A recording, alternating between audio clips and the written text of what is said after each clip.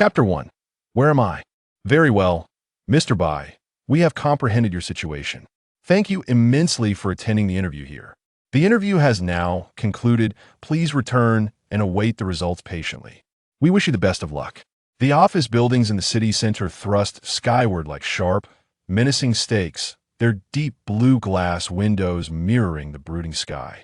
The polished glass doors, triggered by infrared sensors, parted slowly as a young man, clad in formal attire and approximately 20 years of age, emerged from the building with a measured gait. It's going to rain. This marked the third job interview for Baita. In an era saturated with doctoral candidates, it remained exceedingly challenging for an ordinary university graduate to ascend the competitive ladder. Wujinglu Station has arrived. Passengers disembarking. Please proceed towards the rear door. Exercise caution while exiting. Upon alighting from the bus, the clouds that had gathered throughout the day finally released their burden, and a gentle rain began to fall, deepening the already somber atmosphere. Amidst the black curtain of rain, the green light across the street flickered to life, a glimmer of hope. Baita raised his right hand to shield his eyes from the wind and rain, straining to see more clearly. His suit trousers became drenched, clinging heavily to his legs, hindering his hurried progress as he sought to reach home before the rain intensified. Just as he dashed halfway across the crosswalk, suddenly, honk, honk, honk, boom. Ow, my head hurts. Baita instinctively pressed his right hand against his forehead, gently massaging the throbbing pain. Hey, what are you doing here? Hurry up and gather. Why are you dawdling? It hurts, Baita mumbled, his gaze cast downward, feeling as though his head might split open. What? The man's voice was laced with incredulity. It hurts, my head really hurts, Baita repeated through gritted teeth, enduring the agony. He realized he must have been struck by a vehicle and silently hoped this unfamiliar voice would summon an ambulance for him. His head was close to unbearable. Humph, don't give me that. You signed a contract before coming here, don't think you can back out now. The man exhibited no trace of sympathy, his tone decidedly impatient. Yet, astonishingly, during the brief exchange, Baita noticed a slight alleviation of his head pain. He pressed his hand against his temple, and after the pain subsided somewhat, he slowly lifted his head and opened his eyes.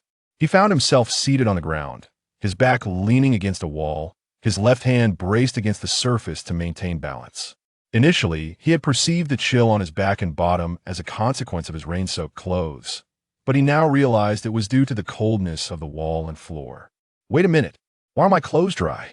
Baita, momentarily disregarding the pulsing pain in his temple, began to examine the suit he wore, and to his astonishment, confirmed that his attire was indeed dry. What on earth is happening? He grasped his lapel, bewildered and astonished, and finally shifted his gaze to the figure standing opposite him. A tall, robust man stood a meter away, clad in an indistinguishable blue work uniform, holding what resembled an iPad. His expression was one of irritation, as he scrutinized Baita with furrowed brows. Such an audacious gaze made Baita uncomfortable, but before he could voice his displeasure, the man turned abruptly and walked away. Keep up. The tone remained commanding. Who is this fool? Baita inwardly cursed, then steadied himself against the wall as he gradually stood. A sweeping glance revealed he seemed to be inside some sort of factory complex. The layout of the factory was perplexing. Rows of buildings were tightly packed together as if vying for the last vestige of space, creating a stifling atmosphere that made merely standing there feel suffocating. Upon closer inspection, he noted that the architecture was not only numerous but also chaotic, resembling a vast labyrinth. Baita could not make sense of it all, so he decided to follow the burly man to avoid getting lost. Supporting himself against the wall, he trailed the man for over 10 meters before rounding a corner, revealing a relatively spacious area of approximately 40 square meters compared to the surrounding confines. In this modest space stood around 100 emaciated individuals, their faces drawn and gaunt. As if sensing the footsteps, they all turned in unison to stare at the burly man and Baita, their penetrating gazes both unnerving and unsettling. Break time is over, everyone. Follow me. With a booming voice, the robust man stepped into a narrow path, and before Baita could fully comprehend the situation, several people had already diverted their attention and begun to follow him, gradually forming a line. Better keep up. Running away is futile. Even if you evade the Black Eight, there are other black factories here, and falling into their hands would be far worse. From seemingly nowhere, a diminutive old man sidled up to Baita. After speaking, he attempted to pull Baita along to join the line.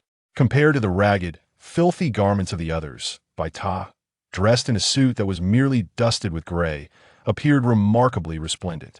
Coupled with his youthful, unblemished complexion, he exuded an air of innocence that had already attracted the attention of several unsavory characters, although he remained oblivious to it.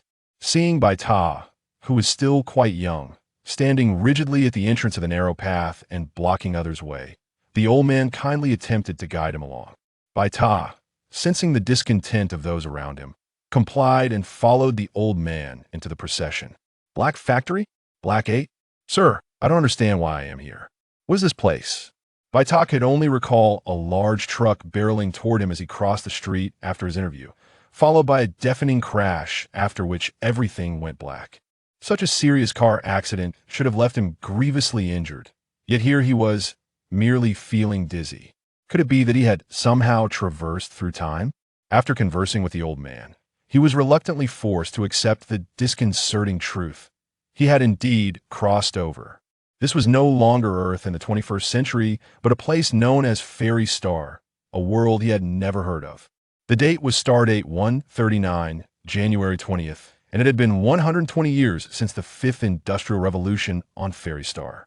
Due to rapid advancements in industry, medicine, and technology, the average human lifespan had now reached an astonishing 200 years. However, this had also led to a catastrophic population explosion on Fairy Star. Towering steel edifices rose from the ground, and the natural environment suffered severe degradation. By the time humanity recognized the consequences, over 90% of the flora and fauna had already perished. The remaining natural resources were exceedingly scarce, with less than 10% of species being relocated to national research institutes for urgent preservation. Consequently, only the wealthy could occasionally afford the exorbitant prices of natural food, while the average person subsisted on a substance known as nutrient paste, adequate for sustenance, but lacking in flavor. As Baita arrived at the Black Eight factory, he received a low-grade nutrient paste from the burly man. The 20-centimeter-long glass tube contained a viscous, grayish substance that was not only harsh on the throat, but also reeked of chemical odors. The low-grade nutrient paste was not only unpalatable, but also insufficient, barely enough for an adult male to feel half-satiated. According to the old man, the mid-grade nutrient paste tasted somewhat better, yet remained unappetizing, providing enough energy for a man for half a day. As for the high-grade nutrient paste, it was said to be more palatable, sufficient for 2 days' worth of energy for an adult male. However, the old man had only heard tales of the high-grade version, having never laid eyes on it. The Black Eight factory, where Baita found himself, was the 8th mechanical facility within the Black Factory Zone, located in the small town of Fry on the southwestern edge of Fairy Star's western continent. Fry primarily produced components for the GXA engine of the GX airship, while Black Eight focused on manufacturing the BN-309 parts within the GXA engine. Baita and the old man, along with about 100 other individuals, were laborers purchased from a slave trader. The contract the burly man referred to was not a legitimate employment contract, but rather a unified bill of sale binding these individuals as slaves, compelled to work incessantly for Black Eight, which provided their food and lodging, devoid of wages, benefits, or bonuses, a stark reality of indentured servitude. In the old man's words, their very survival was a struggle. Coming here at least offered them a meager meal, which led most to volunteer, with only a select few being coerced. After discerning the gravity of his predicament from the old man, Baita lapsed into silence. The world had experienced such a grievous accident, it was likely he would not survive. There seemed to be no way back, so he could only navigate one step at a time. Arrived, the man led them through an hour and a half of walking before finally reaching Black Eight. Rest in place for 10 minutes. A palpable sigh of relief rippled through the ranks, and even someone as robust as Baita felt the strain of such a lengthy trek, let alone the malnourished others. As soon as the man finished speaking, everyone eagerly sought a place to sit and rest. The robust man tapped on the tablet a few times before striding towards the laborers. In a moment, The heads of various departments will arrive to select individuals. Whoever is chosen should follow them. Without hesitation, the logistics team will arrange your meals and accommodations. The laborers were indifferent to which department they would be assigned to, but there was a flicker of interest when they heard about the logistics for meals and lodging. The sturdy man was unfazed. He was merely fulfilling his duties. After approximately 10 minutes, an oval-shaped airship emerged from within the factory premises. The old man informed Baita that this was the GX small airship, capable of accommodating up to 120 people. Baita was astonished, not expecting the local transportation to have advanced to such a degree. Just as he was marveling at the power of technology, more than 10 individuals disembarked from the airship, led by 4 men and 1 woman. The robust man quickly approached them, wearing a sycophantic smile and chattering incessantly, while the sole woman among them cast a fleeting glance in his direction. As anticipated, he and the other 19 men were selected by this woman, and the 20 of them followed her directly into one of the rooms within the airship. I am Anna, the personnel manager for Zone C. You will be working in Zone C from now on. The interior of the airship was remarkably spacious. As Anna spoke, she tapped on her tablet, and a floor plan materialized before them. C1 to C5 are the work areas. C6 to C8 are the dormitories. C9 is the cafeteria, and C10 and beyond are off-limits unless you receive special orders. This is Roger, the logistics manager. Once we arrive, he will guide you to the dormitories for some rest and to familiarize yourselves with the facility. A plump, bespectacled, middle-aged man stepped forward, indicating his presence. This is Susie. Will assign you specific tasks. Another tall, lean, middle-aged man approached. Let me be clear. If you fail to perform your duties adequately, do not expect to rest or eat. The lanky man looked down at the 20 laborers with an air of impatience. After a little over 10 minutes, Baita and his companions reached Zone C8, where they were issued 2 sets of work uniforms and a day's rations. The dormitory was a large hall accommodating 50 individuals, already housing 30 occupants with the addition of their group. It was perfectly filled. You have 20 minutes to wash up and change. Assemble in the hall, and 20 minutes latecomers will forfeit a meal, Roger declared curtly before departing, indifferent to whether the newcomers understood him. At that moment, no one had the energy for intrigue. Each selected an empty bed and rushed into the communal bathhouse with their newly acquired uniforms. Baita chose not to compete for a spot near the entrance. Instead, he ventured deeper into the facility, selecting a secluded corner for his ablutions. 20 minutes later, everyone gathered punctually in the hall, much to Roger's approval, who spent the next 2 hours familiarizing them with the facility. After a thorough tour, just as they returned to the dormitory hall, Anna arrived. You, come with me, Anna pointed at Baita. Dressed in a white uniform, Baita, youthful enough to seem almost tender, felt a jolt of anxiety upon being singled out, yet he maintained a facade of calm, concealing his discomfort. With a heart full of trepidation, he followed Anna out of the dormitory hall, enduring the envious, jealous, and resentful gazes of others. Can you read? Anna inquired. I recognize some words, Baita replied. Ah, at least you are somewhat honest. We are heading to C10 to see Mechanic Ryan. He needs a general assistant. Anna scrutinized Baita from head to toe. Dr. Ryan has a rather irritable disposition, but you seem presentable. If you prove to be diligent, you may earn his favor. As long as you can manage to work under him, you won't have to endure the relentless hours on the assembly line like the others, and you'll receive an additional ration of low-grade nutritional supplements each day. Chapter 2. Mechanic Ryan. Mechanic Ryan was a diminutive old man, sporting a mane of dark red hair, with a temperament that was both irritable and eccentric. White Tower was his 5th assistant. The C10 workshop comprised 3 stories, all of which belonged to Ryan, meticulously divided into 3 sections: Ryan's studio, a grand hall, and a storage area. Due to the confidential nature of his research, entry and exit required the use of an identification card. White Tower, bring me the P4089 part. White Tower, T23. White Tower, Q64. Do you not see that I am working on the J27 motherboard? Hurry up and fetch me the parts, you imbecile. White Tower. Each day, White Tower toiled amidst Ryan's incessant tirades. Where a single misstep could cost him his rations, that I require the I-05 component, not the U-45. You clumsy fool, I shall deduct a nutritional supplement from you. Ugh. This water is scalding. Are you trying to burn me alive? ILL deduct a nutritional supplement. One supplement. Esteemed Dr. Ryan, might I inquire what I have done wrong this time? Was it a mistake with the part model? Or perhaps the water temperature is unsuitable? I need no reason to deduct your nutritional supplement. It soon became apparent that Ryan's foul mood was simply a matter of temperament. In the first month, White Tower was perpetually penalized for various transgressions, enduring a feast followed by famine. Gradually, he learned to navigate Ryan's moods and preferences, which improved his situation. Ryan's studio was cluttered with an array of mechanical components, half-finished machines, and an assortment of tools, research materials, and books. That on his first day, White Tower found himself obstructed at the entrance, utterly bewildered as to how to step inside. Eventually, he discovered that Ryan did not mind if he rearranged or organized the items, as long as he could promptly retrieve what was needed. Ryan also showed no concern over White Tower perusing the books and materials, perhaps believing that someone of White Tower's simplicity would not comprehend them in any case. Thus, while tidying Ryan's studio, White Tower gradually familiarized himself with the world he now inhabited and the intricacies of mechanical knowledge. Gazing at the newly revitalized workspace, he felt a profound sense of accomplishment.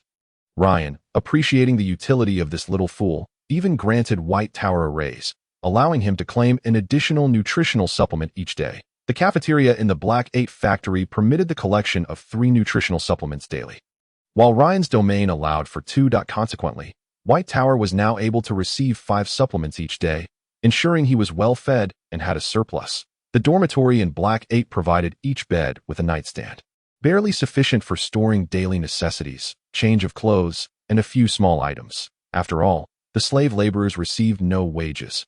Managing to scrape by was commendable enough. Where would they find spare change for frivolities? Upon arrival, the 30 veteran employees who had already settled into the dormitory did not hesitate to bully the newcomers, brazenly claiming beds and nutritional supplements, and resorting to physical intimidation if they found someone unsatisfactory, compelling the newcomers to serve them. However, due to White Tower's association with the mechanic, they were somewhat wary, lest they provoke Ryan's ire. Otherwise, with White Tower's striking appearance, he would have long been taken advantage of. Though they dared not openly harass him, they would pilfer his belongings when he was not looking. Wealth should not be flaunted, a lesson White Tower had learned from a young age. He carefully stowed his surplus nutritional supplements into a small box, discreetly hiding it behind a pile of debris in Ryan's studio. White Tower had no desire to remain a slave laborer for life, but without a means to escape, he could only hoard supplies, nutritional supplements, deepen his understanding of this world, and acquire knowledge applicable to his surroundings. Half a year later, on July 20, year 139 of the stellar calendar, White Tower's fingers danced nimbly, skillfully assembling an array of intricate mechanical parts. In no time at all, a compact M15 spherical camera was completed. After 6 months of diligent study and practice, White Tower had grown adept at independently handling most small to medium-sized mechanical assemblies and repairs. Becoming a valuable assistant, his wages had risen to 3 low-grade nutritional supplements daily, and he had been granted a single-occupancy dormitory. In truth, Ryan found him exceedingly useful and had assigned him the storage room next to his studio for convenience. 1, 2, 3, 10 boxes in total. That amounts to 300 low-grade nutritional supplements, and they are nearly full. I must devise a plan to exchange them for medium-grade supplements. White Tower tucked 10 low-grade nutritional supplements into the pockets of his work pants and stealthily approached the entrance of Ryan's studio. Peeking inside, indeed, Ryan was sprawled on the sofa beside the workbench, fast asleep. The cafeteria was located in C9, a mere 10-minute walk from C10. Ryan typically indulged in a 1-hour afternoon nap. If White Tower could return within half an hour, he would be fine. Little White Tower, did you not already collect nutritional supplements for Dr. Ryan this morning? Is there a problem with the supplements? 3 months prior, Ryan had delegated the task of collecting his nutritional supplements to White Tower. Thus, the cafeteria attendant, Carl, had gradually grown familiar with him. Carl, who was responsible for distributing nutritional supplements to senior staff, took a liking to the fair-skinned, delicate young lad. Upon seeing White Tower approach again, he assumed there must be an issue with the morning's rations. Carl, I'm not a child anymore. I am already 21 years old. There is nothing wrong with the nutritional supplements. I merely have a request for your assistance. Dressed in blue work attire, White Tower appeared both obedient and gentle, his black hair smooth and glossy, seemingly inviting touch. Carl restrained himself from ruffling the prideful young man's neatly groomed hair, stifling a chuckle as he replied, "Ha ha, at 21, you are still but a child." Given that the average human lifespan had extended to 200 years, adulthood was considered to begin at 30. To others, White Tower was merely a naive youth. "Little White Tower, what do you need Uncle Carl's help with?" White Tower glanced around to ensure they were not being overheard, then whispered his request to Carl. "I wish to exchange low-grade nutritional supplements for medium-grade ones." Uncle Carl. While Carl was somewhat surprised, he understood the rationale.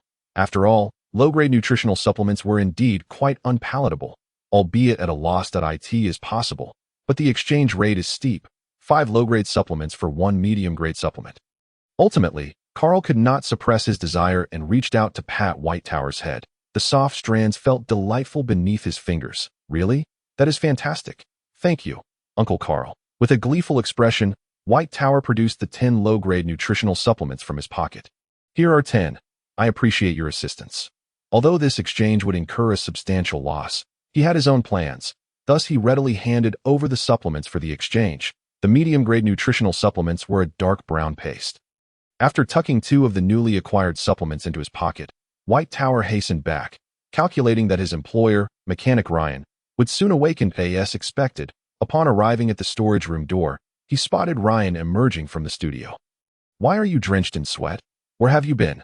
Ryan's brow furrowed, his fiery red hair resembling a tempest of impending rage, his gaze probing White Tower intently. Fortunately, White Tower had already prepared a response, so he remained unfazed. "Good afternoon, Dr. Ryan. I was tidying up the storage area and moving some mechanical parts." "Humph. Useless waste. Exhausted from such trivial tasks, yet you consume so many nutritional supplements." Ryan, satisfied with the tidiness of his domain, dismissed White Tower with a wave and ambled away. As Ryan's figure vanished around the corner, White Tower wiped the beads of sweat from his forehead and nose, then turned to enter the storage room.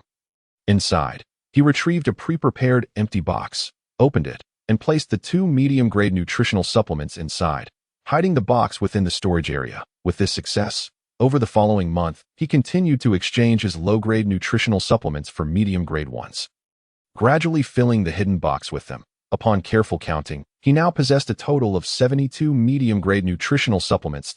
He resembled a little hamster, hoarding knowledge and stockpiling sustenance. Chapter 3. The Flu on August 23rd. Year 139 of the stellar calendar. Today marked White Tower's 22nd birthday. He steadfastly upheld the significance of life's rituals, not out of pretentiousness, but as one requires a beam of sunlight amid the mundane days, collecting joy and happiness from the trivialities. Thus, he resolved to celebrate by indulging in a medium-grade nutritional supplement. Today, he first retrieved the blue floral handkerchief he had exchanged for 2 low-grade supplements. Carefully laying it upon a small table, he then placed a mechanical trinket he had crafted atop it, and finally, he took out a medium-grade nutritional supplement, positioning it in the center of the table.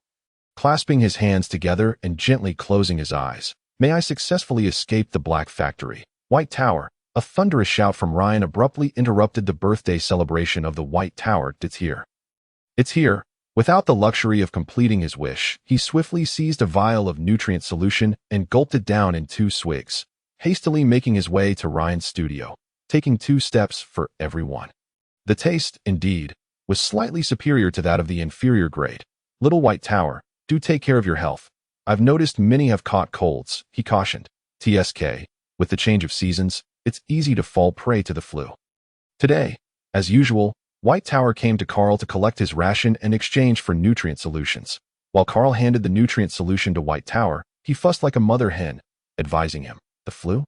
The laborers are unworthy of any electronic devices." So for the past few months, White Tower has relied on Carl to glean information from the outside world. Indeed, interstellar news is broadcast daily. It seems this flu outbreak is rather severe. "Just look," Carl said, presenting his smart tablet to White Tower, which displayed a news report done on the eastern continent. There have been 1,573 new flu cases, bringing the total number of infections to 8,662. Some cities in the western continent are experiencing clustered infections. Citizens are advised to take daily precautions. If experiencing fever, vomiting, or stiffness in the limbs, please seek medical attention promptly. The female anchor's voice was soothing and calm, Yet White Tower felt an unsettling disquiet. How long has this flu been around? He pondered, furrowing his brow as he observed the video. The patients depicted appeared far from ordinary. Their complexions were ashen and sallow, with hollow eyes and vacant expressions. Lying lifelessly on their beds, seemingly oblivious to the bustling medical staff around them, who were rushing back and forth, creating what should have been a cacophony. Perched on a high stool, Carl leaned forward, his strong arms resting on the table, also fixated on the tablet-esque screen. After a moment of contemplation, he replied, It's been nearly half a month now that it's mostly prevalent in several major northern cities. The southern regions seem to be unaffected for the time being. Flu outbreaks are common during this season, but this year seems more severe. Experts attribute it to greater temperature fluctuations than in previous years, leading to a higher incidence rate. White Tower remained noncommittal. The news had shifted to other political matters, yet his mind lingered on the haunting images of the patients. He couldn't quite articulate the unease they instilled in him, but he instinctively sensed something was amiss. Alas, little White Tower, do be cautious. You wouldn't want to resemble those people, devoid of any vitality, Carl said, concern etched on his face as he gently ruffled White Tower's hair.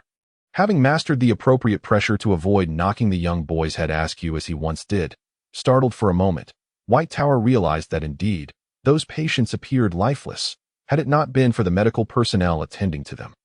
He would have doubted their very breath. After bidding farewell to Carl, he stepped out of the cafeteria, his mind preoccupied with worry as he returned to the supply room. This flu outbreak reminded him of the XG incident from his previous life, and he sensed that this flu posed an even greater danger. Consequently, White Tower became increasingly proactive in stockpiling supplies. Ryan noticed that his young assistant had recently become particularly industrious. Now, with merely a glance or a gesture, White Tower would promptly present whatever Ryan required. Satisfied with White Tower's performance, Ryan generously provided him with nutrient solutions without hesitation. This was precisely White Tower's intention, driven by an instinct that something significant was about to transpire, compelling him to obtain as many nutrient solutions from Ryan as possible. He had already amassed 5 boxes of intermediate nutrient solutions, totaling 150 vials, enough to sustain him for 2 months. And if he were to be frugal, perhaps even 3. Through Carl, he had learned that the flu was worsening. Now, not only were several major northern cities witnessing a rise in infections, but their subordinate cities were also beginning to experience outbreaks. Despite the news anchor's repeated assertions that the situation was under government control, White Tower felt an escalating sense of unease. Only with ample provisions could he find a semblance of security. By the end of September in the year 139 of the stellar calendar, 2 months had passed since the flu outbreak. Little White Tower, are you here to exchange for nutrient solutions again today? Carl had grown accustomed to White Tower's frequent visits every few days for nutrient exchanges over the past month. With a smile, White Tower approached Carl, greeting him warmly before lowering his voice to convey his true intention. Not today, Uncle Carl, that I wish to exchange nutrient solutions for other items, clothes, bedding, toiletries, masks, disinfectants, and the like. You know where I might procure these. Carl was not surprised by White Tower's desire to exchange for items beyond nutrient solutions. After all, the young lad had never hidden anything from him. TSK, ordinary clothes and bedding, as well as toiletries, can be purchased here with star coins, managed by Mandy. However, laborers are considered unregistered without star bank accounts, and you do not receive any star coin wages. Basic medications and medical supplies can be obtained at the C9 medical station, but once again, you lack a star bank account and star coins. C13 has better shops and medical stations, but you cannot enter without star coins. Moreover, what do you need these items for? Daily necessities can be collected in set amounts. During winter, C10 will have heating, so there's no need to purchase anything extra. Though he respected White Tower's choices, Carl found it somewhat perplexing, especially since, among laborers, nutrient solutions held far greater value than star coins. White Tower, however, did not conceal his suspicions. Carl was one of the few who genuinely cared for him in this ruthless factory, so he candidly shared his thoughts. Uncle Carl, I believe this flu is not to be taken lightly, so I wish to stockpile some supplies. You should prepare some as well. Better safe than sorry. Little White Tower, do you know something we don't? Carl inquired, a hint of concern in his voice, shaking his head. White Tower replied, No, I don't know anything specific. It's just that a similar situation occurred in my hometown. Initially thought to be a common flu, it was later discovered to be a highly contagious virus. Eventually, we had to implement home isolation and city lockdowns for thorough inspections. That's why I want to stockpile some supplies. Such a thing happened. Carl exclaimed, astonished, but upon reflection, he found some merit in White Tower's words. The sudden absence of flu-related news in recent broadcasts does seem unusual. Let me think. I can contact Mandy about ordinary supplies. Dr. Daru at the medical station is rather kind. Perhaps you could directly approach him to see if you can exchange nutrient solutions for medications. With hands clasped together and a sincere tone, White Tower expressed his gratitude. Thank you so much. Knock, knock. Please enter, came a gentle, resonant male voice. With a soft creak, White Tower pushed open the door to the medical station, revealing a male doctor in his 50s, clad in a white coat and glasses, with a slightly portly physique. Have a seat. What seems to be the problem? Hello, Dr. Daru, I am not unwell. I have other matters to discuss with you. Daru had been engrossed in the screen before him, fingers tapping away on the keyboard, oblivious to what was being input. The soft, melodic address from White Tower prompted him to glance at the young patient before him. A boy of around 20, dressed in laborer garb, sat neatly across from him, hands resting on his knees, blinking his bright eyes and subtly pursing his lips, his fair, round face betraying a hint of shyness. Other matters? Daru inquired, having treated countless laborers, most of whom were dirty, malnourished, and vacant-eyed. This was the first time he encountered such a clean, healthy-looking young laborer. With the recent flu outbreak, I wish to purchase some medications for preparedness. White Tower stated directly. The flu in the northern region has been quite alarming, and the higher-ups have provided our medical station with preventive medications that AS for the laborers at the bottom. Well, Daru began. It's good to know you are thinking ahead about prevention. However, for purchasing medications, you can directly visit the pharmacy at the medical station. Are you unsure about which medications to buy? Yes, I would like to consult you on what medications to procure. Additionally, since the pharmacy only accepts star coins for payment, and I do not possess any, Dr. Daru, is there a way I could exchange nutrient solutions for medications instead? The sight of a distressed underage laborer tugged at Daru's heartstrings. If a laborer needs medication, they can pay with nutrient solutions using the prescription provided by the doctor, though the costs can be quite high. Daru had been quite tactful in his expression. For laborers, seeking medical attention was a luxury, as they had no wages, and the nutrient solutions issued barely sufficed for basic sustenance, leaving little to spare for exorbitant medical expenses. That would be wonderful. Could you please prepare a list for me? White Tower exclaimed, his spirits lifted at the prospect, noticing that White Tower appeared neither poorly nourished nor inadequately clothed, and that he did not seem overly concerned about the high medical fees. Daru speculated that the boy might not be an ordinary laborer. Medical expenses are not cheap. Ordinary laborers would likely find it difficult to afford. I'm currently assisting Dr. Ryan with some odd jobs, and have a small savings. It should be sufficient to cover the medical costs. Oh, that explains it. Then let me prepare a list for you. The mechanic holds a significant position within the factory grounds, leveraging the reputation of Ryan. He finds it considerably more convenient to have the White Tower accomplish tasks. Thus, whenever he encounters a predicament beyond his resolution, he promptly invokes the presence of that irascible little old man to lend an air of authority. I am immensely grateful to you. If it is not too much trouble, could you also provide some disinfectant, masks, and bandages, among other items? Thank you. 5 boxes of cold medicine, 5 boxes of antibiotics, 3 boxes of anti-inflammatory drugs, 5 boxes of vitamin C, 5 bottles of iodine, 5 sets of protective suits, 10 bundles of bandages and gauze, 10 packages of cotton swabs, and 10 bottles of disinfectant. These items cost the White Tower a total of 50 units of mid-tier nutritional agents, equivalent to 3 months' worth of sustenance for an ordinary laborer. Daru harbored some skepticism regarding the White Tower's need for such an extensive array of medical supplies and protective gear. However, with the White Tower's pretext of wanting to please Dr.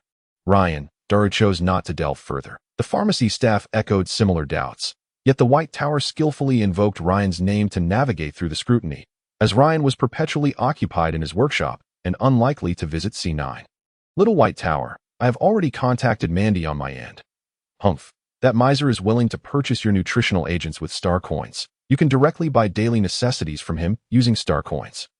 However, his offered price for the nutritional agents is quite low. A week passed, and Carl finally managed to persuade Mandy to relent, but Mandy remained steadfast regarding the purchasing price, offering only 1 star coin for a unit of mid-tier nutritional agent. The lowest market price for such agents is 2-star coins. Mandy, however, had halved the price, much to Carl's chagrin. That it's all right, Uncle Carl, that you've truly worked hard these days. Hearing of a potential avenue, the White Tower felt a profound sense of relief. Frytown, being somewhat remote, was approaching winter, a time when the delivery of supplies would become even more challenging, inevitably driving prices higher. Although Mandy was aggressive in his bargaining, the White Tower had anticipated this. 2 days later, the White Tower expended 80 units of mid-tier nutritional agents to acquire 3 sets of thick blankets, 3 thin quilts, 3 sets of winter and summer clothing, 3 sets of undergarments, 1 plastic water cup, 1 thermos, 2 pairs of winter shoes, 2 pairs of sports shoes, 3 bottles of shampoo, 3 bottles of body wash, 5 tubes of toothpaste and toothbrushes, 3 buckets of laundry detergent, and 3 20-liter water containers. This shopping spree depleted half a year's savings for the White Tower, leaving him with only 20 units of mid-tier nutritional agents. The food supply was woefully insufficient. Relying solely on the daily fixed nutritional ration would accumulate far too slowly. He needed to devise a plan to earn more money to purchase nutritional agents outright. Chapter 4. The outbreak of influenza. The previous batch of goods sold quite well. Here are 50 units of mid-tier nutritional agents. Please accept them. In a secluded corner of C8, 3 men clad in red work attire stood in a triangular formation, facing a man in black. The man in the center removed a backpack slung over his shoulder and handed it to the figure in black. Throughout the exchange, his gaze remained fixed on the black-clad man's hood, attempting to discern his true identity. The black-clad man received the backpack, unzipped it, and counted the items within before nodding to the red-clad man. Subsequently, he concealed the backpack within his black cloak and returned the favor by handing over his own backpack. After inspecting the contents, the red-clad man nodded in affirmation. Almost immediately after the red-clad man completed his nod, the black-clad figure turned and swiftly departed. Boss, that person is quite peculiar. He only wants nutritional agents and no star coins. There's something amiss. The man on the left observed the black figure vanish around a corner and turned to speak to the man in the center. Do not concern yourself too much. This individual is most likely an aide or assistant to a senior mechanic. His goods are of good quality and command a high price, making them easy to sell. With that, the man in the center retrieved a metallic object from his backpack for closer examination, revealing it to be a small mechanical component. Thanks to this person's strange demands, we stand to gain even more.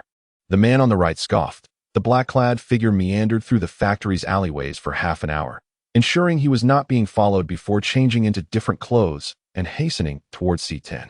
Indeed, this black-clad individual was the White Tower. A fortnight prior, he had finally discovered a profitable venture in reselling mechanical parts. The red-clad men engaged in clandestine trade of mechanical components, acquiring supplies from mechanic assistants and even mechanics themselves, then reselling them for a profit. The White Tower did not sell Ryan's finished mechanical parts, but instead collected and reassembled discarded components from Ryan's workshop to sell to those in red attire. Consequently, for the past fortnight, the mechanic Ryan remained entirely unaware of the White Tower's clandestine activities. By the end of October in the year 139 of the stellar calendar, the White Tower had earned 500 units of mid-tier nutritional agents through the resale of mechanical parts. Combined with his previous surplus, he now possessed a total of 580 units, sufficient for a year's consumption for himself. Yet, the White Tower felt no sense of security, for there had been reports of infections in Frytown. 2 nights prior, during the evening, an individual called the police, claiming a female lunatic was relentlessly pursuing him. Upon arrival, the police found a man and woman grappling at an intersection. The woman, despite her petite stature, exhibited surprising strength, as a man over 6 feet tall struggled to break free from her grasp. During the scuffle, the woman had already inflicted several wounds upon the man, whose right arm was bloodied. It took 4 police officers working in unison to subdue her. The man was eventually taken to the hospital, while the woman was apprehended by the authorities due to the commotion that night. Footage was captured and shared online, igniting widespread discussion. In the days that followed, additional incidents of lunatics attacking individuals emerged, but the news was suppressed, and the fate of that female lunatic remained undisclosed. It was not until the injured man in the hospital violently attacked over 20 people that the issue garnered public attention, unearthing the previously suppressed news. This incident served as a harbinger, shattering the tranquility of Frytown. By mid-November of the year 139 of the stellar calendar, Carl shook his head and sighed as he gazed at his tablet. The flu is causing widespread anxiety. And the government has provided no clear guidance, merely advising us to limit our outings. In the video, one could observe that most shops along the streets had shuttered, with only a sparse few pedestrians hurrying along, casting wary glances at one another. After exchanging his nutritional agents with Carl, the White Tower did not linger. Wandering outside was not a prudent course of action as he approached the entrance to C10. He noticed two men emerging from C11, seemingly individuals from the upper district. The pair pushed a small cart laden with various refuse, among which was a black bag that had torn open. If he was not mistaken, it contained leaves, plants, perhaps even a potted flower. It was no wonder the White Tower was astonished. Since his arrival in this world, he had not encountered a single weed, let alone something resembling an ornamental potted plant. Although the leaves had withered and turned yellow, it was still a plant. The fact that this precious and rare flora was carelessly stored in a black plastic bag alongside refuse was simply outrageous. Surely, they did not intend to discard it. After passing by the two men, the White Tower quickly sought refuge in the shadows of a building, having engaged in the resale of mechanical parts. He had become intimately familiar with the factory's myriad paths, and he stealthily followed the two men down a winding route. To his astonishment, they were indeed heading towards the refuse disposal site.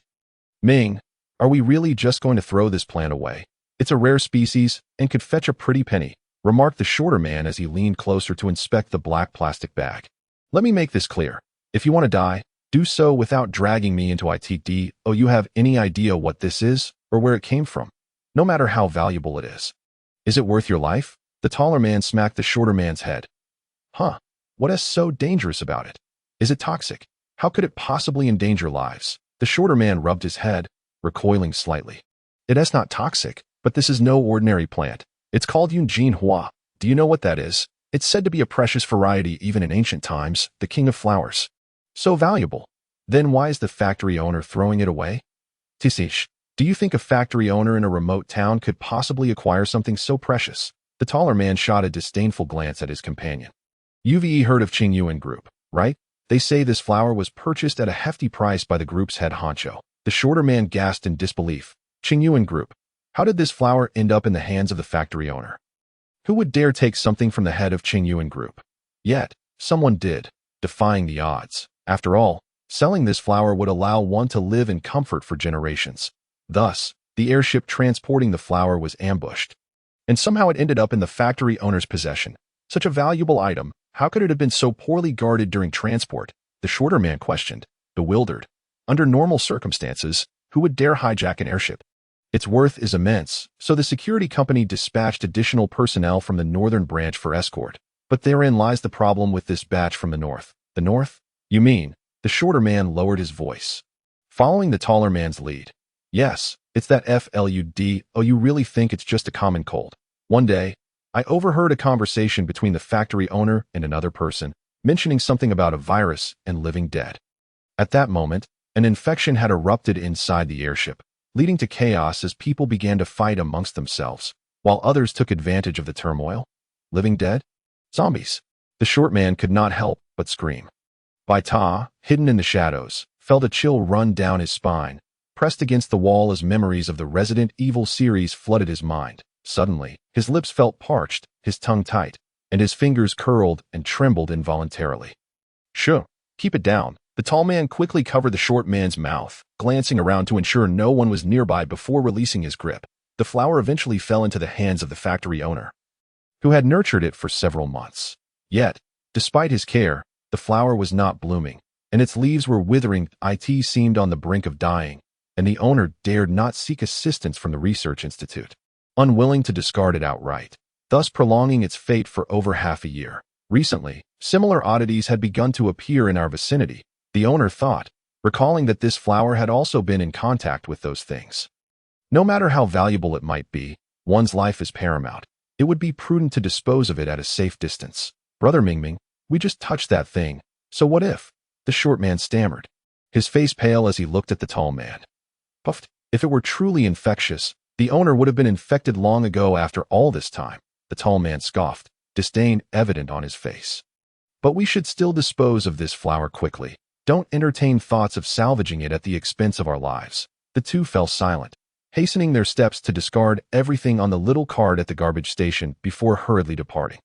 As the sound of their footsteps faded into the distance, Baita, who had been hiding in the corner shadows, cautiously stepped out. After watching the two disappear, he turned his gaze towards the black plastic bag discarded at the edge of the trash station. He found himself in agreement with the tall man's assertion. If there had been no infection after such close contact, the likelihood of the flower carrying a virus was exceedingly low. Picking up a discarded long pole nearby, he carefully prodded the top of the black plastic bag. Inside, he discovered a half-meter-tall plant with an upright stem, slender branches, and dry leaves, its bark a dark gray, embedded in a clump of mud that had begun to crumble due to lack of moisture. Exposing its thin roots, which appeared wilted, Baita had never heard of the Yunjin flower, but the shape of the branches reminded him of the Baishueta peony he had tended to during his university days. He poked around the area of the black plastic bag again with the long pole, ensuring there was nothing amiss before discarding it and tying the bag securely once more. Indeed, he intended to take this plant back and nurture it further. Baita had grown up in an orphanage in the countryside, where the elderly director enjoyed cultivating vegetables and flowers with the children. The director had named him Baita, as he found him just as a Baishueta peony was blooming. When Baita was accepted into university, the director gifted him his most cherished peony. After the director passed away during Baita's junior year, he replanted the Baishueta beside him. The director often said that living was about holding onto something meaningful, alone in a foreign land, without kin or acquaintances. Nurturing this peony had become Baita's current anchor of hope that on his way back, Baita noticed someone stumbling out of a nearby path, moving as if limping. Remembering the tall man's mention of living dead zombies, he felt a pang of fear at the thought of being seen with the peony, prompting him to quicken his pace and leave without further attention. Upon returning to the storage room, he fetched a metal bucket, replanting the peony inside, watering it, and placing the bucket beneath the sole window, the only spot in the storage room that received sunlight. After completing these tasks, Baita sat in the corner of the storage room, lost in thought, as if to find a semblance of security. If what those two had said was true, then this world was perilous in every aspect. With the apocalypse upon them, merely preparing provisions would be insufficient. The most crucial need was for weapons and the means of self-defense. That night, Baita suffered from insomnia. The following day, he arrived at C9 to find Carl, sporting two pronounced dark circles under his eyes. "Ciao Baita, did you not rest well last night? Did someone give you a hard time again?" Carl set aside his tablet, frowning as he looked at Baita. Baita recounted the events he had overheard to Carl. "Uncle Carl, regardless of the truth, we must prepare ourselves in advance if it is real. We need to find a way to procure weapons for protection." Carl glanced around cautiously before leading Baita to a secluded corner. "I believe what you've said is mostly true." He gazed intently at Baita, his expression grave. In truth, there had always been inexplicable disappearances among the laborers in the factory. The sordid affairs within the shadowy factory were plentiful, and the occasional missing person had become an accepted norm. However, in the past 2 weeks, the number of disappearances had surged dramatically. It was rumored that an entire dormitory had vanished without a trace, hushed up by the higher-ups. If what you say is accurate, and those things are indeed zombies, then the fate of those missing individuals is likely grim. The situation was more dire than Baita had anticipated, and worse still, Carl had no means to procure firearms, lacking access to hot weapons. They would have to consider cold weapons instead. As Baita worked under Ryan, he could secretly utilize the equipment there, and thus the two discussed crafting some cold weapons for self-defense. 2 days later, Carl discreetly handed Baita 2 small green metal pieces, purportedly metal used for the production of the GXA engine. Baita had also quietly acquired some alloys from Ryan's workshop. With materials in hand, the remaining task was fabrication. Baita spent a week crafting 2 alloy machetes, though the metal was scarce, allowing him to forge only 2 daggers by the end of November. Year 139 of the star calendar, Baita gifted Carl 1 machete and 1 dagger, receiving the last batch of supplies from him. Yes, Baita resolved not to venture outside unless absolutely necessary. A day prior, Ryan had abruptly instructed Baita to pack all important documents and mechanical parts from the workshop. Under normal circumstances, he would have lounged on the sofa, issuing commands at his leisure. But now, the usually fiery-tempered mechanic appeared flustered and disoriented. Baita worked tirelessly throughout the day to organize and pack everything. Besides Ryan's morning directive, the two had not exchanged a word all day. In the evening, just before Ryan departed, Baita requested a blueprint for a laser pistol. The short, red-haired old man looked deeply into Baita's eyes, said nothing, and handed him the schematics that in the early hours. Ryan hurriedly boarded the airship with the packed items, failing to inform Baita of his destination or express any intention of taking him along. Baita sat be suddenly stifled screams clawed back into Jack's throat, causing his breath to falter and his face to flush crimson from the pent-up frustration within. The cacophony of shouts filled his ears as he frantically attempted to turn away from the glass door, only to stumble and collapse to the ground due to his trembling legs. Everything was in chaos, utterly disarrayed. Outside the glass door, more zombies began to appear, pressing against the barrier and banging against it with a resounding thud, their mouths emitting a hissing, wind-like sound that effectively sealed off the sole exit of the dormitory factory. Terror gripped everyone. No one dared to block the main door or rescue those entangled and being devoured in the hall. After a struggle, Jack managed to rise again, only to witness the hall devolving into utter mayhem. The air filled with anguished screams intertwined with the bone-chilling sounds of grotesque chewing at a sharp crack. The sound of shattering glass echoed as the dormitory's entrance finally succumbed to the pressure, and more zombies surged through the opening. Run. Like a clarion call, everyone began to scatter in a frenzy. The entrance blocked by the horde, forcing them to retreat to the upper dormitories. Bodies pressed against bodies. People fell as others scrambled over them, some rising again in a different form. Jack was among the first to react. Having already fled back to the dormitory, where he and his companions hastily moved beds to barricade the door tightly, ensuring that neither zombies nor anyone else could breach it easily. The few who had narrowly escaped sat huddled in the far corner, two of them nursing bleeding arms from scratches received during their flight, crimson blood seeping through their work uniforms, forcing them to endure pain and fear as they tore bedsheets from makeshift bandages. Thud. The seated individuals instantly sprang up, fixated on the dormitory door, afraid to make even the slightest sound. Thud. A shiver ran through them, some trembling in fear, as they realized the zombies could not break through the door. They finally exhaled in relief, leaning against the wall to sit once more. What were these creatures? A burly man over 6 feet tall sat huddled in the corner, weeping in terror, yet no one mocked him.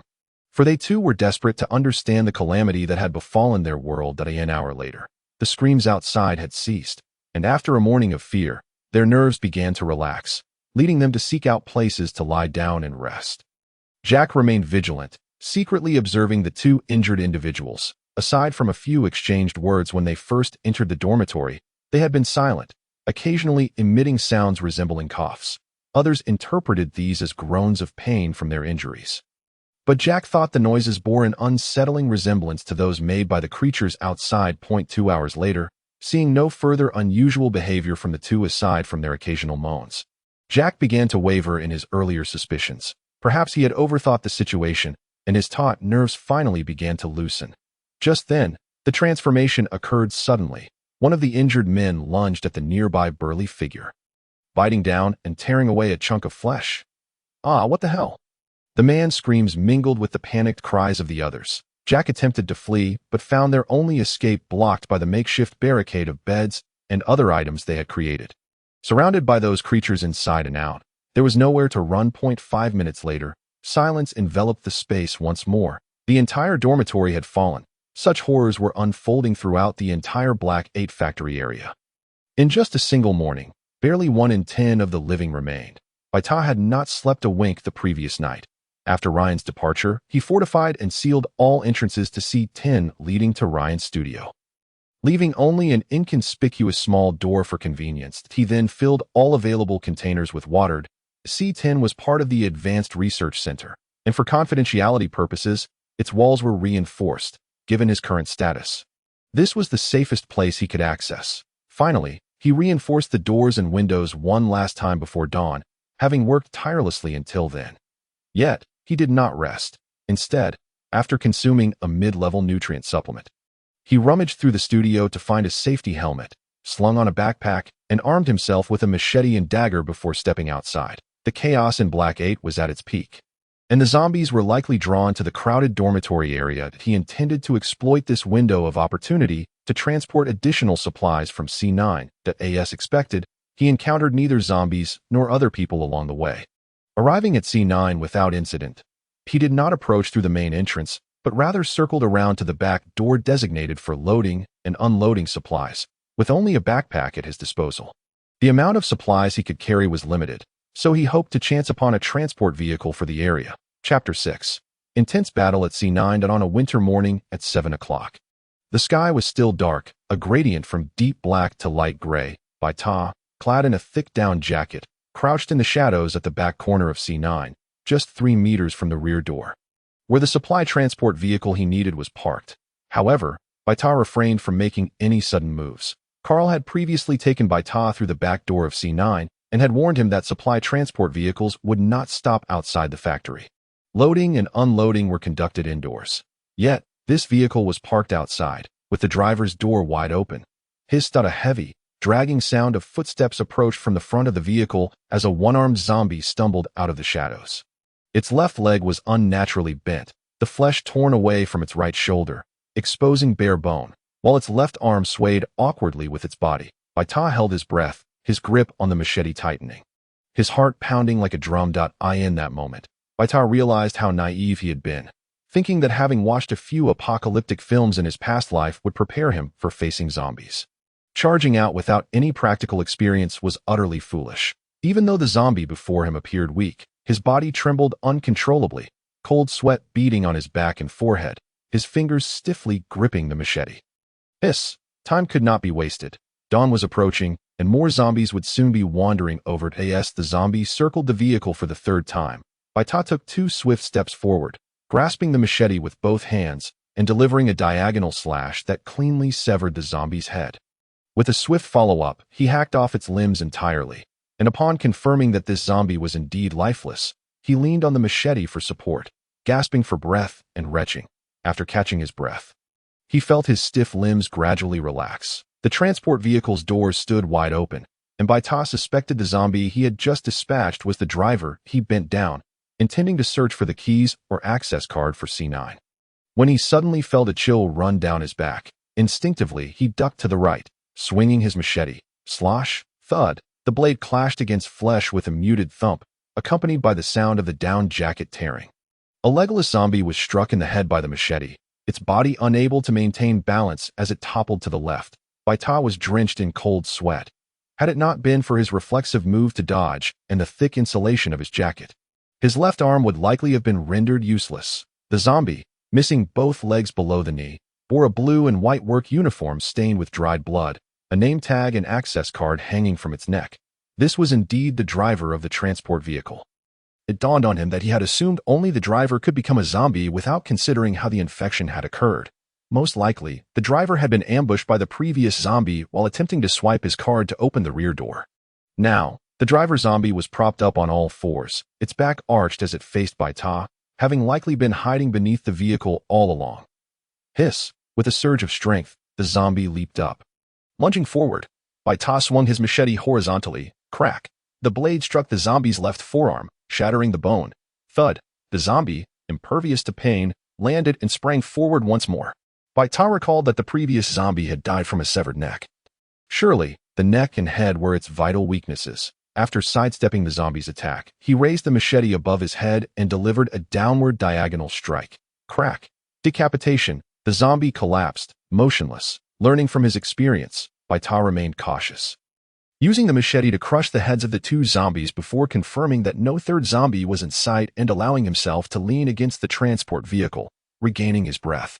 2 minutes later, Baita, suppressing his discomfort, retrieved the access card from the corpse and managed to find the keys in its pants pocket. The transport vehicle's cargo area contained only low-level nutrient supplements, taking up half the space, leaving the other half empty and perfect for storing any supplies he might find. However, Baita sat in the driver's seat in a quandary. He did not know how to drive. Although he had obtained a driver's license in his past life, the vehicles here were unlike those he had known at that moment. The back door of C9 swung open from the inside. 2 figures rushed out. No, one was a person, followed closely by a corpulent zombie. Uncle Carl, the tall, sturdy man battling the zombie, was indeed Carl, who had come to C9 for supplies. The pursuing zombie was bulky and overweight, yet its speed was surprisingly swift, undeterred by the numerous knife wounds that marred its flesh, proving to be an agile, hefty adversary. Upon reflecting on the C9 operation, Carl intended to surreptitiously transfer the supplies he had previously prepared to his dormitory, only to encounter Mandy, the overseer of daily necessities, unexpectedly. At that moment, Mandy was seated against the corridor floor, his rotund form effectively obstructing the passageway. Upon hearing the footsteps, he first raised his gaze to fixate on Carl, then extended his hands towards him, emitting heavy, labored breaths. Carl initially assumed that Mandy had fallen, incapacitated by his weight, and was about to assist him when, to his astonishment, Mandy suddenly lunged at him with a swift sidestep. Carl narrowly evaded the attack, while Mandy crashed to the ground with a resounding thud, causing the floor beneath them to tremble. It was then that Carl noticed a ghastly wound at the back of Mandy's neck. A patch of flesh missing and the injury already festering and blackened. Mandy had succumbed to the infection and transformed into a zombie. With no time to ponder, Carl took flight. What followed was witnessed by the White Tower. To vanquish it, one must sever its head? Uncle Carl, the White Tower, seeing Carl on the brink of being overtaken, hastily brandished a machete and leaped from the vehicle to assist in his moment of panic. Carl had only considered fleeing, but upon the reminder, he swiftly transitioned from defense to offense. However, the zombies' speed rendered them unable to deliver a fatal blow in a single strike. Together, they hacked away at the creature's head until it was utterly obliterated. Finally putting it down, huffing and puffing, Carl had been pursued by zombies for half an hour, while the White Tower had engaged in 3 consecutive battles. Both were now breathless and weary, yet they dared not linger. Time was of the essence. After conferring with the White Tower, Carl resolved to bring all their possessions to ally with him, to which the White Tower readily agreed, welcoming a familiar and robust companion. Carl was adept at driving, and together they maneuvered the vehicle into the factory, swiftly scavenging the interior for supplies, nutritional agents, and daily necessities, packing the transport vehicle to the brim, even filling the driver's seat and passenger area with various items. By this time, it was already 8:30 in the morning, and the cacophony of zombies grew increasingly louder and nearer. They could not afford to delay and promptly got back into the vehicle to return home. As they exited through the back door of C9, daylight had fully emerged, and among the decaying flesh of zombies outside the factory's rear entrance, a glimmering light flickered from the remnants of Mandy's shattered head. Prompting the White Tower to investigate, he discovered a small, irregular, transparent stone within. With no time for thorough examination, he hastily placed the stone into a plastic bag before rejoining Carl in the vehicle to head back to C10. The roar of the engine attracted nearby wandering zombies, who began to emerge from the factory and surrounding paths, trailing behind the transport vehicle. Fortunately, their movements were sluggish, and with a few accelerative thrusts, Carl left them far behind. Upon their arrival at C10, however, they encountered a new dilemma. The transport vehicle could ascend to the 3rd floor via the freight elevator, but could not enter due to the doors being sealed shut by the White Tower earlier. With no other options, they disembarked and entered through a small door to unseal the main entrance, allowing the vehicle to pass through before sealing it once again. Subsequently, they collaborated to reinforce the freight elevator exit and stairwell with steel plating. After such industrious efforts, it was already past noon. After consuming a nutritional agent, the White Tower and Carl dared not delay further and proceeded to clean, disinfect, and organize the supplies within the transport vehicle. Their labors extended until 10 o'clock that evening, and both were utterly exhausted. After a hasty wash following their meals, they succumbed to rest. The following day, the White Tower awoke only when the sun had risen high. Emerging from the supply room with tousled hair to find Carl already awake, busily sorting through the supplies scavenged the previous day, their eyes met in mutual surprise. Carl had evidently been up for some time. Dressed neatly, yet bearing the marks of fatigue with pronounced dark circles under his eyes and bloodshot sclera, embodying the visage of one worn down by sleepless nights, the White Tower was not in a much better state. His hair was a wild mess, equally adorned with dark circles, and while devoid of visible blood vessels in his eye sockets appeared slightly reddened. His pale face bore slight swelling, his clothes haphazardly draped over him, with 2 buttons misaligned, revealing bruises on his arms and neck, a clear sign of having been through a harrowing ordeal. "Uncle Carl, you, Little White Tower, you." They both spoke simultaneously. "Little White Tower, you go first. Uncle Carl, you go first." After a moment of shared silence, the White Tower finally broke it. "Uncle Carl, do you want to rest a bit more?" "Ah, no need. I can't sleep anyway." Last night was filled with the howls of zombies. And I spent the whole night plagued by nightmares. But what happened to you? Carl pointed at the White Tower's arm. The White Tower lifted his arm, inspecting the skin. I was also restless due to the howling. These must be bruises from yesterday's scuffles, engaging with zombies and hauling supplies. One cannot escape unscathed. Fortune favors the bold. Although yesterday was fraught with peril, we reaped bountiful rewards, nutritional agents, daily necessities, and a variety of medicines sufficient for 2 to 3 years of consumption. The third floor of C10 was roughly divided into 3 sections. Upon entry was a spacious hall containing a few large mechanical components. To the left lay a warehouse and a cleaning area. The former stocked with numerous mechanical parts of varying sizes, while the latter was designated for cleaning machinery. To the right was the Ryan workshop, adjacent to which was the supply room where the White Tower resided, with a restroom located on the left side of the workshop. Exhausted from the previous day, the White Tower had merely washed up before collapsing into sleep, only now realizing that Carl had opted to sleep on the hall floor. Uncle Carl, we should reside here for a while. You cannot keep sleeping on the floor. Why not tidy up the workshop and stay there? Little White Tower, I recall you mentioning before that you are self-studying mechanical manufacturing and research. This workshop should be quite beneficial for you. I want to occupy it. This morning, I noticed there is still space in the warehouse that I plan to partition off a small room there, directly opposite your current living area, so I can reside there. Indeed, the White Tower had numerous mechanical projects to research and create, and utilizing Ryan's workshop would be ideal. Upon reviewing Carl's proposed location, he readily acquiesced. Thus, the entire floor was symmetrically arranged around the hall, with Carl's partition opposite the White Tower's supply room, the warehouse adjacent to the workshop, and the cleaning area adjacent to the restroom. Without hesitation, they set to work. Carl was responsible for the wall modifications of the partition, while the White Tower focused on the furniture. They toiled passionately throughout the afternoon until the partition was finally complete, with the White Tower constructing 2 metal-framed beds, tables, chairs, storage cabinets, and wardrobes. This area now belonged to them, and it was imperative to enhance their living conditions. The White Tower relocated all the items from the supply room to the warehouse, reorganizing the metal furniture, laying down soft bedding and tablecloths, and placing the metal trinkets he had crafted previously upon the tables, even providing the little peony with a new metal flower pot. Speaking of the peony, despite the White Tower's diligent care, it still appeared half alive.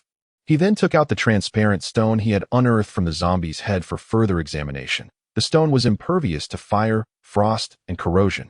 After cleaning it, he placed it into the analytical equipment within the workshop, only for the instrument to indicate an unknown substance that could not be analyzed. The White Tower then fetched a hammer to test its hardness, but upon striking it, the stone shattered into fine particles.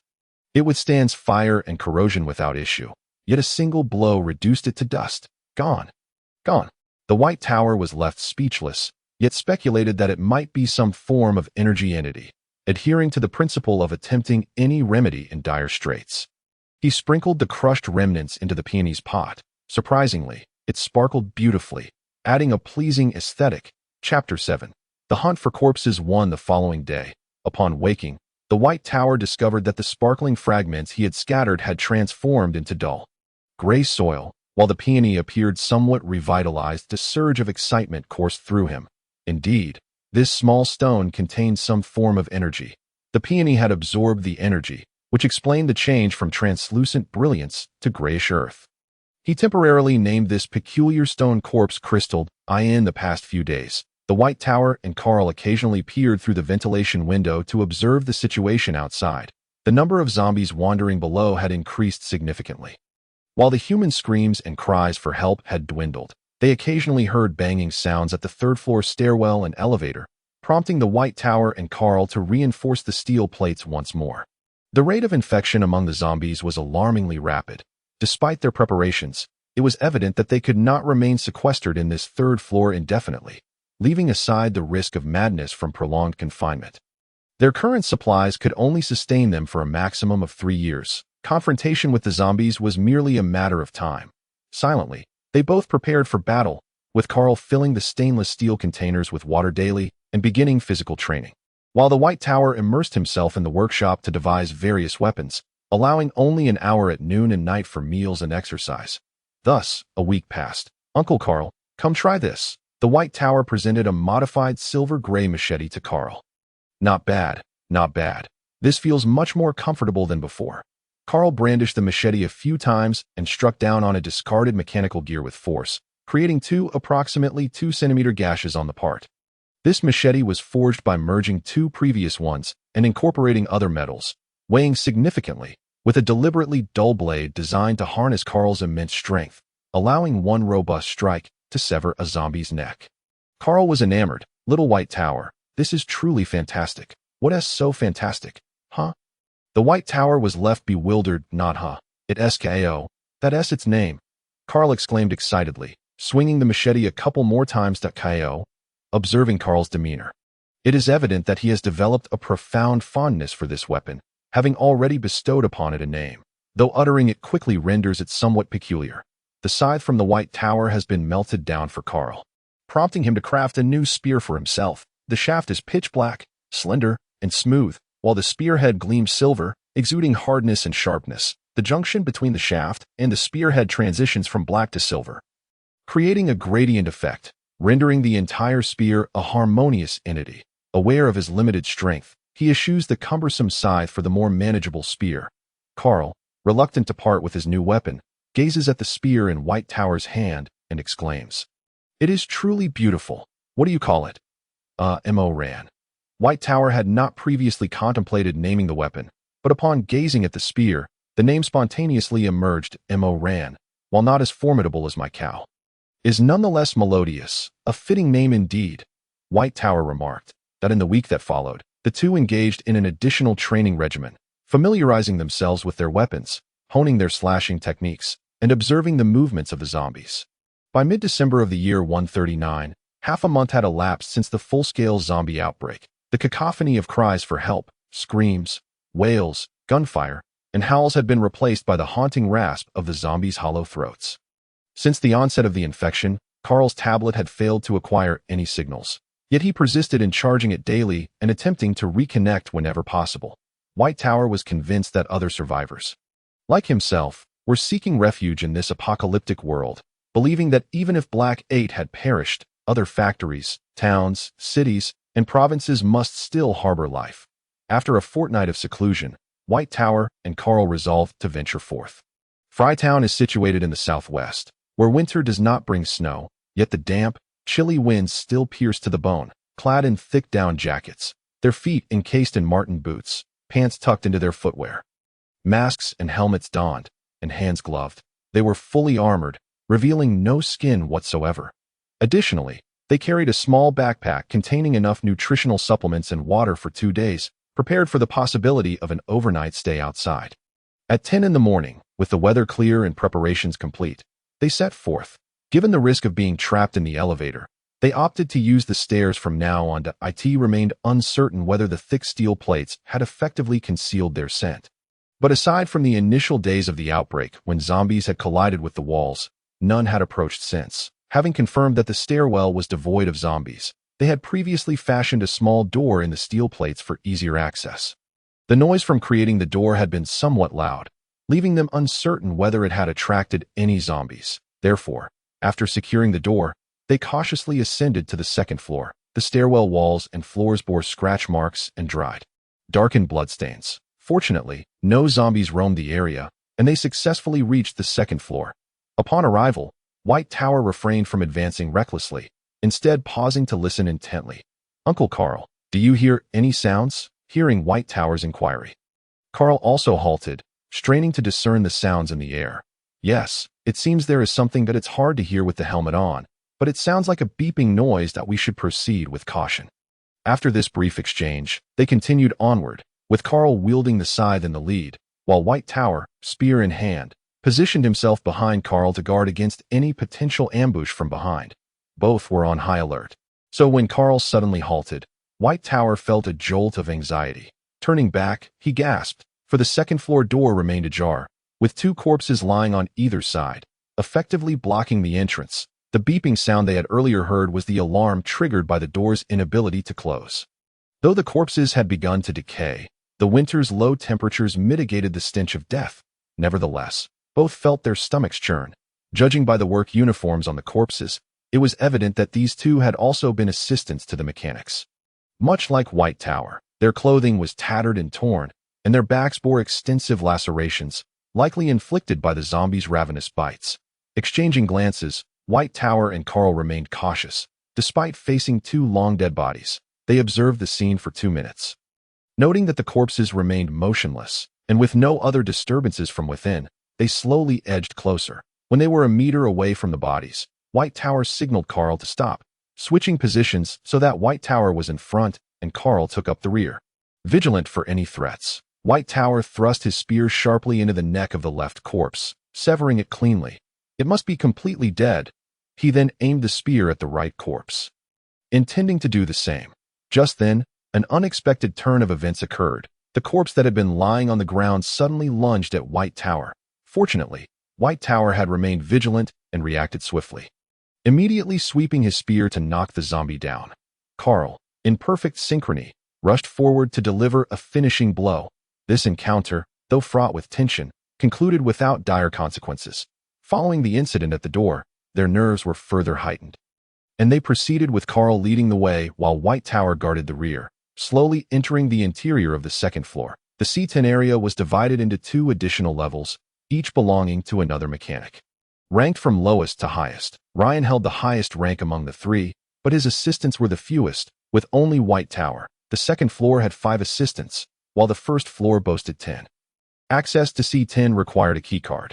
If the other 2 mechanics had fled like Ryan, leaving their assistant slaves behind, it was unlikely that they would foolishly open the C10 door, suggesting that apart from White Tower, Carl, and the 2 corpses by the door, there should be 13 others remaining inside. The layout of the second floor mirrored that of the third, and after a thorough search, the 2 had slain 3 zombies, each hiding in the workshop, warehouse, and restroom. As the number of defeated zombies increased, their collaboration grew increasingly harmonious, no longer plagued by the fear that had once gripped them, including the 2 at the entrance.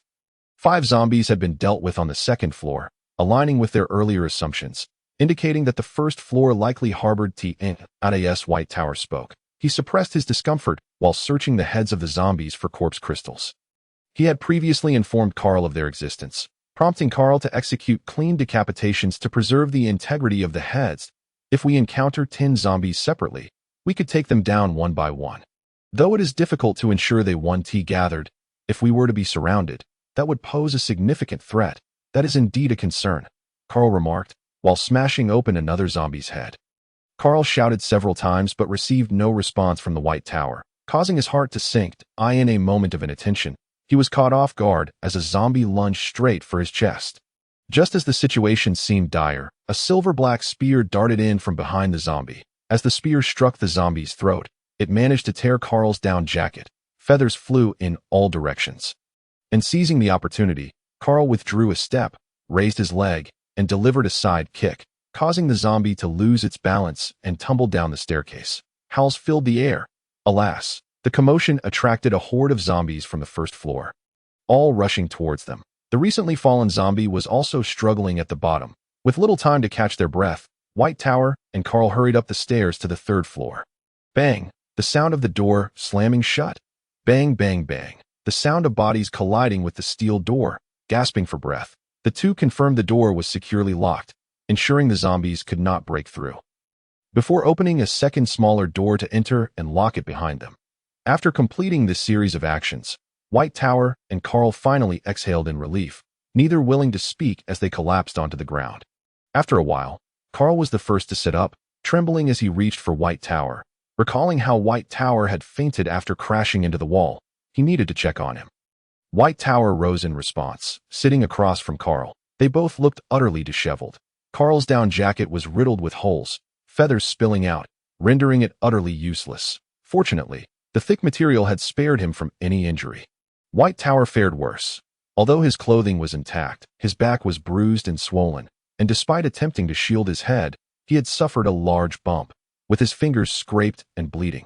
When he fell, his left side had hit the ground first, leaving his left leg bruised. The 2 took turns tending to their wounds, enduring the pain to apply medicine to each other.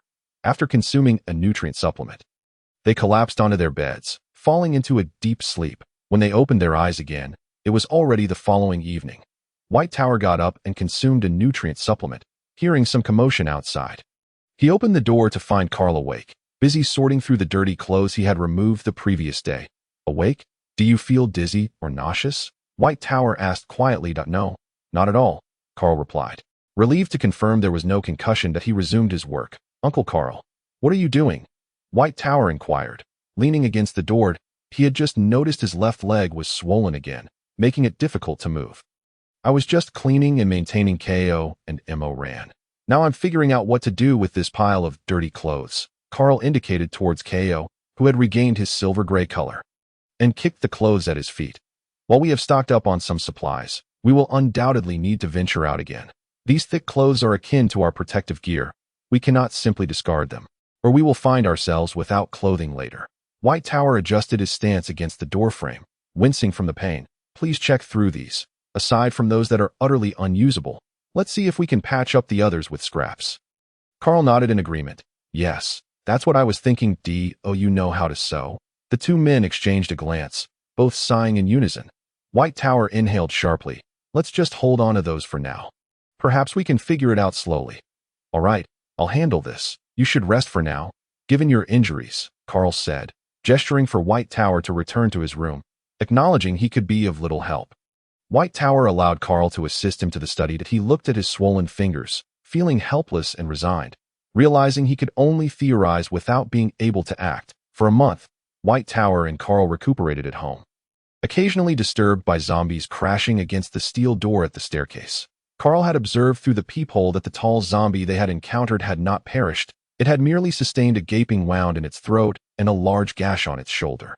Following their near-fatal encounter, the two became increasingly focused on physical training and combat techniques. Once their health improved, they intensified their training. White Tower dedicated 2 months to studying the schematics left by Ryan for a laser pistol, barely scratching the surface of understanding. For now, they could only rely on cold weapons for self-defense. After another half-month, they prepared to venture out once more to eliminate zombies. The towering zombie that had inflicted such severe injuries on them was their primary target.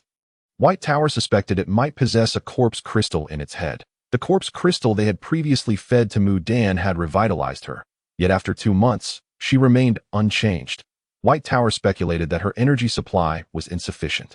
Thus, he was hopeful they could find more zombies with corpse crystals, but was also apprehensive about facing such a formidable foe.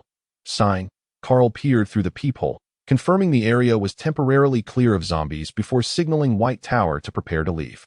Having learned from their prior experience, they were now more cautious. Armed with weapons, they positioned themselves with legs apart, knees slightly bent, and bodies leaning forward, ready to attack. Carl swiftly turned the lock and pulled the door open. Step aside. Howls erupted. Previously, Carl had observed the area for a considerable time without spotting any zombies. It turned out these cunning creatures had been lying in wait on the ground at the doorway.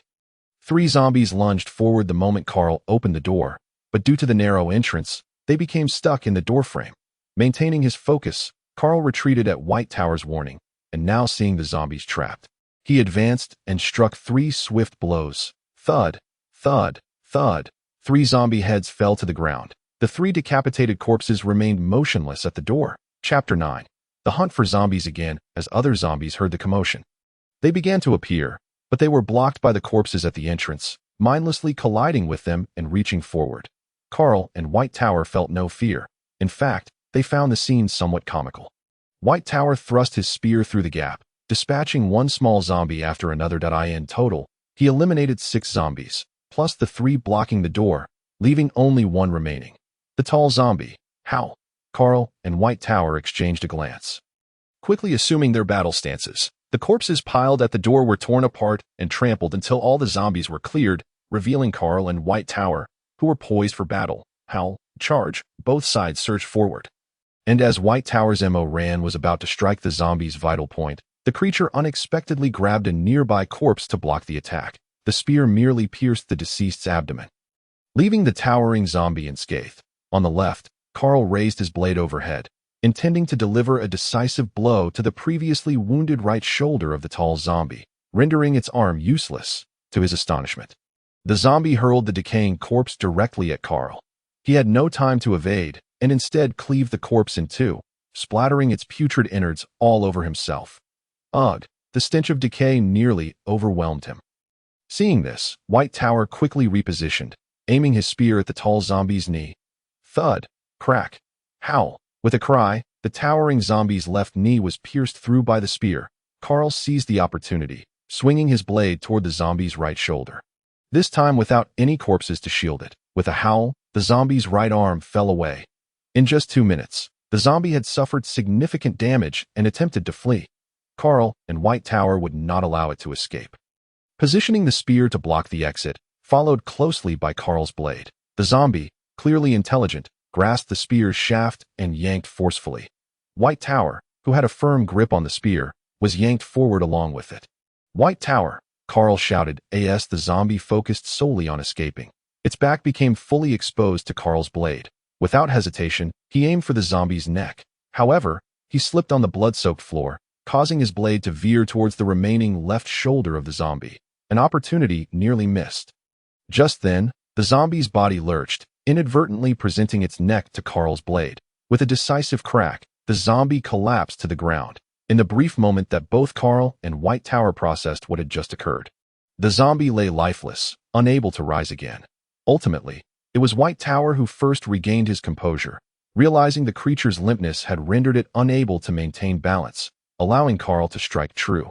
The fierce battle had left the third-floor corridor in utter disarray, with dismembered zombie bodies strewn about and blood splattered everywhere. Neither of them had the heart to continue exploring, especially Carl, who was on the verge of breaking down after being drenched in putrid blood. They endured the stench, moving the bodies to the second floor for the time being, quickly cleaning the third-floor corridor, locking the door, and taking turns to enjoy a refreshing shower, emerging clean and fragrant once more. Although this corpse hunt was perilous, it yielded abundant rewards, with a total of 4 corpse crystals collected. Among them, the crystal extracted from the towering zombie's head was distinctly different from the other 3 transparent ones. Not only was it significantly larger, but it also bore a hint of brownish hue. Baita shattered one of the transparent crystals, scattering its remnants into a peony pot, while the remaining crystals were meticulously stored in a small box for safekeeping. 2 days later, the duo prepared to embark once more, this time intent on thoroughly exploring the first floor to secure the entirety of C10. As they descended the stairs, they passed the second floor, where the previously piled corpses had decomposed, turning black and emitting a foul stench. Baita furrowed his brow and cast a glance at the horrific sight, stating, "We must eradicate all the zombies here and devise a plan to dispose of these corpses, or else they will become a breeding ground for viruses and bacteria." Carl wholeheartedly agreed, his mind haunted by the odor of the decaying bodies, which was so overpowering that it wafted up to the third floor. It will make it easier to collect mechanical parts in the future. The entrance to the first floor was wide open. Baita inspected it, deducing that the door had been violently damaged and could not close. Inside, darkness enveloped the space, with only a faint light filtering through a ventilation shaft. With a snap, Carl located the light switch, illuminating the area. "Hiss!" exclaimed Carl. "Wow!" Baita gasped. 2 vehicles. As the lights flickered on, the sight of 2 rugged off-road vehicles parked in the expansive first-floor hall filled them with exhilaration. They had never intended to remain cooped up here indefinitely, and with the city besieged by zombies, relying solely on their legs would be impractical. That a sturdy vehicle would significantly enhance their chances of survival. They had previously planned to reinforce the transport vehicle, but now a better option had presented itself. Carl eagerly inspected the vehicles, discovering that their fuel tanks were both full. He then checked the exit door, finding it obstructed by a pile of mechanical parts, likely placed there by the previous assistant while still alive. The first floor boasted a higher ceiling than the second and third, primarily storing metal shells, frameworks, and fan blades. Inside the warehouse, they uncovered barrels of various paints and dyes, while in a corner, Baita stumbled upon 5 barrels of gasoline and a stack of tires of assorted sizes. The series of surprises left them both elated, gradually lowering their guard. "What a spacious workshop. Look, Xiao Baita, there are some research materials here. Once organized, you can take your time to study them." Carl's eyes sparkled with excitement as he dashed towards the adjacent storeroom. Baita followed closely, unable to suppress a warning. These can wait, Uncle Carl. Take it slow and be cautious of your surroundings. It's fine. We specifically counted the 10 zombies on this floor. and they have all been dealt with. This place is quite safe now, Carl replied, turning back to speak with Baita as he pulled open the storeroom door. Creak. Aya, Baita shouted. Be careful. From the storeroom rushed 4 or 5 slender, emaciated teenage zombies. Baita swiftly thrust his spear, impaling one, while Carl reacted with equal speed, rolling away from 2 others' lunges. He drew his long knife from his back and swiftly dispatched them. Moving forward, Baita swung his ink-stained weapon, eliminating the remaining 2, only to turn and find that Carl had already taken care of the last one. Yet, Baita's expression grew more solemn. This was because Carl had sustained scratches from the zombie's claws. 3 distinct marks marred Carl's neck, oozing blood that stung Baita's eyes with its vivid redness. Carl wiped his neck with his hand and then brushed it off on his pants. Come on, I'm fine. Don't look like you're about to cry. Others might think I'm bullying you. Ha ha ha. Baita remained silent, his eyes glistening with tears, filled with a pitiful longing. Look at these zombies. They are all slender youths. Carl attempted to change the subject. Judging by their appearance, they must have been quite handsome, but it's likely they were enslaved laborers before. Carl's voice trailed off. Xiao Baita, I've been mentally preparing for this. If you hadn't taken me in, I would have. Carl sighed that he raised his hand, intending to ruffle Baita's hair, but ultimately lowered it. Sigh. Let's go. Baita, red-eyed, silently followed Carl. The 2 moved through the 1st and 2nd floors once more, confirming that C10 was entirely safe before pausing. 3 days had passed since Carl's infection, marking the 4th day. After ensuring the safety of C10, the duo had not rested but instead conducted a thorough cleaning of the 1st and 2nd floors. Carl had not allowed Baita to assist with the disposal of the corpses, even suggesting that Baita stay on the 3rd floor and not come out. The repulsive bodies, putrid flesh, and blood-soaked air filled Carl with dread that Baita might become infected. He aimed to cleanse the area thoroughly, leaving no trace of bacteria behind. Chapter 10. Mutation? Evolution? I've cleared away all the rotten corpses, Carl asserted. Clenching his fist, he leaned against a shelf and continued. I've organized these parts. The 2 individuals returned to the 3rd floor in silence, where a small window was opened on the door of Carl's room, allowing Baita to observe Carl's condition at any time. Carl procured chains, securing one into the wall while locking the other around his hands and feet, the length just sufficient to reach the bed, preventing himself from ultimately becoming a zombie and harming Baita in a fit of madness. Baita suggested that such measures were unnecessary, yet Carl insisted. The towering zombie from before clearly exhibited great physical strength and life, and in its mutated state, both of them would find it difficult to contend with it. It was highly probable that a zombie's strength would vary according to the individual's constitution. As you are aware, my strength is limited, and I fear you may be unable to restrain me should the need arise. Baita found this argument irrefutable and ceased his protests, before locking himself in the room. Carl refrained from consuming nutritional supplements, fearing that should he mutate, it would be a waste of provisions. Baita, however, believed it imperative to eat well in order to muster strength to combat the virus, and thus insisted that Carl consume the supplements before exiting and locking the door behind him. Time trickled away amidst a backdrop of anxiety. At T10 that evening, Carl suddenly developed a high fever, yet remained conscious. Baita provided a damp cloth, fever-reducing medication, antibiotics, and clean water. After taking the antipyretic, Carl's temperature decreased somewhat, but by the following dawn at 9 o'clock, it spiked again. Carl dared not take the medication excessively, enduring the discomfort instead. By noon, at 11 o'clock, Carl fainted from the fever, mumbling incoherently. T2 in the afternoon, he awoke, expressing hunger, prompting Baita to deliver several nutritional supplements. By 8 that evening, his temperature had once again lowered, and Carl was occasionally able to converse with Baita. At 1 o'clock on the 3rd day, Baita awoke from a restless slumber and rushed to check on Carl, only to find his temperature had risen again, and he had fainted once more. Baita called out repeatedly, but received no response, though he could occasionally hear Carl's murmurs and groans, indicating he was still alive. At T7 in the morning, after a sleepless night of tending to Carl, Baita used metal tongs to apply a damp cloth to Carl's forehead, neck, and arms, changing it every 20 minutes. Yet, even at this point, Carl had not reduced his fever and had remained in a state of unconsciousness for a full 6 hours. By noon, Carl still burned with fever, unresponsive and having gone nearly a day without food. Standing outside the door, Listening to Carl's increasingly faint breaths, Baita ultimately chose to disregard Carl's earlier warnings and stepped inside.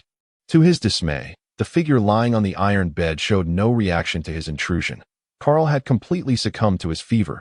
Baita approached cautiously, removing Carl's damp clothing, wiping him down with a wet cloth, and changing him into clean garments.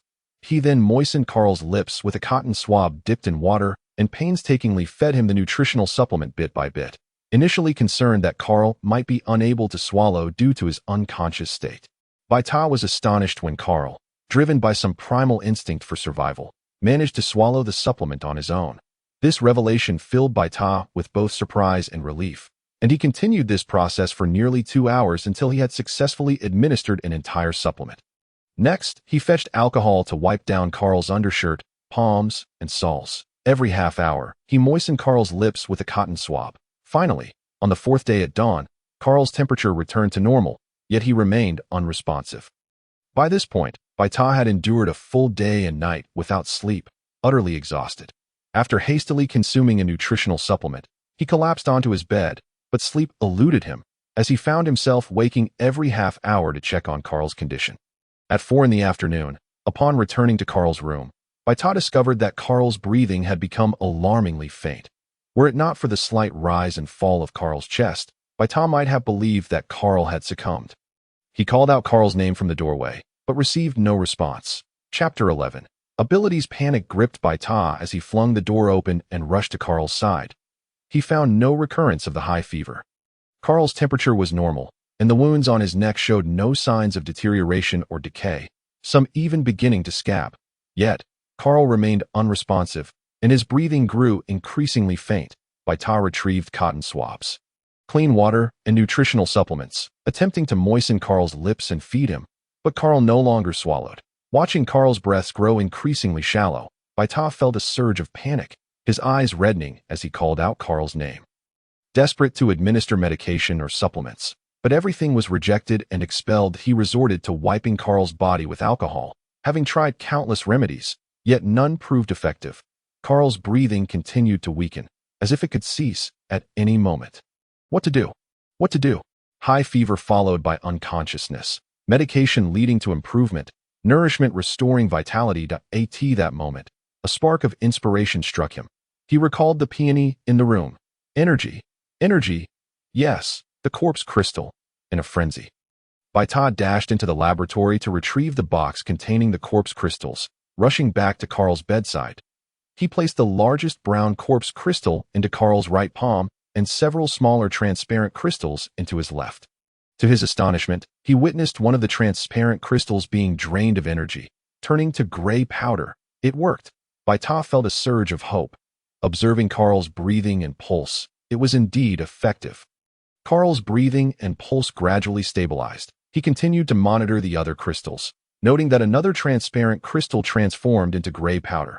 After rapidly absorbing 2 transparent crystals, Carl's breathing and pulse became steady and normal. The absorption of the 3rd crystal was slower in comparison, taking nearly an hour to be fully consumed and reduced to gray powder. Today marked the 5th day since Carl's infection. Creak. Baita, who had been sitting at his room's doorway, absently holding a piece of metal, lifted his head at the sound, tears welling in his eyes, blurring his vision. Little Baita, I'm back. Carl leaned against the doorframe, his complexion pale, yet his spirit remarkably vibrant, smiling at Baita. Since regaining consciousness, Carl had made a remarkable recovery. Not only had his wounds nearly healed, but he also felt invigorated, as if he possessed boundless strength. In Carl's own words, he felt as if he could conquer anything. Baita was elated, curious about the changes in Carl's body. Carl, too, sensed that his recovery and strength had significantly improved, though the extent of his newfound power required further experimentation and observation.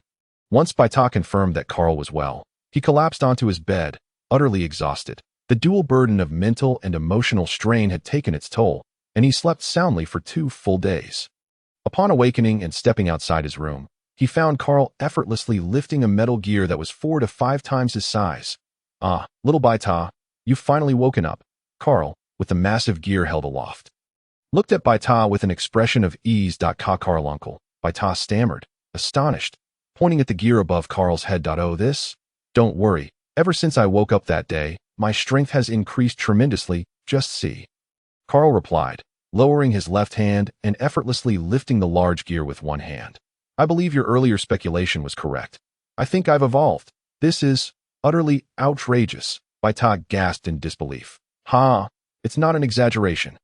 I feel as though my limits have yet to be reached. Come, during your slumber, I reorganized the heavier components in the warehouse, Carl exclaimed, laughing heartily as he strode toward the storage area.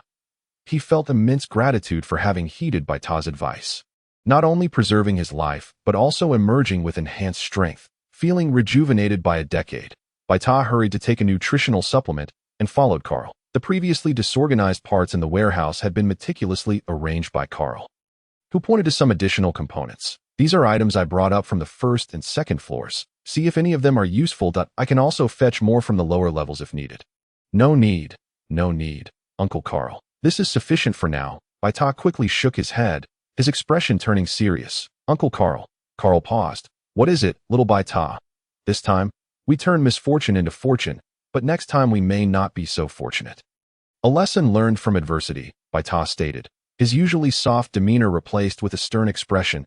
Even Carl felt a twinge of apprehension. That I promised to be extra cautious in the future, Carl replied earnestly, as though about to swear an oath. Only then did Baita relax. Uncle Carl, while you were unconscious, I placed the corpse crystals in your palms, and it was your absorption of them that allowed you to pull through.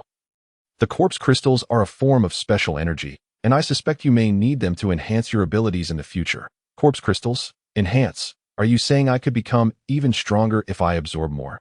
Carl's excitement and joy were palpable.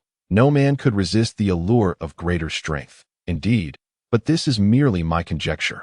Currently, we've exhausted our supply of corpse crystals, making further experimentation impossible, Baita stated candidly. That's easily remedied. I can go out and hunt zombies. No man is devoid of the yearning for strength and the desire to grow more powerful. At present, Carl is brimming with enthusiasm, eager to dash outside and slay a few zombies to procure some corpse crystals for experimentation. White Tower, restraining the exuberant Carl with a calm demeanor, assures him, do not rush. We will undoubtedly need to venture forth and eliminate zombies, but not just yet. A month later, White Tower bursts forth from the laboratory wielding a hefty cleaver. Uncle Carl, give it a try. Due to Carl's increased strength, the previous cleaver's weight was insufficient, prompting White Tower to refine it anew over the past month. He added additional metal to the original design, resulting in a cleaver that, while maintaining its appearance, now weighed an impressive 50 pounds, an increase of 20 pounds. White Tower felt the strain even in his embrace. Carl, initially engaged in shadowboxing in the hall, brightened at White Tower's voice. He eagerly took the cleaver and swung it a couple of times with vigor, producing a faint whooshing sound. Incredible, truly remarkable, Carl exclaimed, his eyes gleaming with admiration for the cleaver. White Tower shared in his joy, realizing that a month of effort had not been in vain. The following day, the two equipped themselves thoroughly and descended to the first floor, clearing the obstructions from the entrance in preparation for modifying the door. They reinforced the entrance with an additional layer of metal, yet did not fully weld it shut. Their intention was to create a small door within it, allowing single-file entry and exit for the convenience of hunting zombies. The commotion from the door's modification attracted a multitude of zombies, who relentlessly battered against it, producing a cacophony of thuds. However, the two remained unperturbed, for the door was exceedingly sturdy. After 2 full hours of assault, it remained steadfast. The modification was a resounding success. The challenge lay in creating the small door, as the reinforcement had drawn a significant horde of zombies now congregating at the entrance. The two dared not attempt to cut the door open at that moment.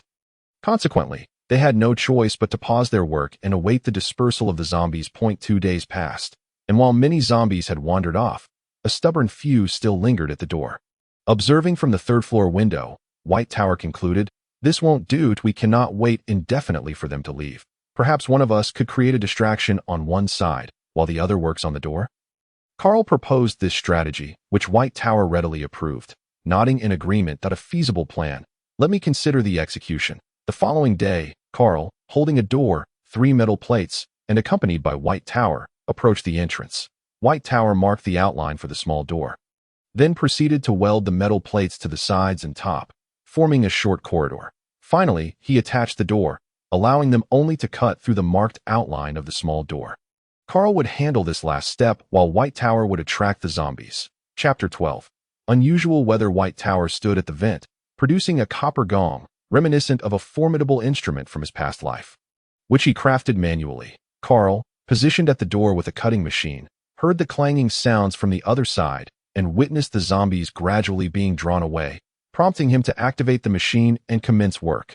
That day, the Black 8 factory echoed with the festive sounds of the gong. Whether it was the gong's resonant power or the sheer novelty of such an extraordinary sound to the zombies of this world, none could say.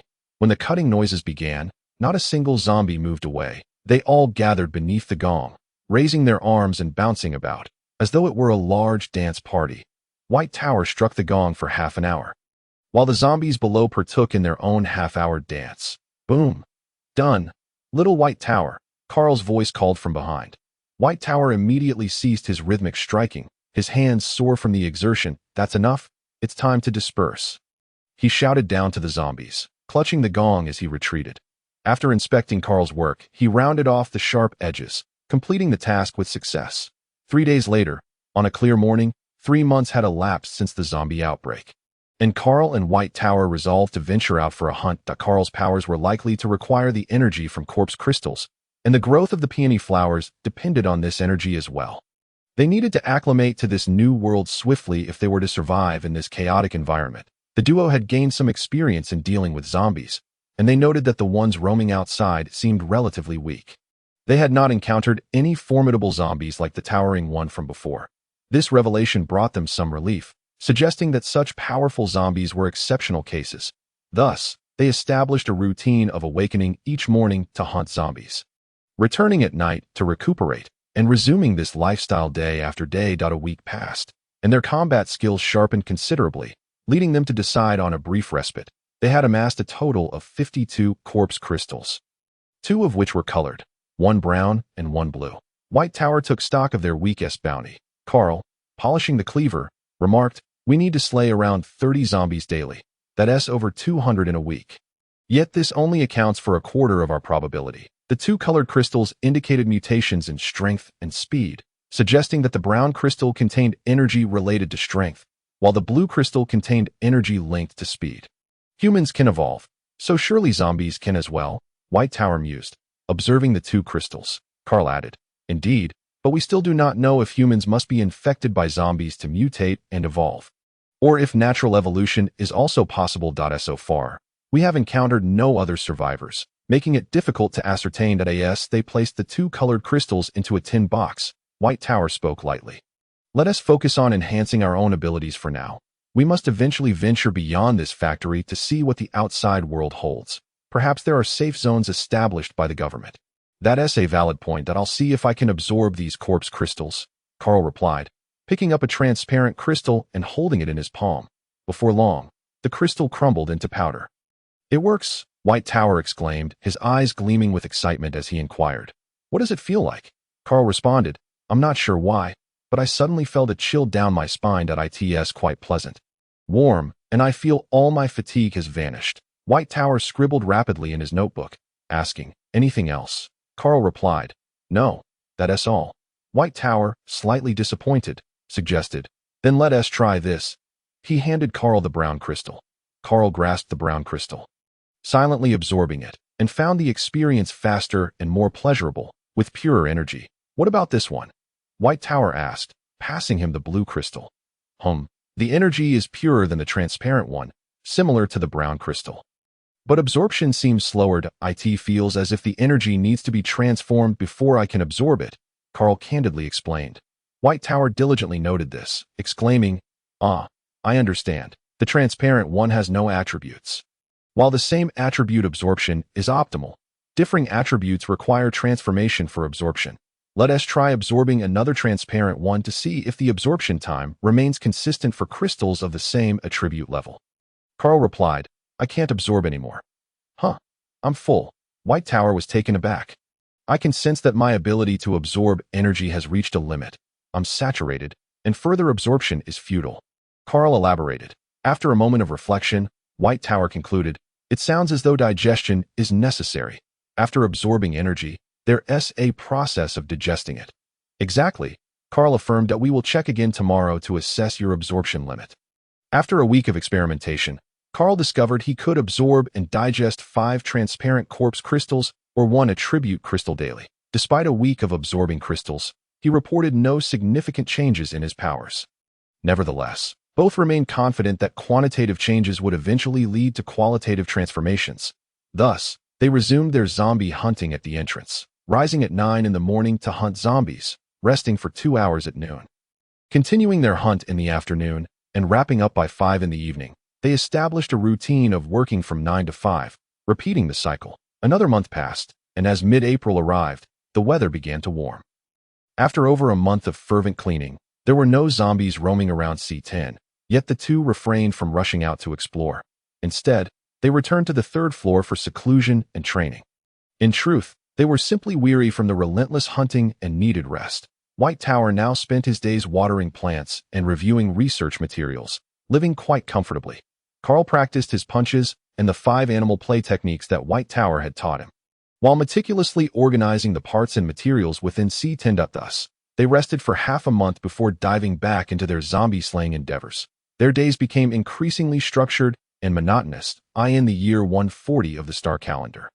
Early June, just after returning from a zombie hunt, Carl noticed White Tower standing at the 3rd floor vent, gazing intently at the sky, his brow furrowed. "What's the matter?" Carl asked, coming closer after shedding his bloody jacket to peer outside.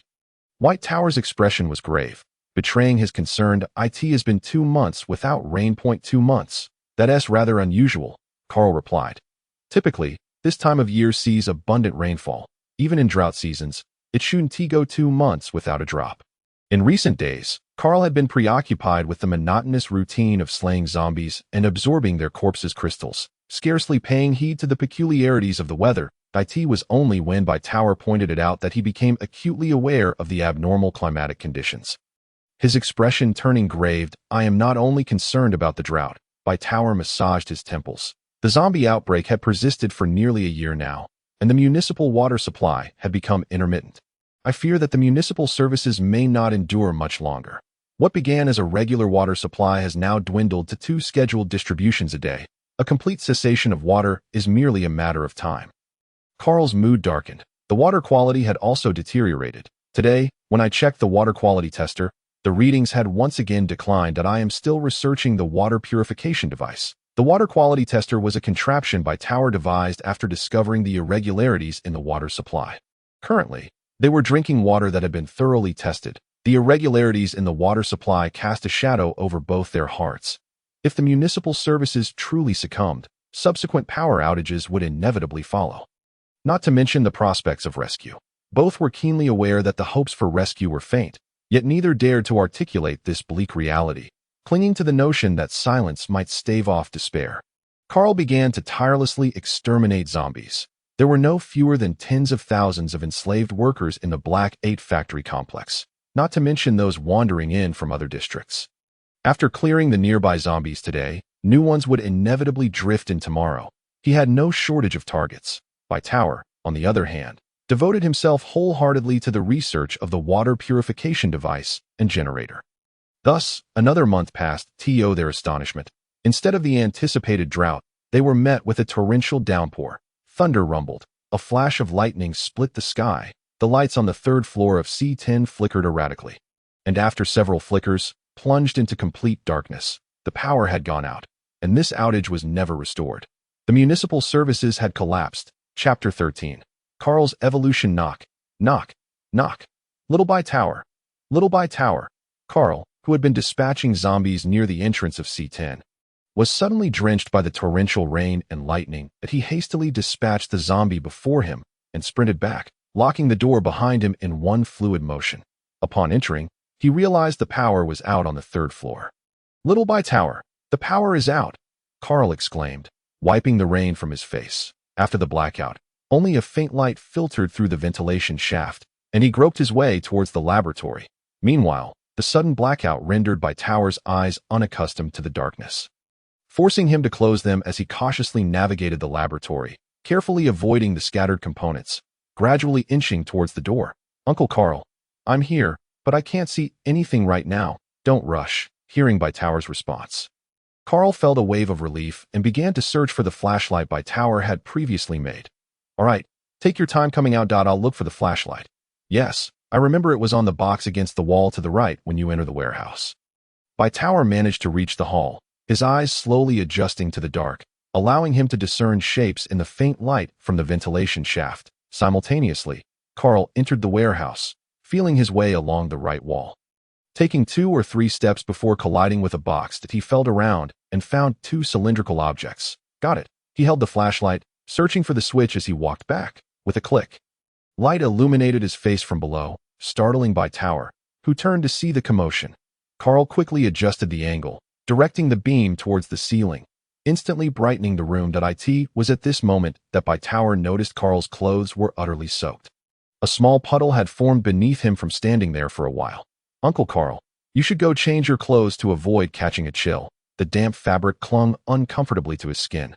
And Carl handed one of the flashlights to Baita, saying, all right, you first check what's wrong with the electricity. They split up, with Baita inspecting the electrical box, noticing no tripped circuits, before he could ponder further. Carl's voice erupted from nearby. Hail! Damn it! Little Baita, it's hailing outside. The size of fists. Carl felt an immense relief for having run back in time. Otherwise, his skull could have been shattered. Below, he witnessed zombies getting their heads crushed by the hail, their brains spilling out. Although it was 2 in the afternoon, the brightest part of the day, the sky was now dark and foreboding as if it were midnight. This is bad. We need to check if the water has stopped. Baita turned and hurried to the restroom, pushing open the door and turning on the tap. Nothing came out. Carl arrived a moment too late, when he saw the faucet gurgling without a single drop of water. His voice faltered. It seems the municipal services are in dire straits. Baita's tone was heavy. How much reserve water do we have? Baita returned to the ventilation shaft to observe the situation outside. Thankfully, they had prepared in advance. Carl followed up. This morning, I filled all the water storage containers. Every floor, 1, 2, and 3, should last us a year without issue. Good. Then I will focus on the generator. Baita nodded and returned to the laboratory. Carl took his flashlight and began patrolling the 1st and 2nd floors. They had no time for lamentation. Resources were finite, and they needed to seize every moment to prepare for the future while remaining vigilant against any unforeseen circumstances. This won't do. It's been raining continuously for a week now, and there's already significant water accumulation on the ground. If this keeps up, we will face flooding. Baita gazed anxiously out the window. This morning during my patrol, I noticed water seeping in at the entrance of the 1st floor. What should we do now? Carl rubbed his hands together, wrapped in his coat. Despite being July, typically the hottest month of the year, relentless rain had caused the temperature to plummet, forcing them to don winter clothing once more. After a moment of contemplation, Baita sighed in resignation. We must seal it up. Seal it up? Carl was taken aback. Gazing at the rising water level outside, Baita's voice was resolute. Yes, we cannot go out now. At this rate, the 1st floor will inevitably flood. We must seal all the gaps on the 1st floor. Otherwise, we will face even greater trouble with backflow. Carl hesitated no longer. All right. The 2 of them welded shut the entrance and all ventilation shafts on the 1st floor, reinforcing the walls with metal supports. They moved the water storage containers and essential components up to the 2nd and 3rd floors, particularly the 2 vehicles, which took considerable effort to transport to the 2nd floor. However, due to space constraints and weight considerations, some items remained behind. They constructed additional metal frames to elevate the remaining items and prevent moisture damage. After completing these tasks, a week had passed. The rain showed no signs of abating. Baita estimated that the water outside had reached knee height. But fortunately, C10 had not developed any leaks. They were unable to venture outside, and the zombies could not enter, thus officially commencing their seclusion. A month later, Baita finally completed the generator. While it could not support the entire power supply of C10, it was sufficient for their daily needs. Additionally, he created a solar power generator, which, although currently unutilized, would serve as a precaution. The availability of electricity brought Carl immense joy. Throughout the past month, he had relied on combustible materials to heat water for a warm drink or bath, which not only produced excessive smoke but also emitted an unpleasant odor. Carl felt pained for Baita, who had toiled tirelessly in his experiments, so he took it upon himself to handle these household tasks. Baita understood Carl's struggles as well, striving to make their lives more comfortable within his means, such as providing an electric blanket. The continuous downpour and plummeting temperatures rendered the indoor environment cold and damp. No matter how many blankets they piled on, they still felt chilled. Now, with the electric blanket, there was no longer a fear of waking up frozen, while Baita was engrossed in his research. Carl remained industrious. Each morning, he patrolled C10, boiled water afterward, practiced the 5-animal play and knife techniques after his midday rest, assisted Baita in organizing research materials, and selected relevant documents on shipbuilding, automotive engineering, and weapon manufacturing, before absorbing zombie crystals at night. The collection of crystals from prior zombie slayings had exceeded 1,000, ensuring a plentiful supply. Half a year later, Baita paced anxiously outside Carl's door. His brow furrowed and worry evident in his eyes. 3 days prior, after absorbing zombie crystals for over 6 months, Carl felt his energy reaching saturation. As Baita had predicted, quantitative changes were leading to a qualitative transformation. It seemed he was on the verge of a breakthrough. After notifying Baita, Carl locked himself in his room. Baita had no time to react, for Carl had already secured himself inside. But thankfully, he had moved 2 boxes of zombie crystals nearby. As Carl was in a critical moment, Baita, with no inclination towards other activities, brought a stool to sit by the door, vigilantly monitoring Carl's condition. Outside, thunder rumbled as torrential rain completely submerged the first floor. Carl and Baita had previously reinforced the metal supports on the first floor and sealed off the ventilation shafts leading to the second floor. However, the relentless rain and strong winds were overpowering. At one point, a gust propelled a large mechanical arm violently against the wall of C-10's first floor. Fortunately, they had reinforced the walls and supports beforehand. Otherwise, a significant hole would have formed, allowing the floodwaters to rush in. C-10 is no longer a safe haven. They have resided here for 2 years, and it is high time for them to depart. Baita continues to peruse the shipbuilding research materials in his hands. The rain has lessened, and the incessant pattering creates a soothing white noise that lulls one to sleep, occasionally interrupted by the rustling of pages and the muffled sounds of groans. The youth sitting by the door is slender and strikingly beautiful. His once fair complexion, now slightly pallid from lack of sunlight, adds to his youthful charm. His gaze is tranquil, and the baby fat on his cheeks lends him an air of innocence, a juxtaposition of maturity and naivete. His ears twitch slightly as Baita hears a faint rustling sound emanating from Carl's room, followed by the approaching sound of footsteps. He rises and glances toward Carl's chamber. With a soft click, Baita's eyes widen in astonishment. Carl, having just broken through, is currently struggling to control his newfound energy. Although he remains the same person, his aura has transformed, emanating a stronger and more formidable presence.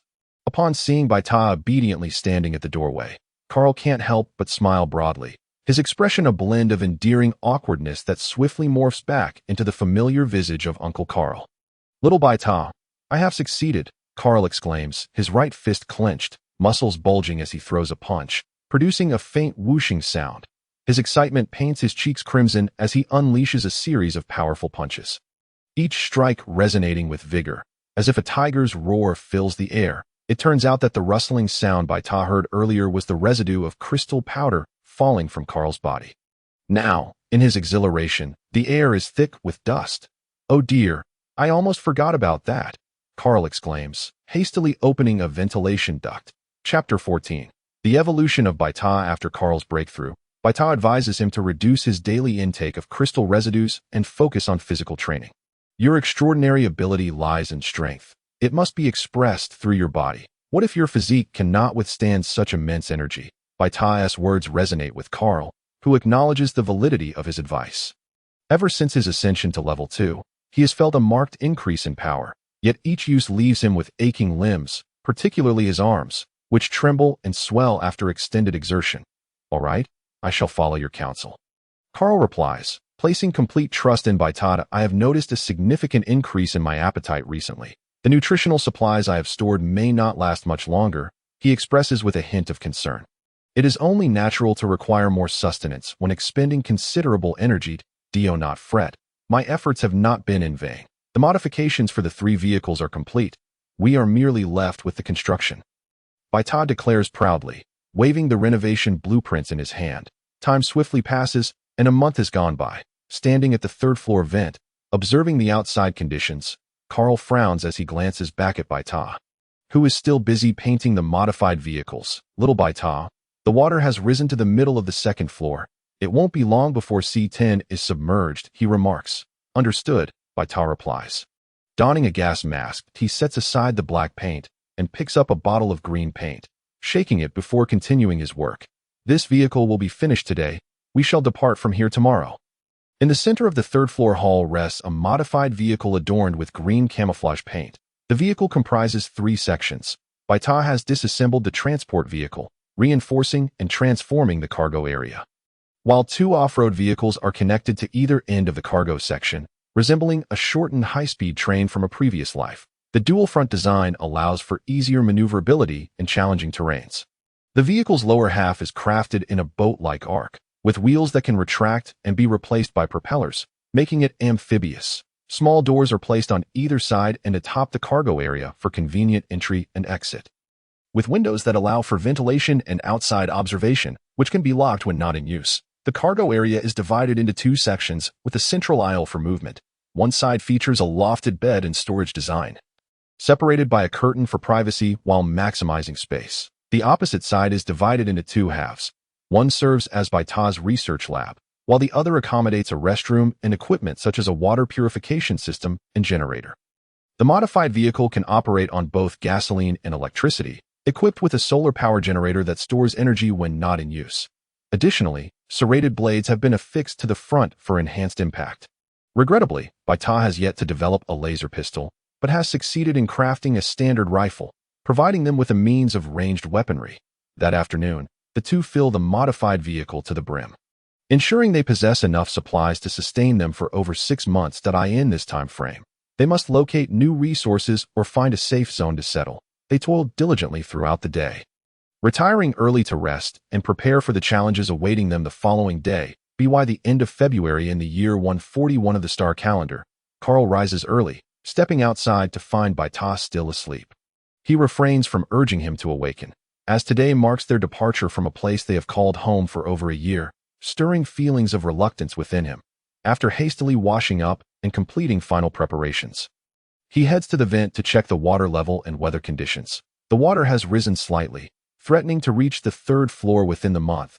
Fortunately, the weather today is relatively pleasant, with only a light drizzle. After tidying up, Carl notices it is already 10:30, yet Baita remains unresponsive. Could he have overslept? He wonders, approaching Baita's door. Knock, knock. Little Baita, are you awake? Carl inquires softly. No response. Knock, knock. Carl knocks again, this time with more force. Little Baita, are you there? Still, there is no reply. Furrowing his brow, he knocks harder on the door and calls out, Little Baita, are you awake? Silence lingers. But then he hears a faint, pained groan from within the room. Alarmed, Carl thinks, this is not good. Little Baita, what happened? I'm coming in. Now possessing level 2 strength, Carl easily dismantles the door with a resounding crash. Inside, the room appears normal. The vent is closed, leaving only a small gap for ventilation, beneath which are the peony flowers Baita has been nurturing, sprouting new buds yet to bloom. Baita is curled up in bed, cocooned in blankets, a small figure emitting soft murmurs and whimpers. Were it not for the gentle rain, Carl might not have heard him at all. In a few swift strides, Carl reaches the bedside, observing Baita tightly gripping the edge of the blanket with both hands, revealing only his small head. His brows are knitted together, his complexion flushed, lips pale and chapped, accompanied by shallow breaths. Carl reaches out to feel Baita's forehead. He's burning with fever. He tries calling to Baita from close range, but his efforts to rouse him prove futile. Baita had fallen asleep shortly after lying down, only to awaken in the night, feeling a sudden chill followed by intense heat. Eventually succumbing to fever, realizing something was amiss with his body, he attempted to awaken but found himself trapped in a state of unconsciousness, unable to control his movements, desperately hoping Carl would notice his distress. Time elapses, and Baita vaguely hears Carl's voice calling for him. He yearns to respond but cannot open his mouth. Eventually, he hears the sound of the door breaking, sensing someone approach and touch his forehead. Yet he remains powerless to react. It is only when a damp cloth is placed on his forehead and cool liquid moistens his lips that he begins to feel some relief. Carl discovers Baita's temperature alarmingly high and, unable to rouse him, recalls how Baita tended to him previously that he retrieves a wet cloth, placing it on Baita's forehead, and offers him a sip of water, feeling a wave of relief wash over him as Baita's breathing stabilizes.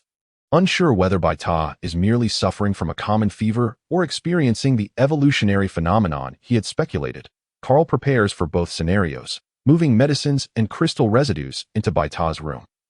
He first administers antipyretics to Baita and then covers the bed with crystal residues. Under the light, Baita appears to be resting upon a bed of shimmering crystals. Carl, mirroring Baita's previous anxious care, watches over him daily. That on the third day, he notices that the crystal residues surrounding Baita have transformed into fine dust, confirming that Baita, like him, is likely on the verge of developing extraordinary powers, which alleviates some of the weight on Carl's mind. After clearing away the dust and replacing it with fresh crystal residues, a week passes. Carl has changed several batches of crystals, yet Baita remains unresponsive, with his absorption rate accelerating, indicating that he is reaching a critical juncture in his evolution, from initially changing the crystals every 3 days to every 2, and now daily. Their supply is dwindling rapidly.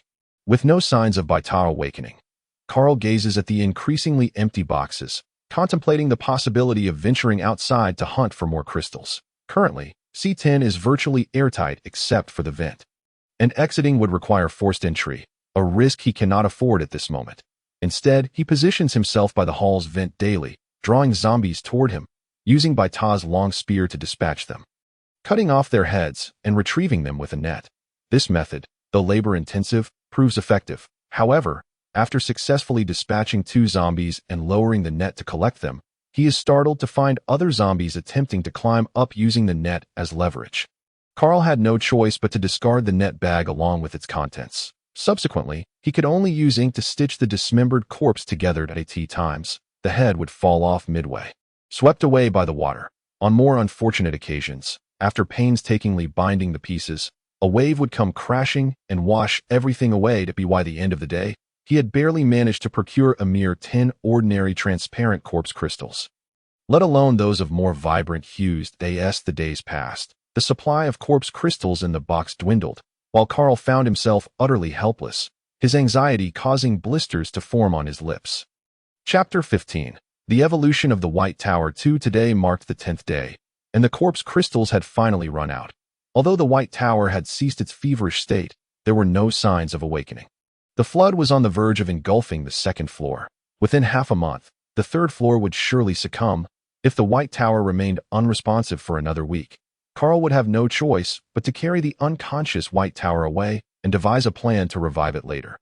He placed the 2 newly acquired corpse crystals into the palm of the White Tower, and as expected, within 10 minutes, they were absorbed and reduced to mere powder. It appeared that without sufficient energy absorption, the White Tower would not awaken and could even be in grave danger. Carl, unable to conceive of other methods, once more took up the ink to stitch the corpses at the ventilation shaft. Over the past 10 days, Carl had tirelessly pursued the acquisition of corpse crystals, and it was fortunate that his evolved abilities endowed him with physical qualities far surpassing those of ordinary individuals. Otherwise, he would have succumbed before the White Tower even awoke. Yet, the relentless mental strain over these 10 days had left him utterly exhausted, and he found himself dozing off against the wall by the ventilation shaft. The White Tower felt as though it were a piece of marbled meat, being flipped and grilled repeatedly. It realized that it was on the verge of evolution and sensed the energy suffusing the surroundings. It attempted to absorb the energy around it, initially struggling and proceeding slowly, but soon its body seemed to revel in this energy, absorbing it at an accelerated pace that it could not ascertain the exact amount of energy it had absorbed. But it had a vague sense that it was an abundance, certainly more than what Carl had managed to absorb previously. The more energy it absorbed, the more comfortable it felt, at least free from the torment of fever. However, it had recently sensed a depletion of energy surrounding it, especially today, where it could only feel the energy of 2 or 3 corpse crystals. The White Tower believed that it was not due to Carl withholding the crystals, but rather that the previously stored crystals had been exhausted. It understood that it had not yet fully completed its evolution and required a considerable amount of energy, that it could also sense Carl actively seeking out corpse crystals. But due to various circumstances, the supply was scarce. The White Tower felt it had not absorbed any energy for quite some time, and its body began to grow feverish again, as if its internal organs were being scorched. It wanted to cry out, but no sound would escape its lips. It wished to open its eyes and see, yet its eyelids felt as if they were glued shut. Its throat burned with pain, sweat dampening the sheets, and its hair clung in damp strands to its skin. The White Tower felt as though it were on the brink of death, consumed by flames, parched and suffocating. Its breaths grew weaker. While Carl remained slumped against the wall, in a deep slumber, the rain intensified. That I do not wish to die. I cannot die. The consciousness of the White Tower struggled and resisted, instinctively beginning to absorb all the energy in its vicinity. A rumble of thunder jolted Carl awake. He suddenly realized that he had fallen asleep. Hurriedly, he sprang up and raced toward the White Tower's room, only to be forced to halt at the doorway. Outside, lightning flashed and thunder roared, while torrential rain poured down. A layer of mist had inexplicably risen in the White Tower's room. Through the haze, he could vaguely see the White Tower lying on the bed. However, this was not what shocked Carl the most. Indeed, the White Tower remained on the bed, but it was now entwined with green floral tendrils. The shape of the branches and leaves resembled the peony flowers that the White Tower had nurtured. Carl turned to glance at the ventilation shaft below, realizing that the metal bucket containing the peony had vanished. What in the world was happening? He could not comprehend the current situation at all. Uncertain of the White Tower's condition, he cautiously entered the room with a dagger, remaining vigilant of his surroundings as he slowly approached the White Tower. Only when he reached the bedside did he sense no abnormalities and began to relax. Surmising that these phenomena were likely connected to the White Tower, upon closer inspection, he confirmed that the floral tendrils entwined around the White Tower were indeed from the missing peony. He recognized a damaged leaf wrapped around the White Tower's arm. A leaf he had accidentally torn and had felt remorseful about for quite some time. Now, the damaged spot on the leaf on the White Tower's arm was identical to the one he had previously torn. The mist in the room was peculiar. Both the ventilation shaft and the door were open, yet the mist lingered without dissipating, not a hint escaping the room. Carl speculated that this must be related to the White Tower's abilities. After inspecting thoroughly, he found that apart from the floral tendrils, the White Tower exhibited no other abnormalities. Its temperature was normal, breathing steady, and complexion rosy. It appeared as though it were simply sleeping. Perplexed, he decided not to let this deter him from continuing to fish for corpses. Although he was uncertain about what had transpired with the White Tower, he knew that the corpse crystals were essential for its recovery. Thus, Carl continued to occupy the ventilation shaft, fishing for corpses. Stacking all the acquired crystals by the White Tower's side, the White Tower accepted them all without hesitation. This situation continued for a week, and finally, on the 15th day, the mist in the White Tower's room gradually dissipated until it vanished entirely. And the floral tendrils on the White Tower also disappeared at that moment. Carl was still at the ventilation shaft, fully focused on fishing for corpses, completely oblivious to the anomalies in the White Tower's room. In the dim light, a beautiful pattern flickered across the youth's porcelain white skin, only to vanish in an instant. His eyelashes fluttered like a butterfly in flight, and the lightly closed eyelids, shut for 15 days, quivered slightly as a pair of bright eyes slowly opened. The White Tower had awakened. After lying dormant for half a month, the White Tower struggled to regain control over its body. A glance around revealed that Carl was nowhere to be seen. It attempted to call out Carl's name, but only a faint sound escaped its lips as it lay on the bed, adjusting to its surroundings. Carl was preoccupied with the sounds of objects being moved in the hall, and after waiting a few minutes without anyone appearing, it sighed, realizing that Carl likely had not heard it. Once more, it tried to lift its hand to knock over an empty nutrient bottle on the bedside table, producing a clatter. Hearing the noise, Carl turned abruptly, his tone laced with uncertainty. "Little White Tower? Uncle Carl," the White Tower replied weakly. This time, Carl heard it. "Little White Tower? You're awake?" His spirits lifted, and he hurriedly rushed to the White Tower's room. Finding it awake, albeit somewhat fatigued, the towering man's eyes glistened with tears. The White Tower was momentarily taken aback, then smiled gently. "Do not worry. I feel quite well. You nearly scared me to death. You previously mentioned that your evolution took a week. You, on the other hand, took a full half-month, consuming all the corpse crystals available and the various strange phenomena. Carl wiped his eyes, beginning to express his grievances. Yes, it was my fault. But I came through it, did I not? How is it outside? The White Tower quickly shifted the topic, knowing that otherwise it would witness a display of a strong man in tears. At the mention of the outside, Carl's attention was indeed diverted. The flood has already reached halfway up the 3rd floor. At most, we have a week before we are completely submerged. The White Tower was taken aback by the rapid rise of the flood. They needed to leave within 3 days, or else they would be trapped by the rising waters, besieged by corpses, with no divine intervention to save them. In truth, all preparations had already been made. Carl could leave at any moment, but even faced with such danger, he had not abandoned the White Tower. The White Tower silently cherished Carl's kindness, considering him family. Very well, we shall set off within 3 days. After 2 days of recuperation, the White Tower had fully regained its strength, and Carl had informed it of all the extraordinary occurrences during its evolution. The White Tower pondered for a moment before stating, I believe my evolution has granted me water-based abilities. Carl raised an eyebrow. Water-based abilities? Yes, that I feel I can control water. Control water? This is a magnificent ability, especially now when the world is saturated with water. It is a kingly power, Carl exclaimed with excitement. The White Tower smiled helplessly. Uncle Carl, not quite. I just have the sense that I can control it. I cannot do so right now. Moreover, I feel I cannot control all the water at once. That would still be impressive. With water all around, our chances of survival during our escape would greatly increase. Indeed, although I cannot control water just yet, I can do this. The White Tower spoke. It retrieved a cup of water, and gradually, water began to rise within the cup. Carl's eyes widened as he took the cup, examining the water, then looking back at the White Tower.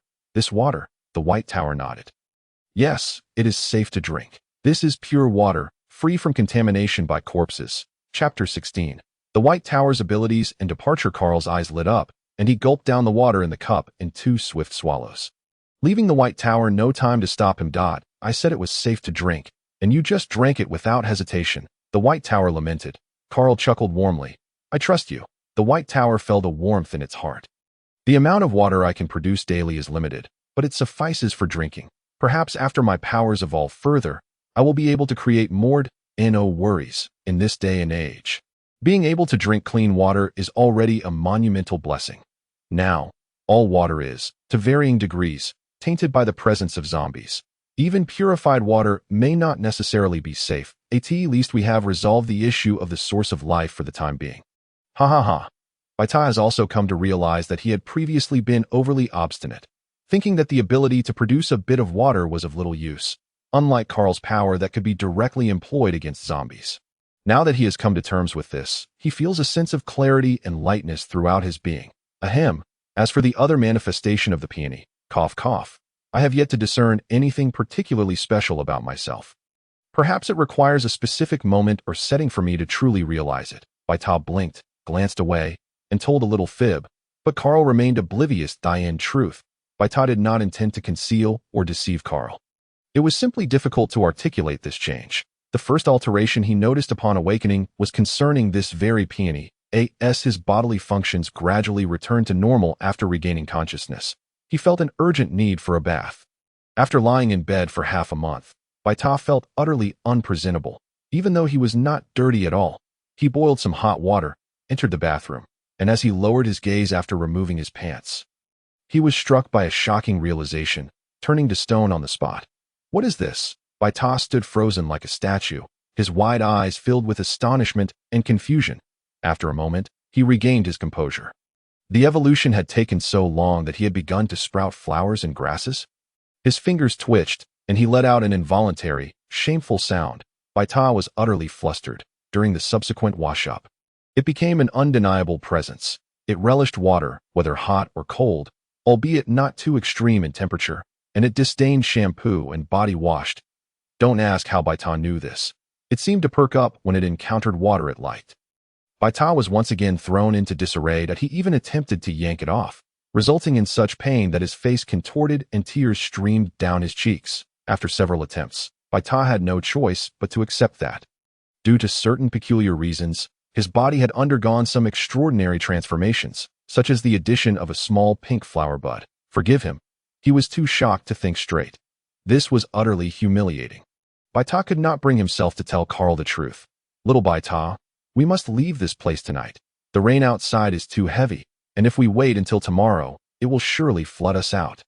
The wind and rain relentlessly battered the third-floor ventilation shaft, and water trickled down the walls into the room.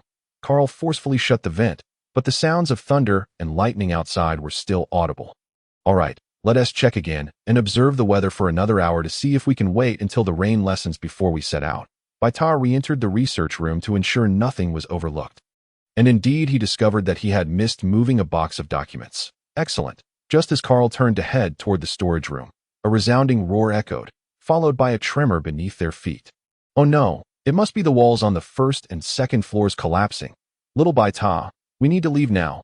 Baita, clutching the box, staggered and fell directly into the pile of parts in the research room. Ouch! I'm here. Hearing the commotion, Carl rushed in, scooped up Baita and the box in one swift motion, and bolted out. Just as they were about to reach the vehicle, the entire building suddenly tilted toward the research room. Carl and Baita toppled backward, crashing into the outer wall of the research room. This is bad. The structure is going to collapse, with one arm clutching the box and the other gripping Baita. Carl managed to rise again, only to see the modified vehicle barreling toward them due to the building's tilt. In this moment of crisis, Carl remained remarkably calm, stepping in front of Baita, shoving the box into his arms, and using his powers to catch the oncoming vehicle. Get in the car. Carl's veins bulged, his face reddening. Baita dared not hesitate, darting forward to open the car door. Pulling himself in with force, at that moment, floodwaters surged in, nearly reaching Carl's feet. With all his strength, Carl pushed the modified vehicle back to a horizontal position, leaped, rolled, and dove into the car. Baita, quick as a flash, slammed the door shut. Boom! The flood completely crashed into the third floor, overturning the modified vehicle, and Carl and Baita felt the world spin as their bodies were tossed about. Fortunately, Baita had anticipated the possibility of being caught in a whirlpool and had installed handrails on the walls of the vehicle. The two quickly adjusted their positions, grasping the rails to stabilize themselves. Carl firmly gripped the rails and swiftly moved to the driver's seat, pressing a button to retract the tires and replace them with propellers. Little Baita, hold on tight. I'm going to pull up, Carl shouted to the cabin while gripping the control lever, pulling it with all his might. Boom! The propellers whirred to life, and the modified vehicle burst through the roof like a leaping fish. We did it! Carl's back slammed hard against the roof due to inertia, but he paid it no mind, his face alight with excitement as he gazed out at the world through the glass.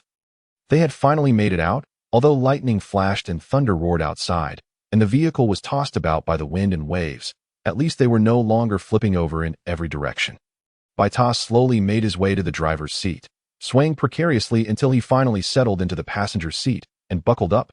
Carl, seated in the driver's seat, was diligently adjusting the helm, narrowly avoiding various obstacles. Little Baita, brace yourself. The seasoned driver will lead you on this journey. Ha ha ha. Carl yanked the helm, and the entire vehicle soared into the air with a spray of waves. Baita suddenly felt queasy, as if he might be seasick, his head spinning like a whirlpool. Uncle Carl, I can't take it anymore. Let us get out of this storm zone. Ugh. Carl turned to look and saw Baita pale and weak. Already starting to retch, he quickly adjusted the vehicle's direction and sped away. What Carl and Baita did not realize was that just 2 minutes after their departure, an unwelcome guest arrived at their previous location. A massive shadow lurking around the building before finally retreating unwillingly. Baita suddenly felt his heart racing. Uncle Carl, we need to leave the factory area. What's wrong? Carl asked, but his foot pressed down on the accelerator. Increasing their speed, Baita shook his head, unsure, simply following his intuition. He felt an uneasy sensation about this place. Carl, however, was not one to take chances. In these times, intuition could be both profound and deceptive, and should not be ignored. Initially intending to drive around the factory to see if they could collect any supplies, Carl completely dismissed that idea, wanting only to leave this place as swiftly as possible. An hour later, the two finally departed from Heba. Carl gripped the steering wheel, looking ahead. Which direction should we head now?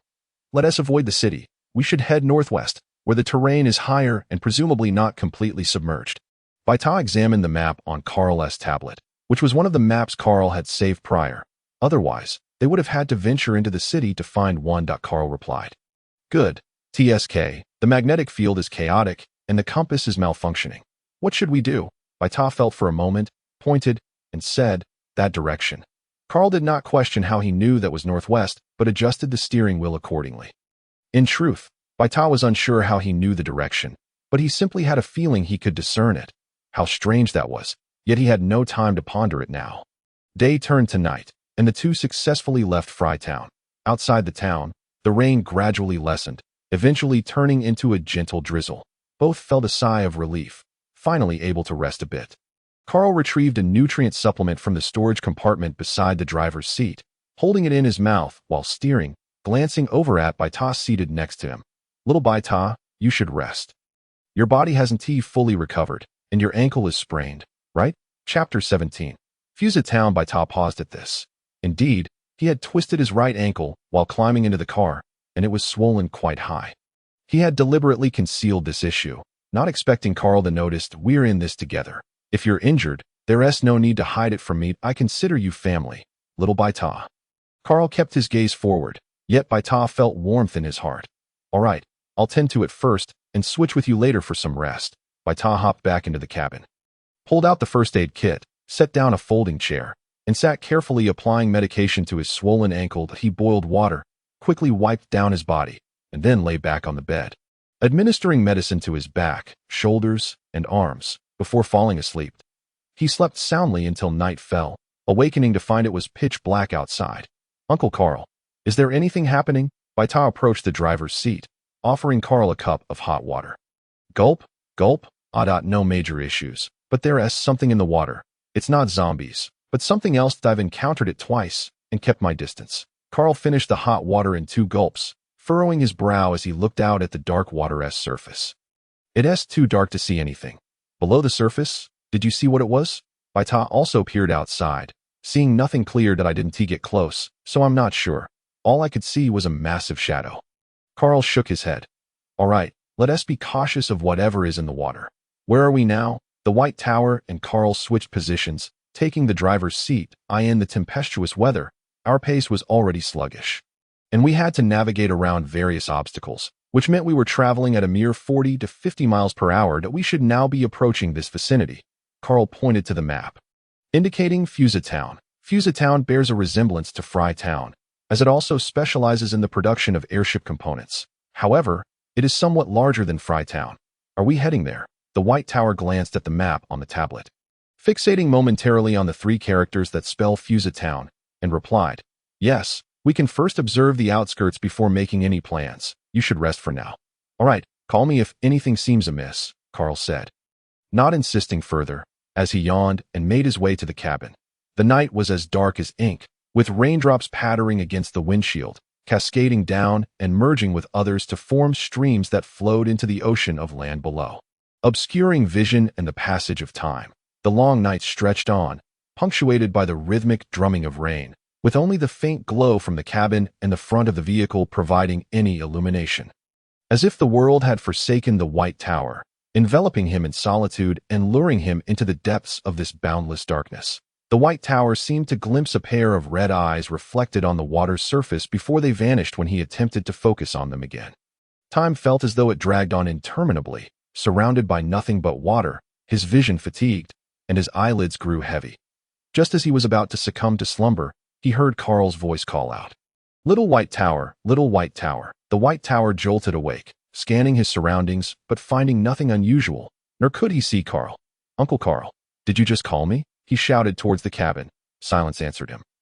Uncle Carl, the stillness persisted. He rose to walk into the cabin, approaching Carl's bunk. Uncle Carl, still no response. He pulled the curtain aside, revealing Carl wrapped in blankets, sprawled out in deep slumber. Did I imagine it?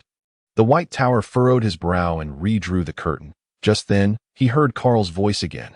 Little White Tower, Little White Tower. The sound seemed to ebb and flow, elusive and intangible, yet the White Tower could see Carl soundly asleep. Fear enveloped him, and his body trembled uncontrollably. He had always dreaded supernatural occurrences. What strange event had transpired? Was this a dream or an illusion? A crack echoed, reminiscent of shattering glass. Little White Tower, Little White Tower. The White Tower blinked groggily, meeting Carl's worried gaze as he felt Carl's hands vigorously shaking his shoulders. Uncle Carl? The White Tower's voice trembled with uncertainty. Phew. Carl exhaled heavily. It's me. It's me. You nearly scared me to death. Why couldn't I wake you? What happened? Why are we already in Town? The White Tower looked outside, where dawn had broken, rain still falling, and a thick fog enveloped the surroundings, obscuring their view of a cluster of floating debris amidst a circle of buildings. What transpired? I was driving normally, then it was dark, and I felt drowsy, and then I saw a pair of red eyes. Yes, red eyes. The White Tower struggled to rise, anxiously grasping Carl's arm, exclaiming, "The red eyes." Suddenly, a piercing sound erupted from the water. The White Tower barely had time to tug at Carl's collar. Do not make eye contact with them. What is it? Carl kept his gaze lowered, afraid to look outside. I don't know that I had locked eyes with it earlier and fell into an illusion. The White Tower clutched Carl's collar tightly. Don't look at them. All right, little White Tower, don't be afraid. You've awakened now that there's no need to panic. Carl sensed the White Tower's distress and attempted to soothe him. They are banging against the cabin. It seems they cannot get in, that we are safe inside the vehicle. The White Tower relaxed somewhat, gradually loosening his grip on Carl's collar. Suddenly, the vehicle shook violently. The White Tower instinctively clung to Carl's arm. Carl hurriedly reassured him. It's fine. It's fine. They can't get in. They're just pushing the vehicle. Besides, it seems we are being kept here as their collection. Collection? The White Tower's head remained nestled in Carl's arm, his voice muffled. Carl cautiously peeked out the window. Yes, apart from our vehicle, there are many others floating around, arranged in an orderly fashion. It appears deliberate. I saw what they looked like. The White Tower tightened his grip, his fingers turning pale as they pressed into Carl's bronzed skin, leaving little indentations that it was from behind. I couldn't see their eyes. This, little White Tower, you need to trim your nails. The White Tower embarrassedly released his fingers, albeit reluctantly, but still dared not open his eyes. It's all right, as long as we don't look into their eyes. We shouldn't fall into an illusion. I will be cautious. That Carl's peripheral vision swept over the long-haired creatures whose lower bodies submerged in water, while their upper halves emerged, as he described their appearance to the White Tower. There are 5 of them. I don't know how many more lurk beneath the surface. They are covered in long black hair, with elongated limbs and fingers, and possess great strength. Eek! Carl became engrossed in his observations, attempting to rise, but the White Tower quickly restrained him. What is it? The White Tower asked anxiously. They seem unable to fully come ashore. Carl exclaimed, his excitement palpable. They appear to have a fascination with cars, pushing them here. However, one vehicle may have been swept onto a rooftop by the waves. They desire it, but cannot fully leave the water, merely stretching out along the shore to reach it. Unable to come ashore and thriving in the water, with immense strength, they sounded reminiscent of the legendary water monkeys from a past life. Are there any other discernible features? Anything concrete? The White Tower felt his fear dissipating. Not so far. The fog is dense, making it difficult to see clearly. Only then did the White Tower dare to raise his gaze, observing the outside world shrouded in thick white mist, visibility reduced to under 50 meters. All around them floated various vehicles, with gaps between them, as water monkeys intermittently surfaced and submerged. Just as Carl had described, these water monkeys were indeed heavily reliant on water, unable to fully leave it. With their upper halves barely breaking the surface, it's a bit strange, the White Tower remarked after surveying the area. Sensing a dissonance he couldn't quite articulate. There are no zombies. Carl's words were a jolt of clarity. Apart from those 5 water monkeys and a plethora of vehicles, there isn't a single zombie in sight. Town is larger than Town. It's improbable that not a single zombie remains. Unusual occurrences must have sinister explanations. We should take refuge in the cabin and devise a plan, Carl suggested. The White Tower concurred, as retreating into the cabin would allow them to draw the barrier between the driver's seat and the cabin, eliminating the risk of inadvertently making eye contact with the water monkeys. Chapter 18. Town 2. Upon entering the cabin, Carl took up a watchful stance while the White Tower rested for an hour. Finally calming down, they have left. I observed for half an hour, and they have not resurfaced since. Carl closed the barrier at the cabin window and approached the White Tower. Shall we take this opportunity to drive away? The White Tower pulled out the tablet, studying the map of Town. That I'm afraid that's not possible. Carl replied gravely, shaking his head. That I attempted that earlier. They have tethered our vehicle with chains. the other end submerged beneath the water, tethered somewhere unknown. Can we untie it or break it? The White Tower continued to scrutinize the map, jotting down notes that I'm uncertain. We would need to exit the vehicle to investigate. The fact that they cannot come ashore might be advantageous for us. The White Tower suggested, handing Carl the diagram centered around the modified vehicle, with a 50-meter radius marked. Are you suggesting? Carl glanced at the prominently marked buildings on the diagram. The White Tower pointed at the structures on the map. Indeed, while we cannot leave Fusa Town immediately, we might find a way to escape the water monkey's control and come ashore. All right, what do we do? Carl inquired eagerly. Baita, this is how we proceed. An hour later. After the two confirmed that no water monkeys were lurking outside, Carl opened the sunroof and clambered onto the roof of the modified vehicle, with Baita closely following. Surrounding the vehicle were a plethora of abandoned cars, allowing them to tread upon the rooftops and navigate their way to dry land, provided they maintained their balance and did not plunge into the water below.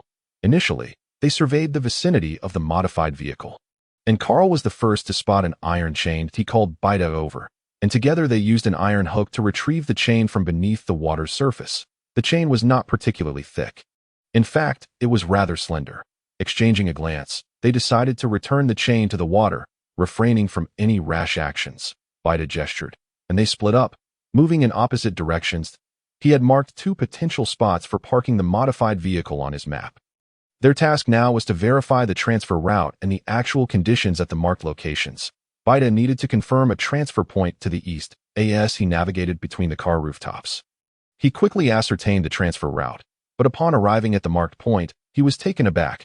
This should have been the rooftop of a shopping mall, yet now, a gaping hole marred the once flat and spacious terrace, having succumbed to collapse and been submerged in water, rendering it unfit for use as a transfer point. Without delay, Baita turned back, only to witness a sudden explosion in the northeast, flames shooting skyward and waves crashing violently. The blast shockwave dispersed the mist around him. Caught off guard, he felt the car beneath him shift dramatically. Propelled nearly 10 meters by the shockwave, yet restrained by the chain, it could not move further, resulting in a disorienting 360-degree flip. Initially lying atop the car, gripping its frame tightly, he was compelled to scramble to another stable foothold. However, the surrounding vehicles had all been blown away, leaving him with a daunting gap of at least 4 to 5 meters to leap across to another car's roof. He was on the verge of plunging into the water. In a moment of sheer instinct, he released his grip and, emulating a dog paddle, leapt upwards, managing to scale the rolling car just in time to avoid a fall into the depths. Yet, the situation remained dire. The vehicle continued to flip, with water rushing in through the shattered windows, and it would soon sink. Without a moment to spare, Baita noticed a large, empty oil barrel drifting nearby and leapt into it without a second thought. The hasty jump left him unable to control his landing or center of gravity, and the sharp metal edge of the barrel grazed his left arm. Flesh tore and blood splattered. Ignoring the pain in his arm, he realized the barrel was barely large enough to accommodate a grown man, and he had to quickly adjust its position to prevent it from capsizing into the water. Just then, a series of explosions erupted, sending a towering wave crashing forth and propelling both him and the barrel away. Baita was knocked unconscious upon impact. After parting ways with Baita, Carl headed west. Everything seemed to be going smoothly. The marked location was the rooftop of a government center in Fusa Town, which remained relatively intact, with several abandoned cars on the roof, suggesting that the water monkeys were indeed unable to reach the land as they had surmised. After confirming the safety of the marked point, Carl retraced his steps, only to hear explosions in the northeast, flames illuminating the sky. Although he was affected by the blast, it was not severe that a sense of dread washed over him. The direction indicated that it was not far from where Baita had gone. Realizing the danger, Carl quickened his pace. Suddenly, a cacophony of sounds erupted. The explosions had alerted the water monkeys, who were now hastening towards that direction. One of the water monkeys had already spotted Carl leaping atop the cars, emitting a furious, shrill cry as it charged towards him. Carl's heart raced. He dared not glance around, his focus locked onto his landing spots. Ensuring not to give the water monkeys any chance to catch him off guard, furious at the destruction of their lair, the water monkeys were relentless in their pursuit, their shrieks summoning more of their kind to the scene. The furious creatures no longer cared about their treasures. They were solely intent on eliminating the slippery intruder before them. The immense strength of the water monkeys became evident as they sent vehicle after vehicle crashing towards Carl. He could not linger at any spot for more than 5 seconds, for the pursuing water monkeys would soon sink the cars beneath him. Fortunately, Carl's training had paid off, though tall in stature.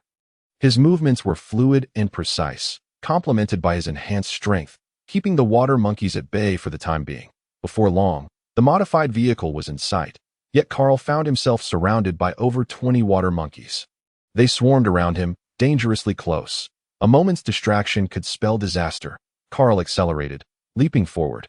5 meters, 3 meters, 1 meter. He took off. With a thud, he successfully landed atop the modified vehicle, yanked open the sunroof, and dove inside, securing it behind him in one fluid motion. However, before he could catch his breath, a thunderous banging echoed around the modified vehicle. The structure began to sway violently as the water monkeys rained down blows upon it. Carl sprinted into the driver's seat, and with a roar, the propellers whirred to life as he exerted all his strength to break free. Amidst this chaos, an oil barrel leaned against a broken wall, resembling a crumpled soda can, making it hard to believe it contained a human. A small head peeked out, drenched in rain, dark hair clinging to the scalp and cheeks, contrasting starkly against the pale, bloodless skin. The exquisite features of the face juxtaposed with the grotesque form lent an eerie beauty to the scene. Faint breaths and pained groans indicated that the individual was still alive. A booming thunderclap jolted Baita awake. Coughing violently, he felt the chill of liquid striking his head and face, unsure if it was rain or something colder. His face and head felt numb, struggling to open his eyes. He found the mist, previously scattered by the flames and shock waves, had regrouped and thickened once more. The rain blurred his vision, but he could see that he remained trapped in the barrel, alive, a stroke of fortune. The water had not pooled to drown him, suggesting he was atop a building. To his right, an abandoned SUV loomed. His left arm was devoid of sensation, but his right arm was still functional. With a splash, he noticed the barrel had filled with rainwater, and as he moved, droplets splashed around him. Thankfully, the barrel's warped shape allowed the water to escape. Otherwise, he might have drowned from unconsciousness. The icy rain had left his lips tinged blue, and as he braced himself against the barrel's edge to rise, he found his body wedged firmly within, unable to budge. Fortunately, his slender frame prevented him from being crushed into a human meat can. He attempted to push the metal aside, but his strength was insufficient, and kicking was futile. Drawing a deep breath, Baita seized a pen, raising it high to pierce the barrel. At last, the tip punctured a small hole.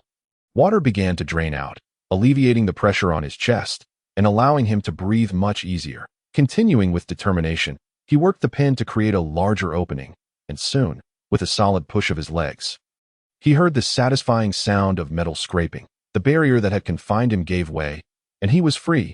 Baita crawled from the barrel and surveyed his surroundings before slipping into the nearby, abandoned SUV. Finally, the spacious interior provided some reprieve from the relentless rain. Even if the driver's side window was shattered, letting in the wind, his immediate priorities were warmth, sustenance, and tending to his wounds, having anticipated potential emergencies when they set out. Baita had prepared 2 days' worth of supplies in his backpack, which had been waterproofed. Now, these provisions were his lifeline. He quickly retrieved a nutritional supplement and consumed it, then changed out of his wet clothes into a clean set. Bandaging his injuries, he felt a sharp sting as the antiseptic touched his skin, realizing only now how the cold water had masked the pain. Fortunately, the injuries were superficial, with no damage to the bone. To his relief, he discovered a small blanket in the SUV, wrapping it around himself. He finally felt a semblance of warmth return. He hung his wet clothes to dry in the front seat and used a cushion to block the draft from the broken window before curling up in the back seat to catch his breath. As he massaged his calves, he couldn't shake the thought of how long he had been unconscious, nor could he help but wonder about Carl's fate. Meanwhile, Carl, in a fit of rage, drove the modified vehicle with reckless abandon, swearing and shouting, his hair standing on end. It seemed that he was incensed. Initially, Carl had intended to head towards Baita's location, but he had no idea where the water monkeys had acquired an airship, nor where it had been hidden before. The blast shockwave had propelled the airship right into their path, completely obstructing any route toward Baita. How could a small modified vehicle hope to contend with a colossal airship? Carl could only change direction and head towards a safety point he had previously confirmed. The obstacles along the way had all been shattered or thrown aside by the water monkeys, making the journey unexpectedly smooth. Occasionally, one or two cars would drift into his path, but Carl would simply ram through them.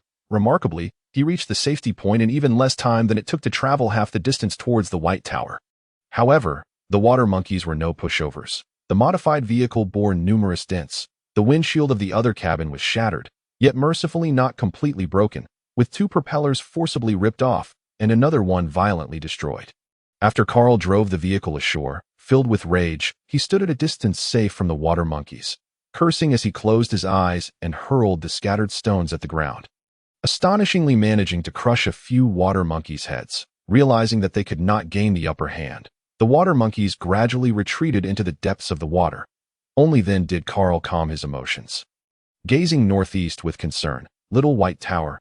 Uncle Carl. The White Tower awakened from a dream. He had unknowingly dozed off while rubbing his legs. The rain outside had lessened somewhat, and to his surprise, the wound on his left arm had begun to scab. Was the self-healing ability of a superhuman really this powerful? The White Tower wondered. Though it was a good sign, he felt a sense of relief after packing up the items in the vehicle.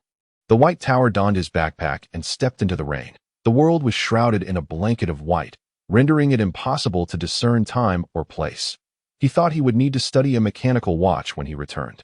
Thankfully, the White Tower himself was a compass. Having traveled east before, he now resolved to head southwest. After walking approximately 20 meters, the rooftop came to an end, but fortunately, the buildings in Fusa town were densely packed, not far apart. After evolving, the White Tower's physical attributes had improved significantly. Strength, speed, and jumping ability were all markedly enhanced. Thus, he was able to parkour across the crowded rooftops after half an hour of movement. The White Tower sensed something was amiss. The buildings he had passed earlier seemed to be residential, while the ones ahead appeared more commercial, towering structures adorned with slanted neon signs, with advertisements featuring certain celebrities even floating on the water's surface. However, this was not what struck him as strange. Rather, the buildings bore signs of demolition and collapse. With increasing damage the deeper he ventured, the charred marks of a great fire evident. The white mist here was also thicker than in other areas, and occasionally he could hear a sizzling sound. Continuing forward for about 10 minutes, he noticed the temperature was noticeably higher than elsewhere. The sizzling sound he had heard earlier turned out to be rainwater dripping onto the charred buildings. The sound of high temperatures causing evaporation was not merely that the mist was denser here, but rather a combination of steam and mist. All signs indicated that this place had recently endured a great fire. Evoking memories of the explosion he had heard of in the northeast, seemed that during his period of unconsciousness, he had somehow drifted near the site of the explosion. The White Tower felt a pang of worry that there might be a secondary explosion or ignition. However, the blast radius had been too extensive for him to circumvent. With no other choice, he steeled himself to delve deeper. After another 10 minutes of walking, the White Tower stumbled upon a person. More accurately, a pair of legs. An advertisement board lay atop them, leaving only the legs exposed. The White Tower stealthily approached, taking cover on the rooftop of another building to observe. Noticing that the legs remained motionless, leaving him uncertain of their owner's fate, he refrained from acting hastily, instead choosing to survey his surroundings. However, what he discerned was far from ordinary. There were signs of a struggle all around. The sound of chaotic footsteps filled the air. Damn it! They were actually planning to perish together. Hiss! A man limping in the center was being assisted by two others as they approached, with two others on guard at the front and back. This group of 7 bore varying degrees of injuries, with the limping man the most severely wounded, half of his face burned beyond recognition. The others also bore burn injuries to varying extents. Yin, we found old 6. The man at the front exclaimed upon spotting the person trapped beneath the advertisement board. He's unconscious, but still alive. The man lifted the board, checking for old 6 breath. Old 4, old 5. You two carry old 6. The limping man instructed. The two individuals in the back stepped forward to hoist the unconscious old 6. Old 2. Old 3, go get the boat. The limping man was helped to sit on a flat stone slab, with old 6 placed beside him. The man who had first discovered old 6, along with the one who had been assisting the limping man, departed, presumably old 2 and old 3 after they left. The remaining members of the group rested in place. The White Tower hesitated, contemplating whether to approach them. This was the first encounter with humans since the apocalypse, aside from Carl, and it was hard to suppress his excitement. Yet, he ultimately decided against revealing himself. He had no idea who these people were, whether they were friend or foe, good or evil. In the harsh reality of survival in the apocalypse, caution was always wise. He resolved to wait until they had left before emerging. After resting for a few minutes, one of the men, unable to sit still, glanced at the limping man several times, hesitating to speak. What's the matter? Old 7. If you have something to say, just say it. The limping man noticed his fidgeting. Yin, do you really think he is dead? Old 7 asked anxiously. Yin merely lifted an eyelid in response. Clever old 4. Sensing the tension, pulled old 7 aside. He's definitely dead. You know that explosion was massive, but what if he survived the fire? Old 7 argued. Old 4 interrupted him. Those small fires might not have done the trick. But we trapped him in there, didn't we? With the explosion and the fire raging for so long, he surely couldn't have escaped. He's dead as a doornail. Old 4 spoke while dragging old 7 to the side. Relieved to see the limping man show no reaction, old 7 was foolish to discuss the person Yin most dreaded in his presence. It was akin to courting death. The White Tower increasingly felt something was off. It seemed as though this group had wronged someone. Before long, a fishing boat approached, swaying unsteadily. Old 4, old 5. Hurry up and help Yin onto the boat. Those long-haired beasts are coming after us. The expressions of those on the shore shifted dramatically as they indeed spotted a mass of dark shadows pursuing the boat. Old 4 and old 5 lifted old 6, while old 7 assisted the limping man, hastily boarding the fishing vessel. Bang! Oh no, they're catching up. Quick, start the boat. The fishing boat plunged back into the mist. With the water monkeys in hot pursuit, none noticing the concealed White Tower nearby. Chapter 20. The Charred Ones. After waiting in place for a while, the White Tower confirmed that the group had truly departed before emerging. Having gone so long without encountering other living beings, his nerves had dulled, naively believing that no survivors remained in the small town. The appearance of this group sparked a sense of vigilance within him. Once outside, he continued heading southwest, recalling the conversations he had overheard. It seemed they had plotted to kill someone here, and the explosion and fire were tied to them. The direction he was now traveling might lead him past the crime scene. The White Tower felt a heavy burden. Survival in the apocalypse was already arduous, but humanity was rife with deceit and self-destruction. The lines between good and evil growing increasingly blurred. Did a pure land still exist in this world? A semblance of civilization, the relentless rain pelted against his face, prompting a self-deprecating smile. What use was it to ponder such things now? The supplies he carried would last only a day. Finding a way to reunite with Carl and leave Fusa Town was undoubtedly the wisest course of action. He quickened his pace, increasingly aware of the explosion's devastating impact. The ruins and scorched earth. Even the water here seemed murkier than elsewhere. He could ascertain that he was drawing nearer to the explosion's epicenter. And the options for safe haven were dwindling. While his stamina waned, he was not foolish enough to run straight towards the center of the explosion. Instead, he deliberately veered, having endured such a catastrophic explosion and raging inferno. It is indeed perplexing that the corpse remains intact. The fact that the bones are unscathed is even more bizarre. Curiosity triumphs over fear as Baita meticulously examines the charred remains. He discovers that, although the exterior is completely scorched and desiccated, the internal bones exhibit no signs of damage whatsoever. This thick layer of char, if one were to overlook the aroma reminiscent of roasted meat, appears almost like a protective shell. How could this be possible? Baita is taken aback by his own thoughts. He continues to investigate, prying apart the fissures of the charred body's chest and abdomen, only to find red flesh and pulsating organs within. He is still alive. Baita is so astonished by this revelation that he momentarily forgets to breathe. This individual has survived a massive explosion that affected an entire district. If he can endure such calamity, he must undoubtedly be an evolved psychic, possibly possessing abilities related to protection, rebirth, explosion, and fire. Considering the information divulged by the previous group, it is highly likely that this person is a fire element psychic. Now the pressing question arises, should he save him or not? Banbu, the charred body, was once the powerful figurehead of the Qingyuan group before the apocalypse, orphaned after the loss of his parents. He relied entirely on his only relative, his uncle, whom he trusted utterly. Unbeknownst to him, however, This relative harbored a deep-seated jealousy and a heart as venomous as a viper, willing to betray him without hesitation. Yet Banbu was not one to be trifled with. He was among the first of the naturally evolved fire psychics to emerge after the onset of the apocalypse. You designed to kill me with an explosion? I shall use this very explosion to fuel the flames. Disfigured and limping. Ha ha ha. Bandian. This is merely the beginning. Fueled by his hatred, Banbu leveraged his fire abilities to escape, but ultimately succumbed to burns and fell unconscious. Upon awakening, the chaos has subsided, the flames extinguished by the rain, yet he finds himself unable to rise, or rather, utterly immobilized. Though he retains his ability to think and feel, he cannot command his own body. He senses the cold rain cascading down upon him, seeping into the wounds and pooling upon the hard, rough ground, carrying with it grains of sand. Waves of pain wash over him, yet death eludes him. Leaving him to endure this silent torment, time becomes a blur as Banbu feels his thoughts dulling, his life ebbing away, yet he clings to the hope of survival. Splash, the sound of water splashing beneath a foot. Who could it be? Banbu waits, and though the figure should have noticed him, they remain cautious and do not approach. HM, by the sound. Is it a child? HM? To his astonishment, the child prods him with a stick.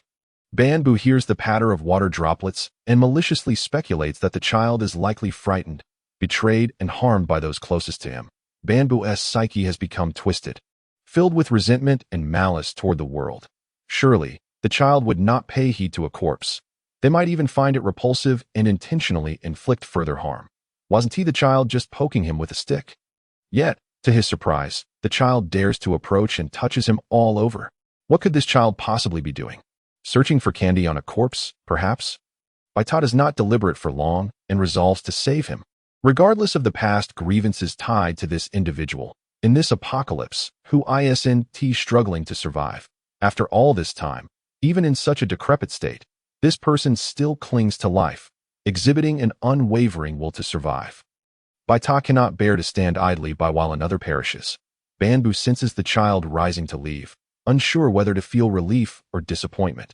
Deep down, he indeed yearns for someone to rescue him. Even if that savior is merely a child. How self-deprecating, he muses. HM. Banbu begins to believe that he might truly be on the brink of death. How else could he suddenly perceive a faint floral fragrance? Soon he feels his body being dragged onto a metallic surface, covered with plastic sheeting. Before he can comprehend what is happening, a soft, sweet voice reaches his ears. Baita has procured an advertising board and plastic sheeting. Transferring the charred body onto the board, covering it, and finally securing it with rope. Alas, though you, poor wretch, have brought misfortune upon me, you are still a pitiful soul that I in my homeland. There exists a mythical bird known as the phoenix, capable of rising from the ashes. May you, too, find rebirth through fire. Banbu does not understand this mythical bird or the concept of resurrection, yet he feels the child's goodwill. Rebirth through fire. Banbu sinks into his own contemplations. Baita, unaware of Banbu's musings, is now utterly exhausted. The charred corpse, appearing emaciated, possesses a surprisingly robust skeletal structure, weighing no less. Coupled with the weight of the advertising board and rainwater, Baita feels as if his arms might snap. Huffing and puffing, he mutters, "What on earth have you been eating to grow so heavy?" Banbu retorts in kind, "You must be a colossal glutton, weighing 300 pounds. The fire has merely condensed your form." Banbu continues, "You wouldn't happen to be both fat and ugly, would you? Though I wouldn't abandon you for your appearance, Banbu." Huffing and puffing, he adds, "You better repay me well when you wake up. For you, my flesh is wearing thin." Chapter 21. Reunion 2 hours later, Baita, utterly spent, seeks a place to rest and recuperate. It appears to be a building that suffered from the explosion. The glass windows are shattered. Yet this serves him well. Dragging the charred body to a sheltered corner, he clears away debris to create a flat space to lay it down. He then scrounges for a few chairs to piece together a makeshift bed. Ascending to the upper floors to find several air conditioning blankets and cushions, thus completing a rudimentary sleeping arrangement. Baita further scavenges for dry, flammable materials, discovering scented candles and a lighter at a young woman's workstation. The orange-red glow of the flame finally brings a modicum of warmth to the frigid, rainy night. Unfortunately, Baita finds no clothing to wear, forcing him to dry his wet garments by the fire before donning them again. Thankfully, as a psychic, his constitution is robust, and he has a few blankets to wrap himself in that he drags the charred body to the fire, lifting the plastic sheeting, only to find the corpse surprisingly dry. Is this the characteristic of a fire element psychic? Do you require water or food? Surely you must, Baita muses uncertainly, glancing between the charred remains and the 2 remaining nutrient supplements in his possession. Baita examines the head of the corpse and notices that the mouth is not entirely sealed. It should be possible to feed him. Yet, he wonders if he might choke. A dead horse is still worth saving. This is my last 2 nutrient supplements. You must not waste them, Baita declares, consuming one himself before using his abilities to create clean water, boiling it, and drinking a bit. He then mixes some of the water with the other nutrient supplement to create a makeshift liquid meal. He first offers some clear water to the charred body, noticing that nothing leaks from those peculiar places, and then embarks on the lengthy process of feeding. Banbu once again catches a whiff of the floral scent, this time imbued with warmth, enveloping him and soothing his spirit. How delightful! He then feels the warm liquid entering his mouth, sweet and palatable, like parched earth welcoming long-awaited rain. The water Baita provides is eagerly accepted by the corpse, who even seems to desire more. However, Baita has exhausted every last drop he can muster. Banbu. What is this? Ugh, I feel nauseous. Baita gazes at the nutrient supplement spilling from the corner of the corpse's mouth. Perplexed. Odd. Wasn't he able to drink water just moments ago? Why can't he ingest the nutrient supplement?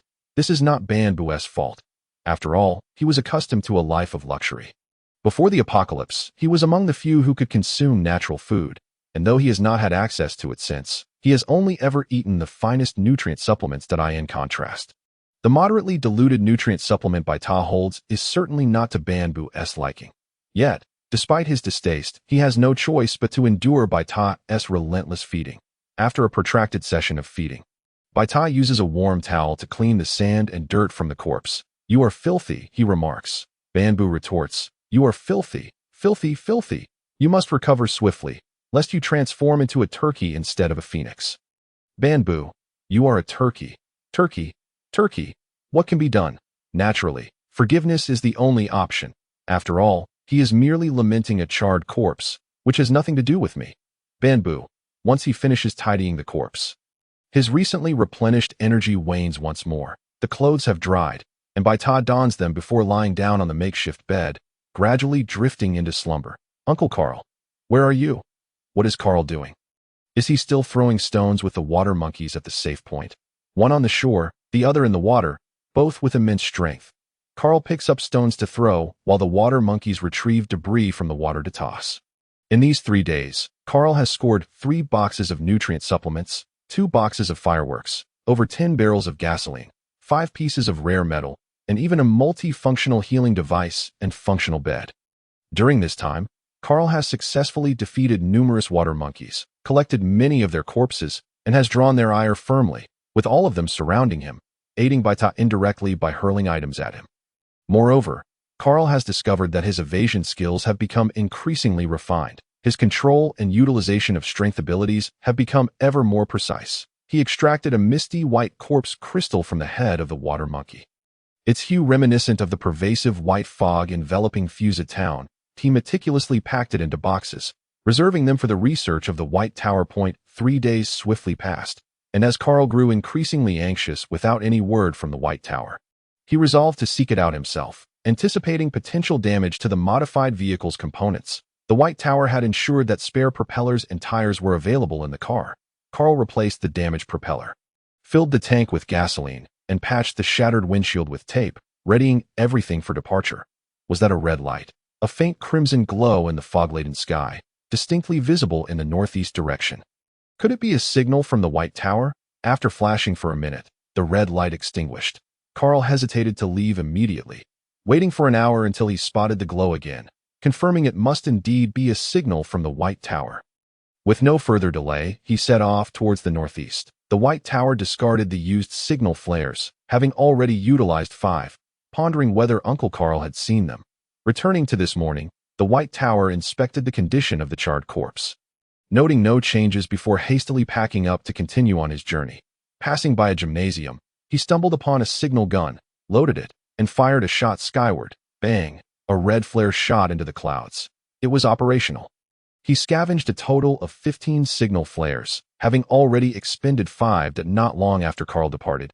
He was discovered by the water monkeys, likely angered by his actions over the past 3 days. No matter what he did, he could not shake them off, and he had to keep them from approaching and damaging the modified vehicle, making his journey exceedingly arduous. The directional device was already non-functional, and the white fog obscured visibility, causing him to stray off course at times, relying solely on the red signal flares fired every hour for navigation. Watching the relentless pursuit of the water monkeys through the rearview mirror, Carl felt a rising sense of urgency. This was not a sustainable situation. He needed to inform the White Tower of his whereabouts. Fireworks. Temporarily shaking off the water monkeys, Carl retrieved the fireworks previously contributed by them, opened the sunroof, secured it, and lit the fuse. Bang! Bang! Bang! Colorful fireworks exploded in the sky above Fusatown, one after another. Fireworks! Uncle Carl. It must be Uncle Carl, the White Tower exclaimed, watching the splendid display above, feeling invigorated and quickening his pace. Uncle, is that the child's guardian? Banbu had awoken even earlier than the White Tower that morning, unable to sleep due to the burning sensation in his abdomen, perhaps compounded by a fear he was unaware of. Fear that the White Tower might abandon him and leave alone. Banbu heard the soft murmurs of the White Tower upon waking, the rustling of blankets as he turned, and his reluctant sighs upon facing the day. Soon enough, he heard the White Tower greet him. Good morning, little fire person, sweetly and softly. What little fire person? My name is Banbu. Then he heard the sounds of the White Tower packing, followed by the familiar floral fragrance. Drink water, drink water. Alas, no nutritional supplements left. We must find my modified vehicle soon. After a night of rest, the White Tower's abilities had recovered. He added some combustible material to the fire to boil water. The sweet, refreshing water flowed down his throat, and Banbu noticed that the burning sensation in his chest and abdomen had lessened. After hydrating, he heard the White Tower rise and depart, the floral scent vanishing along with him. Indeed, the fragrance was tied to the child. But he was willing to converse with me and even offered me water. Surely, he would not leave me behind. Just as Banbu thought, the White Tower confirmed he had not forgotten anything and set off with the charred corpse once more. Banbu realized the child had found a signal gun and was firing a flare every hour, also hearing the distant sounds of fireworks. Upon hearing the child's joyous shout of Uncle Carl, Banbu was surprised to find himself feeling an unexpected dislike for this stranger, Uncle Carl. Above Fusatown, colorful fireworks burst forth, yet curiously, their positions varied each time that a closer examination revealed they formed a serpentine line extending from the western edge of Fusatown towards the northeast. Observing even more carefully, one could discern red signal flares igniting and extinguishing sporadically from the northeast towards the southwest. As time passed, the distance between the fireworks and the signal flares diminished. The White Tower fired the last of his signal flares, watching it illuminate the sky with a red glow before fading away, wiping the rain from his face. Phew, we shall wait here. Without the guidance of the signal flares, the White Tower dared not move recklessly and decided to remain in place for Carl's arrival. Half an hour later, bang, bang, bang, the White Tower, previously resting in a corner, sprang to his feet at the sound. He dashed out of the shelter, his eyes wide in astonishment at the sight before him. A battered, camouflaged modified vehicle careened towards him in a dazzling display of sparks. Carl spotted the White Tower, excitedly waving from within the vehicle, while the White Tower, equally exhilarated, waved back energetically, beaming with joy. Uncle Carl, Uncle Carl. However, unlike the White Tower's exuberance, Carl's face bore an expression of terror, waving frantically while shouting, "Get out of the way. Quickly move aside." The vehicle drew closer, and upon seeing Carl's expression, the White Tower froze, bewildered. Huh? Carl bellowed with a thunderous roar, "Move aside now." Huh? At the last moment, the White Tower comprehended Carl's warning and bolted away just in time. Boom! The modified vehicle crashed into the bank, wedged against the wall, remaining immobile. But the fireworks continued to pop and crackle, creating a lively spectacle. Chirp, chirp, chirp. Banbu had been keeping a close eye on the White Tower's movements and had, of course, heard the child's emotional call, albeit a misunderstanding, and the sound of the crash, along with the furious chirping from behind. Cough, cough, cough. Little White Tower, are you all right? Carl emerged from the vehicle, climbing out from the pile of rubble. Oh, a middle-aged man, his voice rugged and coarse. So, the child's name is White Tower. How adorable. Cough, cough, cough. I'm fine, Uncle Carl. How about you? Are you hurt? The White Tower rushed forward to assist. TSK, such a large person, and still needs a child to worry about him. How pathetic. Cough, cough, cough. I'm fine, just stay back. I can handle these rocks myself. Be careful of those water monkeys. Carl waved his hand, urging the White Tower to keep his distance. How could he refuse the child's kindness? What is going on? I haven't encountered any water monkeys for days. How come there are so many here? The White Tower gazed at the densely packed black-haired heads in the water, feeling a chill run down his spine. Sigh, it's a long story. Carl began recounting the events of the past few days. Utterly ignored and withdrawn. That's the situation, Carl concluded, gulping down a bottle of water. Then we mustn't linger here. Let me check on the vehicle. We should leave as soon as possible. The White Tower walked towards the vehicle, pondering what he seemed to have forgotten. What did I forget? What is this? Little White Tower, there's a corpse here. The White Tower. Oh, I forgot about the little fire person, Banbu. Thanks for the invite, still withdrawn. Uncle Carl, you must listen to me. The White Tower hurriedly explained the situation regarding the charred corpse. So, you want to save him and take him with you? Carl furrowed his brow as he scrutinized the charred remains, still possessing a remarkable skeletal structure. Yes, the White Tower admitted, aware that bringing along such an unknown individual was not a wise choice. Yet, he could not bear to abandon someone in need. Perhaps, with time, he would grow indifferent and rational, but at that moment, he could not forsake the charred corpse. All right, there happens to be a functional bed from the water monkeys in the vehicle. Let him rest there. As he spoke, Carl approached, grasping the sides of the advertisement board and effortlessly lifting the charred remains. The White Tower did not expect Carl to agree so readily. Uncle Carl, don't think too much about it. Little White Tower, my life was saved by your kindness and compassion. I will not hinder you from doing what you wished. I will keep a close watch on this person and ensure he does not pose any harm to you. Carl interrupted the White Tower, speaking with resolute certainty. Banbu, I'm too lazy to bully a child. However, Carl's words did alter Banbu's perspective on him. Though he remained ungrateful, the White Tower inspected the modified vehicle. Replacing the shattered windshield and addressing a few minor issues. A day and night slipped by. Uncle Carl, are those water monkeys still blocking the way? What's with all this garbage outside? Chapter 22. What lies in the northwest? Little White Tower, is the vehicle repaired? Carl appeared from the rubbish pile, seemingly holding something. Come quickly, look at what I found. Carl beckoned the White Tower over, raising the metallic orb in his hand. What is this? The White Tower took the metallic sphere, puzzled. Oh, this is a bomb, Carl replied nonchalantly. The White Tower, a bomb? Do not fret, those water monkeys are inept. This device requires activation via a switch before being discarded. I just witnessed them hurling several up here. Come, assist me in searching. With that, Carl dove back into the pile of refuse. The cautious White Tower, cradling a bomb, gazed vacantly at Carl rummaging through the debris.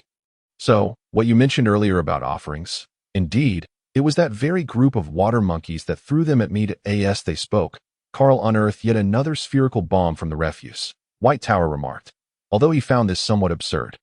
He nonetheless joined Carl in scavenging. Surprisingly, they struck a veritable treasure trove. 5 blast-resistant plates, 20 explosive balls, 2 Gatling guns, 10 boxes of ammunition, and even 3 laser guns. One could only wonder which den of the BD the water monkeys had raided this time.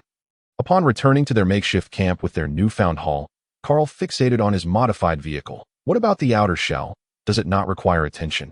He queried, indicating the now dented and scratched exterior of the once pristine vehicle. White Tower had already inspected it and determined that neglecting its condition would not hinder its functionality. In fact, maintaining a somewhat shabby appearance might serve well for camouflage, preventing undue attention from others. Setting aside the items in hand, Carl regarded the modified vehicle once more and nodded in agreement. You make a valid point. When shall we set forth? The refuse outside is nearly overflowing. They found themselves atop a residential building, with only the damaged and collapsed sections being utilized as a refuge from the water monkeys' assaults. The rest was cluttered with the debris they had carelessly discarded. White Tower surveyed the surroundings and decisively announced, "Tomorrow morning it is. Let us rest well tonight." Very well. But what of him? Carl gestured towards the charred corpse lying on the ground. The modified vehicle, once spacious, was now crammed with their recent acquisitions, leaving no room even for the two designated sleeping spots. White Tower stood at the vehicle's midpoint, glancing left and right before fixing his gaze on the ceiling above the aisle. What if we suspend him? Banbu had never anticipated a day of seasickness. Oh, rather, seasickness it was. Ever since White Tower and Carl hoisted him, bed and all, onto the vehicle's roof, he had not ceased his swaying. What could he do? He was now merely a powerless charred corpse. How long until we can exit the town? White Tower inquired as he took over the driver's seat from Carl. Stretching and yawning, Carl replied, if my sense of direction is correct, we should be out of town in 3 hours. A day prior, they had resumed their journey, with the relentless water monkeys still in pursuit, leading to a considerable detour through the town. Along the way, they encountered that airship again, but White Tower wisely chose to steer clear. For reasons unknown, the sight of that airship filled White Tower with trepidation. His instincts warned him of impending danger. Banbu, too, sensed the formidable energy and threat. Grateful that White Tower had avoided it, eventually they corrected their course and headed northwest. Strangely enough, after traveling northwest for a while, the water monkeys ceased their pursuit, which felt rather unusual. Yet nothing appeared amiss along their journey. Perhaps we have left their territory, Carl reassured. However, White Tower remained cautious and alert. After another hour and a half of travel, Carl woke and joined White Tower in the driver's seat to assess the situation outside. White Tower skillfully maneuvered around a telephone pole. Would you not like to rest a bit longer? Having merely stretched his limbs, Carl felt invigorated. Such was the advantage of an enhanced physique, that I am fully recharged. Any anomalies? Not at the moment. But I can't shake this unsettling feeling, White Tower murmured, his gaze fixed on the white fog ahead. His eyes darkened with concern. Each time White Tower's intuition proved correct, Carl opted to remain in the passenger seat, aiding in vigilance. After avoiding a truck, White Tower glanced at the rearview mirror, his eyes landing on the suspended Banbu. How is he faring? Carl had just passed by and took a moment to inspect the suspended charred corpse. Still in the same condition. Can he truly recover? Shaking his head, White Tower replied honestly, I don't know, but the regenerative ability of an enhanced individual is remarkable, given the time elapsed without any visible change. Perhaps he is lacking energy, corpse crystals? He recalled his own evolution. That may be true. Your abilities have not evolved with corpse crystals either. We must find a way to procure some. Carl frowned. Uncle Carl, do you hear that sound? White Tower's voice interrupted Carl's thoughts. There seems to be something, but I cannot discern it amidst the rain. Carl concentrated on listening. Howl, howl, hiss, hiss. The cacophony of wails echoed from ahead.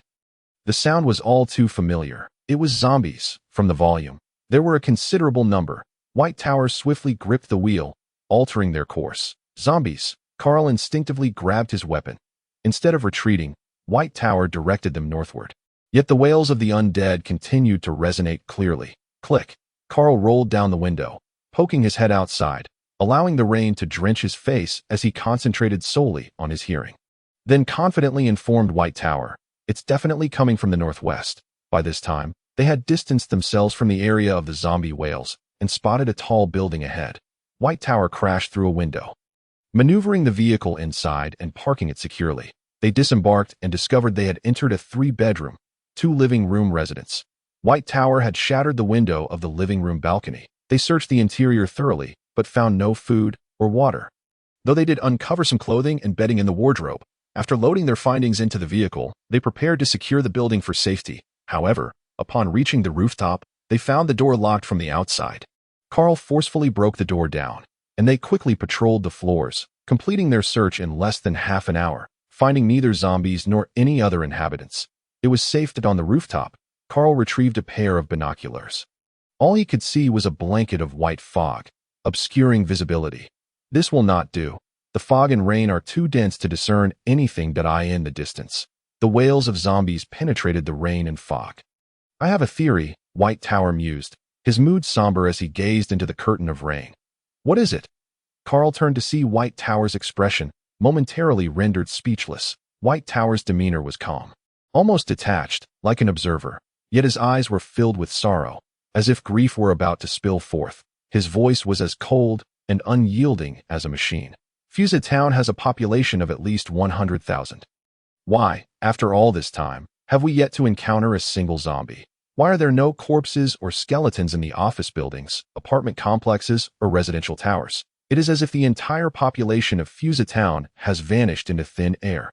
This display from White Tower unsettled Carl, as if they existed in separate realms, as if White Tower could disappear at any moment.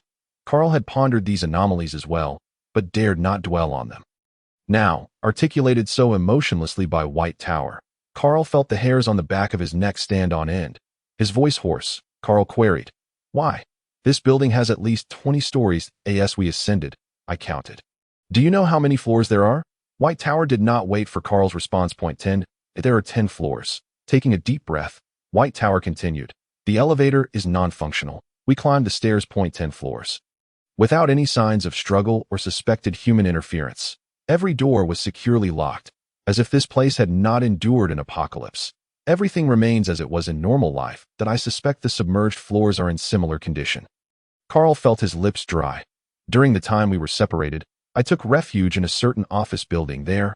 I, too, uncovered some irregularities." White Tower paused, seemingly lost in thought.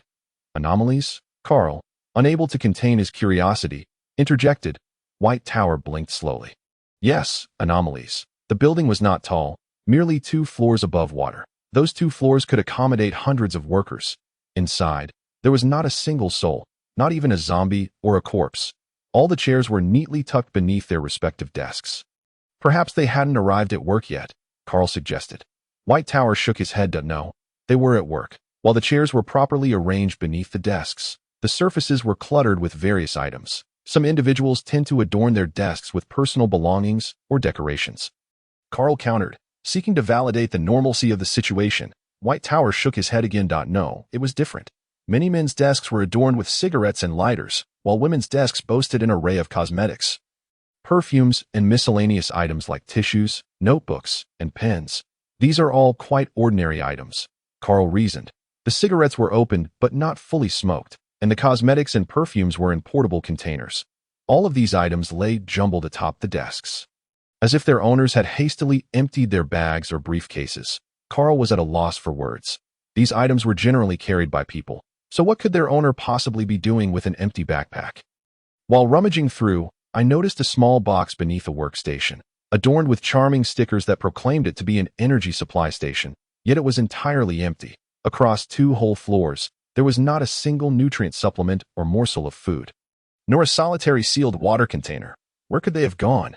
I speculated that these individuals had vacated their backpacks, with men discarding their indispensable cigarettes and women sacrificing their life-essential cosmetics to make room for nutrients and water. Why would they do such a thing?" Carl was rendered speechless. They must have received a sudden notification indicating a need for evacuation due to imminent danger.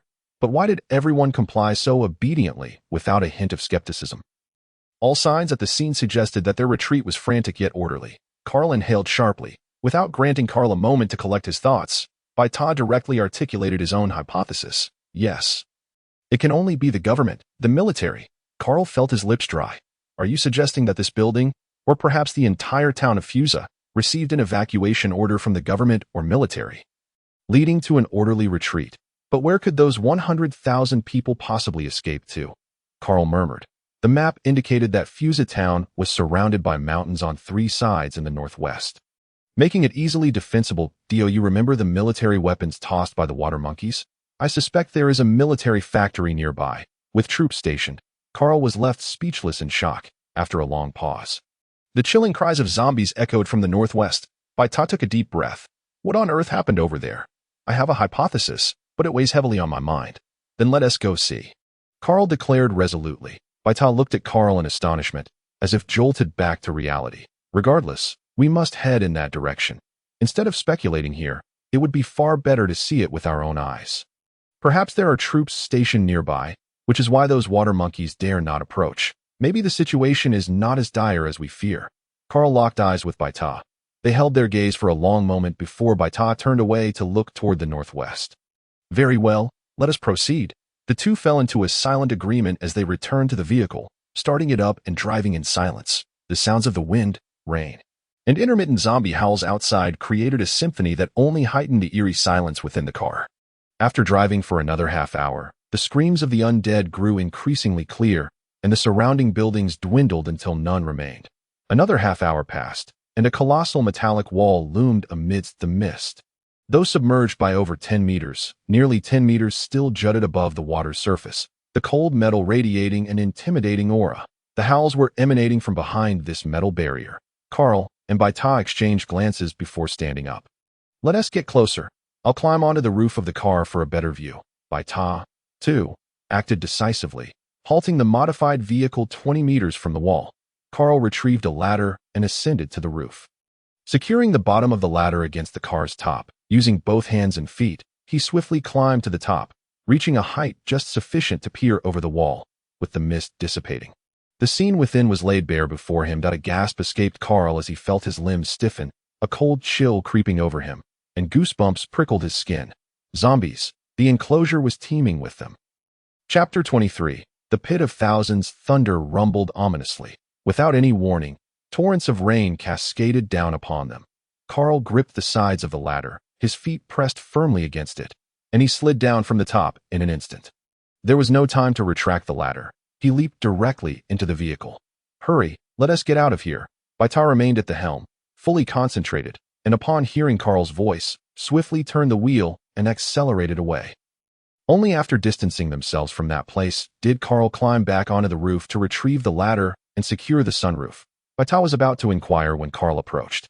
"Zombies. The enclosure is filled with them. I cannot fathom how many there are. They are packed together like sardines." Carl's complexion had turned pale, his expression one of lingering dread. Baita's heart sank. Indeed, this metallic wall formed a closed circular structure, exceeding 5 meters in thickness, topped with an electrified net. Though it appeared to be unpowered, I saw zombies attempting to jump and touch the net, but they were not electrocuted. Carl spoke rapidly, his breath quickening. But that net was sturdy enough to hold back all the zombies inside, preventing their escape. There were 4 watchtowers atop the wall, and within them were zombies clad in military uniforms. Carl's hands trembled as he gripped the steering wheel. Baita maneuvered the vehicle away from obstacles while analyzing the situation. "This confirms my hypothesis. Fusa town was indeed evacuated or sheltered under the unified arrangement of the government and military." He deftly navigated the vehicle, avoiding debris. Perhaps some of the evacuees had been latent carriers of the infection, or maybe someone had unfortunately contracted it afterward. Regardless of the cause, it was evident that an outbreak had occurred within the sanctuary. Sitting in the passenger seat, Carl tried to regain his composure, still haunted by the images within. There should not have been a single zombie left in the town. Did they not attempt to flee? Baita's grip on the wheel tightened. No, they must have wanted to escape, but for some reason, they were unable to. This place was surrounded by mountains on 3 sides, making it easily defensible, with a river flowing in front, creating a natural fortress. Yet, the weather had turned abnormal, with relentless rain for months on end. Carl spoke with a somber tone. "Are you suggesting?" Baita's fingers gripped the wheel so tightly they turned white. His voice mirrored his grave mood. "Yes, I suspect that due to the prolonged heavy rains, there may have been landslides or mudslides here, or the river may have overflowed its banks, trapping them inside. What was once a safe sanctuary has turned into a hell on earth." The two returned to the residential building they had previously occupied, parked the vehicle, and sat facing each other in the cabin. "What shall we do now?" Carl took a deep breath, struggling to suppress his anxiety. "We cannot return. That airship could contain who knows what dangers, and those water monkeys." Baita frowned. "Then we will take the northern route around." Carl's impatience was palpable. The north is not an option. Carl felt a sense of despair. Baita pondered for a moment before responding. "No, it's not that I don't want to bypass it. Rather, I don't wish to leave directly right now." "Not leaving?" "Baita, what do you mean?" "It's perilous here. The rain is incessant, and the water level will inevitably rise to the top of the wall. At that point, thousands of zombies will flood out." Carl realized his tone had become somewhat harsh. "I apologize. I merely..." Baita shook his head. "It's all right, Uncle Carl. Please don't rush. Let me finish." With that, Baita stood up and poured Carl a cup of hot water. "I am not suggesting we never leave, but rather that we stay temporarily. You mentioned earlier that we currently possess no corpse crystals. Only a few unknown water monkey cores. However, we are both evolved abilities users, and we require corpse crystals for our cultivation. This individual likely needs them for treatment as well." Baita gestured toward the little fire creature on the car roof. "Currently, There are not only zombies in this world, but also other unknown creatures, like the water monkeys. With our current strength, we cannot ensure safe passage to a secure zone. All the zombies are trapped within that wall. If we devise a suitable method to hunt them, we will not lack for corpse crystals in the short term. Carl opened his mouth, attempting to respond, but the shock left him speechless. Among those zombies were the elderly, children, and pregnant women. They had endured unimaginable despair in life, only to suffer more in death. Since the apocalypse began, the rules of survival in this world had fundamentally shifted. Only those with formidable power could endure. Baita spoke with growing conviction. Regardless of their past lives, they have now become zombies that a compassionate heart will not enhance our chances of survival in this apocalyptic world. After finishing, Baita did not demand an immediate response from Carl. He believed Carl was not one to cling to outdated notions, but was simply grappling with his own internal conflict. Thus, he decided to leave and check on the little fire creature's self-healing condition. The little fire creature, Banbu, had recently been alternating between consciousness and unconsciousness, and it just so happened to be awake now. Acknowledging Baita's perspective, the young boy had just emerged from a safe and comfortable zone. If he were like them, living on the edge, he would hardly ponder such matters. Survival would be a blessing to in recent days. Banbu had noticed that the fire-based abilities within him were no longer uncontrollable, and he was gradually regaining command over them. The fire energy within his body refined both his physical form and itself. Even without a level up, he was certain that his fire abilities were now several times stronger than before. But just as Baita had surmised, he currently required a substantial amount of energy, namely corpse crystals. Otherwise, his frail body would eventually succumb to the overwhelming fire energy. He too wished to recover quickly to see this young boy with his own eyes. Is it just my imagination, or does this little fire creature appear even more charred, dark, and ugly? Baita muttered. Carl did not deliberate for long. The two of them decided to act swiftly and drove back to the wall. This time, Baita was inside the vehicle, observing from the rooftop. Descending from the car's top, he removed his raincoat. The wall's summit was sufficiently wide, adorned with insulated tiles, and equipped with lightning rods. The zombies were trapped by the electric fence, unable to escape.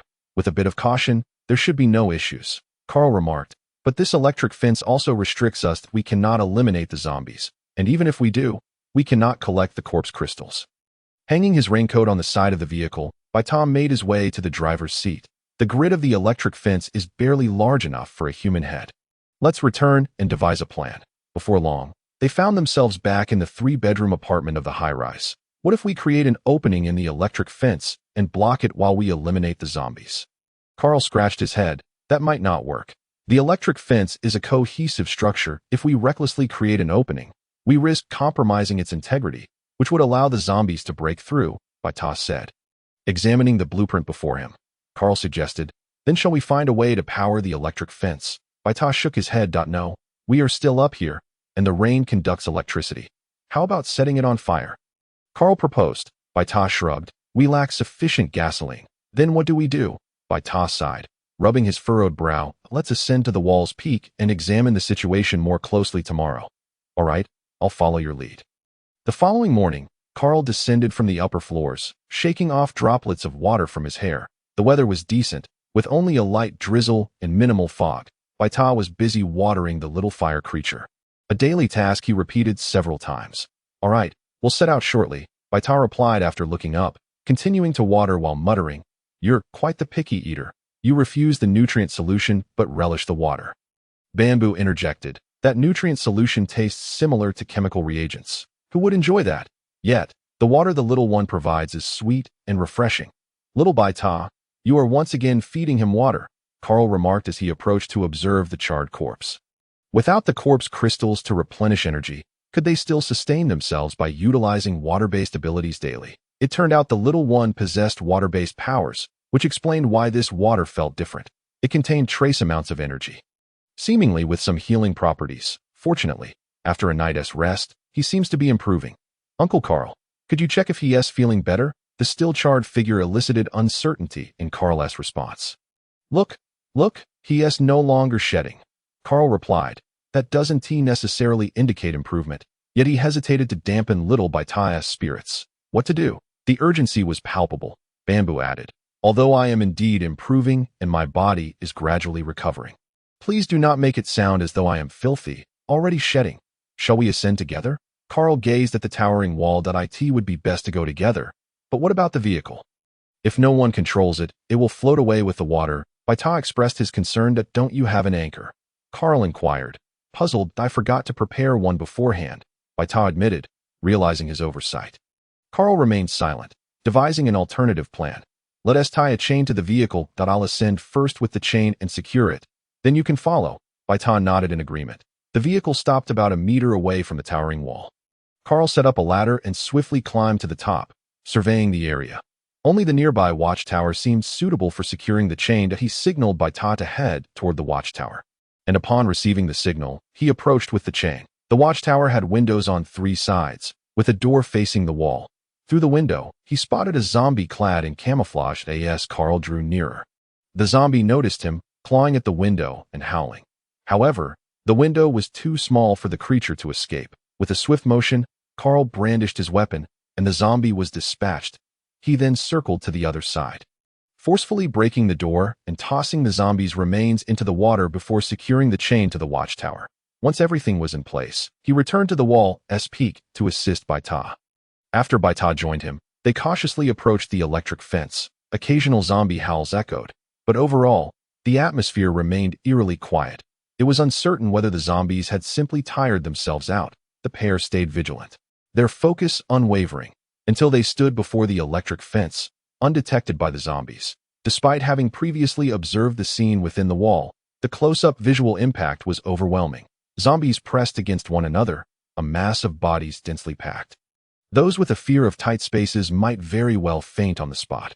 As anticipated, the electric fence's grid was human head-sized, sturdy and effective at deterring the zombies, yet opening it recklessly would compromise its structural integrity.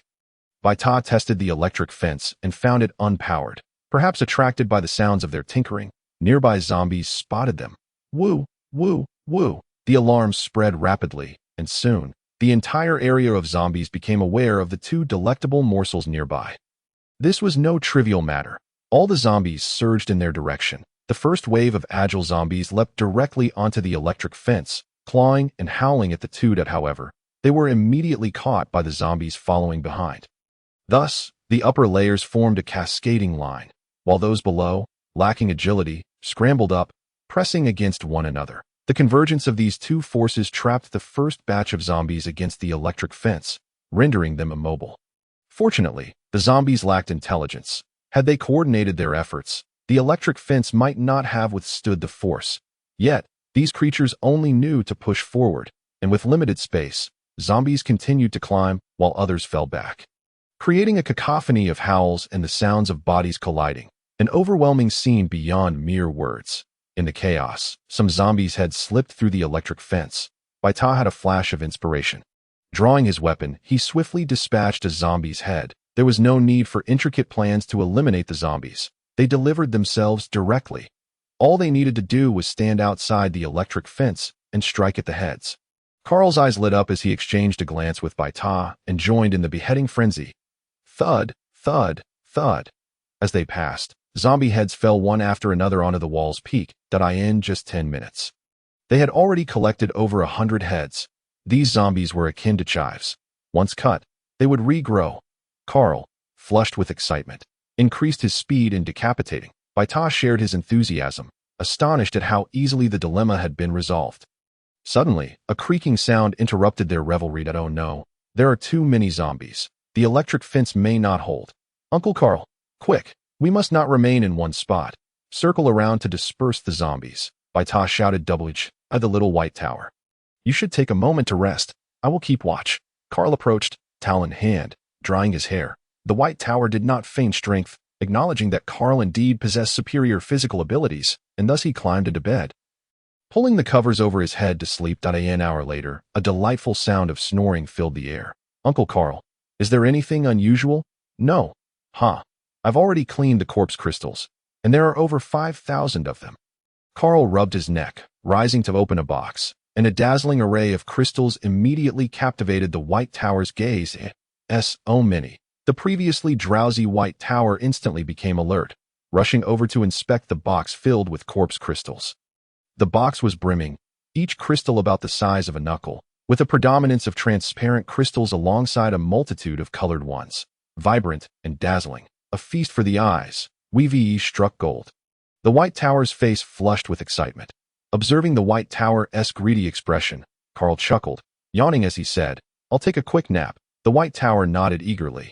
Yes, you go ahead. I'll stand guard." Before long, faint snores emanated from Carl's bed, indicating he was indeed exhausted. The White Tower gathered several smaller boxes, categorizing the corpse crystals by color. Transparent ones go here. Red? Yes, here to go. Blue ones, right here. Brown. Gradually, the space filled only with the gentle sound of snoring. The clinking of crystals and the patter of rain outside. An hour later, 11 boxes were neatly arranged, each containing different colored corpse crystals. Truly a delight for any perfectionist. Gold, green, blue, red, earth yellow, brown, cyan, orange, yellow-green, misty white, and colorless transparent crystals. The transparent ones were the most abundant, likely the lowest tier and devoid of attributes. The others, colored, seemed to correspond to various powers. It was already known that brown was associated with strength. The White Tower speculated that the blue corpse crystals might be linked to water attributes. Upon holding one, it soon crumbled into a pile of powder, confirming that indeed, blue represented water. If powers were categorized into 5 elemental attributes, then gold, wood, water, fire, and earth should each have corresponding colored corpse crystals. Gold likely represented metal, while green, cyan, and yellow-green would correspond to wood. Red denoted fire, and either earth yellow or orange corresponded to earth, while the misty white, obtained from the water monkey, should represent a special attribute. The White Tower recorded his hypotheses in a notebook, awaiting future validation. After completing his notes, he picked up the only yellow-green corpse crystal. Unique for being two-toned, he felt a strange craving for it. Sensing its potential benefits, yearning to absorb it immediately, the other crystals did not evoke such feelings. Were it not for the knowledge of their energy, they would merely appear as ordinary, beautiful crystals. How peculiar. The White Tower restrained his desire, placing the crystal back in the box, planning to wait until Carl awoke to absorb it. 2 hours later, Carl got out of bed, stretching his body with a series of satisfying cracks. "Little White Tower? Uncle Carl," came the reply from outside. Where are you?"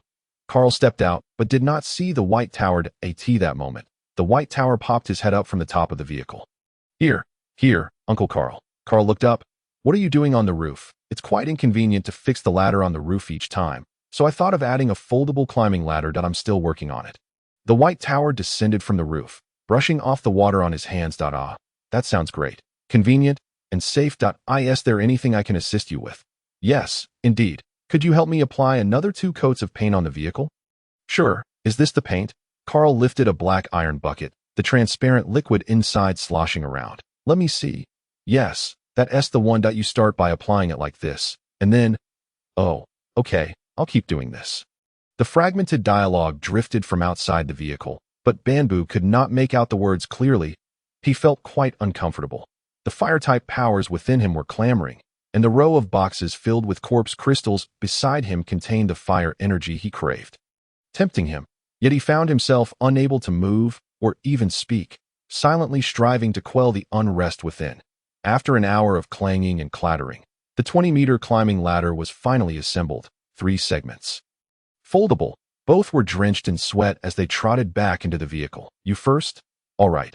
The White Tower took a clean change of clothes and entered the bathroom to shower. Carl meticulously placed the remaining materials and tools into their designated storage boxes. "Hey, this row of boxes on the experimental table is quite enticing." Carl opened one, revealing a dazzling blue crystal. "Wow." He opened the subsequent boxes, confirming that each contained a different colored corpse crystal. Carl refrained from disturbing the crystals. Resealing the box and resting in his seat. 10 minutes later, the White Tower emerged, steam wafting from his body. "Uncle Carl, you can go now." "All right, that was quick." "Not really. Cough, cough. What about these corpse crystals?" "Oh, I've categorized them. This box contains strength attributes. You can absorb it, and I'll keep watch." "Sounds good. You absorb it first. I'll keep watch." "Okay." The White Tower held the yellow-green corpse crystal in his palm to absorb it. A wave of warmth slowly flowed from his hand into his body, traversing his meridians and ultimately converging at his brow. The White Tower awakened from his meditative state, feeling incredibly light, as if every pore in his body had opened up. He glanced up and saw Carl staring at him intently, his expression oddly cautious. "Uncle Carl." Carl blinked, relaxing his posture. "You've finally awakened. Do you realize 8 hours have passed? It's almost dawn." 8 hours? I felt as if only 5 minutes had gone by. The White Tower was astonished, and upon closer inspection, he indeed noticed the faint light of dawn outside, with stubble beginning to appear on Carl's chin. "If you hadn't woken up, I would have forcibly pried the corpse crystals from your hands. How do you feel?" "Extremely well, like never before. That's wonderful. In 2 hours, it will be fully light. I am going to take a nap." Yawning, Carl climbed into bed and covered himself with the blankets. "I haven't mentioned the changes in my powers yet." Snoring ensued. The White Tower, feeling energized and rejuvenated, finally recalled the little fire creature he had been tending. He placed the little fire creature down, opened a box, and took out a red corpse crystal, placing it on the charred body. Before long, the crystal crumbled into a pile of powder. Useful. The White Tower placed another one, and soon, another pile of powder appeared. Unable to sleep and lacking other forms of entertainment, the White Tower continued to provide one corpse crystal after another for the little fire creature to absorb energy. Once one was absorbed, he would place another. "Banbu, could you be a little quicker?" Perhaps the heavens heard his plea. The White Tower finally stopped feeding them one by one, and instead arranged the corpse crystals along the contours of Banbu's body, connecting them end to end, creating an outline, the classic combination of black and red, with a matte black interior, understated luxury, and a translucent red crystal exterior. The White Tower was exceedingly pleased with his creation. Banbu. Before long, 2 hours had passed, and Carl awoke to find the White Tower playing with the corpse crystals around the charred body. A ring of gray-white powder surrounded the corpse, dotted with glimmering red corpse crystals, with small piles of powder scattered across its body, resembling a pattern from a distance. "Carl." "Banbu." "White Tower." Little White Tower, shall we set off now?" Carl splashed cold water on his face, hastily drying it with a towel. "Yes, just a moment." The White Tower tipped the box over, sending all the corpse crystals cascading onto Banbu. That wasn't all. The White Tower then grabbed the box filled with transparent corpse crystals and emptied that onto Banbu as well. "All right, let us go, Carl." "Banbu." Carl gazed at the charred corpse, now completely buried beneath the corpse crystals. "Isn't this a bit excessive?" He scratched his cheek, unsure. It should be fine. I see him absorbing quickly. Whatever we give him, he absorbs without issue." Carl. "All right then. Ha. Ha. Ha. Ha." Roar, roar, roar. Having learned from their experiences yesterday, the two efficiently harvested from dawn until dusk. The two individuals only took a moment to consume a nutrient supplement, otherwise wasting not a second, slashing and hacking relentlessly. "It's about time," one of them remarked. "Let's gather the corpse crystals and hurry back before nightfall. It looks like a torrential rain is on the way." Thanks to a steady supply of corpse crystals replenishing their energy, today felt considerably easier than yesterday. Racing against the impending storm, they returned to the building, with Baita taking the lead to freshen up, while Carl washed the corpse crystals. 20 minutes later, "Uncle Carl, you're all set," Baita announced, clapping his hands. Carl stood up from the pile of corpse crystals, declaring, "All cleaned up, though I haven't sterilized them yet." Despite both having evolved with supernatural abilities, they remained wary of the risk of zombie infection. Thus, they treated the corpse crystals with utmost caution. Baita took Carl's place, saying, "All right, let me handle it." Once Carl finished his grooming, he returned to Baita's side, his eyes gleaming with excitement as he gazed at the sparkling crystals in the box. "How many do we have?" he inquired. Baita, sitting amidst the boxes filled with corpse crystals, sparkled even more brightly than the crystals themselves. "It's double what we had yesterday, over 10,000. Carl, aware that today's haul would surpass yesterday's, was nonetheless taken aback by the sheer quantity. Chapter 25. The transformation of charred corpses. With bright eyes fixed on Carl, Baita clenched his fists and waved them excitedly, exclaiming, "We were more efficient today than yesterday, having taken down 2 rounds. If we can optimize our collection process further, our efficiency could skyrocket, but we discussed this yesterday. Gasoline is precious, and we certainly can't use it for burning. Electric machines need to be set up on the spot, and our generator can't support such high power consumption. and we also lack highly corrosive sulfuric acid. Carl lamented, ruffling his hair in frustration. If only the little fire spirit could breathe fire, Baita sighed. Meanwhile, Banbu was completely unconcerned with Baita and Carl's situation, as the fire-type abilities within him were raging uncontrollably. He sensed that his fate, rebirth or demise, hinged on his ability to master this overwhelming fire energy. Uncle Carl, do you feel a bit warm? Baita asked, removing his jacket, yet still feeling no chill. While the temperature inside the vehicle was indeed higher than outside, they had refrained from using the air conditioning or heating to conserve energy, necessitating outerwear. Yet now, Baita, clad only in a sweatshirt, felt no cold at all. I thought it was just from the hot shower. It does seem a bit elevated. Initially oblivious, Carl began to notice the high temperature as Baita pointed it out. He was only wearing a tank top and felt no chill whatsoever. The two exchanged a knowing glance and proceeded to inspect the vehicle for any anomalies. They started checking from the front of the vehicle, eventually reuniting in the cabin, only to find no issues at hand. However, they did discover that the temperature in the cabin was elevated while it was cooler at either end. Simultaneously, they looked up at the hammock on the ceiling. Carl lowered the bed and noticed that the once charred and emaciated corpse was now encased in a layer of grayish-white shell, its body having Baita turned and walked back into the room. Standing in front of Pidden to offer some admonitions before returning to the doorway, Carl inquired, "Is that it?" Baita, with a serious demeanor, replied, "Yes, that is it." Carl, his expression stoic, responded, "All right, let us go," as Baita nudged him forward. Thanks to a more efficient collection method, the two managed to gather a substantial amount of chives today, completing 3 full circuits. They then split up, dividing the wall's summit into 4 zones according to the locations of the watchtowers. With each zone corresponding to a specific tower, they collected all the zombie heads and piled them within, allowing Pidden to incinerate them one by one in the towers. Carl was responsible for transferring Pidden, while Baita meticulously sifted through the collected corpse crystals. Remarkably, this method saved them 2/3 of the time compared to their previous approach of striking each one individually in the high-rise building. Within the makeshift camp and modified vehicle, the complete incineration of the zombie heads left the collected corpse crystals clean and easy to manage, requiring merely a rinse with water. We have 11,000, no, 12,000, 2,000 more than yesterday. Carl counted the day's bounty. Baita pointed at Pidden, his voice brimming with excitement. With what he directly absorbed, we should have around 17,000, nearly double yesterday's haul. He then moved to a nearby box to begin classifying today's corpse crystals. At this rate, we could swiftly eliminate all the zombies in this area and leave Fusatown. Carl glanced at Pidden and joined Baita in sorting the crystals. Indeed, the original population of Fusatown wouldn't surpass 150,000. And with the added influx of refugees, it shouldn't exceed 200,000 that we wasted some time this morning. But if we account for that, we could manage 4 circuits a day, excluding direct consumption. That means we could collect over 20,000 daily, Carl remarked. So, you're saying we could leave in about a week? Exactly. Baita tossed a corpse crystal into the classification box, producing a crisp clink. Shall we head northwest? We need to figure out how to procure some nutrients. Our current reserves are dwindling. Carl, having found 2 strength-type corpse crystals, did not place them in the classification box, but absorbed them instead.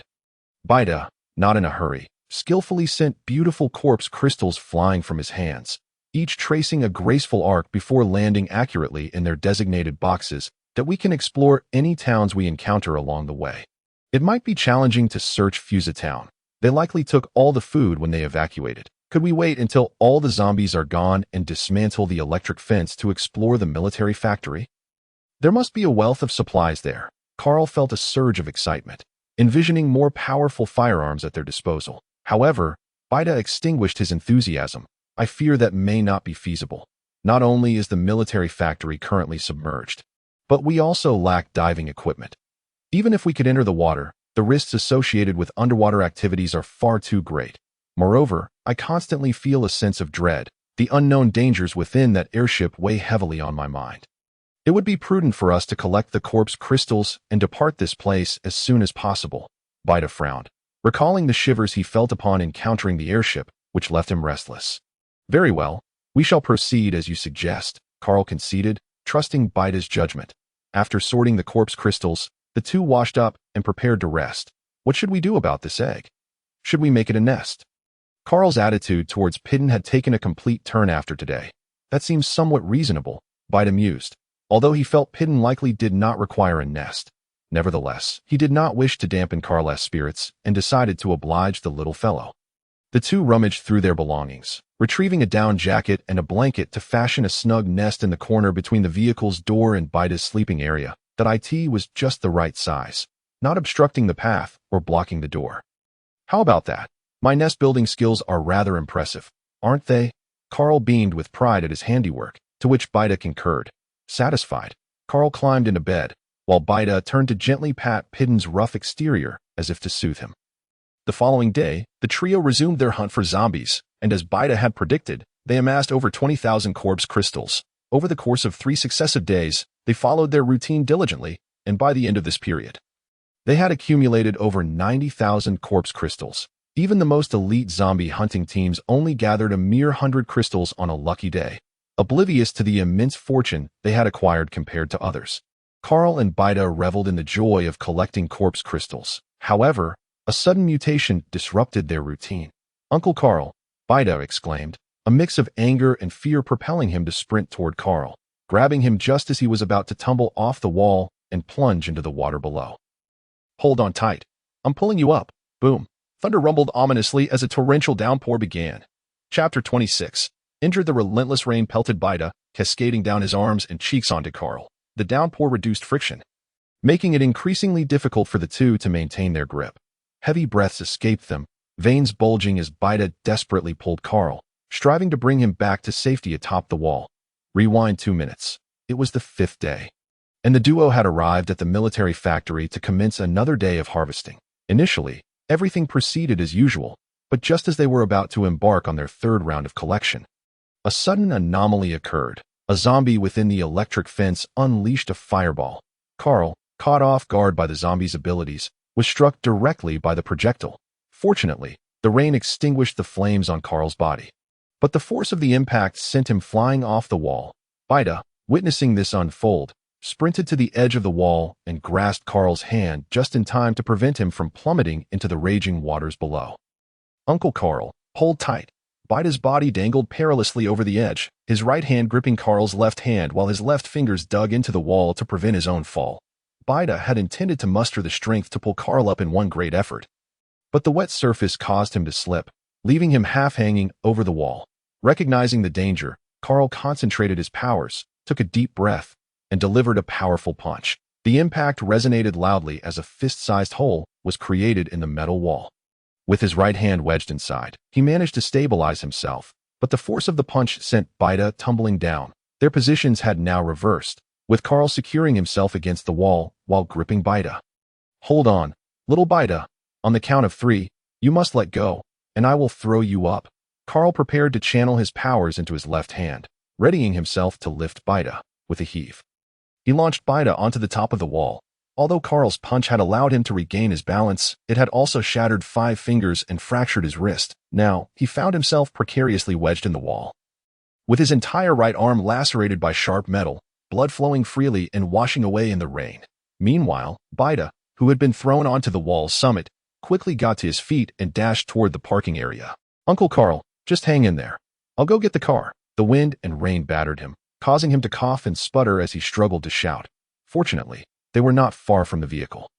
Baita descended the ladder to the car, swiftly starting the engine and driving it close to Carl, doing his best to keep the vehicle steady. Carl hooked his foot onto the ladder, steadied himself, and slowly withdrew his right hand from the hole. "Uncle Carl, how are you?" Baita called out anxiously from the driver's seat. Sliding down the ladder, Carl landed with a thud inside the vehicle. "I am fine," he replied, but a pained wince escaped him. Baita rushed back into the cabin, finding Carl panting heavily against the wall, his right sleeve tattered, hand a bloody mess, and his chest stained crimson from a large hole burned through his shirt.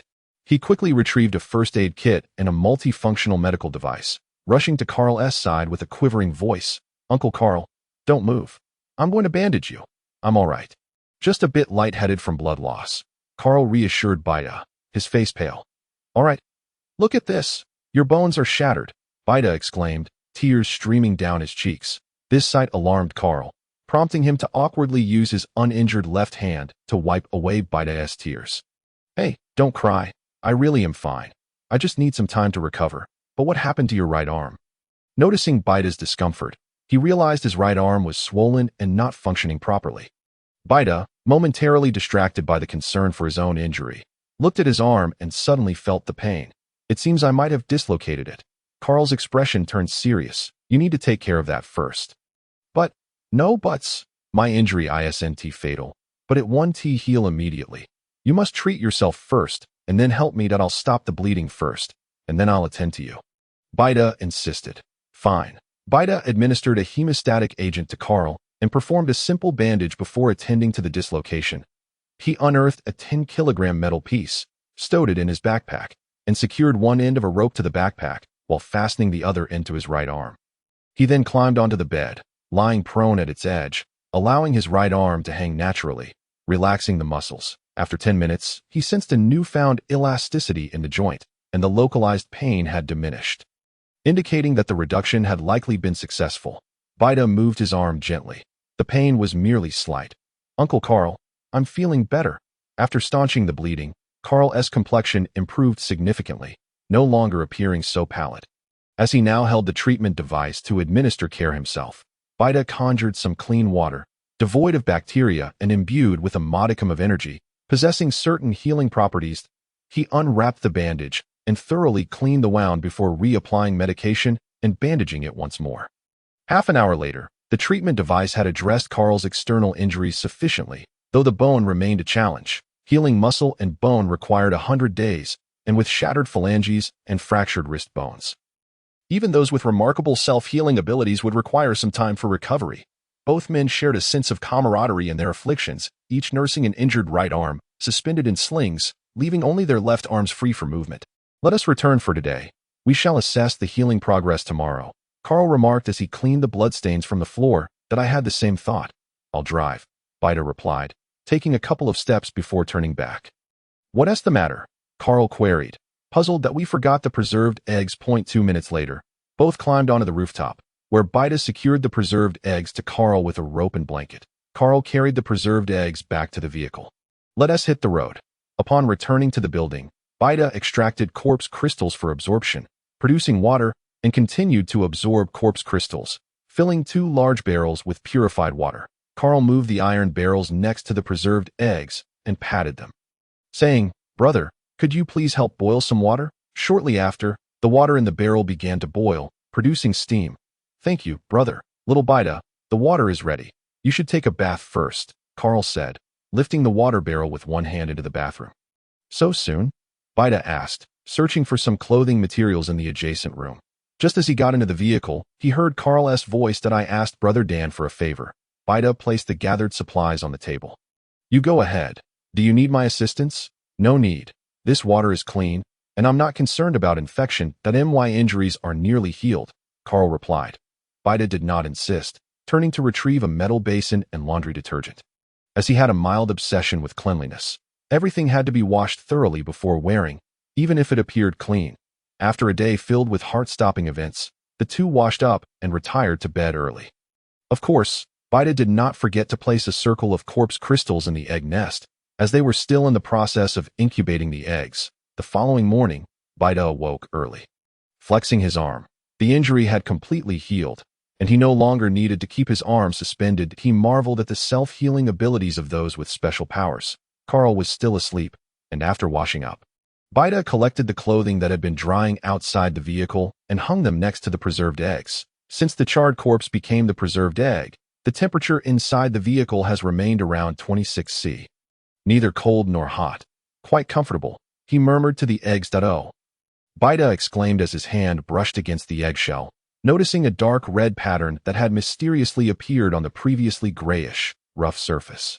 He traced the pattern with his finger from one end to the other. Unlike the other rough grayish shells, this pattern was smooth and delicate, exuding a warm and wondrous sensation. He then propped the preserved egg upright, discovering an identical pattern on the opposite side. The two patterns were symmetrical, forming a large, slanted S-shape from top to bottom, with the ends of the patterns close together and the tops diverging, resembling minimalist wings. Just then, Carl awoke, still bearing significant injuries and continuing to suspend his arm. Uncle Carl, come quickly. The preserved egg has a new appearance, Baita called out urgently. What? Carl approached, bewildered. Look here, Baita pointed at the two patterns. Oh, what is this? Carl noticed the distinct differences in the patterns that we are successfully incubating the egg. Is it about to hatch? Baita exclaimed joyously. It seems it should be recovering well. Are we going to hunt zombies today? Carl quickly shifted the topic. Not today.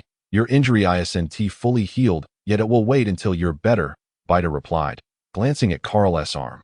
After 2 minutes of silence, Carl insisted, No, we must go. My injury won't heal in just a few days. We can't afford to wait that long. But there are already evolved zombies appearing, and you are still injured. That is far too dangerous. Baita shook his head in disapproval. I can manage without using my right arm, and I can evade attacks normally. You take the lead in fighting zombies, and I will follow behind to collect, Carl argued. Although it may be less efficient, it is better than doing nothing. Eventually, Baita acquiesced to the plan of continuing to hunt zombies. Humanity is evolving, and so too are the zombies. During their time at the military factory, they had not encountered any evolved zombies. It was unclear whether this was due to the overwhelming number of zombies or if they had only recently begun to appear. However, in either case, the longer they waited, the greater the chance of encountering evolved zombies. The future may not present them with another opportunity to find such a dense concentration of easily hunted zombies, so it was best to take advantage of the present moment when evolved zombies were fewer in number to accumulate corpse crystals and enhance their own strength. Baita felt fortunate for having heeded Carl's advice. For 5 consecutive days, Carl's injury had not fully healed. Thus, Baita had taken on the responsibility of hunting zombies while Carl collected the corpse crystals. Initially, it was manageable, with only 1 or 2 evolved zombies encountered, one being the fire-type evolved zombie they had previously faced, and the other a speed-type evolved zombie, both of which had low levels of evolution. The fire-type zombie could be easily dispatched by evading its fireball projectiles and striking during the intervals between its attacks. The speed-type zombie was easily contained by the electric net, allowing for a swift kill when the opportunity arose, forcing it against the edge of the net. However, as the days progressed, the number of evolved zombies began to increase, making kills significantly more challenging, with daily yields half compared to the initial days. The most perilous encounter occurred on the 5th day when they faced a water-type evolved zombie, which provided Baita with a newfound understanding of water abilities. Initially, Baita had thought water abilities were merely supportive, primarily used for purifying water and healing. Yet this water-type evolved zombie shattered his preconceived notions. That day, the two continued their routine of circling to hunt zombies when suddenly, an arrow shot towards Carl. Having been evading evolved zombies' attacks over the past few days, Carl managed to dodge this one. Strangely, neither of them had detected the nature of the evolved zombie's ability, as Carl had sensed it was an arrow. Yet there was no actual arrow present. Remaining vigilant, 5 minutes later, another arrow came flying, and they discovered it was a water arrow. Before they could recover from their astonishment, a barrage of water arrows rained down upon them. In this world, water was in no short supply. The accumulated water on the ground and the rain from above had transformed into lethal weapons. The two fled back to the vehicle in disarray, narrowly escaping with their lives, but both sustained serious injuries. Baita's left leg was struck by a water arrow, while Carl had 2 arrows lodged in his abdomen. Fortunately, they were merely penetrating wounds, sparing his bones and organs. The water-type evolved zombie had a limited attack range, and once they were beyond the high walls, they were safe. However, both were severely injured, and the preserved egg remained atop the watchtower. Baita urgently administered first aid to both Carl and himself. As the water arrows left Carl with 2 gaping wounds in his abdomen that bled profusely. Amidst the chaos, he managed to staunch the bleeding, but Carl slipped into unconsciousness. Despite the pain, Baita drove to the base of the watchtower where the preserved egg was located. Retrieving an electric drill and a cutting machine, dragging himself up the ladder with his injured left leg, the zombies noticed him, and water arrows began to fly, but fortunately, they were too far to inflict harm. With the electric drill and cutting machine, Baita cut a rectangular section from the outer wall of the watchtower and pushed it down. Cough, cough, little fireman. Upon entering the watchtower, he found the preserved egg leaning against the wall, surrounded by a pile of corpse crystals, powdered remains, and severed heads. The sound of water arrows whizzing from outside filled the air, stirring up dust on the ground. Due to its position, the preserved egg had yet to sustain any damage. Chapter 27. The transformation of the preserved egg. Fear not. I am here to rescue you. The white tower slowly crept along the wall until it reached the side of the preserved egg. Banbu had sensed an unusual energy fluctuation in this area earlier, yet he was unable to alert the others. The powdery residue on the ground was a result of his own powers spiraling out of control. Fortunately, he had just unleashed a tremendous amount of fire-based energy, drawing the attention of the water-evolved zombies within. Otherwise, Baita and Carl would have faced far more dire consequences than merely sustaining a few arrows. Baita gently laid the preserved egg down and gave it a firm push, causing it to roll to the other side of the watchtower. He then retraced his steps, removed the ropes and blanket from his body. Wrapping the preserved egg securely, the other end of the rope was fashioned into a loop and secured to the ladder. With another push, the egg slid down the ladder and landed atop the vehicle. Baita descended the ladder as well, untying the ropes and blanket, successfully retrieving the preserved egg back into the vehicle. After the commotion, the wound on Baita's left leg reopened, blood soaking through the gauze and staining the blanket that wrapped the egg. With no time to tend to his injury, he hopped on one leg to the driver's seat, hastily driving back to the building, ensuring that all doors and windows were securely locked. After confirming that Carl was breathing steadily and the medical device beside him was functioning properly, Baita finally relaxed, collapsing onto the ground in a complete faint. Inside the vehicle, silence reigned, save for the faint sounds of Baita and Carl's breathing. If Baita had been awake, he would have been astounded to witness the preserved egg moving on its own. Indeed, the blood from the blanket seeped into the eggshell, and Banbu, as if stimulated, had only one thought in his mind: to move and touch Baita, perhaps due to the intensity of his intent. He gradually began to feel capable of controlling the movement of the eggshell. Initially, he could only sway slightly, but soon he could roll, and eventually, he could direct its movement. With a clatter, he bumped into the wall and adjusted his course. Rolling again. Half an hour passed. At long last, after half an hour of effort, he managed to roll next to Baita. Previously, unable to approach Baita, Banbu had indiscriminately released his fire energy to regulate the temperature inside the vehicle. Now, he retracted his energy, focusing it to maintain a comfortable temperature in the small space surrounding Baita. Baita seemed to sense the warmth, instinctively drawing nearer to Banbu and embracing him. Despite the unwelcoming environment, the cold floor and narrow corridor, this scene radiated warmth. Carl was abruptly awakened from his slumber, finding the multifunctional medical device treating his abdominal wound. The bandages were soaked with blood. Upon removing the bandages, he discovered a layer of membrane had formed over the wound, which had ceased bleeding, suggesting an enhanced self-healing ability. Turning off the medical device, he rolled out of bed, only to be met with a shocking sight. Baita was lying on the ground, cradling the preserved egg. Carl hastened closer, acutely aware that the temperature increased the nearer he got. "Brother Egg, you truly have a soft spot for Baita." Carl checked Baita's condition. His temperature was normal, but his complexion was pale, likely due to previous blood loss, and the wound on his left leg had scabbed over. What astonishing self-healing ability was this? Carl lifted Baita and placed him on the bed, then laid a circle of corpse crystals nearby before activating the medical device. Uncertain if it was merely an illusion, Carl felt as though he was being watched while performing these tasks. However, upon glancing back, he found nothing amiss. This compelled him to inspect every possible hiding spot within the vehicle, but there was no one else present. Strange. Even more perplexing was the sensation of being watched whenever he drew near Baita, a feeling that dissipated when he engaged in other activities. Unable to untangle his thoughts, Carl first tidied up the interior of the vehicle, repositioning the fallen preserved egg back into its nest, before finally retreating to the bathroom for a shower. Yet, upon emerging from the shower, he encountered an even stranger occurrence. The preserved egg was not in its nest, but lay sprawled in the corridor beneath Baita's bed. How odd. Did I misremember? Carl once again relocated the preserved egg back to its nest. He then took Kao and exited the vehicle to survey the surroundings. After a thorough inspection, everything appeared safe. Yet upon returning to the vehicle, the preserved egg still lay in the corridor beneath Baita's bed. Was he caught in a loop? Something felt off, and Carl frowned as he crouched beside the preserved egg. Deep in thought. 2 minutes later, Carl seemed to have an epiphany and gently tapped the eggshell with his knuckles. "Are you awake?" The preserved egg responded by warming his finger. "Ouch!" Carl blew on his reddened fingertip. "How did you get over here?" "Banbu." "Carl."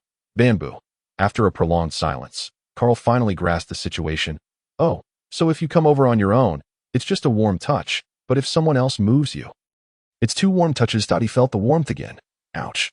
So you can move by yourself now? Ouch. If you can move, just do it and stop burning me. Banbu. Habitual thinking. Were you staring at me earlier? Carl instinctively withdrew his hand behind his back. Banbu, cocoon. Indeed, it was you. I would never harm little Baita. No response. All right. Since you care so much for Baita, I won't hold it against you. Are you going to stay here with him? Cocoon. Very well, but your injury isn't yet healed. Carl confirmed everything was safe before returning to bed to rest and recuperate. Baita awoke once more to find it was the following morning. His left leg was healing significantly, no longer hindering his ability to walk. When did I get in bed? I have no recollection whatsoever. Rising, he spotted Carl still fast asleep across from him. Why does Uncle Carl need such a thick blanket? It's warm enough already, isn't it? He got out of bed and reached to feel Carl's bedding. Warm. Perhaps Uncle Carl is particularly sensitive to the cold. With such a hefty blanket, the medical device was rendered useless. Baita turned to retrieve some corpse crystals to place on Carl's bed, only to trip over something that snagged his leg. Looking down, he discovered it was the preserved egg dough, little fire person. Why are you here? He relocated the preserved egg back to its nest, arranging a circle of corpse crystals around it, and gently patted the eggshell. Good egg, Banbu. Subsequently, he fetched some corpse crystals from the box and returned to Carl's bedside. Oh, why has Uncle Carl thrown all the blankets off again? Is it warm again? Unsure, he placed the corpse crystals down and activated the medical device. Baita took a clean set of clothes to wash up. 20 minutes later, he emerged looking pristine once more. Little fire person, let me wash you too. Just look at you. Your shell is covered in dirt. The restroom in the vehicle was too cramped to accommodate the preserved egg. So Baita moved it outside and grabbed the water hose. With his left hand holding the hose to spray water and his right hand wielding a brush, he exclaimed, "You're so dirty." Haha. Just look at this water. It's like mud, huh? Banbu. Oh, there are 2 new stripes. As Baita scrubbed away the grime from the eggshell, he noticed the preserved egg had undergone a transformation. It seems you're recovering quite well. Baita said cheerfully, humming a nameless tune as he continued washing. Half an hour later, everything was set. I'll clean your nest as well. You can stay in this bucket for a moment. He placed the preserved egg into a large metal bucket. Adding some corpse crystals. They had an abundance of corpse crystals now, or else they would not dare to expend them so freely that a rustling sound came from behind him. Carl was awake. Little Baita? Carl's voice was hoarse, his eyelids drooping, clearly having not rested well. Uncle Carl, are you feeling better? Carl unwrapped the bandages to inspect his wound, which had scabbed over and seemed to be healing well. The puncture wound is nearly healed. That's good. Did you not sleep well? I don't know why. It's been so hot and cold. Banbu. I saw you tossing the blankets while you slept, Carl. What are you doing? I gave the little fire person a bath. Look, he has 2 new stripes on his eggshell. Carl approached and indeed noticed that 2 new stripes had formed across the original 2 stripes on the eggshell. Baita utilized his water abilities to create clean water to fill the metal bucket. Carl, puzzled, asked, "Isn't it already clean? The water I made seems to have healing properties. It might be beneficial for him." Did you dismantle his nest? I was just cleaning it, Carl. For some reason, I have a premonition that my little cabbage is about to be raided. Baita finished washing and hung up the clothing before returning to the vehicle. Wow, a hot spring egg. The interior of the vehicle was steamy, the culprit being the preserved egg nestled in the metal bucket. Oh, it has turned into a hot spring egg. What on earth is happening? Carl held his forehead. When I came out of the wash, it was already like this. The preserved egg was submerged in steaming water, swaying left and right, seemingly flushed with a faint rosy hue. Almost as if it were tipsy. Overindulged? Baita scratched his head, realizing his powers had now evolved to level 2, and he had just released all his energy to fill the bucket with water. Could it be nutritional excess? Carl, he has already regained consciousness. Did you know? Baita. It appears I was unaware. He can now move on his own and respond. Baita. What have I just done? I let him be good, gave him a bath, and even told him he was dirty. Is there a crack in the ground? I want to hide. Shall by tower. It's nothing. I just want some quiet. Baita, in a daze, climbed into bed, pulled the covers over himself, and closed his eyes, seeking refuge from social death. Carl, look at Pai Dan. Gurgle gurgle. Look at Baita. Can't see me. Carl, forget it. This water vapor is rich in energy and easily absorbed. Carl, embracing a box of corpse crystals, sat beside Pai Dan, and they began their training together. Baita, lost in his thoughts, soon drifted off to sleep. One was training while the other slept, and surprisingly, the atmosphere in the vehicle was harmonious. The day passed in a state of recuperation. In the evening, Baita awoke, fully rested, only to find that Carl and Pai Dan were no longer in the vehicle. Faintly, he could hear Carl's voice coming from outside. Oh, still complaining. There's nothing to choose from now. I'm telling you. Hiss, splash, splash. Burning me?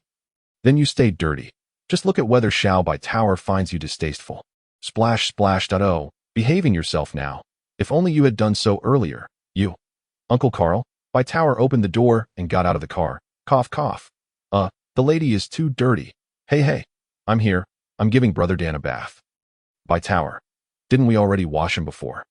You fell asleep in the afternoon, and I continued training with him. I don't know what's wrong, but he absorbed all the water and corpse crystals from the bucket. And this layer of eggshell outside started to flake off. Look, I'm currently scrubbing it off. Carl raised the brush in his hand. See here, scrub away this layer of gray-black mud, and beneath it is this smooth, white eggshell. So thick. Baita measured with his finger, about as thick as his index finger. That's why I said he's too dirty. Carl secretly observed Baita's reaction, relieved that he almost let a curse slip. Uncle Carl, didn't you say he could hear us? What about what you just said? Brother Dan probably wouldn't mind, Carl said as he scrubbed vigorously. Carl's OS. If you dare to mind, I'll tell him about your close proximity to Baita. Pretending to be dead. JPG. That's good. I'll help you. Baita said, picking up a brush to assist in scrubbing the eggshell. Carl clicked his tongue in amazement. The egg that had been uncooperative before was now behaving obediently. After a thorough cleaning, the once dull Pai Dan shed its rough, grayish-white shell, shrinking a size to reveal a smooth, moon-white eggshell adorned with dark red patterns. It looks like an Easter egg. Baita murmured. Carl didn't quite catch that. What resurrection? It's nothing. Baita absent-mindedly touched the eggshell. It's warm and smooth. He touched it a few more times. Carl stared in disbelief as Brother Dan shamelessly inched closer to Baita. This egg is acting strange. Whoosh, whoosh, more fluid than yesterday. Carl, wearing a tank top, muscles bulging and glistening with a thin layer of sweat, stood under the light, which cast a honeyed glow. Baita faced him. Dressed in a black t-shirt, drenched in sweat, thinking finally some progress has been made, suddenly, Baita's right hand, palm up, conjured a sphere of water that appeared above his palm. Gradually, the water began to transform into a slender shape. Whoosh, it shot forth. Inspired by water-type evolved zombies, Baita commenced his studies on using water-based abilities for attacks. Initially, he could only gather water in his palm, but he gradually practiced shaping it, ultimately controlling water arrows for offensive purposes. He streamlined the entire process from 2 minutes down to 10 seconds. Still too slow. Baita frowned. It's only been a day. Just practice more. As Carl assisted him, he also made considerable gains today. Tomorrow, let us check on the military factory situation. Baita wiped his sweat. The zombie heads he had previously dispatched still remained on the wall's peak, and it pained him to leave them behind without collecting the corpse crystals. Chapter 28. Departing from Fusatown and fleeing Hal. Who? Hal. How's it going? Baita sat in the driver's seat, glancing through the rearview mirror at Carl, who had just leaped into the car from the roof. After hanging up his raincoat, Carl wiped the rain from his face, observing, nothing seems out of the ordinary. Those zombies are just wandering aimlessly inside. Shall we go up? Baita hesitated briefly, then replied, let's go. He drove the vehicle to the spot beneath the watchtower, where he had previously dismantled the outer wall. Carl entered the watchtower first, finding no abnormalities. Baita and Pai Dan followed closely behind. Notably, Baita had upgraded the ladder once more, allowing it to transform into a slide or a rolling freight lift with a single button press. That I didn't see that zombie. Baita recalled the water-type evolved zombie vividly. It was clad in military attire and bore insignia, not just an ordinary soldier that IT might be hiding underwater. For safety's sake, let us just collect the corpse crystals and leave. Carl carried a hollow metal box, responsible for collecting the crystals. After confirming their collection plan, Baita, Carl, and Pai Dan commenced their operation. Baita led the charge, directing the flow of accumulated water on the wall's peak to wash the zombie heads from both sides to the center, where Pai Dan utilized fire abilities to incinerate them. while Carl remained at the rear, placing the hollow metal box to filter and store the corpse crystals. The trio worked in perfect harmony, completing the collection in merely half an hour. What do you think? Should we try killing more zombies? Carl asked, excitement evident, as their teamwork was remarkably seamless. Do you feel the ground shaking? Baita inquired hesitantly.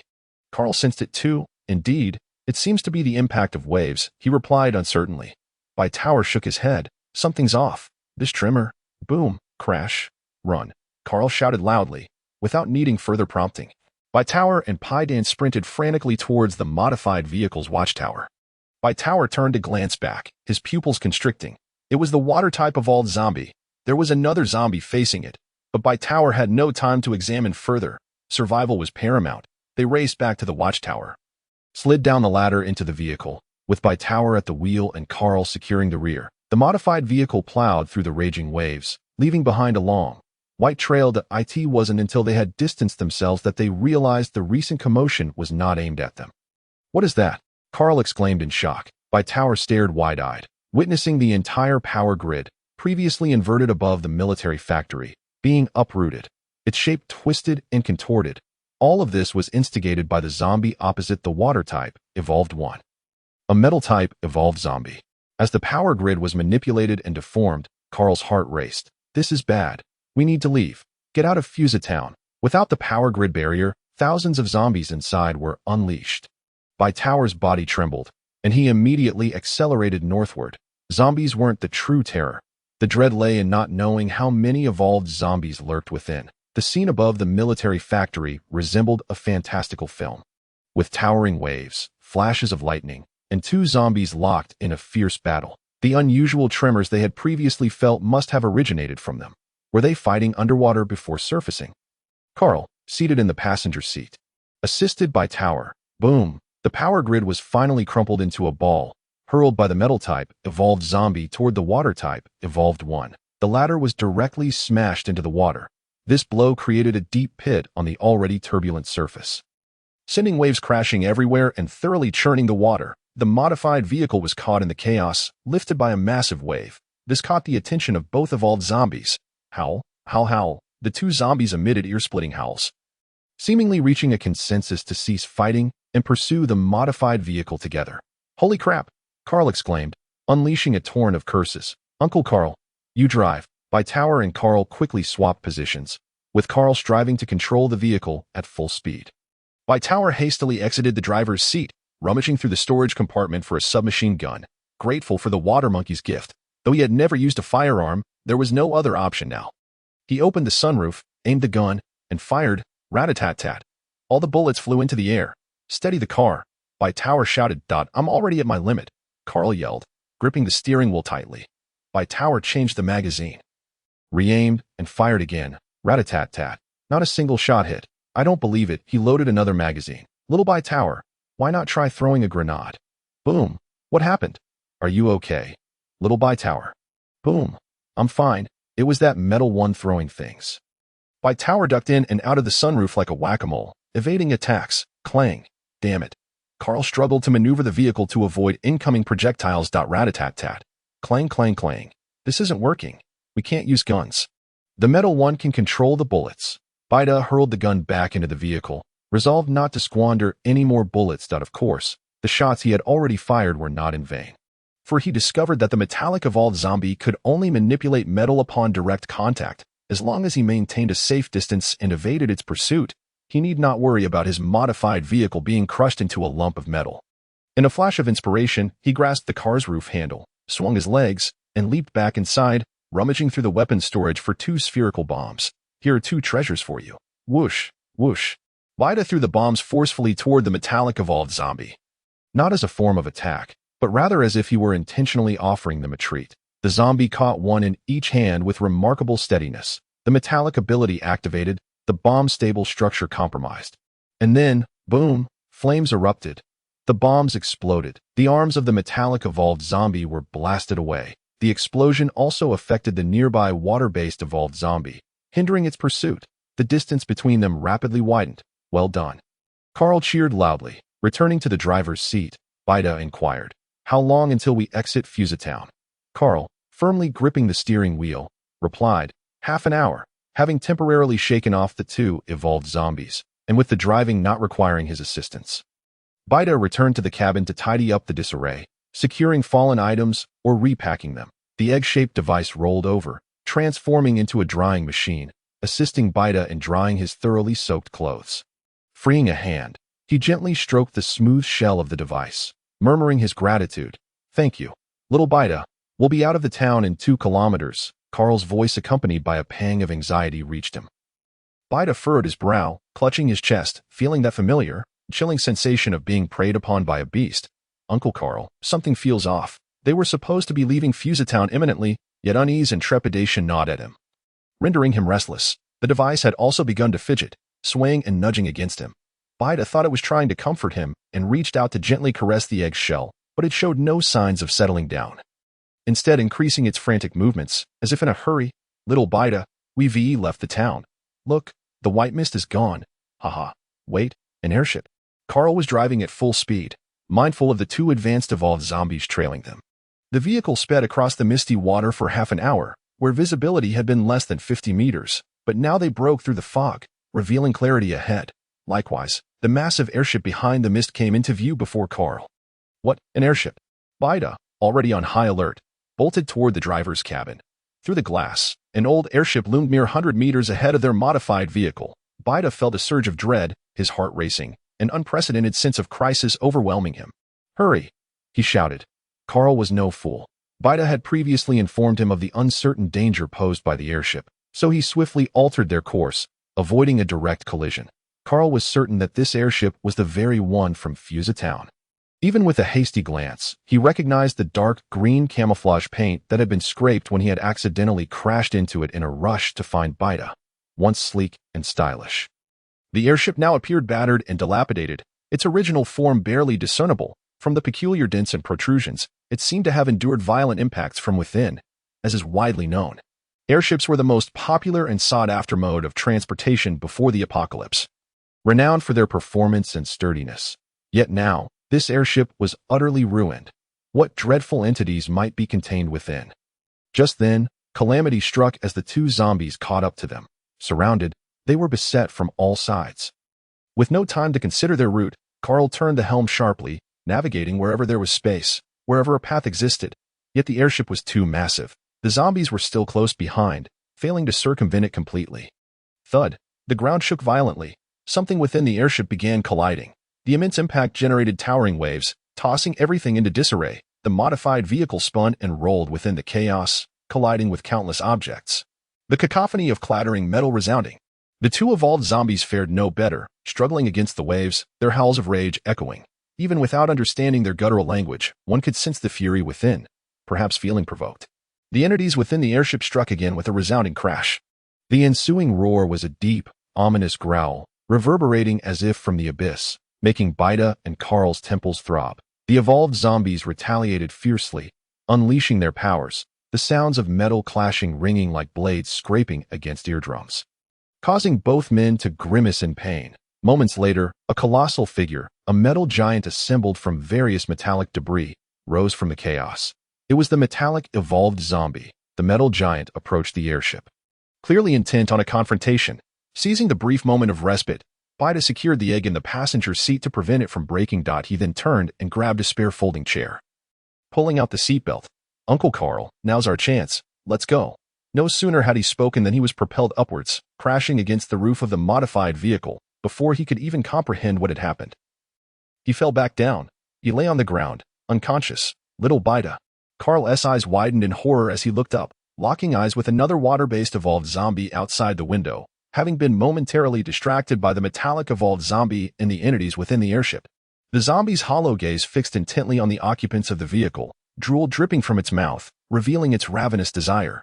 Beneath its decaying flesh, stark white bones were visible, and Carl couldn't fathom how that thin layer of dried skin held those delicate phalanges together. The fingers twitched, and a sudden current surged through the water. Carl's pupils dilated, his mind racing, but his body instinctively jerked the helm to evade the attack just in time. After a day and night of unconsciousness, Baita finally awakened. Kai Dan had been meticulously regulating the temperature within the vehicle to prevent Baita and Carl from succumbing to hypothermia. intermittently igniting combustible materials near the three monsters. For otherwise, they would have been caught and devoured long ago. Baita suffered a severe head injury, the swelling at the back of his skull yet to subside, and the concussion left him nauseous. Meanwhile, Carl was already at the end of his tether, battling a fierce wave of dizziness. He forced his battered body off the ground, administered a nutrient shot to Carl, and then dragged him from the driver's seat to a spare folding chair. He then retrieved 2 boxes of corpse crystals from the cargo area and stuffed a generous handful into Carl's clothing, scattering some beside Kaidan. Having completed these tasks, the distance between the two parties had narrowed once again. Baita took the driver's seat, pressing the accelerator to widen the gap anew. Thus, Baita awakened, taking over the driving from Carl, who, upon regaining consciousness, resumed the role in turn, for an entire month. Just as they despaired that perhaps they would never escape the clutches of the three monsters. A turning point emerged as they passed through a large city. The densely packed skyscrapers spoke of a once thriving metropolis, now reduced to a post-apocalyptic wasteland, representing countless unknown dangers. Hence, Baita and his companion had wisely chosen to steer clear, swiftly navigating around the outskirts. This decision proved sagacious, as shortly after their departure, the three monsters arrived, colliding with unidentified creatures emerging from the city, allowing Baita and his team to finally shake off their pursuers. Yet, they were oblivious to their current location. Dark clouds loomed overhead, with fine, relentless raindrops rushing out and merging into the puddles on the ground, only to be shattered beneath Martin boots. Carl stepped into the cave, stamping his feet at the entrance and shaking off the droplets which splattered around him. The entrance was large, yet the interior was shallow, with a few erratic tire tracks on the ground and a dark green camouflaged modified vehicle parked a few meters away. The door stood ajar, and a young boy squatted in front, focused on tending to a fire pit, its orange glow illuminating his face, which bore sunken cheeks and dark rings under his eyes, depicting a weary countenance. This place was an abandoned coal mine, devoid of zombies, offering temporary safety. Carl entered the cave and sat beside Baita, the flickering flames casting shadows on his unshaven face. After evading their pursuers, they continued to drive aimlessly for a week, until half an hour ago when they discovered this cave. Finally, they could enjoy a restful sleep. The fire pit dispelled the chill from Carl's body, and the exhaustion from a month of relentless fleeing had drained both of their energies, leaving them yawning incessantly. After warming themselves by the fire for some time, Baita retrieved fine thread and bells from the vehicle, and the two set up a simple alarm system at the cave entrance before extinguishing the fire and returning to the vehicle to rest, having gone a month without proper washing. Neither seemed inclined to judge the other. They slept soundly until the following afternoon, when Baita and Carl gradually awoke, sitting on the bed, exchanging bleary glances, both still somewhat dazed. The absence of pursuit and the need to flee felt oddly disconcerting. Baita rubbed his temples and, in a hoarse voice, suggested, "Let us wash up first. We're bound to have fleas by now." With that, he was the first to get out of bed, while Carl was uncertain what fleas were. He grasped the implication of being dirty, twisted his neck, and followed suit. Hearing the sounds of Baita already in the bathroom, it seemed he would be a while longer, prompting Carl to grab a nutrient shot, don a raincoat, and venture outside to patrol. Meanwhile, Kaidan was preparing bathwater for Baita. Half an hour later, clad in black and blue work attire, Baita appeared fresh and rejuvenated, surprising himself at how after 2 years away from the Black Eight, he found himself wearing the uniform again. With their month-long focus on survival, they had exhausted all but this single clean outfit, while the cabinet overflowed with previously worn, soiled clothes. Laundry was a monumental task, and to conserve electricity and water, they had not installed a washing machine in the vehicle. Thus, all clothing required manual scrubbing to at this juncture. Carl returned from his patrol, having found nothing amiss, after addressing personal hygiene. He joined Baita in the makeshift laundry point. 2 grown men, seated on small stools, with 4 metal basins, 3 metal buckets, and a cabinet full of clothing, sat scrubbing away. To the left of the fire pit. The 2 men vigorously washed the clothes in the basins, while to the right, the metal railings were adorned with clothes hanging to dry, yet they had barely made a dent in the mountain of laundry. When did I acquire so many clothes? The towering figure of Carl, exasperated, sat on the stool, having scrubbed for what felt like an eternity, before finally losing his composure and smashing the metal board, what Baita referred to as a washboard, onto the clothes in the basin. The sound echoed, splattering soapy water everywhere, and thankfully, Baita was at a safe distance, Or else he would have been caught in the splash zone, just when Baita thought Carl might throw in the towel. He unexpectedly quieted down and resumed scrubbing, as if the previous display of frenzy had merely been a figment of Baita's imagination. Though Carl now scrubbed in silence, Baita felt an eerie tension. As though his quietude was more foreboding than his earlier outburst, it was a silence that threatened to erupt or suffocate. "Let us wash the dryer first. There is no room to hang the clothes." Though spoken in a casual tone, these words sent a chill down Baita's spine. Stealing a cautious glance at Carl, he ventured, there is no dryer in the vehicle? That thing?" "Oh, the egg," Carl replied, casting a glance at the once pristine kaidan, now resembling a muddy orb. All right, I'll wash it first." Not daring to protest further, Baita hurried to the vehicle to relocate the water pipe, fetching a brush, and led kaidan near the cave entrance. "Carl isn't targeting you. Don't take it to heart," Baita whispered to kaidan, who shivered in response. Baita chuckled lightly. "Look at you, all covered in mud." Complaining as he might, his hands continued to work diligently, meticulously bathing kaidan. As he scrubbed, Baita noticed something amiss. The once white shell adorned with 4 dark red lines now revealed a multitude of intricate crimson patterns shimmering under the firelight.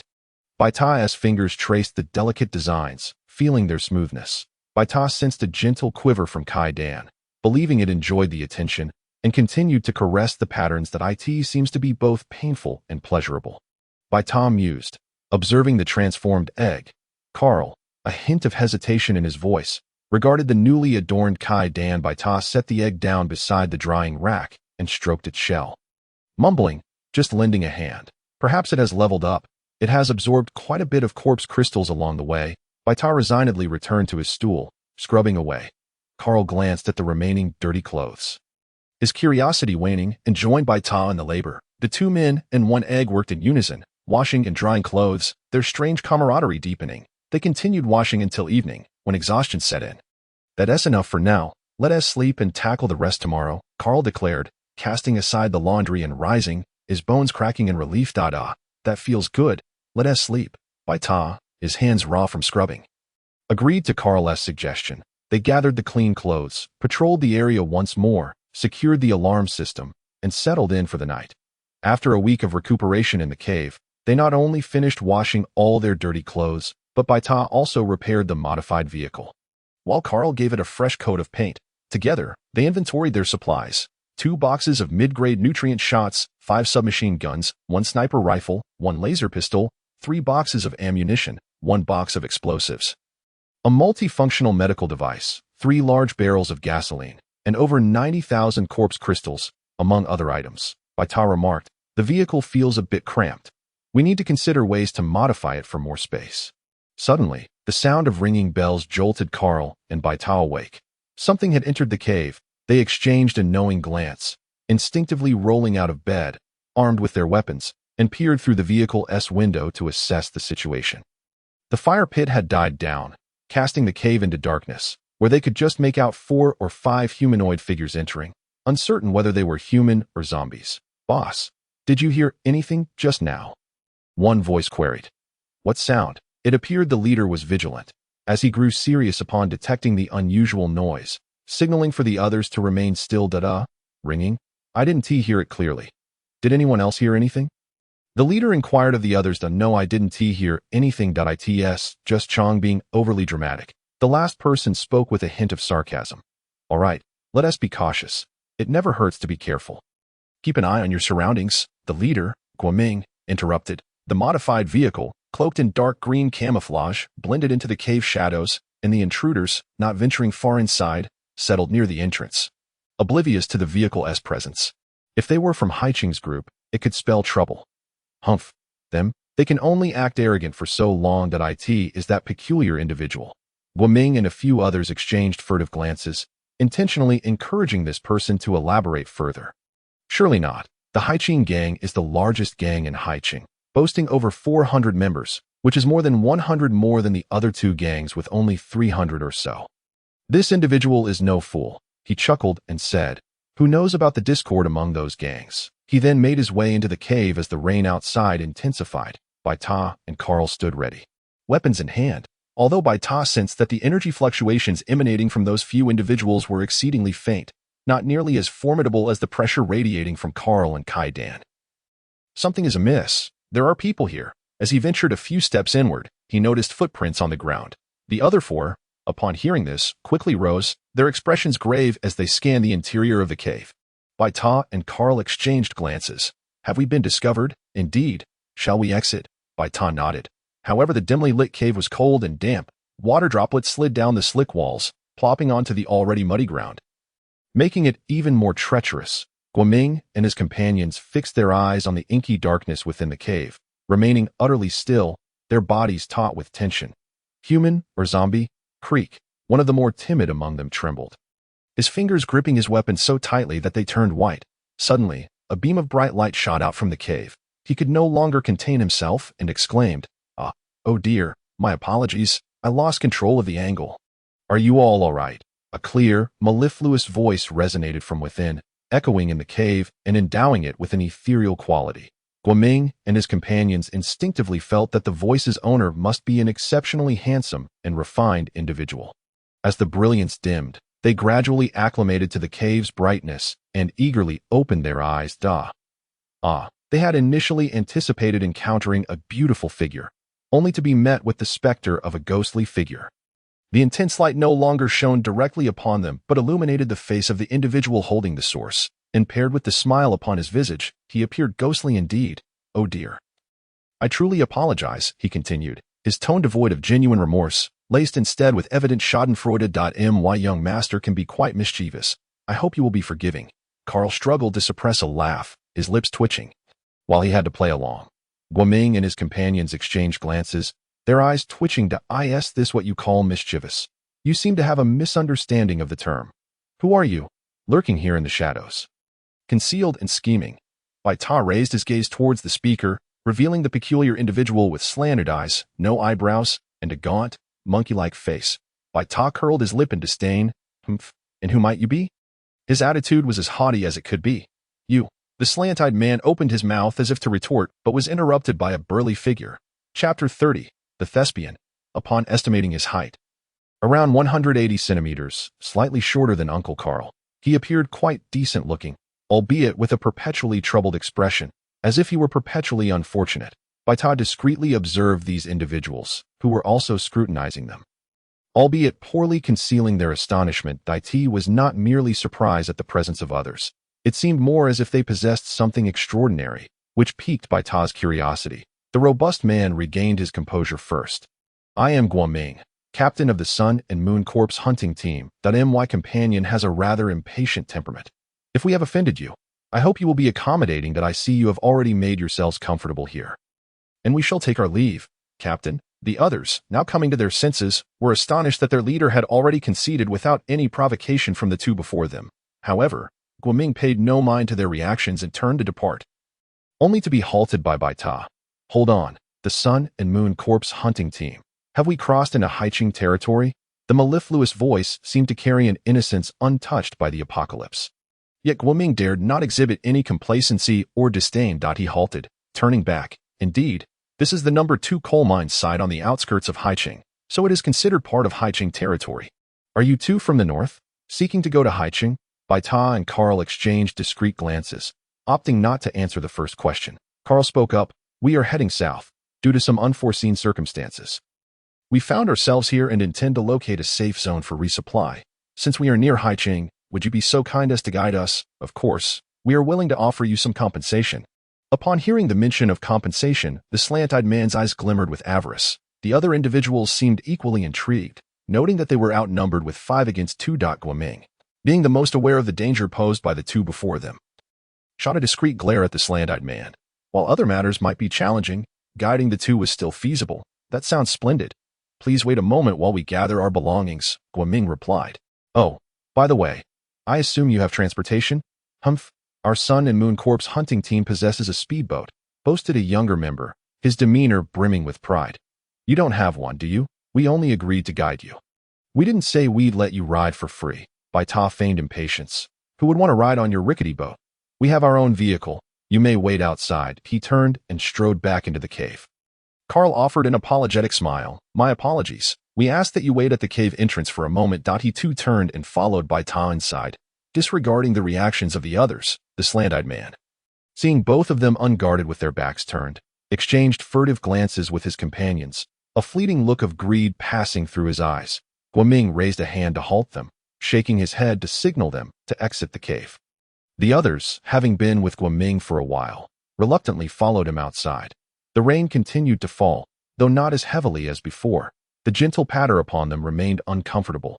Upon exiting the cave, they indeed saw a small, dark boat with a canopy docked outside, which was the speedboat the young man had mentioned. The slant-eyed man was the last to emerge. Once outside, he began to complain to Guoming. Why didn't we make a move? Those two are prime targets. That young master is tender and delicate. Offering him to Master Fei Ji could yield significant rewards. Why pretend to be virtuous in this apocalypse? Guoming's hunting team had recently suffered the loss of a member, and the slant-eyed man had some connections with the Fei bird gang, which was why Guoming had reluctantly allowed him to join the team. However, Guoming now pondered whether this decision had been wise. It's not that I'm cowardly. Just look at how cleanly they are dressed.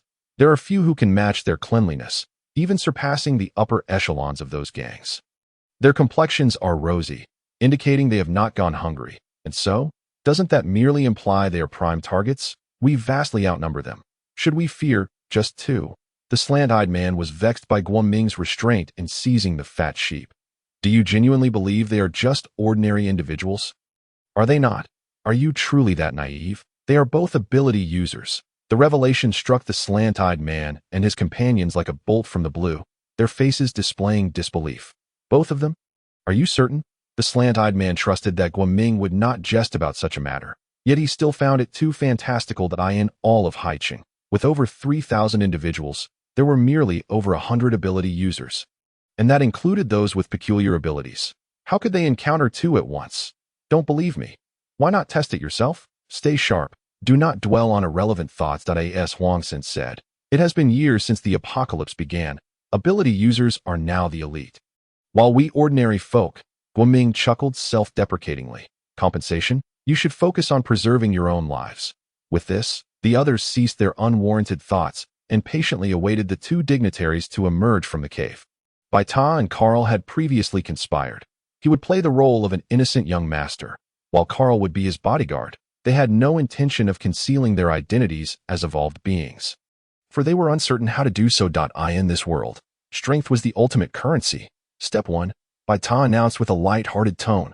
Quite the performance, Carl chuckled. Uncle Carl is also quite the thespian. Ha ha ha.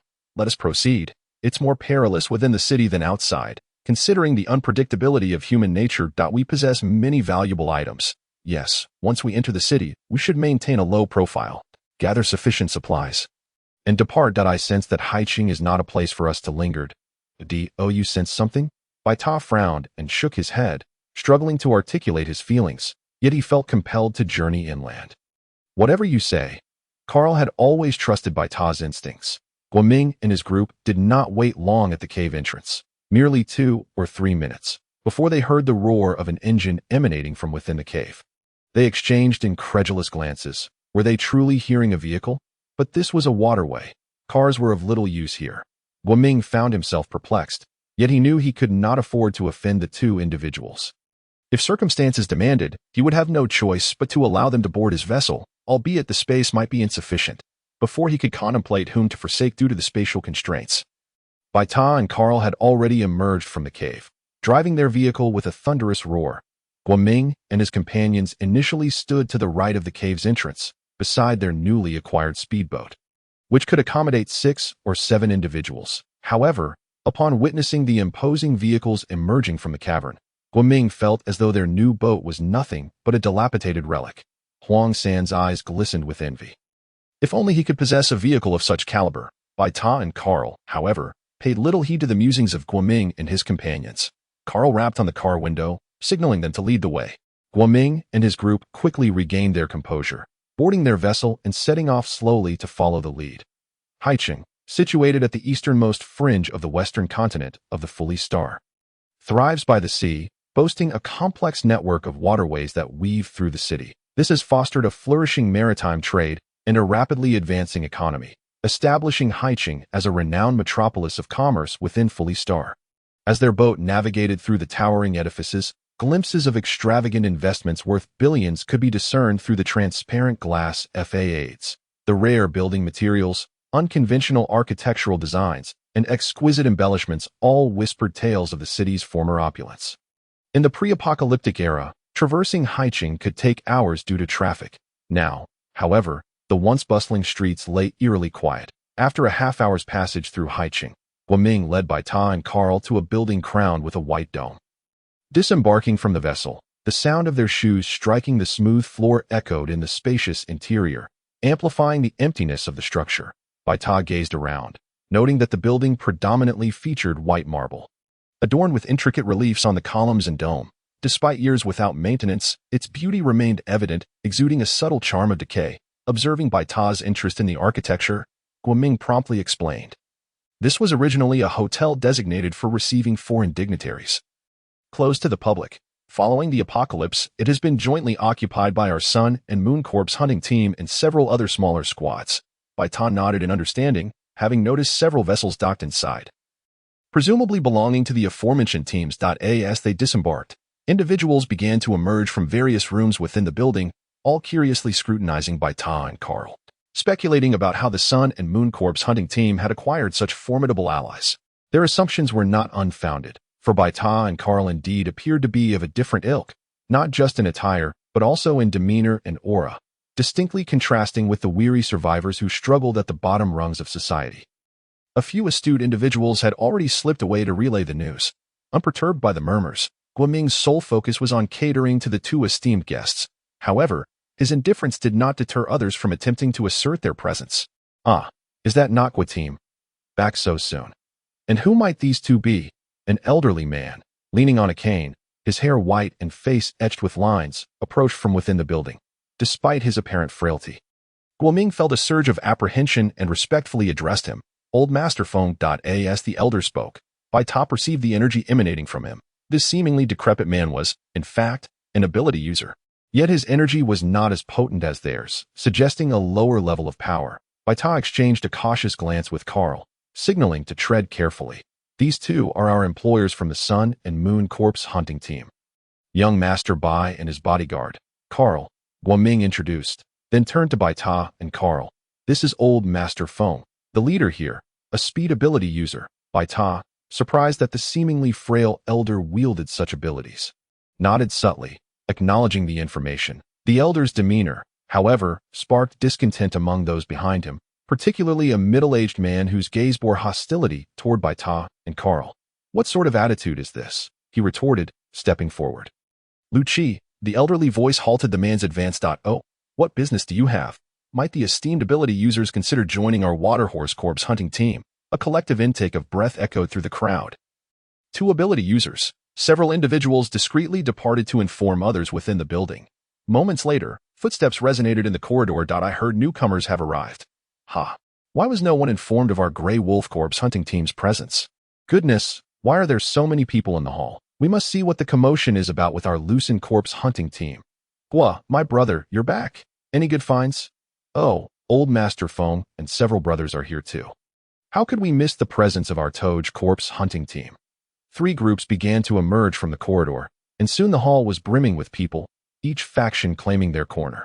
Forming a semicircle around Baita and his companions, before Baita and Carl could utter a word, the groups began to speculate and bicker among themselves. The duo observed for half an hour, absorbing the gossip about past grievances, such as the Grey Wolf Corps hunting team's prior theft of resources from the Lucent team, romantic entanglements, and rivalries among the numerous squads. After the verbal skirmishes, Guoming found himself appreciating Baita and Carl's company as they engaged in discussing the local dynamics. Presently, Haicheng boasted over 3,000 survivors, with more than 100 possessing abilities. 90% had been recruited by the three major gangs of Haicheng, leaving only a few, like Old Master Feng, to lead their own corpse hunting teams. The three major factions were the Haijing Gang, the Heilung Gang, and the Fania Gang. The Haijing Gang claimed half of the central district, boasting the largest membership of over 400, led by Zhuodong, a formidable crocodile mutant with amphibious capabilities. The Heilung and Fania gangs shared the remaining territory, each with around 300 members. Their leaders being Bai Nan, a gecko mutant, and Fei Ji, a rooster mutant, respectively. These factions exclusively recruited ability users, enhancers, and researchers. Ability users, like Baita and Karl, had evolved with specific powers, while enhancers had also undergone evolution but failed to develop abilities. Though their physical prowess had markedly improved in a strict sense, Guoming was also an enhancer, albeit with lesser strength than his counterparts, merely surpassing the average individual, which relegated him to the position of a mere leader within a corpse-hunting team.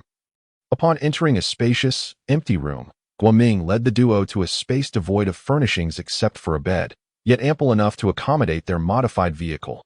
Indeed, Baita and Karl were not so naive as to park their vehicle in the bustling hall, inviting unwanted attention.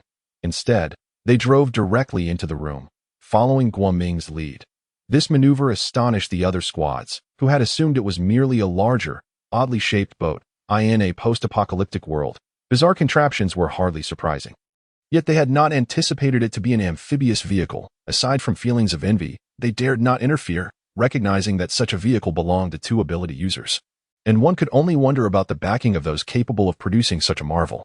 After 2 years of apocalypse, the survivors had learned to be cautious, and thus none approached Baita and Karl, who relished the tranquility.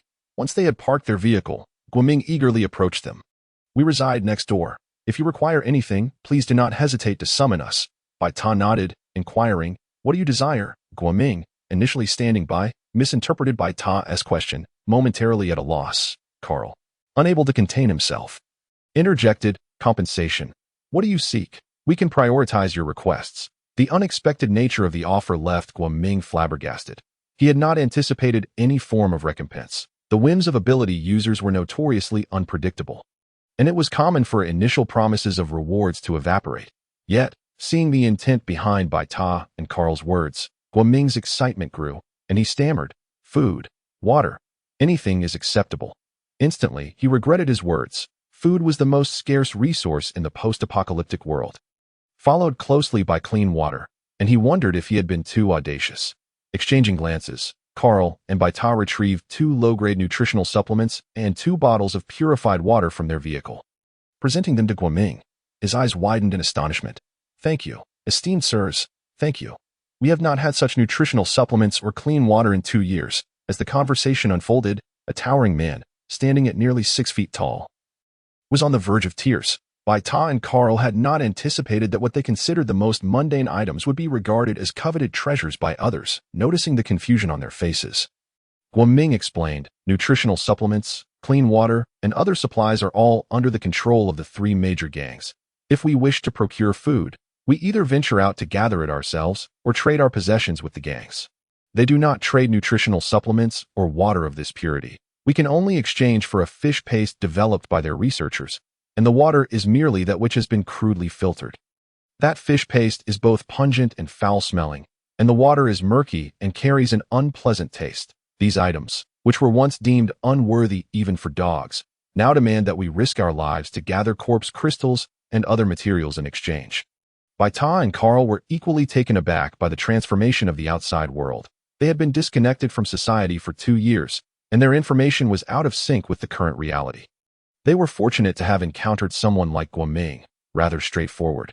Had they encountered someone more cunning, they might have found themselves in dire straits upon revealing their valuable possessions.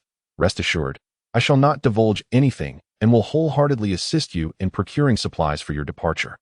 Whatever you require, Guoming is at your service." Karl nodded in acknowledgement and dismissed Guoming. The two returned to their vehicle. It appeared that they possessed a wealth far greater than they had imagined.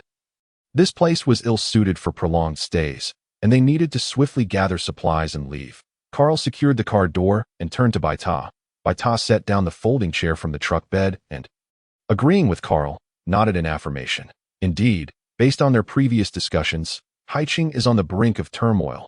It is only a matter of time before the 3 gangs clash, and escaping unscathed will become increasingly problematic. It is likely that many in the hall today are spies placed by the 3 gangs, or perhaps someone has taken our identities as abilities users to curry favor with them. Are you suggesting that we have come under the watchful eyes of the 3 gangs? Karl furrowed his brow, realizing this was far from good news. Yes, the 3 gangs, in their quest to solidify their positions, will not allow these corpse-hunting teams to gain power. They are likely being monitored by spies. We entered Haicheng without concealing our whereabouts or disguising our identities as abilities users. Given the current factional strife in Haicheng, which is a sensitive period, I suspect it will not be long before someone from the three gangs approaches us for a test. Baita rubbed the warm egg in his hands, analyzing the situation. Though they suspected that the three gangs would soon make their move, neither of them anticipated that they would arrive at their doorstep that very night. The night was cool and serene, with the sound of wind and rain whispering through the air. Baita and Carl had retired early to rest, the only sounds emanating from the fire pit outside the modified vehicle, crackling and popping, casting flickering orange light that danced eerily on the walls. That a sudden click echoed as a window creaked open, and a gust of wind, accompanied by a few raindrops, swept inside. The figure quickly shut the window, skirting along the wall shadow, confirming there were no traps or hidden weapons before cautiously approaching the uniquely shaped modified vehicle in the center of the room. Just as his hands brushed against the car door, a similar click sounded behind him. Someone else was attempting to enter through the window. As he turned, a sudden rush of wind caught him off guard. Without a moment to think, he swiftly retreated several meters. Both parties astonished to find that the other was also an abilities user specializing in speed. Before either could act, another click was heard. A third individual, equally surprised, burst in, wondering why the two were still lingering when the intel suggested they were resting. Mistaking the first two for Baita and Carl, the newcomer wasted no time and launched an assault, prompting the other two to respond in kind. Thus began a chaotic brawl within the room, the wind leaving no trace, only the flickering firelight revealing glimpses of their swift, luminous strikes. Baita and Carl had awakened the moment the first intruder entered. They realized not only were all three individuals speed users, but their energy fluctuations were also similar, likely suggesting they were of comparable ability levels, certainly not exceeding the second tier. For Baita and Carl, the threat was minimal, allowing them to perch at the window of the vehicle, bemusedly observing the turmoil outside. They both surmised that these three were undoubtedly sent by the three major gangs to test them, yet they had not anticipated that they would engage in combat among themselves first. Perhaps the skirmish had ignited genuine fury, as one individual was kicked onto the modified vehicle, resulting in a loud thud. This left the other two no choice but to acknowledge their awareness of the conflict. Carl bellowed, "Who goes there?" After ensuring that only he was present, the three assailants exchanged glances and simultaneously launched their attacks. However, the disparity in abilities was too great. With a single punch, Carl sent them all flying. Thud, thud, thud. Baita winced at the sound. Realizing they could not gain the upper hand, the three assailants quickly retreated, understanding the superiority of their opponent's strength. Speed users, while they may lack in other abilities, excelled in their ability to escape, and Carl found himself unable to intercept them. Not a single one apprehended, Baita remarked, gazing into the pitch-black expanse outside the window. They are all speed users. If they truly desire to flee, there is little we can do to stop them. Let it go. Tomorrow promises a grand spectacle awaiting us. We should rest. As Carl returned to the vehicle, he found the egg standing in the aisle between their beds. "Hey, how did this egg end up here again? I sensed something amiss before. What could it possibly want?" Baita expressed his confusion as he approached the bed. Before he could finish his thought, the egg shamelessly inched closer. Carl frowned. "I suspect this egg has ulterior motives. Why does it always follow you?" Baita shared a similar sentiment. Yet before he could ponder further, Carl continued, "Could it be that it genuinely sees you as its mother, hoping for you to hatch it?" Baita was taken aback, his worldview shaken. "No way," he stammered, growing uncertain, for ever since the egg had gained consciousness, it had indeed taken a liking to him. But could it truly be? "Since we plan to modify the vehicle again, perhaps we should set up its nest next to your bed to prevent it from rolling back and forth at night," Carl suggested. The egg swayed back and forth, seemingly in agreement. "You see, even Egg Brother thinks that's a good idea," Carl said, pleased with his suggestion and eagerly watching Baita. "Why should I cohabit with an egg? Oh wait, share a bed with it." Baita relented. The following morning, Guoming knocked on the door, announcing that the three major gangs had dispatched envoys requesting to invite the two for a visit. Indeed, the three factions had converged once more, placing Baita and Carl in a challenging predicament, as neither could afford to align with any of them. Each gang had sent 2 representatives, making for a total of 6 abilities users, a considerable show of force. Baita conveyed that they were merely resting in Haicheng to procure supplies before departing, preferring not to impose on the three gang leaders. With that, the three factions agreed to discuss matters separately with Baita and Carl. 2 hours later, Carl bid farewell to the last group at the door. The two finally had a moment to breathe, returning to their vehicle. Baita poured 2 cups of water and sat down at the table, with Carl following suit on the opposite side. After gulping down a couple of mouthfuls, Carl felt his throat ease. These people are insufferably probing, both overtly and covertly. We cannot afford to confront them. Thankfully, they are currently preoccupied with their own affairs and lack the time to tangle with us. Otherwise, entangling ourselves could prove perilous. Baita rubbed his fingers against the cup. They are wary of our strength. As long as we maintain our neutrality and do not align with anyone, we should remain safe in the near term. As they spoke, the egg rolled over to Baita's feet. Carl shook his cup. Perhaps we can devise a way to gain some advantages here. Baita stroked the eggshell, contemplating. During this sensitive period, they are wary of our strength yet require our capabilities. They wish to win us over, while simultaneously fearing our allegiance to their rivals. With a light tap on the table, Carl smiled knowingly. Baita joined in the laughter, concluding that they would not offend them and might even strive to fulfill their requests. The egg swayed in agreement, eliciting a shared smile from the two. The next day, the three major gangs indeed sent representatives once more. The Black Dragon Gang and the Flying Bird Gang presented 2 boxes of precious metals, excellent materials for crafting cold weapons. The Haiching Gang, being the foremost gang in Haiching, astonishingly gifted them a ship. This vessel was as large as 2 modified vehicles, nearly brand new, unmistakably not an ordinary cargo ship. Originally designed for the transportation of valuable goods, the ship, though compact, boasted exceptional sturdiness. The leader, Joie, was eager to forge a friendship with the two. That after exchanging pleasantries, Baita and Carl did not simply take without giving. They paid varying amounts of attribute-less corpse crystals according to the rarity of the items. This surprised the members of the 3 major factions, despite the low level of the corpse crystals. The quantity offered by Baita and Carl was considerable, and neither showed any signs of distress over the expenditure. This only deepened the air of mystery surrounding them in the eyes of the 3 factions and earned them greater respect. For it is not common for anyone to nonchalantly produce such a substantial number of corpse crystals. Once the members of the 3 factions were sent on their way, Baita and Carl transported their belongings back to the vehicle parked beside the hall, where no one dared to treat them with anything less than utmost caution, nor did they dare to covet their possessions. Baita, however, was preoccupied with his own designs, sketching away on the blueprints, with various lines and data vividly illustrating the transformation plans for the ship. They needed to complete the modifications and depart safely before chaos truly erupted in the coastal city. He devoted an entire day to thoroughly inspecting every inch of the vessel, finding that the Haiching Gang had been somewhat considerate, refraining from installing bizarre eavesdropping and tracking devices aboard. Guoming's team had allied with members of the Fanio Hang, leaving Guoming and his companions to hunt corpses alone, thus giving Carl the opportunity to temporarily join Guoming's group.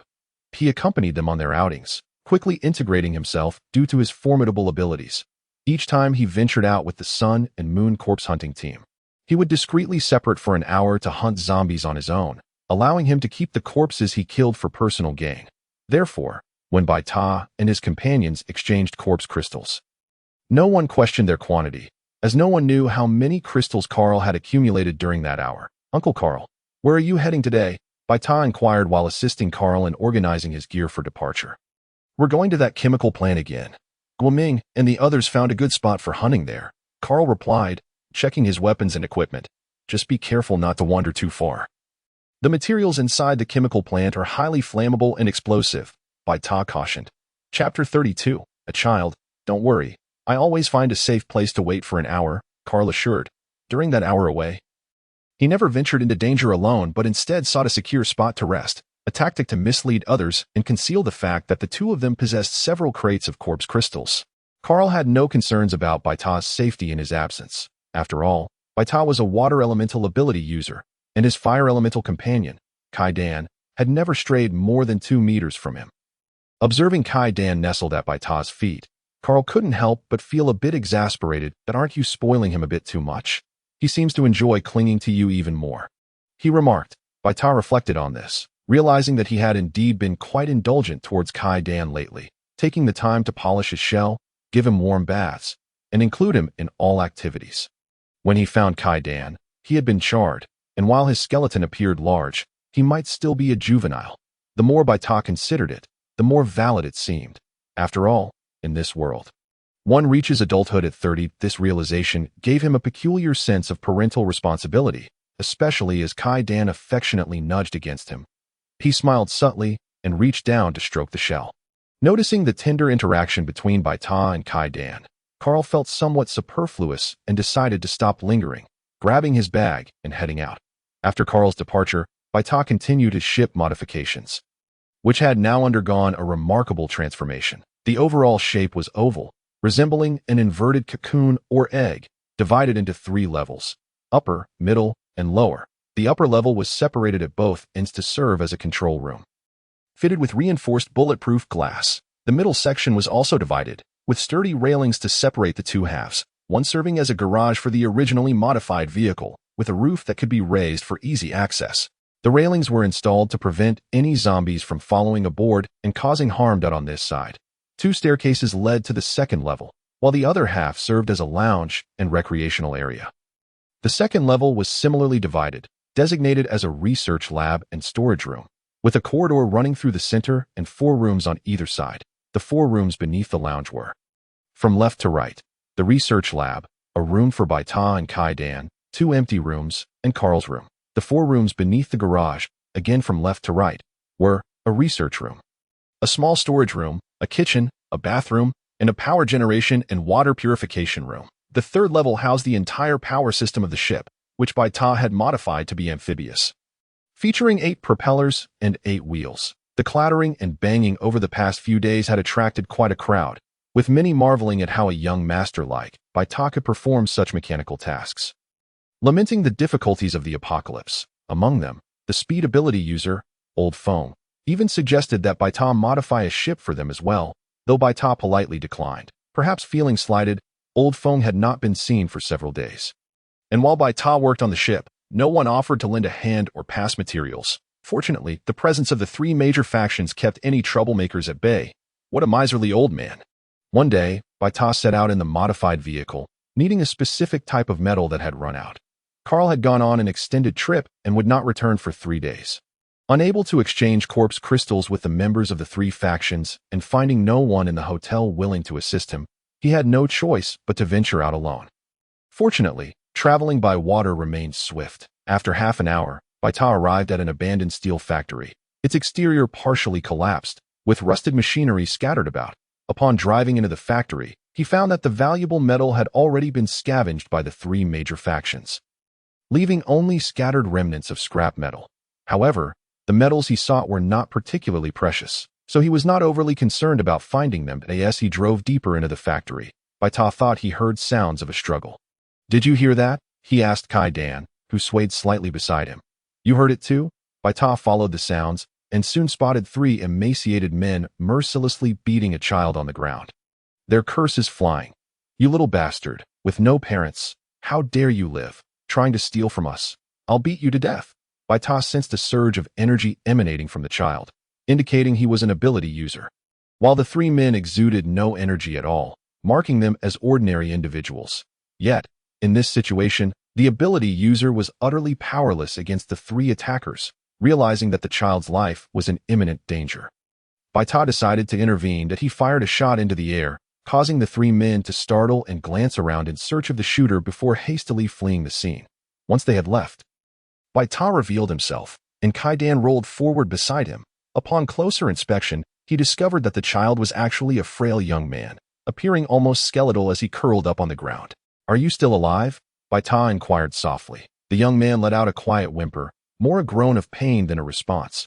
Baita stood up, contemplating for a moment before returning to his vehicle to retrieve 2 bottles of water and a nutritional supplement, placing them beside the young man. "Whether you survive or not is up to fate." With that, Baita got back in the vehicle and drove away. Times had changed, and he could no longer take in a stranger without knowing their background. Kai Dan was the only exception. For the next 2 days, Baita continued his routine of heading to the steel factory in the morning to collect usable metals and returning in the afternoon to work on the ship. On the 3rd day, upon arriving at the steel factory, Baita sensed something was amiss. Kai Dan swayed beside him, cautioning him to be careful, as someone was following him. A fellow ability user. It struck him as odd.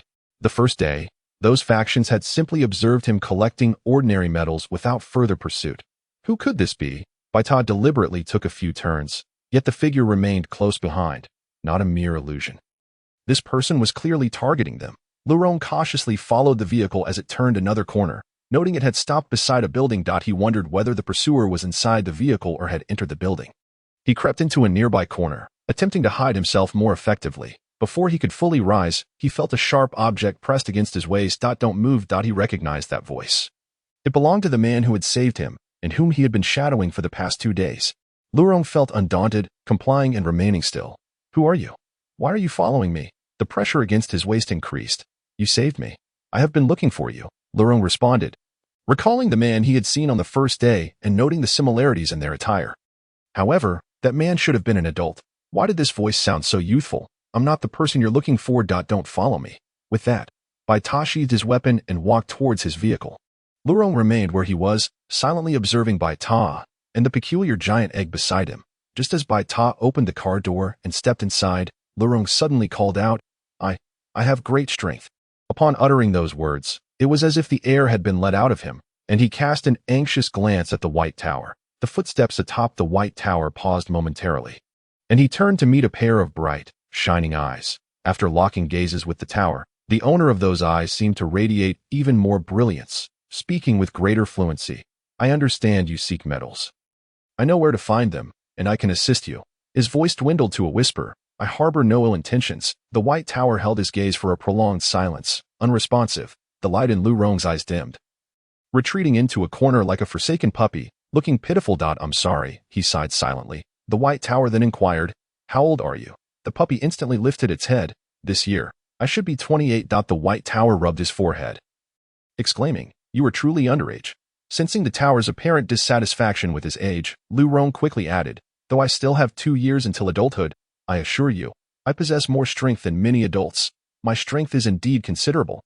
In an apparent bid to prove his worth, his voice rose slightly. The White Tower sighed again, observing the child's eyes filled with hope and admiration, pure and untainted.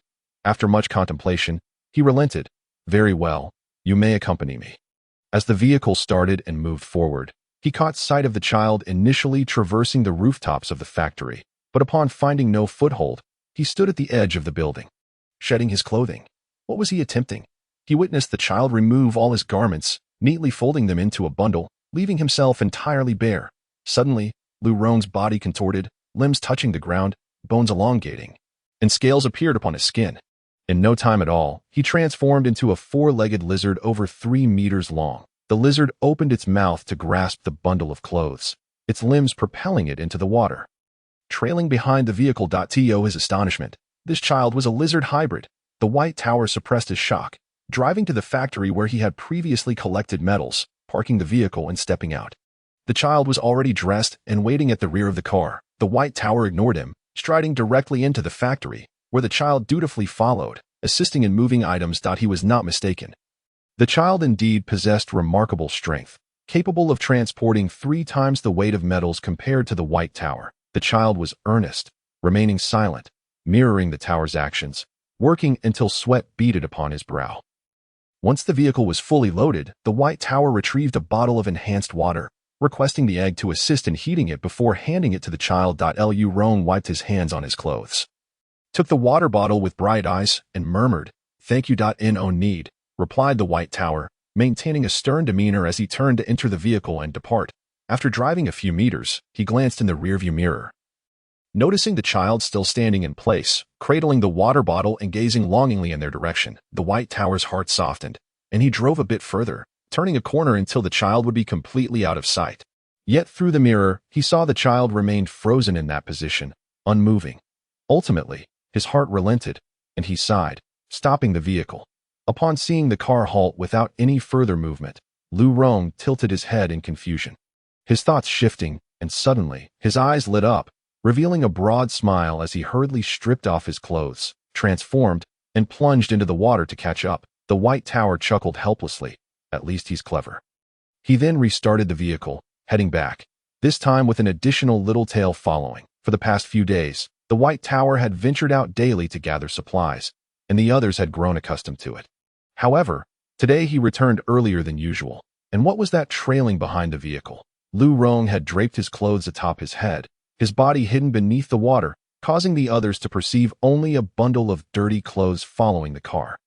Due to the ship's considerable size, the White Tower preferred not to be observed daily in the hall like a mascot, so a few days prior, he had relocated to an unoccupied building nearby, dismantling the outer wall to facilitate the vehicle's entry and exit. Upon parking, he found the child already dressed and nestled in a corner. The White Tower paused, astonished by the child's speed in changing clothes. Was it a one-button transformation? "I am called White Towered Lu Rong," he replied, still somewhat of a stutterer. The White Tower's prolonged silence made Lu Rong uneasy, tightening his grip on the water bottle, his eyes fixed intently on the tower. Returning to reality, the White Tower noticed Lu Rong's pitiful gaze directed at him. I can work," Lu Rong stammered, nervously biting his lip. "I don't eat much. I can manage without meals that I can find food myself." Lu Rong racked his brains, desperately trying to showcase his worth, yet achieving nothing and breaking into a sweat. Such an insecure child. "Then you can help me pass materials." The White Tower assigned him a task. Lu Rong beamed with joy, nodding vigorously.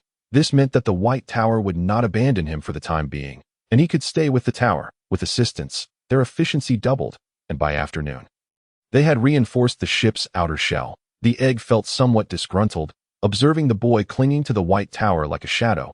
"Perhaps we should roast him instead." The White Tower patted the egg, igniting a fire. With a whoosh, the flames flared to life. Lu Rong's eyes widened in awe, displaying a keen curiosity toward the egg. The White Tower had no intention of explaining, simply retrieving 2 blankets and a set of clean clothes for Lu Rong from the vehicle. Lu Rong was taken aback, cautiously expressing that he would also assist with work the following day. The White Tower smiled in agreement, prompting Lu Rong to accept the items. The modified vehicle effectively shielded them from the wind. Seeing the White Tower's lack of objection, Lu Rong set up a makeshift bed by the fire pit, changing into clean clothes, enveloping himself in a blanket, and retrieving the water bottle given by the White Tower earlier. He cautiously unscrewed the cap, taking a sip, and the refreshing sweetness caused his eyes to squint with delight. The White Tower observed the entire process from the vehicle, contemplating whether to provide him with another bottle tomorrow. At that moment, the egg rolled beside him, capturing his attention. When the White Tower glanced over, it rolled to its designated metal barrel, its intent unmistakable. Chapter 33. Lu Rong. Since the White Tower had recognized the egg as a minor, he had showered it with affection, one of which involved daily baths with enhanced water to clean its shell. Now, the egg was signaling for this particular task. All right, let's get you cleaned up." The White Tower cradled the egg into the barrel, filling it with water, musing that the egg seemed to be vying for attention, perhaps just an illusion. Carl and the others returned on the 4th morning, and upon entering, they spotted someone lying near the fire pit in front of the vehicle. Lu Rong was startled awake by the footsteps, scrambling from his makeshift bed toward the tall stranger warily. He sensed that this man could be formidable. He might not stand a chance. However, he did not retreat, for behind him was the White Tower. There was no way he would allow any harm to come to the White Tower. Carl observed the growing determination in the boy's gaze, his expression resolute as if ready to face death, leaving him somewhat speechless. He knew that the White Tower would never permit anyone to approach the modified vehicle casually, let alone stay nearby. Thus, it was evident that this child had likely crossed paths with the White Tower before. Ignoring the child's posturing, Carl proceeded directly toward the modified vehicle. Seeing this, Lu Rong leaped up, on the brink of transforming and lunging forward, when he suddenly heard a creak behind him. "Uncle Carl, you're back." It was the White Tower. The previously menacing child instantly morphed into an obedient figure, sitting upright on his makeshift bed, an innocent expression on his face. Carl twitched his lips. "I was worried about you, so I discussed with Guoming to return early." "Who is this child?" He gestured to Lu Rong with a nod. "A child I found on the road, named Lu Rong. He helps out and is quite capable." Upon hearing the White Tower praise him, Lu Rong grinned widely, revealing a set of large white teeth, looking quite endearing. Carl glanced at the egg, then back to Lu Rong, finally focusing on the White Tower, his meaning unmistakable. The White Tower felt a twinge of guilt and rubbed his nose. Carl shook his head, signaling the White Tower to get into the vehicle for a discussion. "Do you know anything about his background? Surely he isn't a little spy?" "I haven't discovered any connections to either side. I just thought this child looked pitiful." "So, a child? He appears older than you." Carl rolled his eyes. The The White Tower stammered. He has 28. And you? Carl was speechless. 23. You're still a child yourself. 24. I'm no longer a child, the White Tower retorted quietly. Carl found it laughable. 24. Has your birthday passed? The White Tower replied, not yet, it's soon. Stop with the excuses. After a few days of pretending, I want to be heading out for now. I'll keep an eye on that boy. The White Tower understood that Carl meant well and refrained from arguing. Thus the matter was settled. Upon exiting the vehicle once more, they noticed that Lu Rong seemed to have just returned from outside, his hair still damp. Seeing the White Tower, Lu Rong's eyes sparkled like a puppy spotting its owner. And he eagerly explained, I went to eat. I have energy to work now. Carl and the White Tower exchanged glances, and Haiching, resources, especially food, were entirely controlled by the three major gangs. Where could he have found food? Noticing their confusion, Lu Rong did not hide the truth. I know where they make fish paste. It's a type of small fish that I can breathe underwater and swim, so I went there. Only then did Lu Rong realize that this might not be the most commendable behavior. Having grown accustomed to the harshness of the post-apocalyptic world for so long, it took him a moment to recognize that this was not morally acceptable, causing his demeanor to slump once again. Carl inquired, what kind of small fish? Baita and Carl waited for approximately half an hour when suddenly, with a splash, a four-legged lizard emerged from the water. Lu Rong climbed ashore, opening his wide mouth to expel a small aquarium, within which swam 6 diminutive fish, each over 20 centimeters long, sporting pale bellies and dark backs. After Carl rinsed the aquarium and handed it to Baita, Lu Rong emerged from around the corner. Having changed his clothes. Is this edible? Carl expressed his skepticism. It is edible, though not particularly palatable. It's fishy, odorous, and quite small, Lu Rong responded. Baita opened the aquarium, caught one of the small fish for inspection, noting its resemblance to sardines from his previous life. With deftness, he severed its head, removed its tail, eviscerated it, scraped off its scales, and rinsed it in clean water. Carl and Lu Rong exchanged puzzled glances, unsure of Baita's intentions. The flesh is tender and snow-white, with a high fat content. It should be quite tasty. Do the people here consume the head, tail, and entrails as well? Baita inquired, his confusion evident. I usually swallow them whole after transforming into a lizard. And the members of the three major factions simply catch them, mash them into a paste, and mix in some unknown ingredients, Lu Rong explained. Baita pondered whether Lu Rong regretted his words, noticing the expression on his face. Not offering any commentary, Baita turned back to the vehicle to retrieve some iron and sketched a diagram. This is an iron pot. Uncle Carl, could you assist in making one? Carl glanced at the diagram, finding it straightforward, yet curious about its purpose. For stir-frying and cooking. You'll understand shortly, Baita replied, continuing to prepare the remaining fish. Kaidan and Lu Rong gathered around Baita, one swaying and the other squatting, their eyes wide with curiosity. With swift and powerful movements, Carl clanged away, soon finishing both the fish preparation and the simple iron pot. Uncle Carl, could you also make an iron rack of similar size to hold the pot? Baita requested. That's even simpler. Just wait, Carl replied. Baita patted Kaidan, who rekindled the fire pit, while Lu Rong adeptly collected some flammable materials. Following Baita's instructions, Carl placed the iron rack above the fire pit, and Baita set the iron pot on top, pouring in clean water to heat and boil, discarding it afterwards to scrub the pot. Little Baita, what are you doing? Carl joined the onlookers, curious about Baita's activities. This is called seasoning the pot, allowing it to develop an oil film, transforming it into a non-stick surface. Not only will this extend the pot's lifespan, but it also benefits health, Baita explained as he repeatedly boiled and rinsed the water until it ceased to darken.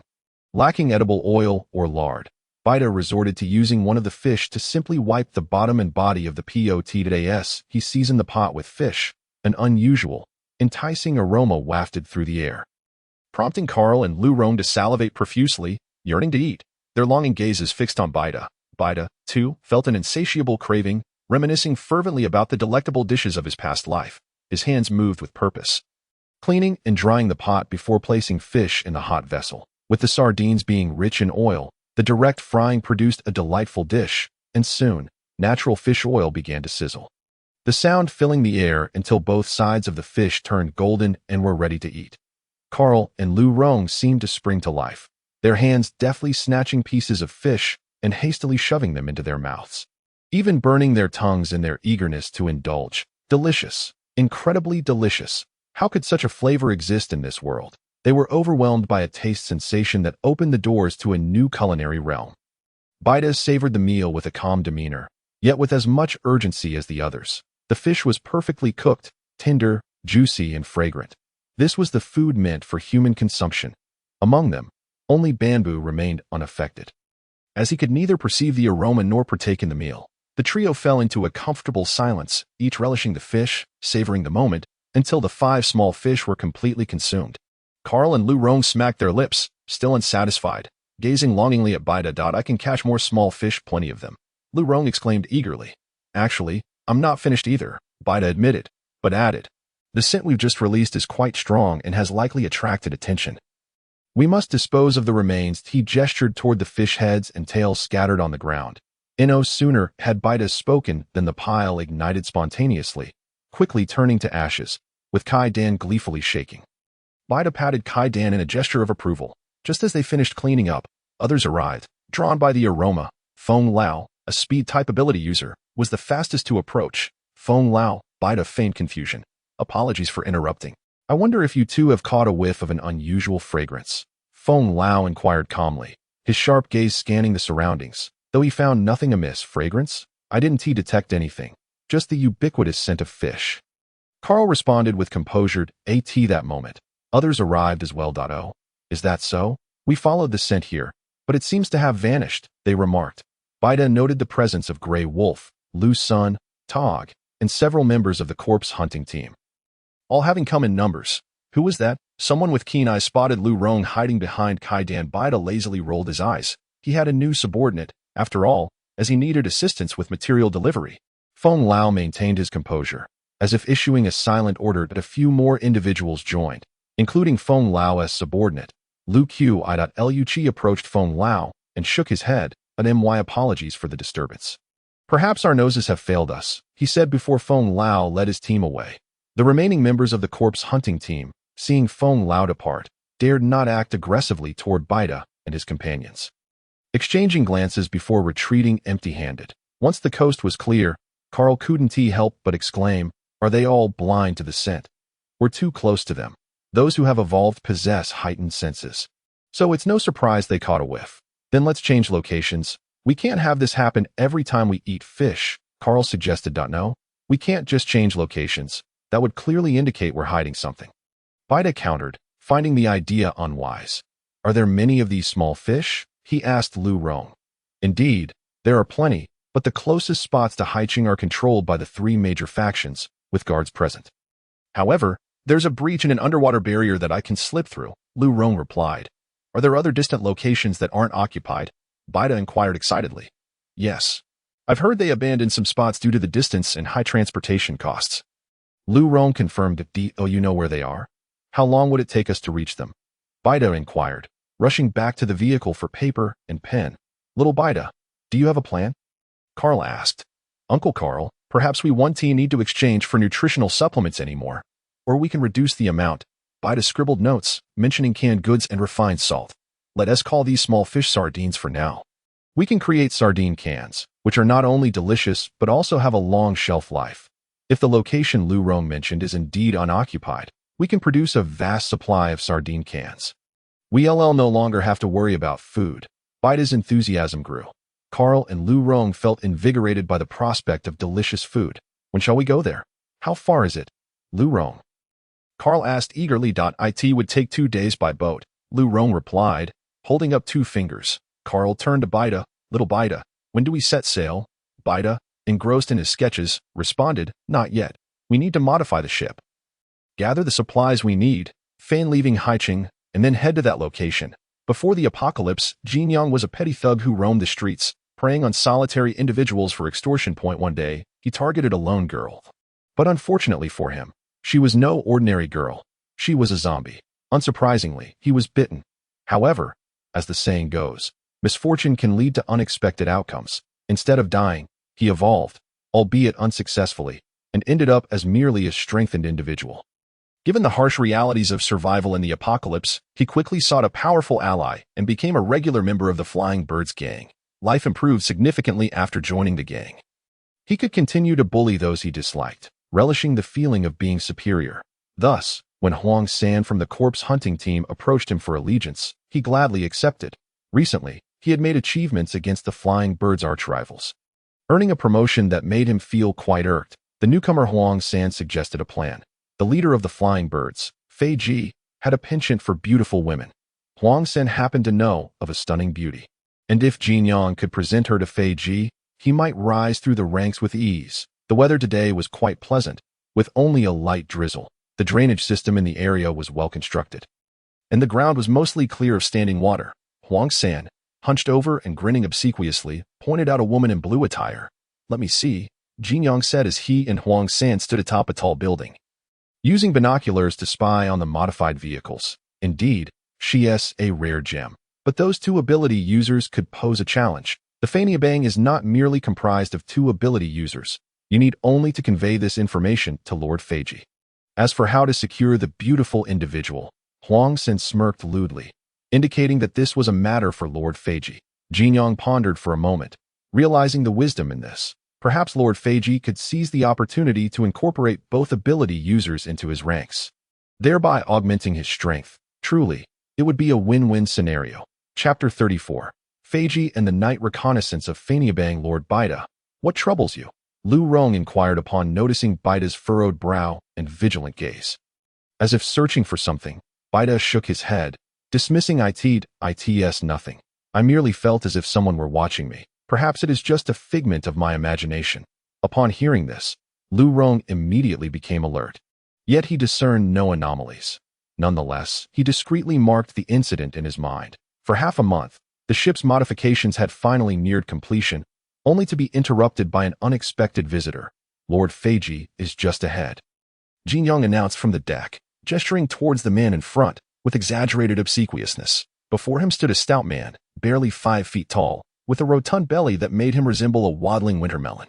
His face was a canvas of excess flesh, with 2 tiny black eyes embedded within, which upon closer inspection revealed a cross-eyed disposition. A small tuft of black hair clung desperately to his scalp, emblematic of a middle-aged man's last vestige of pride. This balding winter melon was none other than Feiji, who squinted his small eyes in an effort to see better. Before him, a peculiar egg-shaped vessel was docked in front of an architectural marvel. He nodded in approval of its design, but as he turned his gaze, he noticed that a portion of the building's exterior wall had been removed, revealing an oddly shaped modified vehicle within. It was less aesthetically pleasing than the egg-shaped ship, yet his attention was abruptly diverted. Beauty. A chill ran down Baita's spine as he sensed a repulsive gaze upon him, just as he was about to turn around. The unsettling gaze vanished. Curiously, he discovered that the colorful egg had rolled behind him, inadvertently shielding him from that unwanted scrutiny. Simultaneously, Lu Rong leaped up, positioning himself beside the colorful egg, warily observing the approaching yacht. He recognized the blubbery figure on the deck, Feiji, the notorious lecher of Faniabang. Feiji had merely glimpsed Baita's profile. As the beautiful figure was about to turn and reveal their true visage, his view was obstructed by the bizarre egg. Although Feiji had a penchant for egg-shaped objects, this particular one was clearly out of line. And who was this scrawny monkey that had suddenly appeared, with hair disheveled enough to obscure his face? Surely he must be an eyesore. Feiji squinted in displeasure, his already small black bean eyes narrowing to mere slits. Carl, who had been inside the ship, suddenly sensed several distinct energy fluctuations and hurriedly exited. Locking eyes with Feiji on the yacht, having seen many characters in the black market, Carl immediately recognized this rotund figure as a lecherous individual. He leapt from the ship, placing himself squarely in front of Baita. Though Baita was unclear about the specifics of the situation, he felt the energy fluctuations and noted the reactions of the 3 individuals before him, realizing that these newcomers were not to be trifled with. Feiji, flanked by his subordinates, stepped down from the ship, confronting the gathering. Carl's eyes narrowed as he recognized Huang San hiding behind Jin Yang, instinctively drawing back. "This is our esteemed leader of Faniabang, Lord Feiji," Jin Yang announced. Feiji raised his chin, adopting an expectant demeanor, longing for worship, yet Baita and his companions ignored him entirely. Seeing the dismissive attitude of Baita's group, Jin Yang was about to reprimand them when Feiji interjected, for he was ever so accommodating towards beauty. Feiji attempted to navigate around the group to catch a glimpse of Baita, but Carl and the others stood resolutely in his path, on high alert. Accustomed to being adored, Feiji felt a flicker of annoyance at their defiance, yet he refrained from expressing his anger in front of 3 ability users. Haha. I've heard the rumors that 2 ability users from the north have arrived in Haiching.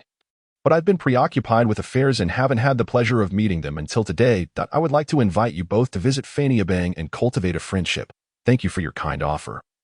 Lord Feiji, but my companion and I are merely staying for a few days and would prefer not to impose on your esteemed gang. Carl declined. Carl, is it the bodyguard of young Master Bai? Since when do bodyguards make decisions for their masters? Step aside, Feiji replied dismissively, gesturing for his men to clear a path. Outnumbered, Carl and his companions understood that while they might not necessarily lose a confrontation, a full retreat would be difficult. Baita patted Carl on the back, stepping forward. Is this the hospitality of Faniabang? As Feiji heard the melodious and soft voice, he turned to see a slender, fair, and strikingly beautiful youth emerge from behind Carl. His brow furrowed slightly, his gaze cold, and his full, rosy lips were pressed together, exuding both innocence and desire. Feiji's eyes widened, and he swallowed hard, reaching out to caress Baita's delicate face. This display immediately incensed Carl and the others. Carl's swift movement cut through the air, tracing a brilliant arc. Feiji reacted quickly, withdrawing his hand just in time, narrowly avoiding the loss of a limb. Enraged, Feiji's sparse hair stood on end. Damn it. Everyone, attack. If they refuse to drink the wine offered, let them taste the consequences. Subdue them. As the two factions prepared for conflict, Lu Rong transformed in place, his garments bursting at the seams, fabric flying in all directions. Just then, a speed ability user rushed to Feiji's ear and whispered something. Feiji's expression shifted dramatically. He glared at Baita and his companions, warning them to remain obedient in Faniabang, lest he become truly ungracious. We leave, he commanded. Hastily retreating with his subordinates. Feiji's abrupt arrival and equally hasty departure left Baita and his companions on high alert. Carl's chest heaved violently as he spat. Damn that Feiji and the entire Faniabang. After venting his frustrations, he took a moment to regain his composure. Young Bai, what's our course of action? Confronting Faniabang directly may yield unexpected results. We certainly cannot afford to let that fat chicken off the hook. Baita consoled Carl with a reassuring pat. The currents in Haiching are turbulent. There are frequent skirmishes between gangs. The hasty exit of Faniabang indicates that something more significant is brewing. If we engage them now, we risk entangling ourselves in the chaos of Haiching. What shall we do then? Leave at the earliest opportunity? Carl inquired, gradually calming down. Although the two possessed formidable abilities, overwhelming numbers could still pose a threat. In this apocalyptic world, survival was paramount. The question of whether that fat chicken could weather the storm of gang rivalries remained uncertain. The ship was nearly ready, with only minor adjustments needed within. We will pack our belongings tonight and depart Haiching immediately, Baita declared decisively. Lu Rong raised his hand quietly, and upon receiving Baita's affirming nod, he spoke. It might not be feasible to leave Haiching tonight. The 3 major gangs will be guarding all the major exits, and our ship cannot navigate through the smaller routes. This revelation caught Baita and Carl off guard. Since entering Haiching, they had not ventured out. Carl had only followed Guoming's Sun and Moon Corp's hunting team, which utilized smaller exits, thus missing this crucial detail. Fortunately, Lu Rong, being a native, was privy to this information. Otherwise, their abrupt departure could have provoked the ire of the 3 major gangs. Baita and Carl exchanged glances, momentarily stumped for a viable solution. We shall seek an opportunity to leave Haiching by daybreak. If that proves impossible, we can bide our time and wait for the chaos to unfold. They resolved. The group swiftly organized their belongings, packing them into the modified vehicle, but refrained from driving it directly onto the ship. Maintaining appearances was essential to deceive any potential adversaries. That night, the flames danced in the fire pit before the modified vehicle. Casting flickering shadows, Baita, Carl, and the colorful egg were nestled inside, while Lu Rong remained outside by the fire, still striving to earn the trust of Carl and the others. As time passed and the night deepened, only Baita slept soundly. The other 2 remained alert, whispering plans beside the fire. Are you certain you can manage? Carl asked Lu Rong in a hushed tone. Lu Rong nodded solemnly. Absolutely. I have ample experience with such tasks and am familiar with the routes. And you? Carl turned to the colorful egg. The egg bobbed in affirmation, signaling its readiness. The trio confirmed their plan one last time before embarking on their separate missions. They had no intention of letting Feiji off the hook easily. Before resting, they exchanged knowing glances, determined to create some trouble for him, for he had dared to covet their beloved Baita. The operation was to be executed by Lu Rong and the colorful egg, while Carl remained behind. He could not allow Baita to be left alone, especially now that he had become the object of someone's desire. Lu Rong transformed into a four-legged creature, burrowing his head into the net's rope beneath the earth. Securing the colorful egg onto his back, he moved swiftly, entering the water, and soon vanished from sight. An hour later, Lu Rong had navigated the winding paths of Haicheng to Feiji's residence, a prestigious hotel located in the heart of the city. Feiji resided in the penthouse suite on the 28th floor. The lights in the room were still aglow. Could it be that he had yet to retire for the night? Lu Rong pondered this with some perplexity. The flood had inundated half of the 25th floor of the hotel, leaving it unguarded, while only from the 26th floor upward did members of the Flying Bird Gang patrol. The water rippled gently as Lu Rong stealthily entered the 25th floor. Cradling the egg, after placing the egg down, he transformed back into his human form, declaring, "I shall venture out shortly to assess the situation. You remain hidden here for the time being." With that, he submerged once more. The cloak of night served as the ideal cover as Lu Rong circled around Feiji's quarters. He discovered that not only was there a guard presence on the upper floors of the hotel, but also within the adjacent buildings where patrols were evident. Although not every external structure was manned, the proximity of several buildings facilitated rapid reinforcements. After 2 circuits without uncovering a suitable landing spot, Lu Rong resolved to return to the 25th floor to relay his findings regarding the egg. Upon hearing his account, the egg began to tremble shortly thereafter, though Lu Rong found himself unable to decipher its meaning. Banbu, unable to speak, withdrawn. Lu Rong felt a pang of frustration. Would he truly return empty-handed tonight? Lacking any better alternatives, he hoisted the egg and prepared to retrace his steps underwater. Suddenly, a deafening explosion shattered the air. Startled, Lu Rong hesitated to plunge into the water, opting instead to remain still and ascertain the situation. Another explosion reverberated. From above, muffled curses could be discerned, revealing that individuals were departing in a hurried yet composed manner, as if they had weathered such occurrences numerous times before. Seizing the chaos to his advantage, Lu Rong slipped into the water and swam beneath the surface to observe DMD. How many times has this been? When will the Haicheng gang cease their antics? That rascal moves too swiftly. We cannot apprehend anyone, and the Haicheng gang steadfastly denies involvement. What can we do? Those scoundrels are adept at playing dirty. The two conversing hurriedly made their way towards the billowing smoke, oblivious to Lu Rong hidden beneath the watered. Lu Rong, keenly observing the 2 points of smoke, noted a multitude of vessels heading in that direction. While silently surveying the enemy's movements, he suddenly felt the egg stirring on his back. To the left. Lu Rong attempted to shift leftward, and the egg ceased its motion. An epiphany struck him. Correct. After traversing several dozen meters, the egg wobbled backward momentarily before halting. This was a signal to stop. The egg functioned akin to a joystick on a game controller. He merely needed to follow its directional cues. Boom. A chamber within the building erupted in flames. Without pausing to investigate further, Lu Rong felt the egg bounce twice in place, signaling him to dive. Left, 2 shakes. To the left, it wobbled back, indicating to halt. Boom. Another explosion. Boom. Boom. Following the egg's guidance, Lu Rong ignited chaos all around. Damn those Haicheng gang scoundrels. The entirety of the Flying Bird Gang descended into pandemonium, smoke billowing in every direction, explosions ringing out incessantly. Yet, this turmoil did not disturb Feiji, who had fortified his room with exceptional soundproofing. His subordinates assumed the ruckus stemmed merely from the Haicheng gang causing mischief, unaware that no one had reported the incident to Feiji. The hotel's occupants were drawn away by the external chaos, leaving only a couple of guards stationed on the 28th floor. Taking advantage of the disarray, Lu Rong ascended the hotel's outer wall and beheld a brightly lit room, at the center of which sat an enormous chicken coop. Inside the coop, a rotund rooster with sparse feathers was nestled in slumber. Feiji actually took pleasure in transforming and dozing as a bird. The egg would not permit Feiji such comfort.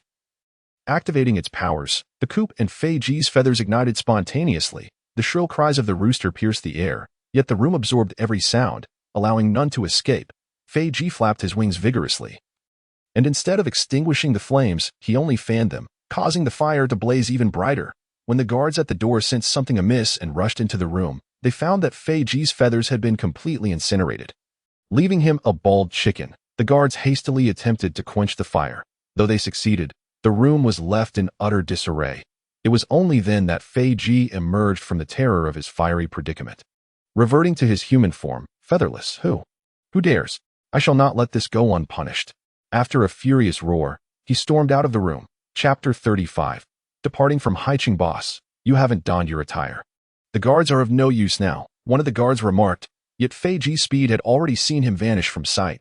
Two guards exchanged glances before pursuing Fei Ji, seeing the building empty. Lu Rong seized the opportunity to vault over the wall into the room, transforming back into human form, where he discovered two large crates filled with high-grade corpse crystals. He swiftly packed both crates into a net bag and transformed to make his escape. The next morning, Baita awoke, with a multitude of tasks awaiting him. Where did these come from? In the corridor of the modified vehicle lay two opulent crates, gleaming and exquisite, utterly incongruous with the practical nature of the modified vehicle.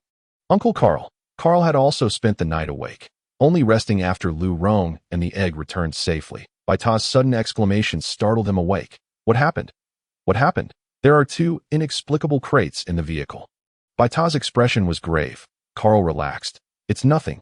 We brought them back, so don't worry. Baita raised an eyebrow. He observed the dark circles under Carl's eyes, glanced at the peacefully sleeping Lu Rong, and noted the remnants of corpse crystal dust surrounding the egg. What have you two been up to behind my back? Bai Xiaoya, Brother Kale, are you awake? Before Baita could inquire further, Guoming's voice rang out from outside.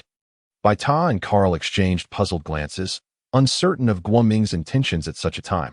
They both exited the vehicle, finding Guoming already standing before the modified vehicle, while Lu Rong had also risen and stood nearby. On guard. What brings you here so early, Captain Guo? Carl inquired. Brother Kale, you may not be aware, but the Flying Bird Gang faced a major incident last night. It is said that the Haiching Gang caused a ruckus, infuriating the leader of the Flying Bird Gang, Fei Ji, who rushed out without even donning his clothes to seek an explanation. Guoming paused, anticipating further inquiries from the duo. But upon meeting Baita's bewildered expression and noting the subtle nuance on Carl's face, he continued without hesitation. The Haiching Gang steadfastly denies any wrongdoing, claiming that Lord Fei Ji is fabricating accusations and is a pervert who enjoys running around naked at night.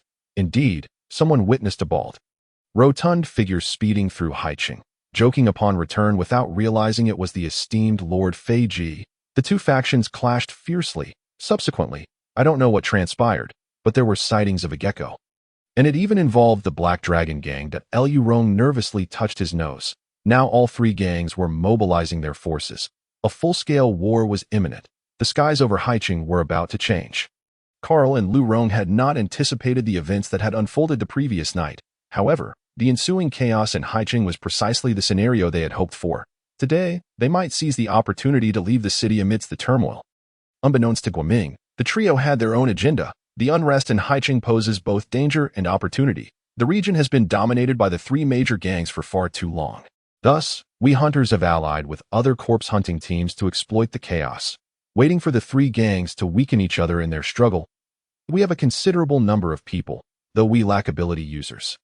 Should you both wish, once we succeed, feel free to take whatever supplies you desire. Baita raised an eyebrow, but remained silent. Guoming then turned his gaze expectantly towards Carl. Feigning difficulty, Carl replied, we, as humble servants, are likely unable to assist, especially since we plan to leave Haiching today, that we shall refrain from becoming embroiled in the city's strife. You intend to leave today? Guoming interjected, surprise etched on his face, tinged with a hint of delight. I'm quite tired of being here. Baita interjected at an opportune moment. That's splendid. I wish you a smooth journey. Bai Xiaoya and Brother Kale. Guoming's smile broadened. However, our vessel is rather large, and the previous exit was too small. Are there any larger exits available? We wish to depart immediately. I have truly had my fill of this place. Baita feigned impatience. Departing now? Very well. I know of a large entrance and exit that is currently unguarded by the three major gangs that I can guide you there. Guoming's smile was uncontainable, practically stretching from ear to ear. Excellent. Lead the way, and we shall set off immediately. Carl instructed as Guoming boarded the ship. Baita and Carl exchanged knowing smiles, as if their slumber had encountered a perfect pillow. Their belongings had been packed the night before. All that remained was to drive the modified vehicle onto the ship.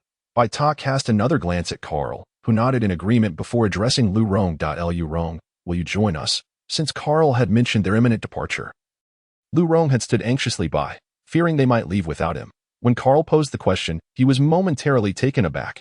responding with a dazed, huh, Baita facebomb.do you wish to accompany us, finally comprehending. Lu Rong's eyes sparkled, though his expression was cautious as he stammered, "See, can I? Is that okay?" Baita smiled gently, "Of course, do you wish to?" I wish to." Lu Rong hurriedly affirmed. Ha ha, you rascal, hop on. Carl gave Lu Rong a hearty pat on the back, signaling him to board the vehicle. Lu Rong was on the verge of ecstatic madness. He leapt into the car with 2 quick strides, grinning like a fool. Baita and Carl shared a chuckle as they followed suit, climbing aboard the vessel. Ultimately, guided by Guoming, with Carl at the helm, the group successfully departed from High City. As they watched Guoming leave, Carl remarked, "Are you sending us off so far? Are you afraid we won't return?" Baita withdrew his gaze and replied, "Of course, we need to ensure that we have truly left, especially with 2 unidentified ability users missing. Once our objective is accomplished, we stand to gain considerably. How shall we proceed? Shall we catch some small fish?" Carl said, licking his lips in anticipation. "Indeed, with High City in disarray, now is the perfect time for our endeavor. Lu Rong, you shall lead the way." Baita was equally inclined, having long desired this venture. Since boarding the ship, Lu Rong had been like a curious child, examining everything with boundless enthusiasm. Upon hearing Baita call for him, he immediately straightened up and stood beside Carl. "Carl, Lu Rong. Lu Rong. Yes, Carl, which way shall we go?" Lu Rong's face flushed crimson. Having left the water, he was at a loss for direction. "I'll disembark and lead the way," he said hurriedly. Darting out of the boat, with a splash, he entered the water in a rather haphazard manner, creating quite a large spray. Baita, who had been organizing the modified equipment, rushed to the cockpit upon hearing the commotion, just in time to catch a glimpse of a robust tail. "Baita?" "Carl. He went ahead to guide us. It's easier to discern the direction that way." "Baita. All right then." After 3 days at sea, the surroundings transformed from clusters of buildings to an endless expanse of ocean. With a splash, Lu Rong emerged from the water, exclaiming, "Right up ahead." He then dove back into the sea. Baita, using binoculars to survey the area, suddenly spotted a small island appearing in the distance. Where Lu Rong was peering curiously, he opened the window, leaning out, his voice carried away by the sea breeze. "What is going on? This island wasn't here before. How peculiar." The sea-soaked hair clung to his skin, appearing much tamer now. Lu Rong brushed aside the strands obscuring his vision, revealing his smooth forehead, and replied, "The vast ocean reflects the somber sky, where the horizon of the sky meets that of the sea. It should be a picturesque scene of seamless beauty, yet it has been marred by swirling dark clouds and towering waves, creating a foreboding atmosphere." Lu Rong was tossed about by the surging waves, only to be slammed down by the subsequent surf, rising and falling, with only a glimpse of white at his abdomen intermittently visible amidst the dark waters. The weather at sea could change in an instant. When Baita and Carl arrived, they were greeted by this tumultuous scene. "Quick, drop the net." Carl pressed a few buttons, illuminating the corresponding lights. Unexpectedly, the specially designed fishing net was first utilized to scoop up their own companion. Lu Rong, equally disoriented by the waves, was ultimately pulled from the net by Carl, now sprawled on the cockpit floor, tongue lolling out. Meanwhile, Baita was investigating the mysteriously appeared island. The island was round, not particularly large, roughly 3 times the size of the ship, elevated in the center with lower edges, covered in mud and various unnamed algae. "Did you discern anything?" Carl approached the window to peer outside. Baita shook his head. "At present, it merely appears to be an ordinary island." Carl turned to Lu Rong and asked, "Little Rong, when was the last time you visited this place? Was this island here then?" Lu Rong, still recovering from his disorientation, answered with a sluggish tongue, "About, a month ago. I think. A month ago, it was here." Carl repeated. Lu Rong weakly nodded, fixing his gaze on the rolling waves outside. Baita turned to Carl. "There's no point in speculating for now. Let's focus on gathering enough fish and leaving promptly. Uncle Carl, let's deploy the net." "All right, shall we activate the water pump as well?" Carl maneuvered the ship, attempting to maintain a circular course nearby. "Let us not rush. We'll wait until this storm passes," came Baita's voice from within the modified vehicle. At this moment, Lu Rong had regained his composure and rose to assist Baita. "Lord Baita, what are these contraptions for?" Lu Rong helped Baita transport some peculiar components, stacking them in the living area.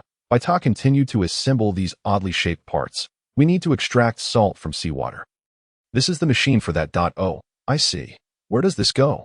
Is this large bowl for holding salt? Lu Rong inquired, holding up a sizable bowl beside Baita. Place it here. No. This one is for holding colored eggs. Lu Rong? Actually, this is my first time making salt. I only know the salt field method, where seawater is evaporated to leave behind sea salt. We don't have enough space to store water. And with no sunlight to dry it, I devised this rudimentary apparatus. The seawater pumped from the ship goes here, and then I use the fire attribute abilities of the colored eggs to accelerate the evaporation process to produce salt. Lu Rong comprehended little, but recognized Baita's prowess. The IT should be ready soon. We can test it once the storm has passed. Come, choose your room. Baita led Lu Rong to the second floor. There are 2 rooms left in the center. Pick one. Lu Rong stood between the 2 rooms and asked, which room will you occupy? Baita pointed to the room on the far right. Then I shall take this one. I'll be beside you. Is that all right? Lu Rong indicated the room adjacent to Baita. Sure, currently, both rooms are empty. You'll need to help me move everything from the vehicle.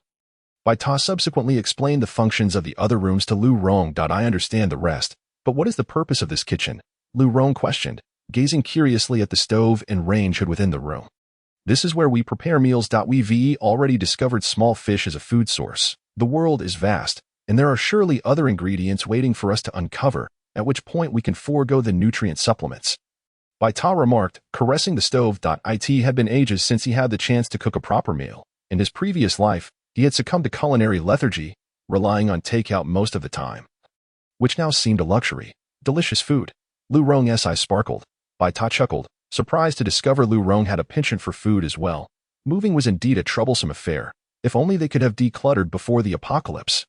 It would have been simpler. However, given the scarcity of resources now, they were reluctant to part with anything. The 2 spent hours transporting, organizing, and stowing away their belongings. By the time Baita and Lu Rong returned to the cockpit, they noticed the waves had calmed somewhat. Finished. Carl stretched his stiff muscles. Yes, we've arranged our rooms to our liking. The other rooms are already tidied up, Baita replied, peering out the window at the island. Still observing no abnormalities. The rain had diminished. Perhaps they could explore the island tomorrow. Although it was easily visible from afar. As Baita turned back, he spotted Lu Rong, a tall young man standing forlornly behind him. I am hungry, Lu Rong said, swallowing hard. I can go catch some fish. Upon his suggestion, Carl also felt a pang of hunger, looking at Baita with similar longing. Baita himself was hungry. No need to dive in just yet. We've had the net out for several hours. Let us check our catch first. Without further prompting from Baita, Carl had already pressed the button to retrieve the net. Half an hour later, the kitchen on the second floor was filled with the sizzling sound of oil and the roar of the range hood, the aroma of grilled fish wafting throughout the vessel, infusing the cold, metallic ship with a touch of warmth. Utilizing the iron pan crafted by Carl during a previous endeavor, Baita expertly grilled the fish, while Lu Rong and Carl sat side by side at the kitchen door like eager preschoolers. Once Baita finished one batch, he divided the fish into their bowls before continuing with the next. Chapter 36. Sardine canned goods and sharing a bed. In truth, Baita had already eaten his fill.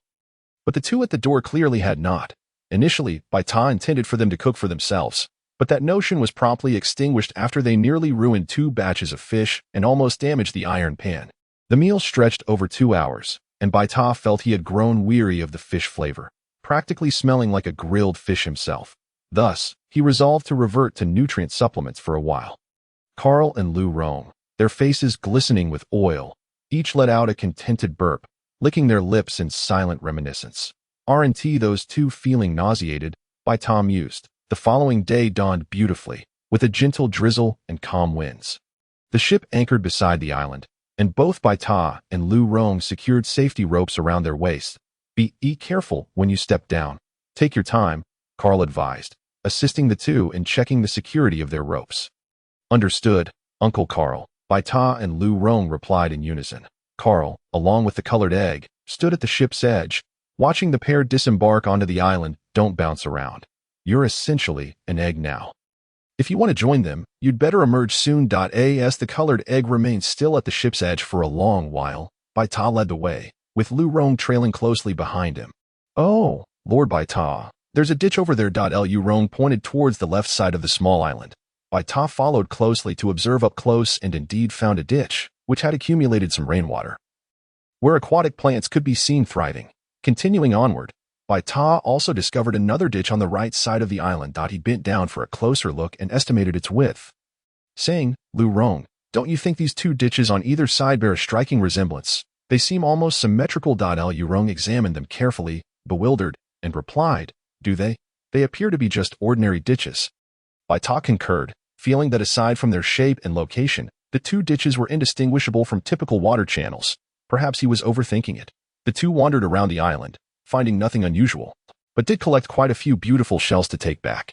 Baita reported the situation on the island to Carl, who also found nothing amiss. The group promptly decided to prepare sardine cans on the island, given the ship's design, which lacked an open deck.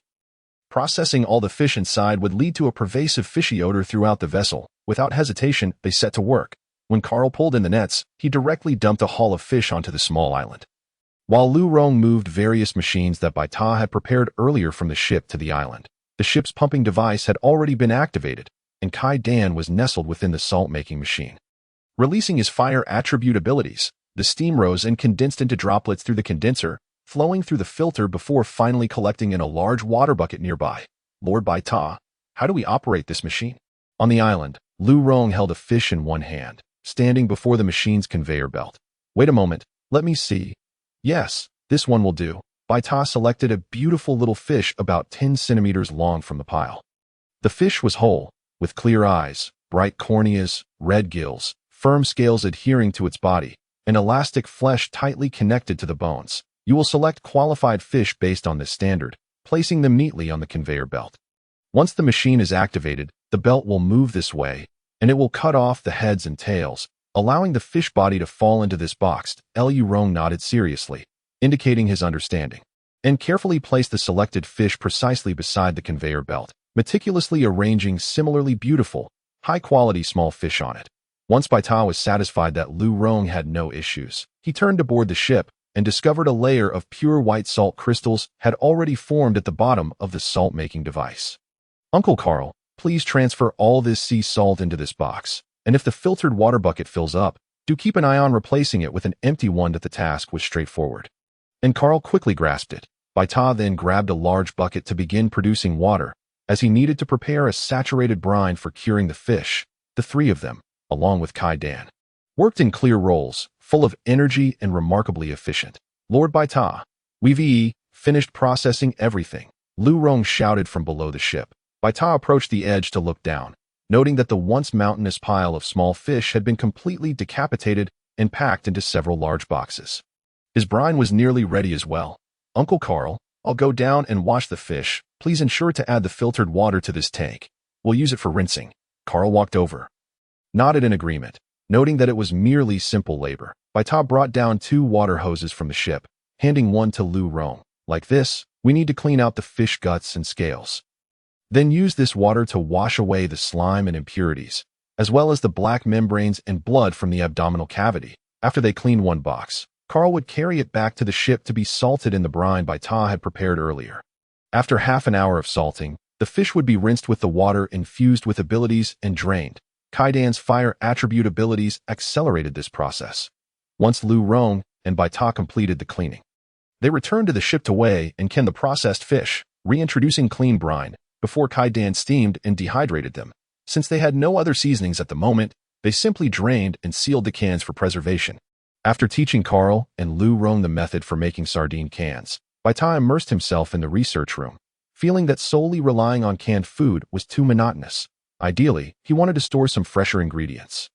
Thus he thought of flash freezing. Now, he needed to study the flash freezer and freezer cabinets. Kaidan worked with remarkable efficiency, producing an entire room full of sea salt, temporarily stored in the empty room between Lu Rong and Carl.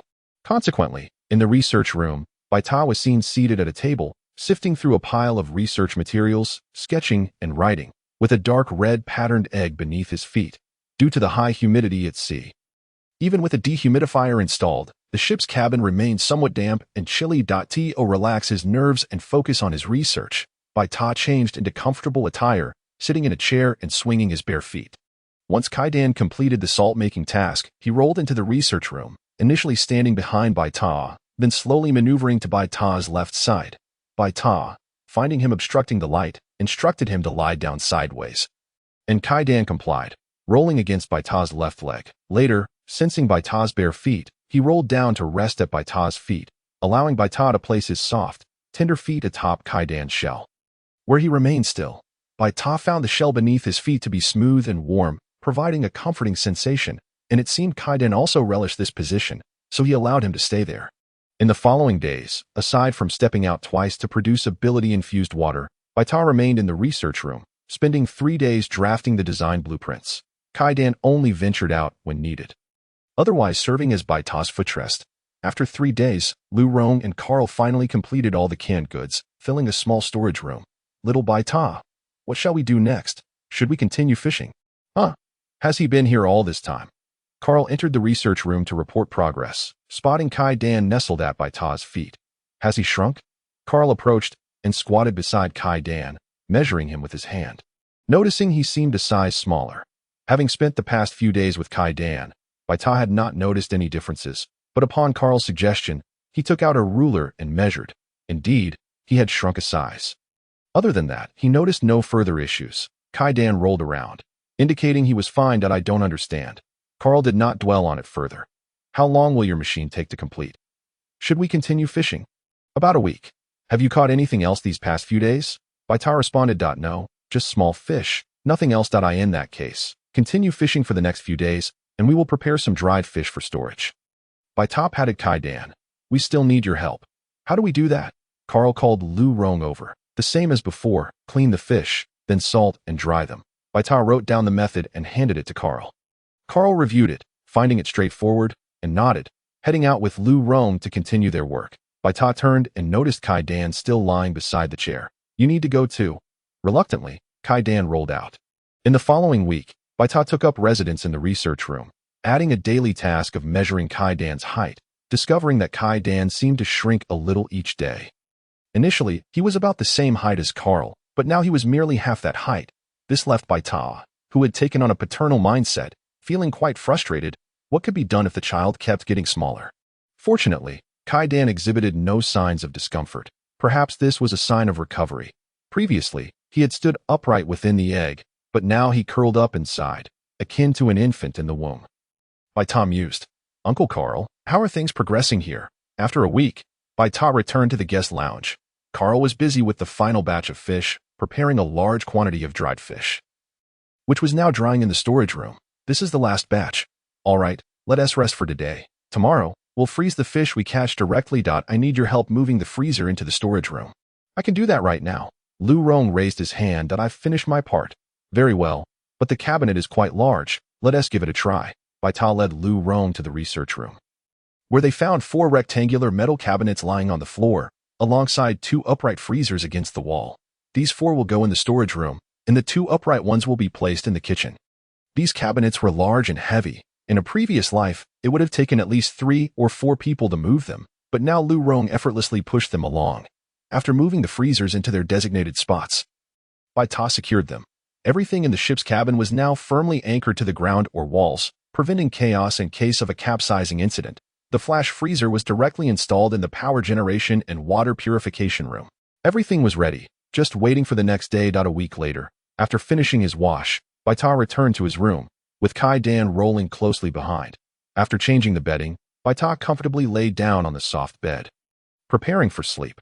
Normally, Kaidan would rest by the bedside, but today he seemed unusually restless, moving about at the edge of the bed to draw Baita's attention. What's wrong? The White Tower sat up, gently touching the eggshell in an attempt to soothe it, but to no avail. Perceiving the confusion on the White Tower's face, the colorful egg rolled across the table, leaped onto its surface, wobbled momentarily, then fell over, shook again, and then jumped down, rolling back to the bedside and swaying. Do you wish to sleep on the bed? The White Tower inquired uncertainly. The colorful egg joyfully swayed in affirmation. Then let me prepare a nest for you, said the White Tower, attempting to rise from the bed. However, the colorful egg obstructed his movement. No nest. You wish to sleep on my bed? The White Tower asked. The colorful egg nodded in agreement. After a moment's contemplation, the White Tower replied, Very well. I shall prepare another bed for myself. You can sleep here. Yet, the colorful egg still prevented him from moving. So, you desire to sleep alongside me? The White Tower guessed. The colorful egg wobbled slightly, as if shy, The white tower chuckled softly, realizing that after returning to its primitive infantile form, the colorful egg's mind had transformed into that of a child, longing to cuddle up next to an adult for warmth. All right, you little darling. Let me clean you up, and then you can go to bed. Banbu, unaware of the white tower's reasoning, did not impede his intentions and stepped aside. Let the little darling be. After all, what does the colorful egg's behavior have to do with me?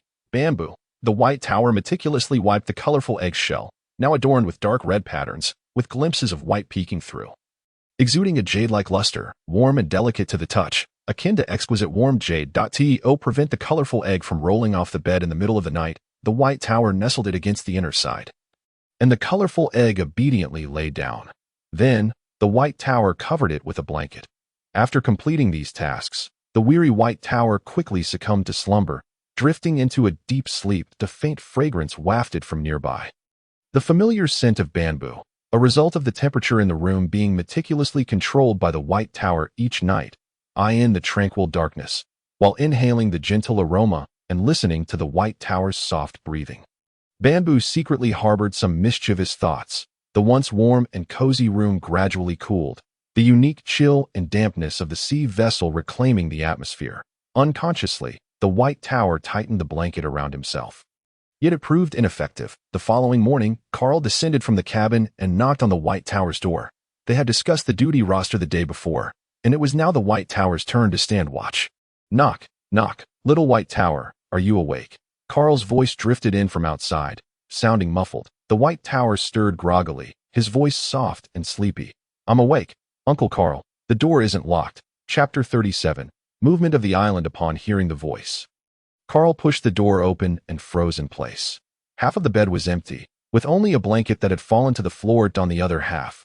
A thin blanket served its purpose, neatly covering the white tower, whose outline revealed him clutching the colorful egg like an octopus. Carl. At that moment, the white tower had also awakened sufficiently. Realizing his peculiar sleeping position, Carl assessed the room's temperature. Pleasantly warm, and exclaimed in surprise, Little white tower, so you're this afraid of the cold? The white tower himself could not comprehend the situation. He believed his sleeping posture was fine, and the temperature in the room was undoubtedly comfortable enough that he didn't need to embrace the colorful egg. A veritable furnace to fall asleep. Yet, the fact remained that he had abandoned his own bed and blanket in the middle of the night, not only crawling into the colorful egg's warmth, but also holding it tightly. Since that morning when Carl had caught him using the colorful egg for warmth, the white tower had learned the meaning of your uncle thinks you're cold. Whenever the colorful egg was not by his side, his uncle would remind him to dress warmly. Little white tower, where's your coat? Put it on quickly. Carl frowned, disapprovingly eyeing the white tower, who was stacking fish beside the freezer, before the white tower could respond. Carl, still feeling it inappropriate, clenched his right fist against his left palm and decided, stop with the fish, it's cold and wet. Head to the cabin and steer the ship, silently placing the fish down. The white tower blinked slowly, skeptically examining his own attire. He felt perfectly warm, even a bit hot from working, but seeing Carl's concerned gaze, he could not muster the words to refuse and obediently made his way to the cabin. Having been busy for several days, the white tower found himself somewhat unaccustomed to the sudden idleness, wandering aimlessly in the cabin. Through the cabin's glass windows, he observed the gentle rain falling outside. The sea calm and undisturbed, a rare good weather day. He leaned down to check on Lurong, who was clad in a raincoat and boots, sifting through a pile of shiny silver fish, selecting the finest specimens to place in a nearby bucket while tossing the inferior ones back into the sea, causing ripples to form.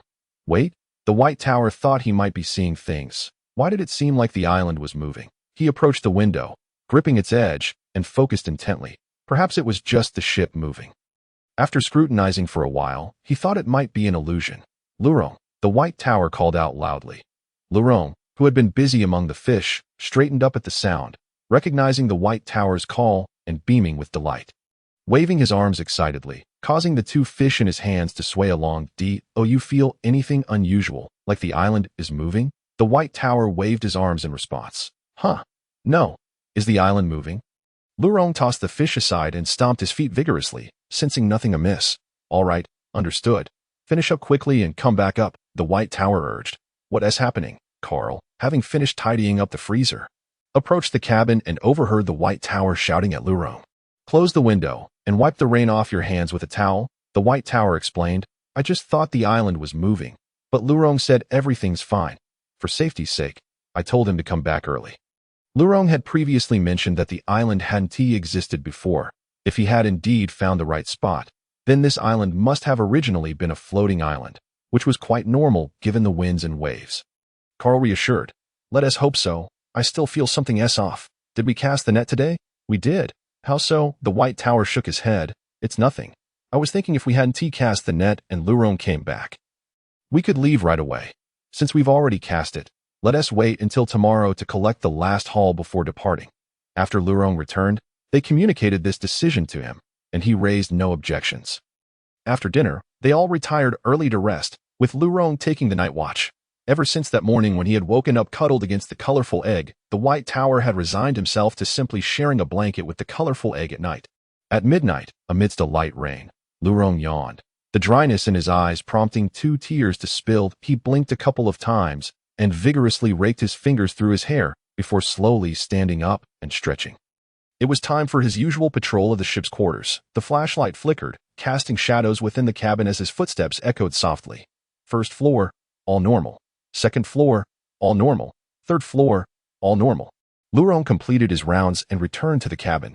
With a click, he turned off the flashlight and glanced around. What is that? The island.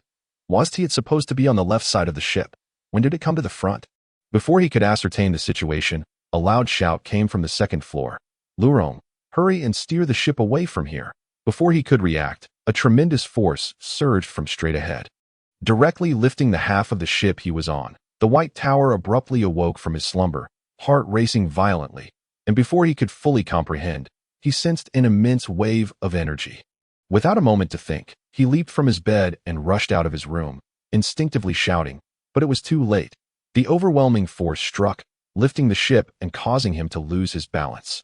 Rolling helplessly across the floor just as Carl burst through the door. With a loud thud, they collided against the warehouse door. Without time to assess the White Tower's condition, Carl bellowed, I'll head to the other cabin to steer the ship.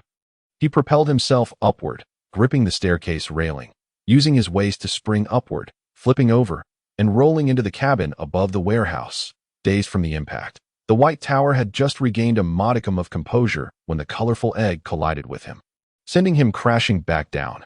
Ugh! Despite the colorful egg's smaller size, its weight remained unchanged, and the impact left the White Tower's insides aching. His features contorted in pain, his back pressed against the warehouse door, the rough surface causing discomfort. He reached to push the colorful egg away, only to see red light flashing from its shell, racing along the dark red patterns, illuminating wherever it passed, and in an instant, all the patterns gleamed brilliantly. Moo! A brief, low sound erupted, mixed with pained fury, causing the White Tower's temples to throb. The ship crashed back down, returning to a horizontal position, and a resounding roar filled the air as the vessel shook. Uncle Carl succeeded. The ship is moving. With a clatter, the colorful egg tumbled out from Baita's embrace. Leaning against the wall for support, Baita rose to his feet, clutching his stomach as he dashed upstairs, only to come to a sudden halt at the stairway, narrowly evading the rolling, curled form of Lurong. That was close. He almost became a bowling pin. Lurong, Uncle Carl is in the driver's cabin across the way. Go there and guide Uncle Carl. We cannot afford to lose ourselves at sea. After speaking, Baita entered the cabin where Lurong had previously been stationed, accompanied by the following colorful egg. The once tranquil sea was now a tumult of white waves, entangled with the ship's wake. At the end of the frothy tumult, a vague black shadow could be discerned, though the ship was sailing at full speed. It did not seem to be pulling away from the ominous silhouette. That small island was persistently tailing them. Grabbing the intercom, Baita connected to another cabin and inquired, Lurong, did you manage to discern the true nature of that island earlier? Suddenly, the intercom from the other cabin crackled with static, and Baita's voice emerged. Lurong seized the intercom and replied, I couldn't see it clearly. It was too dark. That IT has been following us. And while it maintains a certain distance now, it is not far. I will keep an eye on its movements and notify you of any anomalies. Received. Please ensure your safety, Baita responded, confirming that the island was currently inactive. He divided his attention toward the colorful egg in the corner. He noticed that the eggshell appeared somewhat dull, lacking its usual luster and vitality, now remaining motionless in the corner. That spot was designated for placing corpse crystals. The earlier agonized wail of the monstrous beast must have been a result of an attack from the colorful egg's unique abilities. Subsequent events corroborated his suspicions. Whenever the island accelerated closer to the ship within a certain range, the colorful egg would emit a red glow and activate its powers. The anguished cry of the beast would follow, retreating a short distance. After several repetitions of this cycle, the island and the ship maintained a distance that was neither too close nor too far. As if it had been scorched and deemed that proximity a boundary, the pursuit continued throughout the night. Although the sky remained overcast, visibility had improved somewhat. However, the majority of the island remained submerged, leaving its true nature shrouded in mystery. Zzz, Baita, sir, at this rate, with another day and night, we should be able to return to Haicheng. Lu Rong's voice emanated from the intercom. No, we cannot lead this creature to Haicheng. Head north. We must devise a way to shake it off, Baita urged. Received. Course adjusted. Moo. The island was once again struck by the colorful egg, and this time, Baita finally glimpsed its true form. Its upper jaw protruded, while the lower jaw curved slightly upward, the jawline featuring serrated notches. The snout was short and rounded, with the front of the upper jaw not forming a hook. Its limbs were paddle-like, with the forelimbs longer than the hind limbs, each possessing a claw on the inner side. It was, astonishingly, a mutated sea turtle. It's a sea turtle. It's a sea turtle, Baita exclaimed into the intercom. What? Startled, Carl and Lu Rong reacted in surprise. It's a sea turtle. The island is actually a mutated sea turtle. Good heavens, what have we been doing these days? A sea turtle? The other two were equally astonished. Recollecting the events of recent days, all three felt a sense of collapse. Baita lamented, we were picking up shells on its back. Carl added, we were even piling small fish on top of it. Lu Rong chimed in, I was stomping around and having a blast. It seemed their predicament of being pursued was not entirely unfathomable. I have a question. Carl hesitated. What is it? Does it eat fish? Carl's tone was somewhat ambiguous. Sea turtles are omnivorous. They do eat fish. Why? Baita paused, then realized what he implied. That I had a feeling that the ship's draft and speed were off. Now that I think about it, we never retrieved the net we cast earlier. So, you're saying we've been dragging a net full of fish behind our ship all night? Lu Rong gasped. His mouth agaped. It must have swum to the fishing spot to feed. Over the past few days, we have not only been catching its food, but also frolicking on its back, and even during our escape, we took along a net full of fish. No wonder it has been relentlessly pursuing us. Baita murmured. So, what do we do now? Release the fish and haul in the net? Carl inquired. Yes, let us see if it still follows. Baita pulled himself back to reality from his contemplation. Carl waved his arm, pressing several buttons. All set. The sails billowed, silver scales danced upon the surface, and the little silver fish were swept to the sea's surface by the flowing water, their tails swishing and splashing droplets, creating a delightful spectacle with the white waves. A massive mouth loomed above, blocking out the sun as it opened and closed. Swallowing this enchanting scene, the great sea turtle lingered to enjoy its feast. And Baita and his companions finally escaped with their lives. In the year 141 of the star calendar, August, in Jiancheng, a small fishing village by the sea, with a splash, Lu Rong broke through the water. Shaking his wet hair, the entire village lay submerged, devoid of any living beings or zombies. Understood, you can come up now, Carl replied. With a few nimble movements, the tall young man climbed aboard the boat. Carl tossed a towel onto Lu Rong's head, covering much of his bare body. This won't do. Every time you transform, you have to change clothes. It's too much trouble. I don't want to be a bird either. If I don't change, wearing a single outfit will ruin it. No amount of clothing can withstand this kind of wear. Lu Rong complained more fervently, his lips pouting. Unlike Baita and Uncle Carl, he had survived by mutating alongside his pet lizard. Though he had successfully evolved, he only possessed the advantage of tough skin and flesh, which could only be utilized post-transformation. By the time he encountered Baita, he had already worn his last set of clothing. Though Baita felt sympathy for Lu Rong, he couldn't help but burst into laughter. All right. I want to let you remain in this state forever. Once we find suitable materials, I'll make you some convenient clothes that won't rip easily. In an instant, Lu Rong, who had just been sulking like a pitiful puppy, lit up with joy. His lips no longer pouting as he broke into a silly grin. Thank you, Baita. He had always known that Uncle Carl's weapon, Kaio, was crafted by Baita, secretly envying it for a long time. During idle moments, he would fantasize about having a weapon made by Baita himself in the future. Now that Baita promised to make him clothes, perhaps he would also craft him a weapon. Chapter 38. The best birthday gift. Stinky brat. Seeing his foolish demeanor, Carl felt a twinge of mischief, raising his hand to ruffle Lu Rong's hair, treating it as if petting a dog. Hey, isn't your hair getting a bit too long? It's blocking your eyes. Lu Rong's golden hair, now a tousled mess from Carl's playful ruffling, stuck out in every direction, his expression innocent. His naturally curly golden locks had become a tangled mass resembling a haystack due to malnutrition in the apocalypse. Glancing at Carl's short hair and then at Lu Rong's curls, Baita gathered his hair into a ponytail at the back of his head. Realizing it had indeed grown, this place appears to be temporarily safe. Let us first give each other haircuts, then check the ship. I'm not sure how severe the damage was from the turtle's collision, Baita suggested. The trio chuckled as they took out scissors for a round of haircuts. Lu Rong's wild mane was beyond salvaging, so Carl took the lead and decisively snipped it all off, leaving him bald. As strands of hair fell to the ground, Lu Rong's true features were revealed. Though somewhat gaunt, his facial structure was strikingly defined, revealing a handsome visage with exotic charm. Feeling slightly embarrassed under their gazes, a flush crept onto Lu Rong's tanned face as he pressed his lips together, his round, hazel eyes blinking adorably. Baita was reminded of a golden retriever from his past life. Sigh, it seems I have the lowest looks here. Carl feigned melancholy, eliciting laughter from the other two. Ha. That's different. Uncle Carl is the embodiment of a rugged hero.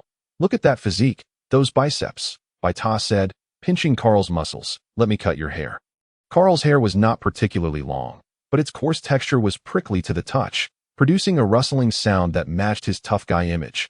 When it was Baita's turn, both Carl and Lu Rong were at a loss for how to proceed, fearing they might ruin his hair. Actually, long hair looks quite good, Carl commented. Yes, that's right, Lu Rong chimed in. Noticing their hesitation, Baita sighed. Forget it, I'll do it myself. With that, he took the scissors and swiftly snipped his hair short. After the haircuts, the trio looked much fresher and sharper. They cleaned up the fallen hair, and Carl and Lu Rong took the modified vehicle off the ship to examine the damaged. Lu Rong inspected the submerged portion of the hull, while Carl handled the above-water section. The overall damage to the ship was minimal. Only the area struck by the turtle was slightly dented, which was manageable. The three worked together to make repairs. And soon it was evening. What's the date today? Carl asked Lu Rong as he parked the vehicle. I believe it's August 22, Lu Rong replied. Pausing, Carl looked at Lu Rong and said, Are you sure? Tomorrow is Baita's birthday. The next morning, Baita emerged from his room, rubbing his eyes, his hair in disarray. Happy birthday, Carl and Lu Rong stood on either side of the door, joyfully exclaiming their congratulations in unison as they continuously retrieved vibrant ribbons and colorful pieces of paper from the small baskets hanging at their waists, showering Baita with a cascade of colors. Initially, Baita appeared somewhat bewildered and taken aback, but as he quickly grasped their intentions, he found himself in a state of amused disbelief. If he couldn't defeat them, he might as well join in. With ribbons fluttering in the air, the three of them erupted into laughter and playfulness, infusing a splash of color and vitality into the otherwise desolate end of the world. Oh dear, I was wrong. I won't come again. Where did you find all this? Baita exclaimed, laughter bringing tears to his eyes as he pointed at the ribbons and papers scattered on the ground. His voice feeble. After you fell asleep last night, we scoured the fishing village and actually found a few firework tubes, but they were all damaged and unusable, Carl replied, slumping down on the staircase. So we dismantled the tubes and extracted the ribbons and papers to dry them, Lu Rong added, reclining on the floor. You two really went through a lot for this. Ha ha ha. Baita, adorned with ribbons, looked somewhat comical. Yet he was genuinely happy, his eyes crinkling with joy. Casting a glance around, Carl inquired with curiosity, Why don't I see the little egg? Isn't he usually the one clinging to you? I noticed he was unresponsive when I woke up this morning. He must still be asleep, but it's normal for children to be heavy sleepers while growing, Baita replied, waving his hand weakly. With a surge of strength, Carl sat up and remarked, It's been quite a while since we found him. Why hasn't he hatched yet? It should be soon. His egg shape has changed several times, and his ability level is only on the rise, Baita speculated. Oh dear, let's not worry about him now. Can someone give me a hand? I can't get up. My abs hurt, Carl exclaimed, extending his hands. Baita and Lu Rong laughed, teasing him about his display of discomfort, and each took hold of one of his hands to hoist him up. What do we do with all this mess? Lu Rong asked, glancing around. The once tidy second-level cabin was now strewn with a myriad of colorful ribbons and papers. They had been so engrossed in their playful antics that they now faced the disheartening task of cleaning up. Oh, never mind. Let's leave this for now. I'll clean it up later after I wash up and prepare some fish for you, Baita said with a chuckle, lifting his foot to head toward the bathroom. Hooray! Lu Rong cheered, following closely. Whatever you need, just command me, my lord Baita. Carl picked up the small basket from the ground, shaking his head with a smile at the youthful tendency to be scatterbrained. As he followed the two, he overheard Lu Rong chattering excitedly to Baita. I've prepared a gift for you. Just wait a moment. Without waiting for Baita's response, he darted past him and headed up to the upper floor. That boy is quite clumsy, but his heart is in the right place, Carl mused, watching Lu Rong's retreating figure. I also have a gift for you, which I'll present shortly, he continued. Baita raised an eyebrow, his eyes widening in surprise, as if to say, isn't this a bit too formal? Just then, Carl was about to respond when Lu Rong's excited exclamation interrupted them. Both of them on the second floor instantly changed their expressions. Dropping what they were holding and rushing upstairs. What's going on? Carl called out, his tone tinged with concern. The rain has stopped. The rain has stopped, Lu Rong shouted exuberantly. What? Baita, still processing Lu Rong's earlier loud outburst, nearly swallowed the foam in his mouth, his tongue thick as he inquired, by the time Carl and Lu Rong reached the scene, they found Lu Rong dancing by the glass window, laughing and crying simultaneously while muttering to himself. Appearing almost delirious, noticing Lu Rong's peculiar state, Carl felt a wave of concern and gently patted Baita's shoulder, signaling him to stay still as he approached Lu Rong. Just as he turned to step forward, Baita seized Carl's arm, looking back at him with wide eyes filled with disbelief. Uncle Carl, am I seeing things? Is that sunlight? He stammered, seemingly not requiring a response from Carl as he murmured, sunlight, the rain has stopped. Tears blurred his vision, yet he dared not blink, fearing that this orange-hued sunlight might vanish before him. As tears brimmed in his eyes, spilling over when his eyelids could no longer contain them. They flowed down his cheeks, hot and fervent. He staggered toward the window, his steps light yet steady, as if afraid to shatter the warmth and hope before him. The world around him seemed to blur, with only the warm orange glow by the window remaining vividly clear. Finally, he reached the window, and Lu Rong, noticing his arrival, seemed to say something, but he heard nothing. That warm orange hue had consumed his entire attention. Cautiously, he raised his right hand, his fingertips trembling slightly as they slowly approached the glass. The pale fingers, having not touched sunlight for so long, instantly absorbed its color, even casting a charming shadow beneath his palm. A gentle breeze swept in, brushing against his tear-stained cheek with a hint of coolness, while his nostrils caught the familiar scent of water, though it now seemed tinged with the fragrance of sunlight. He wiped his eyes, bracing himself against the railing, and leaned out the window, striving to rise higher, facing the sun. The warm orange sunlight caressed his face, gilding the fine hairs on his cheeks, and he inhaled deeply. Gazing at the colossal orb of light in the azure sky, he thought to himself, the rain has truly stopped. Suddenly, he felt a firm grip around his waist, yanking him backward. Just because the sun has come out doesn't mean you should leap off the boat, Carl exclaimed, pulling Baita back into the cabin.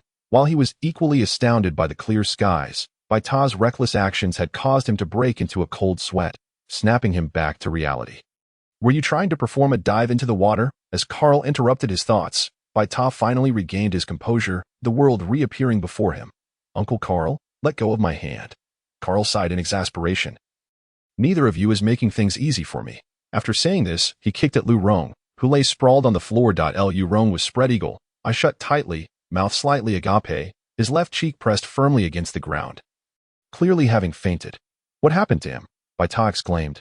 What do you think? He was laughing and crying, running and jumping, in such a frenzied state that I was afraid he might lose his mind. So I knocked him out with a quick chop. I hadn't even managed to settle him before I looked up and saw you about to jump ship, which scared the life out of me. And, well, I accidentally threw him down. Thankfully, he's quite resilient. Carl sighed deeply. Just then, Lu Rong stirred, rubbing his neck as he slowly rose from the ground, and upon meeting the gazes of Baita and Carl staring down at him, he stammered, What's going on? Oh dear, did the little one get scared again? Baita sighed. It's all right. You just bumped your head and fainted. Are you feeling better now? Huh? Is that so? I'm fine, just a bit of neck pain. Lu Rong replied. rubbing his neck once more. Carl scratched his nose, hesitant to speak. Oh, right. Baita. The rain. Lu Rong seemed to recall something, grabbing Baita's arm and speaking in a jumble. Baita gently patted Lu Rong's hand with his other hand, saying, "The rain has stopped." Oh, yes, yes, the rain has stopped. After articulating it fully, Lu Rong felt a wave of relief and finally calmed down. Carl, taking one of each of their heads, lightly knocked them, saying, all right, the rain has stopped. The sun is out. Things are finally looking up. Now you both behave yourselves." Saying this, he pulled both of them into a warm embrace.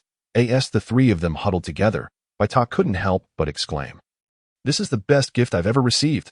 Suddenly, a peculiar sound interrupted their tender moment. "What was that noise?" Lu Rong inquired. "Oh no." Carl's eyes widened in alarm. "It's zombies. That's the sound of zombies," as the two conversed.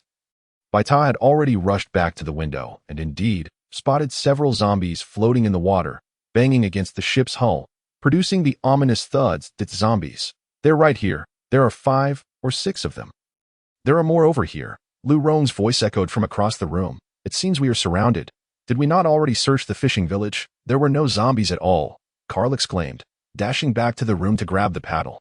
"Wait, why are there suddenly more zombies?" "In just a short while, there are 5 or 6 more." Baita scanned the area. "It's the ocean. The zombies are swimming over from the sea. So many zombies. We need to set sail." Having already grabbed the paddle and rushed down to the first floor, Carl heard Baita's urgent voice and immediately changed course, entering the control room. "Steer the ship.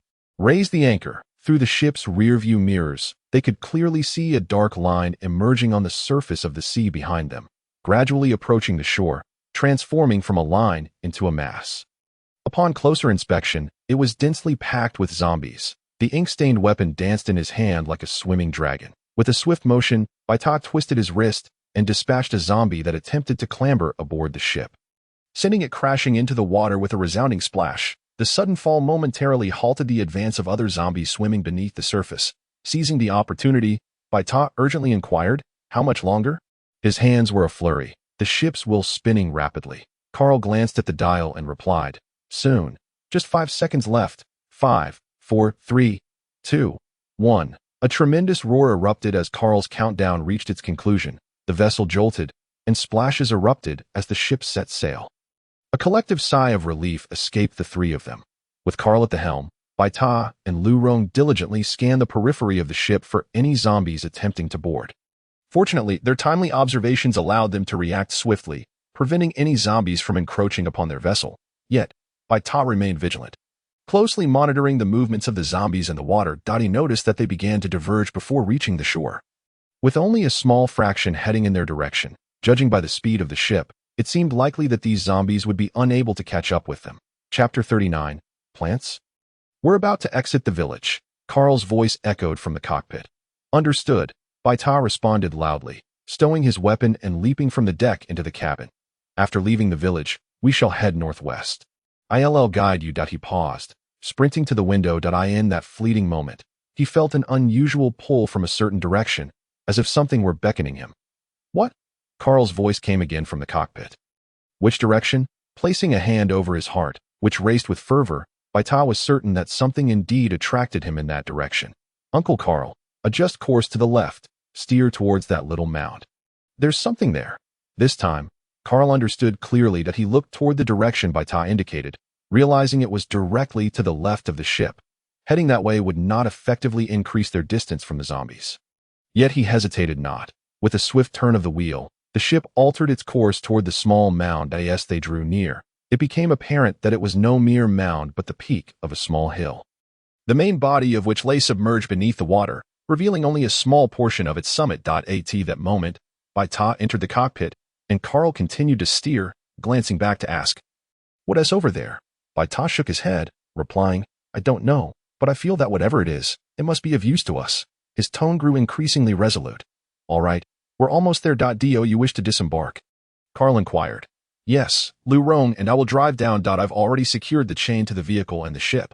Once we descend, you keep heading northwest, in this direction." Baita pointed towards the ship's stern. "I'll drive straight up that mound to see what it is. I'll retrieve it and catch up with you. I want to dismount alone. If anything seems amiss, make sure to pull away with the ship." "Understood," Be careful that we're nearing the drop-off point. You can descend now, Carl replied decisively, pressing several buttons to slowly open the side of the ship. With a clang, the lock securing the vehicle released, and Lu Rong was already in the driver's seat. Baita swiftly hopped in, closed the door, and commanded, "Lu Rong, drive down." The distinct roar of the engine erupted, accompanied by the sound of chains dragging, and with a splash, they plunged into the water. The vehicle lurched violently forward, and Baita swayed as he entered the driver's cabin. Through the windshield, he finally glimpsed what lay atop the mound. What was that? A plant. In disbelief, he rubbed his eyes. Indeed, it was a plant. Though frail and withered, as if it might snap and perish at any moment, Baita was certain it was a living specimen. Drive up carefully. Make sure not to crush that yellow plant. Without waiting for Lu Rong's response, he turned back to the cargo area, retrieving a military-grade shovel, ready to leap into action. Lu Rong doubted his ears. A plant. How could that be? Nevertheless, he followed Baita's orders and parked the vehicle. We arrived. Almost as soon as the vehicle came to a halt, Baita flung open the door and dashed out. In mere moments, he had dug the plant out of the ground. Roots and all, in less than 10 seconds. All right, let us go. Lu Rong was ready at a moment's notice to speed off. Upon hearing the command, he pressed the accelerator and the vehicle shot forward, leaving the zombies that had just clambered ashore in confusion. Through the window, Carl saw Baita successfully get back into the vehicle, which raced towards him. He immediately accelerated the ship. The iron chain connecting the vehicle and vessel tautened, and the two occupants felt an immense force pulling them along. They swiftly distanced themselves from the pursuing zombies. The ship's wheels turned, gradually reeling in the chain, bringing the modified vehicle closer to the ship. Lu Rong cautiously adjusted the vehicle's direction, following the pull of the chain, and slowly drove it onto the ship, coming to a stop. Hearing their footsteps, Carl turned to ask, "How did it go? Did you get it?" "We got it." Baita said. "It's a plant." Lu Rong exclaimed loudly. "What? You mean a plant?" Not hearing a response, Carl pressed on. "Lu Rong, Baita, where are you?" The two had already brought the plant into the second-tier cargo hold. "Give me a container," Baita instructed Lu Rong. "Is this one suitable?" Lu Rong inquired. "Too large. Find something smaller, about the size of the third one on your right," Baita replied, holding the plant and gazing at the half-meter-deep metal bucket Lu Rong was holding. He eventually selected an appropriately sized metal basin himself. Oh, okay. Finding the desired metal basin, Lu Rong cradled it in both hands to receive the plant from Baita. His curiosity piqued. Is this really a plant? Aren't plants usually green? Why is this one yellow? Should we discard these? Baita meticulously examined the plant's root system, discarding the decayed roots. Hearing Lu Rong's inquisitive remarks, he explained, "This is clearly a seedling. Not fully matured. It likely suffered from malnutrition, which is why it has withered and turned yellow." He pointed at the dead roots on the ground. "These are all rotten roots that must be removed. Otherwise, this seedling won't survive." Lu Rong nodded, somewhat understanding. That's how it is." After cleaning the roots, Baita loosened the soil and replanted the seedling in the metal basin. He brushed the dirt from his hands and said, "All right, fetch me some corpse crystals. I need earth and wood attributes, but don't get any high-tier ones. Low-tier will suffice." After gathering several corpse crystals, Lu Rong heard the latter part of the instruction and returned to the storage cabinet. Placing the crystals down to select a few more. "I'm not sure which is what attribute, so I took a couple of each color." He presented the green, azure, and brownish-yellow corpse crystals to Baita. Baita picked up the various crystals, arranging them in a circle around the metal basin. "No worries. I'm not certain either. Let South just place them all for now." After loosely arranging the crystals in the soil, he extended his right hand, fingers poised, as a surge of energy-laden psychic water erupted from his fingertips, drenching the basin, which was swiftly absorbed by the soil. "Let us take it up to Uncle Carl for a look." Baita's hands were now dirty, so Lu Rong carried the basin. He cradled it as if it were a delicate infant, cautious and uncertain of what to do next. "It's fine. Don't be afraid. I've settled it. Let us go." With that, Baita gestured for him to head upstairs while he turned to wash his hands in the restroom. The cool water quickly washed away the grime from his hands, and as Baita flicked the droplets off, he turned to find Lu Rong still standing there, gazing at him, frozen in place. After hesitating briefly, Lu Rong whispered, "I'm scared." Ultimately, it was Baita who ascended with the basin. "Uncle Carl, look, a plant." Once he transferred the precious cargo, Lu Rong dashed up the stairs and into the cockpit as if released from a spell. Is it really a plant? Did I hear that right? Quick, where is it? Let me see. Carl had been itching for a glimpse, but with the two youngsters below and his duty at the helm, he felt utterly vexed. With Baita, Master Bai, Lu Rong replied just as Baita entered the cockpit. Cradling the metal basin. Here it is, here it is. Uncle Carl, look. Baita extended the basin forward. Leaning down to inspect, Carl queried, is this what you call a plant? It doesn't quite resemble the peony you had before. Master Bai had other plants before, Lu Rong exclaimed in astonishment. That's a long story. This is a seedling, Uncle Carl. While I can't ascertain its species just yet, I'm certain it's a plant that I've already taken care of it. It should survive without issue. Baita replied. In truth, he was only a novice in the realm of planting, relying on the miraculous properties of the psychic water and corpse crystals, coupled with his peculiar intuition. Indeed, he could sense that the seedling's vitality had stabilized and was progressing positively, though he remained puzzled as to why he could comprehend the plant's intentions. However, he speculated that this should be related to another evolved peony species of his. So where should this delicate little thing be placed? Carl gestured vaguely towards the seedling with his hand. Well, there's still an empty room.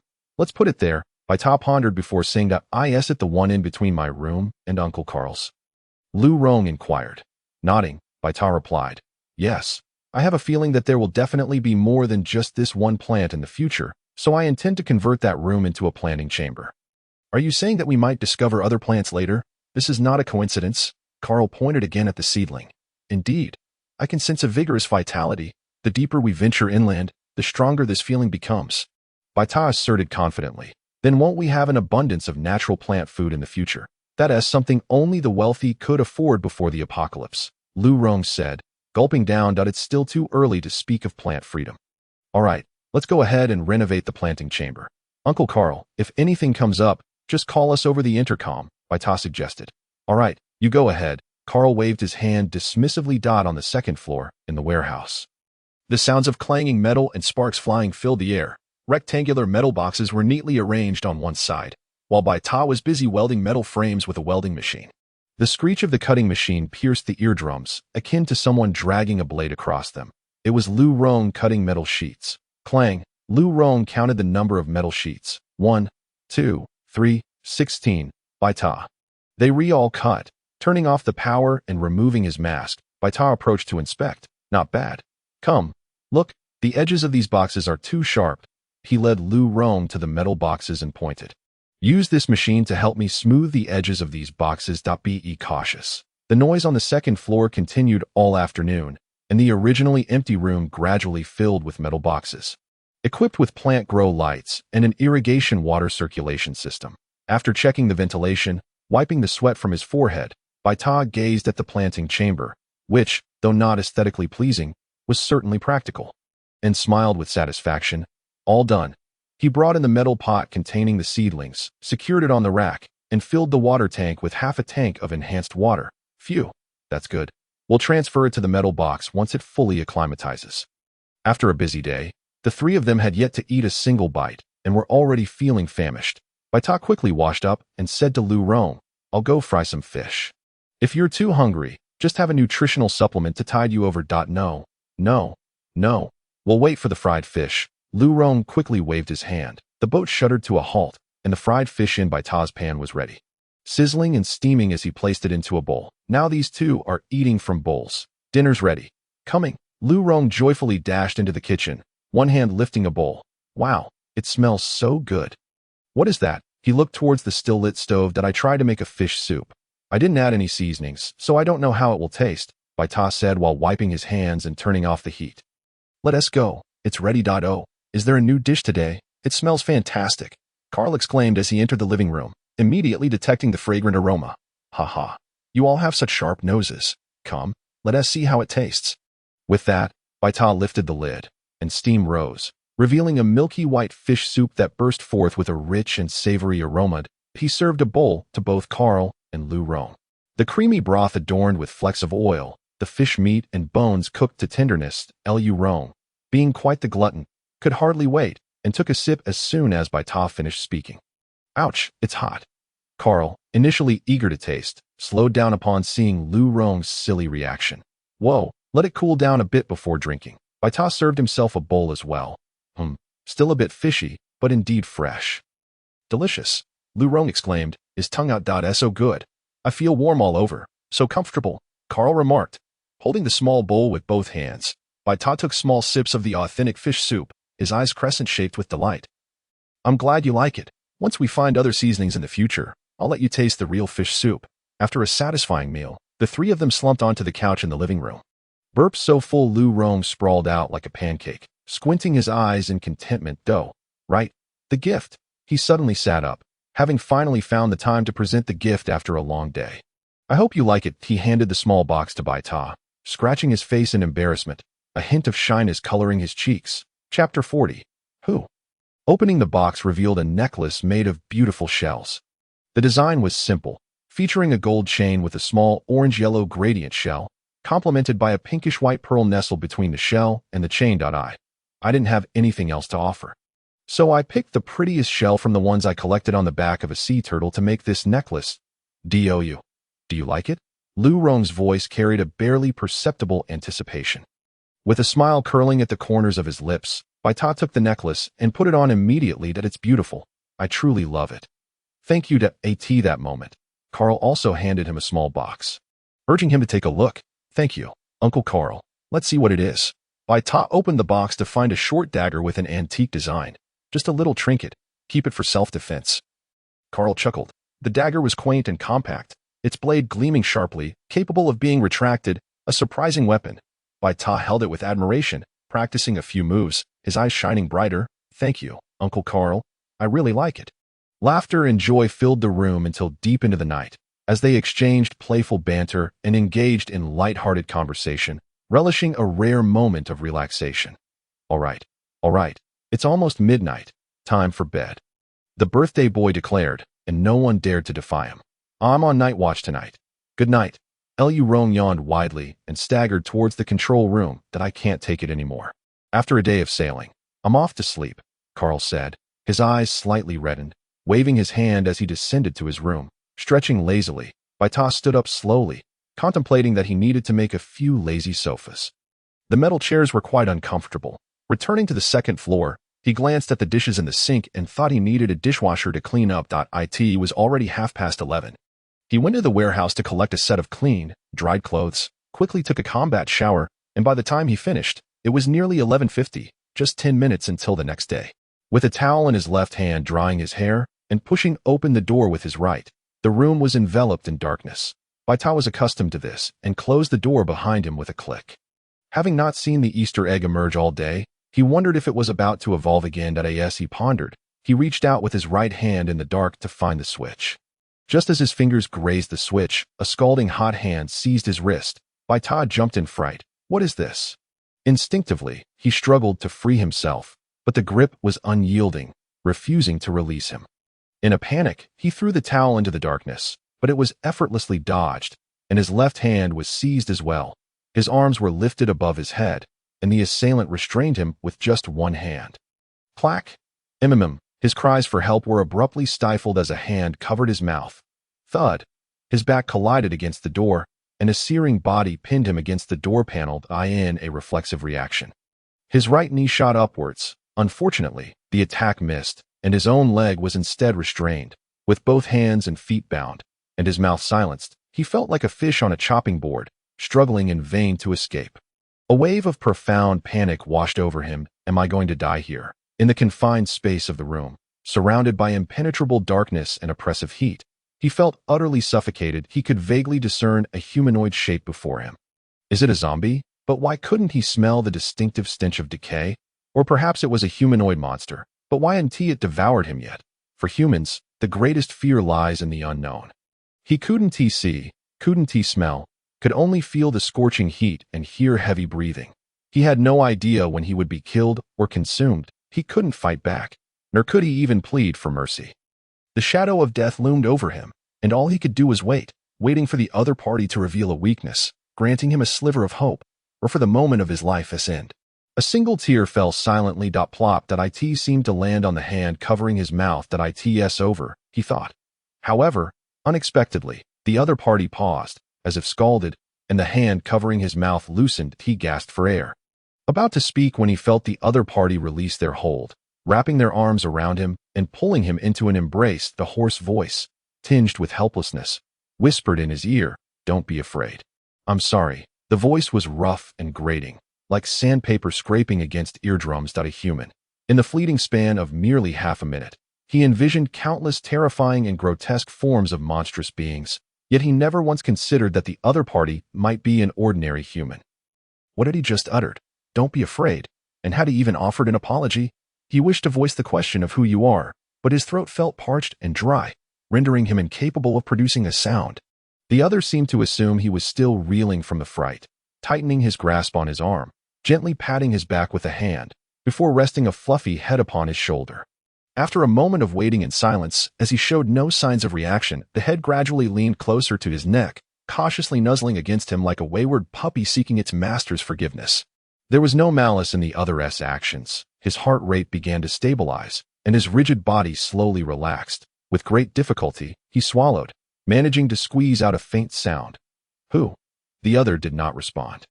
No, it would be more accurate to say that the other wished to respond but was unable to produce any sound, for he had just felt a warm breath against his neck. A testament to the other's desire to speak. Based on the raspy and unpleasant tone of the other's voice, one could surmise that their throat was likely in worse shape than a broken gong. Thus, in the darkness, before the door, Baita remained enveloped in the other's embrace. Perhaps this lasted 2 or 3 minutes? He pondered. Noticing the other made no further moves, he cautiously wiggled his fingers, receiving no response. He then shifted his arm slightly, and the other did not resist, but rather loosened his grip, allowing him a bit more freedom of movement while still keeping him within their hold. His courage gradually mounted as he raised his right hand once more toward the light switch. This time, however, the other caught his hand, but did not grip it as firmly as before. Instead, they gently halted his motion. "We cannot turn on the light?" he whispered. The head nestled in his neck nodded, soft strands of hair brushing against his cheek, eliciting a ticklish sensation. Strangely, during this brief interlude, he suddenly felt that the other must be lacking in a sense of security. It was peculiar. As the other's stature was considerably taller, their reflexes swifter, their strength greater, and their fighting skills superior, yet he could not shake the feeling that the other was fragile and in need of protection. It is well known that one's back is a vulnerability, seldom exposed to an adversary, yet the other displayed no inclination to evade or resist, allowing him to extend his hand toward their back. He wrapped his arms around them, gently returning the embrace, his palm encountering a patch of heated skin. The other was not wearing a shirt, even while being ensnared in the arms of this strange individual. Baita found his thoughts wandering. Could it be that the reason for not turning on the light was that this person was entirely unclothed? Though somewhat inappropriate, a flush crept to his ears. This person. The mortifying thought caused the fingers resting on the other's back to involuntarily curl slightly. Perhaps feeling a tickle, the other visibly shivered, their breathing quickening. Before Baita could even finish his apology, the other suddenly released him, retreating several steps back. Not wishing for the moment to pass, Baita added, "Don't be afraid." For reasons unknown, the roles had abruptly reversed. The one who had been attacked was he. Yet now the other appeared akin to a victim. The room fell silent once more, the prolonged darkness diminishing his visual acuity while sharpening his hearing. He perceived the other's frustrated sigh. The hesitant sound of footsteps, a rhythm of approach and retreat, until finally, as if having made up their mind, the other settled at a distance neither too far nor too close. A few minutes later, Baita heard the other deliberately make some noise, presumably stomping their foot, and then at last, the second utterance of the night emerged from the other's lips. Egg, still raspy and unappealing. Previously stunned by fear, he had entirely forgotten about this matter, but the reminder prompted him to recall that there should still be an egg in the room. Fortunately, this was his own space, and he was familiar with the layout. He slowly groped his way toward the bed, his hands reaching out in front. After estimating 3 or 4 steps, his right leg struck an obstacle. He had arrived at the bed. As he fumbled around on the surface, he softly called out, "Egg," no response. "Egg." He repeated the call several times, with no reply, until his hand brushed against something smooth and eggshell. However, the warmth he had expected felt only cold to the touch. Baita's heart tightened. "Egg." His tone betrayed evident panic. Using both hands and feet, he clambered onto the bed, attempting to grasp the egg, only to find emptiness, as he instead encountered shattered shell fragments. Egg? Bewildered, he caressed the broken shell in his hands. And after a few seconds, it seemed he finally comprehended. Had it hatched, the last of his words faded between his lips, for he suddenly remembered that there was another person in the room besides himself. His mind blanked for a moment. He turned, half murmuring, half questioning. Egg? Then he heard 2 stomps in response. Thoughts tangled and jumbled. The egg had not risen today. The egg had hatched. The egg was gone. The egg. There was someone in the room. They would not allow him to turn on the light. They had struck him. They were not wearing clothes. After several attempts to speak, Baita found himself at a loss for words that right? Clothes. Shall I fetch you something to wear? He suggested. Thud, thud, an affirmation. Exhaling deeply, he continued. But I took all the clothes to the warehouse for sterilization and might removal yesterday. I need to go get them. Can you wait here for a moment? Thud, thud. All right. Then, wait for me. With that, Baita made his way back to the door. I'm going to open the door now. Okay. Thud, thud. Creaking, he pulled the door open, stepping out into the corridor. Having lingered in darkness for so long, the hallway lights felt blinding, and he had to squint to adjust. A sudden thought struck him. Was it possible that the egg could not tolerate the bright light? Once he reopened his eyes, Baita proceeded toward the warehouse, ultimately stopping in front of Carl's room. Knock, knock. Uncle Carl, are you asleep? He whispered. After waiting a few seconds with no response from within, it seemed he had indeed fallen asleep. Turning to take a couple of steps, he heard the door opening behind him. Carl's voice laced with laziness. What is it, little Baita? The egg has hatched. Baita replied calmly. Oh, the egg has hatched. I thought what? Carl's eyes widened suddenly, his voice rising. What? It hatched. This exclamation startled even Lu Rong upstairs. Thud, thud, thud. What is going on? What happened? Well, another loud voice. Then I'll go in. Baita stood at his own door, holding a set of clothes that belonged to Carl. Judging by their earlier interaction, it was evident that his own attire would be far too small for the egg. Opposite him stood Carl and Lu Rong. Ever since the earlier exclamations, the two had become alert, determined to linger at the door to catch a glimpse of the egg's true form. And no matter how Baita tried to persuade them, they refused to budge. Knock, knock, knock. That he tapped on the door, announcing, Egg, I'm coming in now, all right? Thud, thud. 2 stomps echoed from within. Creak, bang. The door swung open swiftly, leaving no opportunity for the two outside to peek in. The room remained shrouded in darkness. Baita stood at the threshold, clutching the clothes. Egg, where are you? As soon as he spoke, he heard footsteps drawing closer, and the other eventually stood before him. The warmth radiating from them was palpable even at a small distance. With outstretched hands, he offered the clothes. Here, there are no new clothes. These are what Uncle Carl wore, but they've been cleaned thoroughly. As the weight in his hands lightened, the other took the clothes. Followed by the sound of rustling fabric, the other was putting on the clothes. Baita felt an unexpected warmth in his cheeks, his tightly shut eyes involuntarily shifting, remembering the sensation from their earlier embrace. He pondered. The egg must have reached adulthood. He had always assumed the egg was a minor child, even though he had realized upon first encountering it that the other was taller and sturdier than himself. However, the laws of this world dictate that one is considered an adult only after reaching the age of 30. The previous behaviors of the egg still bore traces of childishness. So was it still a minor? Chapter 41. Banbu. Chapter 41. Banbu. Unbeknownst to Banbu, who had finished dressing, Baita wrestled with his tangled thoughts. This morning, he felt an urge to break free from his shell, after a day of exertion. It was only a quarter of an hour before Baita entered the room that he truly emerged from his confinement. The struggle to break free had drained him of much energy. But upon his exit, the darkness of the room mirrored that of his shell, allowing his eyes to adjust relatively well. However, when Baita pushed the door open, the ordinary brightness of the corridor was blinding to him, causing tears to spring forth immediately. Thus, when he sensed Baita's intention to turn on the lights, he instinctively grasped Baita's hand. He wished to explain, yet the severity of his previous injuries rendered him voiceless. His entire body had been scorched to a crisp, and even now, his throat was raw, his skin entirely newly grown, compounded by the fact that he hadn't spoken a word in months. Consequently, he was utterly incapable of producing sound at that moment. Later, when Baita reacted defensively to his sudden movements, his body instinctively retaliated before his mind could comprehend the situation. This startled not only Baita but also brought him to tears.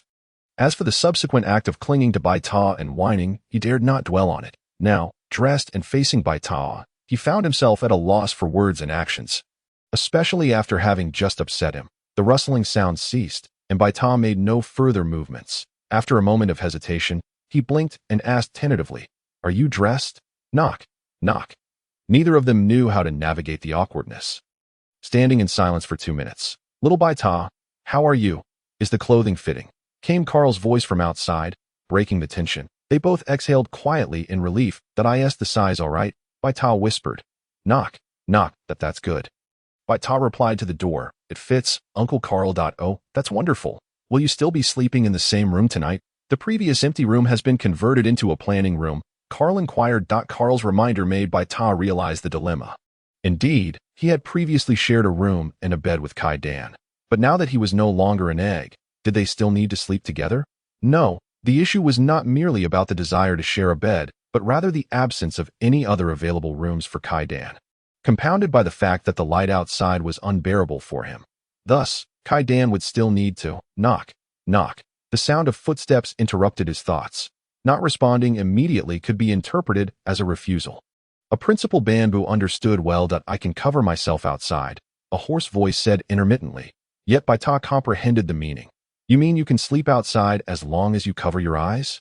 Knock, knock. After the footsteps faded, a rustling sound followed, along with the clattering of what seemed like jade and porcelain. What was he doing? Baita pondered that it sounded as if he was tidying up the eggshells on the bed. "I can handle this." Realizing this, Baita quickly felt his way toward the edge of the bed, but in his haste, he accidentally bumped his leg, letting out a hiss. The sound of tidying up halted abruptly, and a pair of large, warm hands caught his arm just in time, preventing him from colliding with the floor. "Thank you," Baita murmured, feeling embarrassed, and expressed his gratitude in a softer tone. The hands steadied him and guided him to the bed. Once he was seated, they gently patted his arm, as if to say, "Be good and stay still." The hands withdrew, and the sounds of clattering resumed. This time, Baita refrained from moving, lest he impede the other's efforts. "Knock, knock. Little Baita, have you fallen asleep?" It was Carl, who had not received a response for a while. At that moment, Kai Dan had finished cleaning up the eggshells on the bed and was now fetching a set of clean bedding. Preparing to change the sheets, standing by the bed, Baita listened to Kai Dan's busy sounds and made a decision. "Uncle Carl, Kai Dan will still be sleeping with me tonight. You two should head to bed early." "All right, as long as you've come to an agreement." Just now, Lu Rong mentioned he would be on night duty and wouldn't he be sleeping, so Kai Dan can stay in his room. Carl's voice continued, with Lu Rong's agreement faintly audible nearby. All right. He had been so focused on letting Kai Dan sleep elsewhere that he had completely forgotten to ask whether Kai Dan still wanted to share a bed with him. As if sensing his thoughts, the person changing the bedding nearby said, "I do." These were the two clearest words Baita heard that evening. As long as you're okay with it. Before long, the bedding was entirely replaced, exuding a fresh scent. Should we go to bed now? For some reason, Baita felt that the conversation tonight was rather peculiar. Knock. Do you disagree? What's the matter? Baita inquired. He sensed the other drawing closer, tentatively taking his left hand. Upon feeling no resistance, the grip gradually moved upward. Then, he felt the tips of his fingers brush against something soft. His fingers instinctively curled, and then he felt a gentle kiss on his knuckles. The warmth of the other's breath enveloped his hand. His arm involuntarily twitched, pulling back, yet his left hand remained firmly grasped by the other, unable to break free. "You," Baita instinctively exclaimed, but the other quickly released his hand. A flustered and hoarse voice stammering, "I'm not," cough, cough, cough. The other seemed even more surprised, flustered and desperate to explain, but his throat betrayed him, prompting a fit of coughing. Baita hurriedly patted his back. "Don't rush, don't rush. I know you didn't mean it." Cough, cough, cough. "Do you want some water?" An idea struck Baita. Knock, knock, cough, cough. "All right, don't worry. There's an unused cup in the room. I'll get you some water right now." As he spoke, he attempted to step away, but was stopped by the other. "What's wrong?" Baita asked. The intense coughing subsided a bit, and Baita felt the other taking his hand once more. This time, he did not pull away. He was led through the darkness, avoiding various obstacles, until his hand was placed around a cup. With a surge of power, the sound of rushing water echoed in the pitch-black room. Here, Baita, unable to see, merely estimated the gesture. Gulp, gulped. He heard the other drink the water eagerly, accompanied by a satisfied sigh. "Do you want more?" Baita inquired. Knock. Once again, the other took his hand, leading him back to the bedside, where they each settled in. After a night filled with chaos, Baita, previously unaware, now felt a wave of fatigue wash over him as he lay down. The comforting presence of 2 blankets returned to the bed. And as he drifted into slumber, he suddenly remembered that he hadn't asked Kai Dan his true name. Why did he hold my hand? A tingling sensation ran through his palm, a trace of warmth left by a gentle touch. Banbu, did I just say what was on my mind? Baita pondered before completely succumbing to sleep. Knocked at a series of knocks roused Baita from his dreams. Groggy, he faintly heard voices from outside. Little Baita, are you awake? It sounded like Uncle Carl. It seemed he still hadn't awakened. Yes, Lord Baita must have stayed up too late last night. And Lu Rong, the thought flashed through his mind. Leaving no trace, Baita was far too tired, his eyelashes fluttered, and he slipped back into slumber. Carl, let us go, he has woken up Lu Rong. Then we'll come back later. The conversation between the two faded as they departed. Banbu shifted his arm, pulling the blanket up slightly to cover Baita's exposed back. The person in his embrace unconsciously nestled closer to his chest. Indeed, last night Baita had crawled into his bed, just as he used to, embracing him while they slept. However, previously, he had enveloped Banbu entirely in his small form, whereas now, due to their differing sizes, he merely held onto his waist, adjusting the blanket snugly. Baita seemed to find a comfortable position, no longer fidgeting but instead settling contentedly in his embrace. Yet, Banbu could not shake off his own wakefulness. In order to ensure the sturdiness of the ship, the second and third floors lacked windows, with only the first floor featuring 2 panoramic glass cabins and a living area with a sealed glass window for light. All single pane, allowing visibility from the inside out, yet not the reverse. Thus, even though it was bright outside, Baita's room remained enveloped in darkness. However, this posed little issue for Banbu, though he lacked night vision. His perceptive abilities far surpassed that of an average person, a skill evolved during his time as an egg. He could sense his surroundings without needing to see, as if his perception acted like a scanner. Relaying the shapes of objects to his mind, he was still just a child. With a gentle and rhythmic motion, he patted Baita's back, ensuring that the person nestled in his arms slept soundly. How can they still not be awake by noon? Lu Rong squatted on the ground, idly rolling a glass marble he had discovered that morning in an abandoned kindergarten. It was indeed rather late. He hoped nothing was amiss. Perhaps he should knock on the door once more. Carl was at the helm, carefully aligning their course. Stowing the glass marble away, Lu Rong slowly rose to his feet. He genuinely did not wish to disturb Master Baita's rest, yet today felt decidedly unusual. Standing outside Master Baita's room, he curled his fingers into a loose fist and gently rapped on the door. Master Baita, are you awake? Lu Rong inquired softly. Within the room, Baita furrowed his brow but did not awaken. Knock, knock, knock, Master Baita. He shrank further under the covers, covering his head, still unresponsive. Knock. The knocking ceased abruptly. Wah! Ouch, ouch, ouch, Lu Rong exclaimed loudly, his hand visibly reddening from the knocking. Tisk. Banbu had originally intended to stop him from continuing to knock. Wasn't this kid supposed to be tough? How could he be squealing like that from a mere light burn? This time, Baita was thoroughly roused, tightening his arms and rubbing his head. Something feels off. Is it a colored egg? The languorous voice responded to the gentle touch above him. The previously dazed individual instantly became alert. The colored egg had hatched. Now it was Banbu. He vaguely recalled the other writing those 2 characters in the palm of his hand before drifting off to sleep. The monosyllabic sound seemed to emanate from Banbu's chest. A low voice that sent a slight vibration through Baita's ears. Now that he received confirmation, Baita felt immensely relieved that the room had not been lit. Otherwise, Banbu would surely have noticed that his face was flushed with embarrassment. He had realized that he had once again unconsciously burrowed into the other's blanket and was tightly embracing his waist. While it was excusable in the egg-shaped form, now, I am sorry. Master Baita, he stammered, hurriedly scrambling to retreat back into his own blanket. Master Baita, was that you speaking just now? Lu Rong asked, still clutching his fingers. I'm awake. I'll be right out.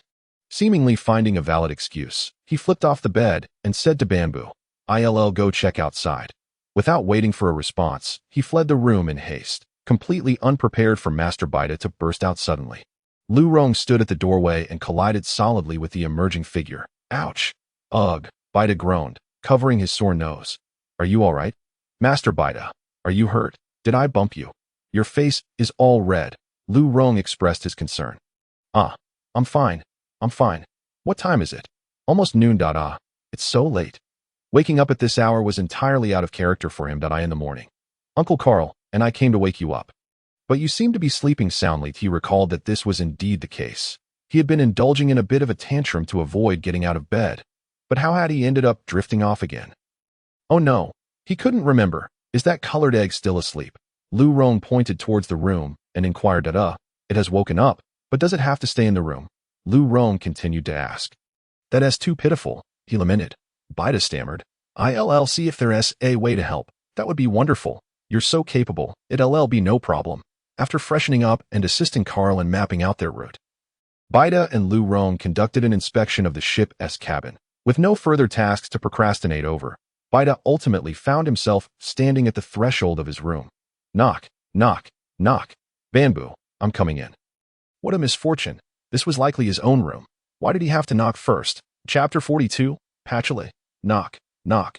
The door was answered with 2 knocks from within. As someone by the door, Baita wondered, but he did not dwell on it. He quickly pushed the door open and re-entered the darkened chamber. Banbu, the corner of his clothing was tugged gently, and he turned to the right, reaching out his hand hesitantly, yet finding nothing that he asked again. Banbu, his exploring hand was grasped by a familiar warmth, pulling him downward until he finally touched a head of soft hair. Banbu, why are you sitting on the floor by the door? Baita asked. Puzzled, he extended both hands to explore and discovered Banbu curled up on the ground, hugging his knees, a posture of self-protection. You didn't sit here all this time after I left, did you? Banbu remained silent and motionless, tacitly agreeing.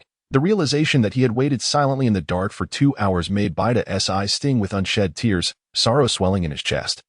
I am sorry, there won't be a next time, he vowed as he embraced the other. Banbu returned the embrace, feeling Baita's slender, fragile form, and couldn't help but think, this person, despite still being a child himself, small, weak, and pure, should be a recipient of protection, deserving of care and affection, yet always took on the role of protector, ever self-sufficient, vibrant, and full of life. He cherished Baita's embrace. Warm and reassuring, they returned to the bedside. Sitting on the edge of the bed. All right, now I'll ask, and you answer, okay? Baita said, placing his left hand into Banbu's, no need to force words, just right in my palm, shaking his left hand gently. Banbu indicated his understanding. You can't stay locked in here forever. Is there absolutely no light allowed? Baita inquired. His left hand was held by Banbu, feeling the path of his fingertips gliding across. Not for the moment.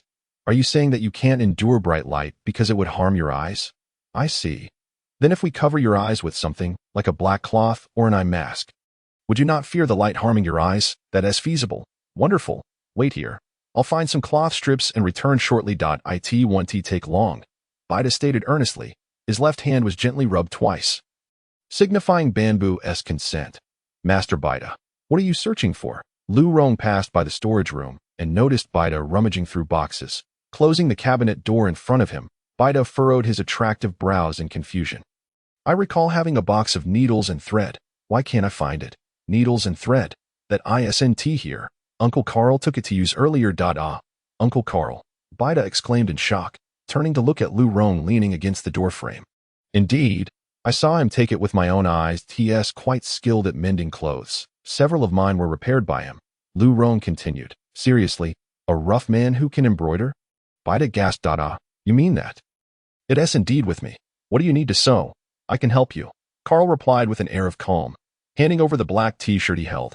Baita gestured on it and said, I wish to make an eye mask for Banbu. Oh, the colored egg.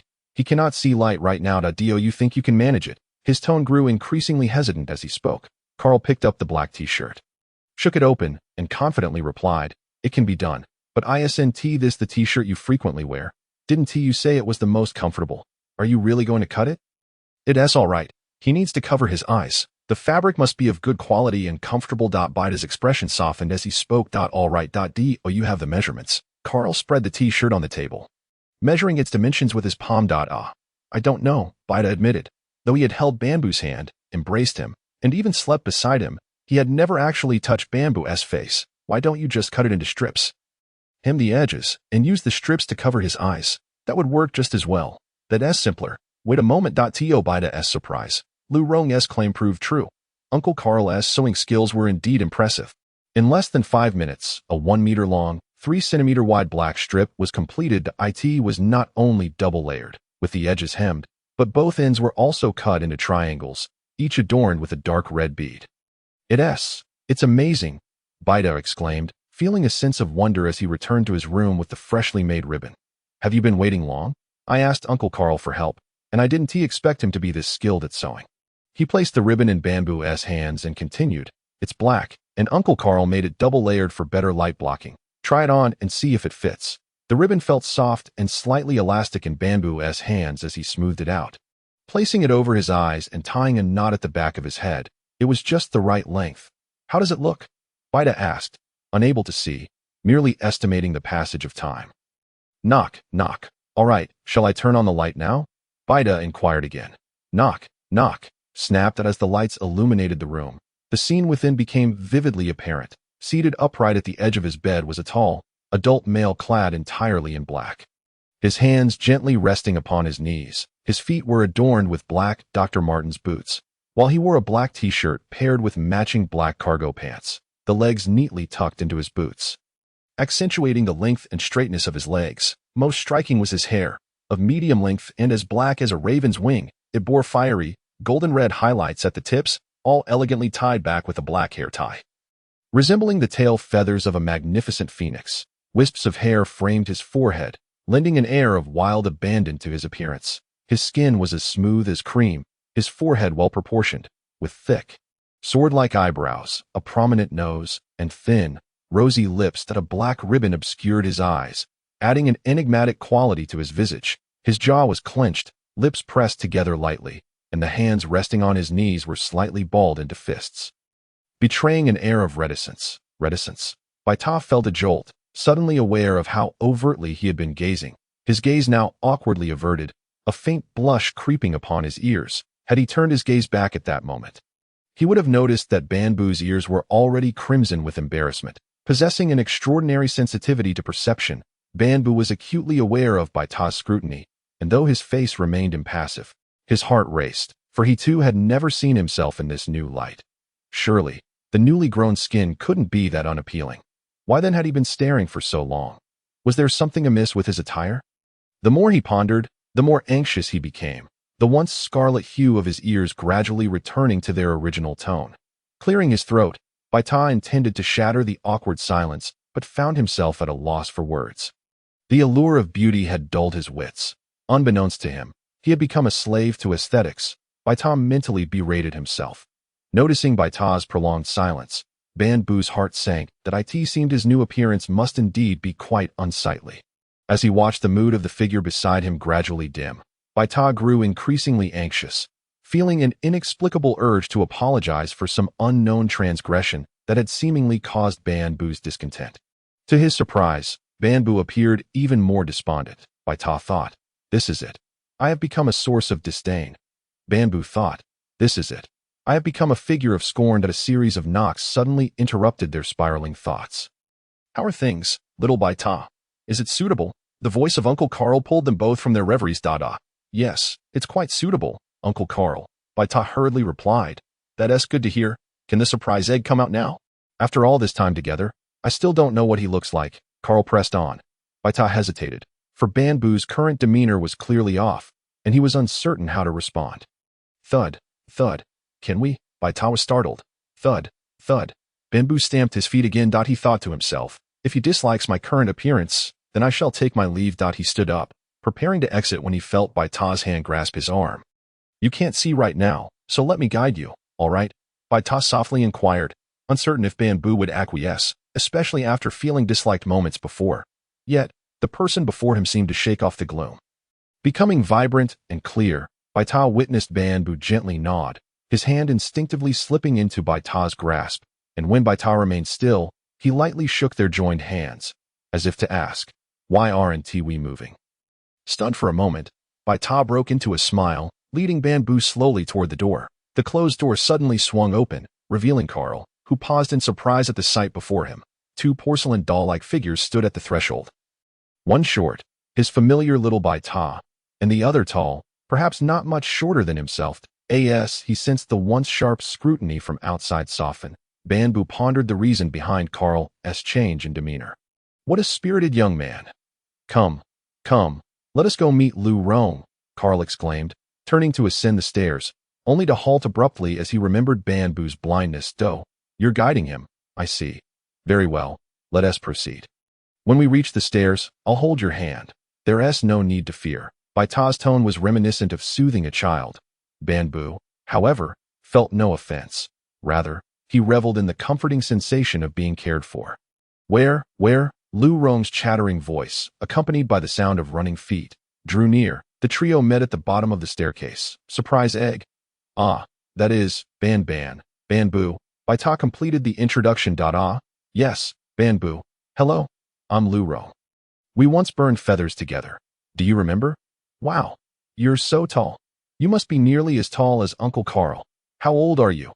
Are you an adult now? Lu Rong babbled on. Baita, bemused, interrupted. All right, with so many questions. Banbu doesn't know which one to answer first. With a sheepish smile, Lu Rong rubbed his neck, revealing a hint of bashfulness. Isn't this just too exciting? I remember, Banbu replied. Though. You truly remember? Our teamwork was seamless, Lu Rong exclaimed, animatedly gesturing as if to relive past glories. Enough. He has just been reborn, like a phoenix rising from the ashes. It's not as if he has lost his memory. There will be plenty of time to reminisce later. Right now, he is not feeling well. So please, don't overwhelm him, Baita interjected, cutting through Lu Rong's enthusiastic ramblings. I'll take him to familiarize himself with the ship's structure. Oh, right. Once you feel better, we can chat more. I'll help Uncle Carl pilot the ship, Lu Rong declared, rushing into the control room. You've been up all night. Shouldn't you rest a bit? Carl inquired, eyeing the seemingly unfatigued young man. I'm not tired at all. In fact, I'm rather exhilarated. My best partner looks quite impressive. No, he has always been impressive. He has just recently reborn and needs to adjust to the outside world. Lord Baita is taking him to get acquainted with the ship's layout. Lu Rong spoke with both pride and regret, acquainting him with the ship's structure. But didn't he roll around on the ship countless times when he was still in egg form? Does he still need to familiarize himself? Carl asked, further perplexed. Right. Watching Baita in front of him, guiding him through the very ship he knew so well, Banbu felt a wave of tenderness wash over him. Their intertwined hands sensed each other's warmth, the soft, sweet tones of Baita's voice flowing steadily, accompanied by the occasional waft of a fragrant scent. In that moment, Banbu experienced an unparalleled sense of tranquility and security. Suddenly, Baita's hand was gripped tightly, prompting him to stop and turn. What is it? Baita asked. Banbu shook his head and rode in Baita's palm. I'm hungry. I want to eat the food you make. After a brief pause, he continued. They say it's delicious. Overwhelmed with paternal affection, Baita's eyes crinkled in a smile. All right, we've just arrived at the planting room. I'll check on that seedling before I prepare the meal. Okay, wow, it's grown so fast. The once withered and near-death seedling had now flourished to about 2 meters in height, lush and green, and drawing near, one could detect a delightful fragrance. Baita leaned closer to inhale the scent. What is this? It resembles a plant I'm familiar with, but in my understanding, it shouldn't grow this tall. What plant? Pennywort. That it smells a lot like pennywort. I acid an edible plant. Then today I'm in for a treat. Baita had not anticipated that. While he sensed that this plant was indeed non-toxic and edible, he remained uncertain about consuming it, fearing a misjudgment. After all, there were no comprehensive medical facilities available to treat food poisoning. What's wrong? In my perception, it's non-toxic and safe to eat, but I trust your judgment. You possess a unique ability. Chapter 43, The Green Octopus. As they exited the planning room, Baita held a handful of pennywort leaves. We shall have pennywort stew with fish for lunch. Let me see, these leaves should be enough for 3 kilograms of fish, about 100 grams per sardine, which means 15 fish. Yes, 15 fish. 1, 2, 14, 15, that is sufficient. Upon leaving the storage room, Banbu held a basin of frozen fish. The two moved in harmony, one carrying the fish while the other held the vegetables, stepping in tandem into the kitchen. The kitchen is filled with fumes. You should sit in the corridor, Baita suggested, placing a small metal stool made from scrap in the hallway and guiding Banbu to sit. You may have to wait a while. If you become bored, just call out to me. Stomping your feet will suffice. I can hear you. All right. Returning to the kitchen, Baita placed the frozen fish in the oven to thaw, then turned to wash and chop the pennywort leaves for later use. Ding, the fish has thawed. Remove the tail, scrape off the scales, clean the insides, and wash thoroughly. Select 5 fish, making 3 cuts on each side of their bodies, each cut half the depth of the fish to facilitate the infusion of flavors. The only seasoning is salt, which is generously sprinkled for marination. There is no oil, yet sardines are inherently rich in fat. Heat an iron pan, add the 5 fish, and fry until both sides are golden brown. Remove them and place in a stewing pot with water for slow cooking. Next, take 5 more fish, remove the heads, and deb one and skin them, leaving only the pure white flesh. Mash it into a paste. Adding crushed Vietnamese coriander leaves and salt for marination. Then, take 5 more fish, cut them into pieces, heat oil, and stir-fry. Just before finishing, add the Vietnamese coriander leaves and stir-fry a little longer until fragrant. Then plate. Upon lifting the lid of the stewing pot, steam billows forth like clouds, rising gracefully. The broth a milky white, with golden oil droplets floating intermittently. Add the Vietnamese coriander leaves, stir well, cover, and continue to simmer on low heat. By this time, the iron pan has accumulated some fat. Heat the oil to 40 temperature. Take the fish paste in hand, squeeze it into balls with your fingers, and carefully drop them into the pan. The fish is tender, frying for about 20 seconds before removing. Increase the oil temperature to 60 and fry again for another 20 seconds before plating. Turn off the stewing pot, remove the lid, and season before serving. Done. Banbu. Baita turned around, intending to call Lu Rong to serve the dishes, only to find Banbu sitting quietly at the kitchen door, perfectly poised. When did you come in? Has the smoke bothered you? Just a moment ago. Not long. Little trickster, with such a strong scent on you. Could you have just arrived? You came in after I did. I wanted to be closer to you. Lord Baita, your face is so red. The kitchen needs an air conditioner. Look how hot it's become. Lu Rong, drawn by the aroma, arrived in the kitchen and swallowed hard, asking, what smells so good?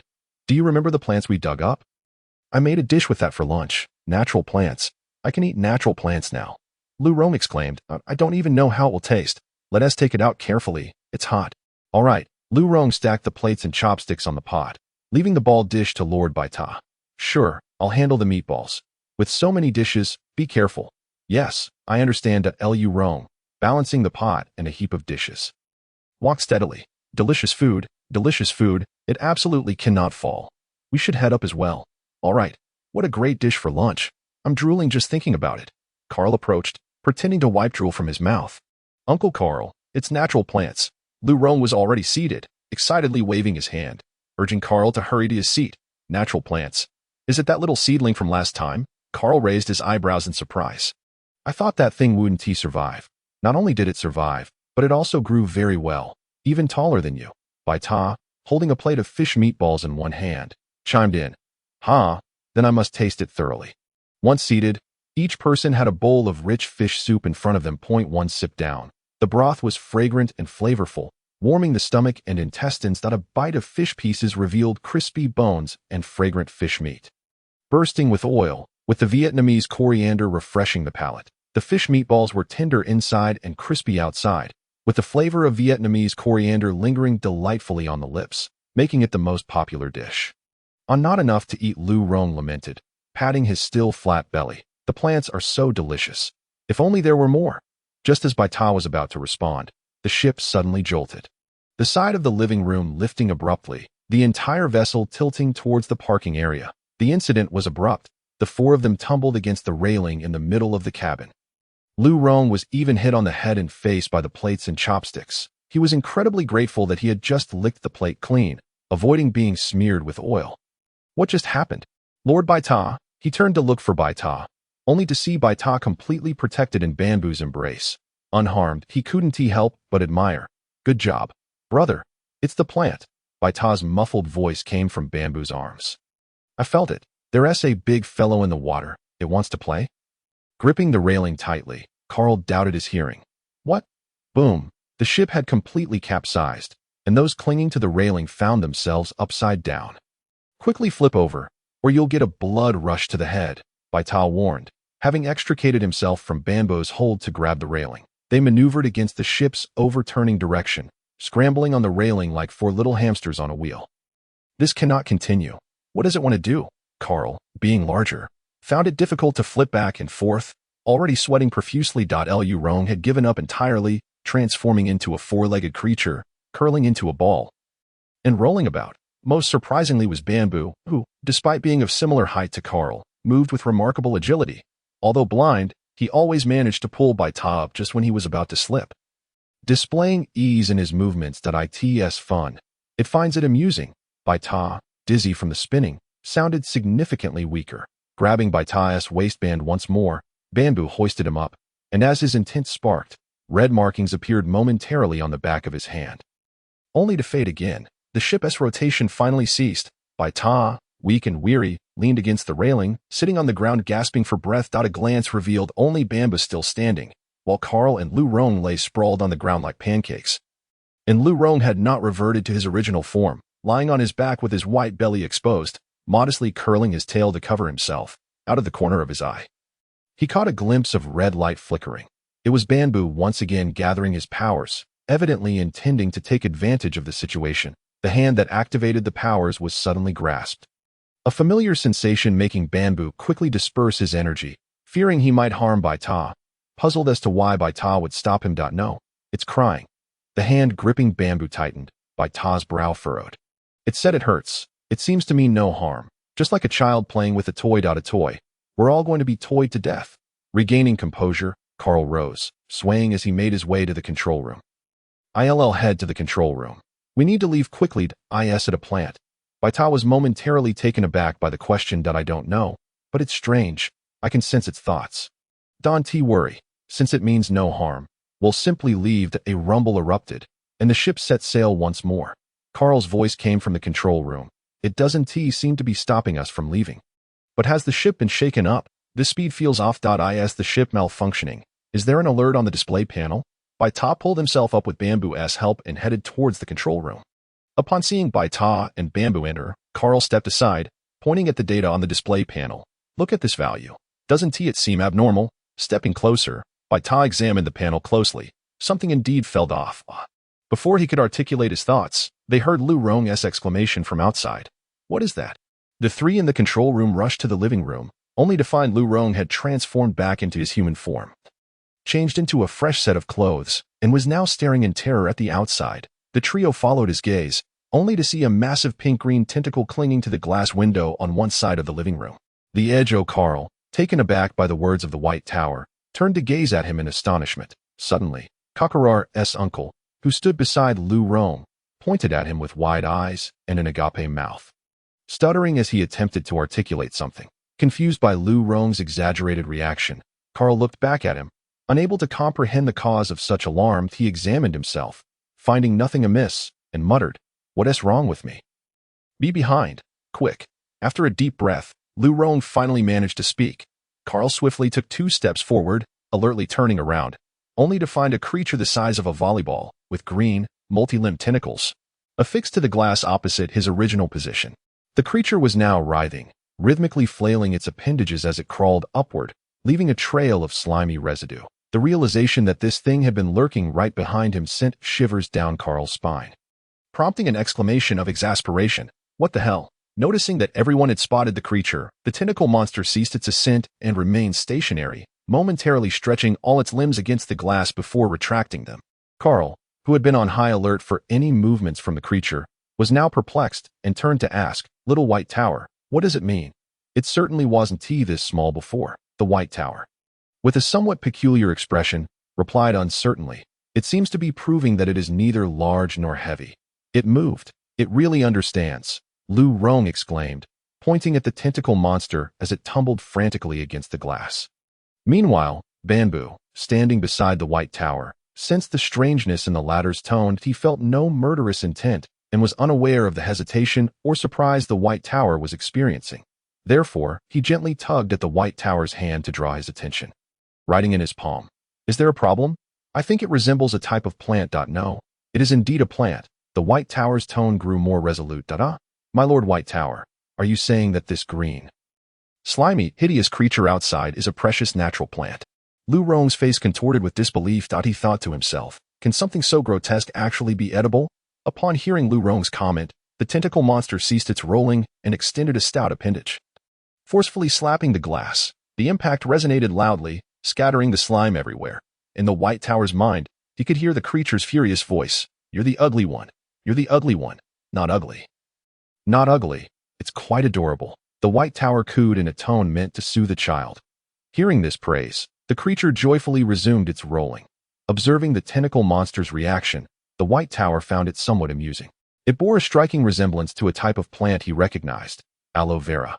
Yet, he pondered how it had gained consciousness. It seemed to possess a mentality akin to that of a 2- or 3-year-old. He approached the window and reached out to touch the creature's tentacle through the glass. The aloe vera ball appeared to relish this game, mimicking the white tower's movements as he waved his hand left and right. As the sun rose high in the sky, the weather turned warm, and the aloe vera ball, which had been so lively moments ago, visibly began to languish. Noticing the creature's sudden lethargy, Carl inquired, "What's wrong with it?" "Is it tired of playing?" "Puff puff, so thirsty and hot," the white tower explained. "Aloe likes sunlight, but it cannot endure prolonged exposure. It's wilting, much like I would if I were parched and overheated." He pointed towards the direction of the cockpit, saying to the aloe vera ball, "Come this way, let me give you some water. You want to feed it yourself?" That's too dangerous. The familiar warmth clasped his wrist.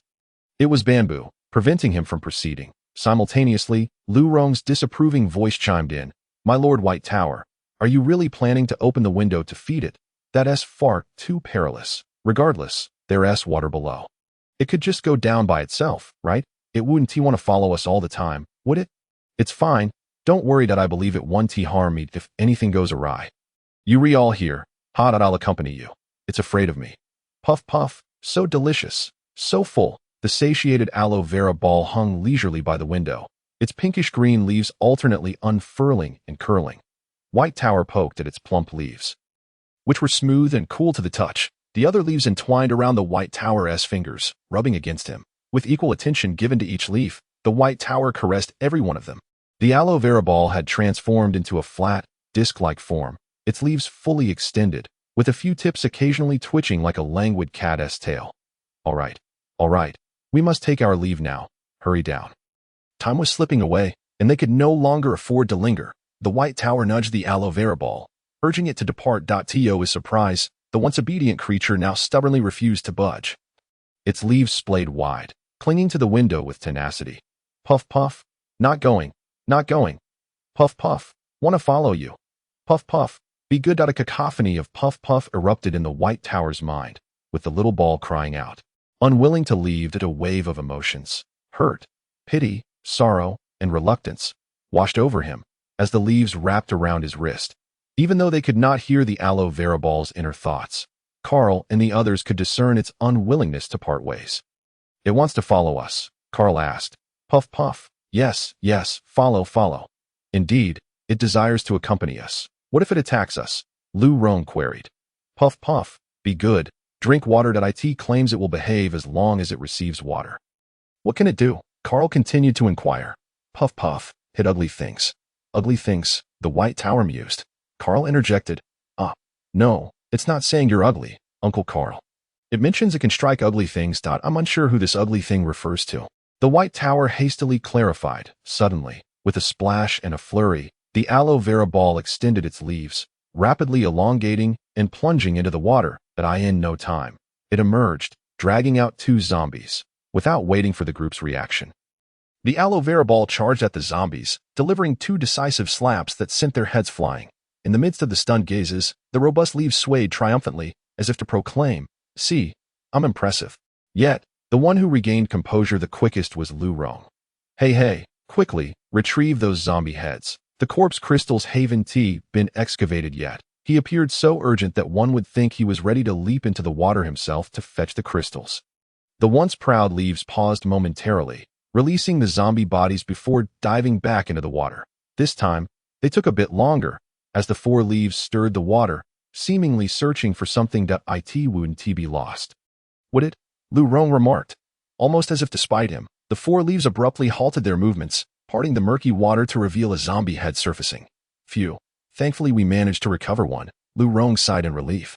"No, wait." Carl frowned, his eyes fixed intently on the water's surface. Below that single zombie head, several more began to emerge, and soon, layers of zombie heads piled up, forming a small hill atop the interlaced, verdant leaves. This, that.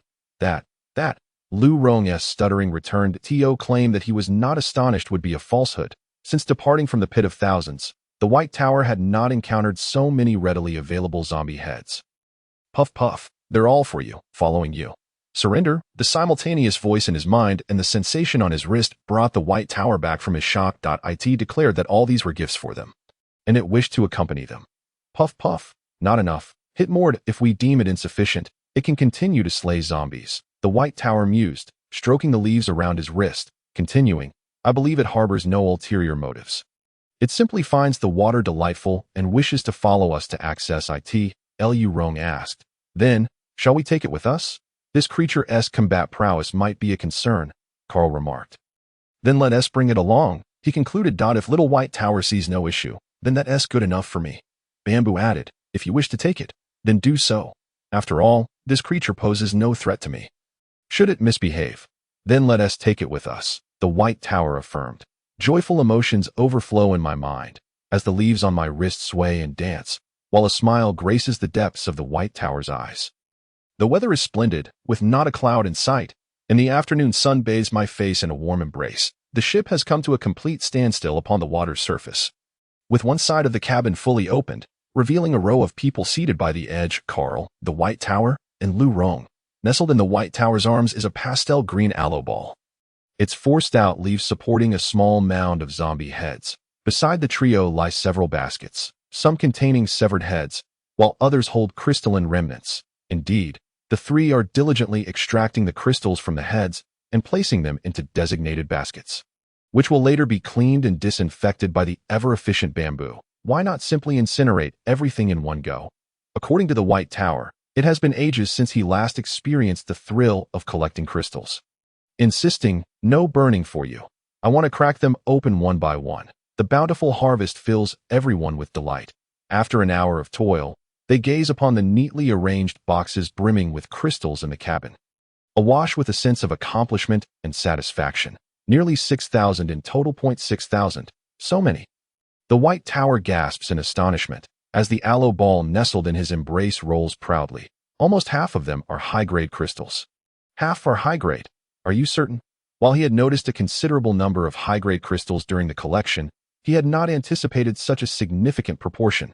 Wow, this little thing is quite remarkable, Lu Rong exclaims, as the aloe ball swells with pride, almost as if it wishes to bloom. Let us set these aside for later upgrades, suggests the White Tower. The others agree, for although the aloe ball claims these crystals are meant for them, they feel hesitant to accept gifts from a child so young. With Carl and Lu Rong, both strong as oxen, transporting several boxes of crystals is but a matter of moments. I'll head up to pilot the ship.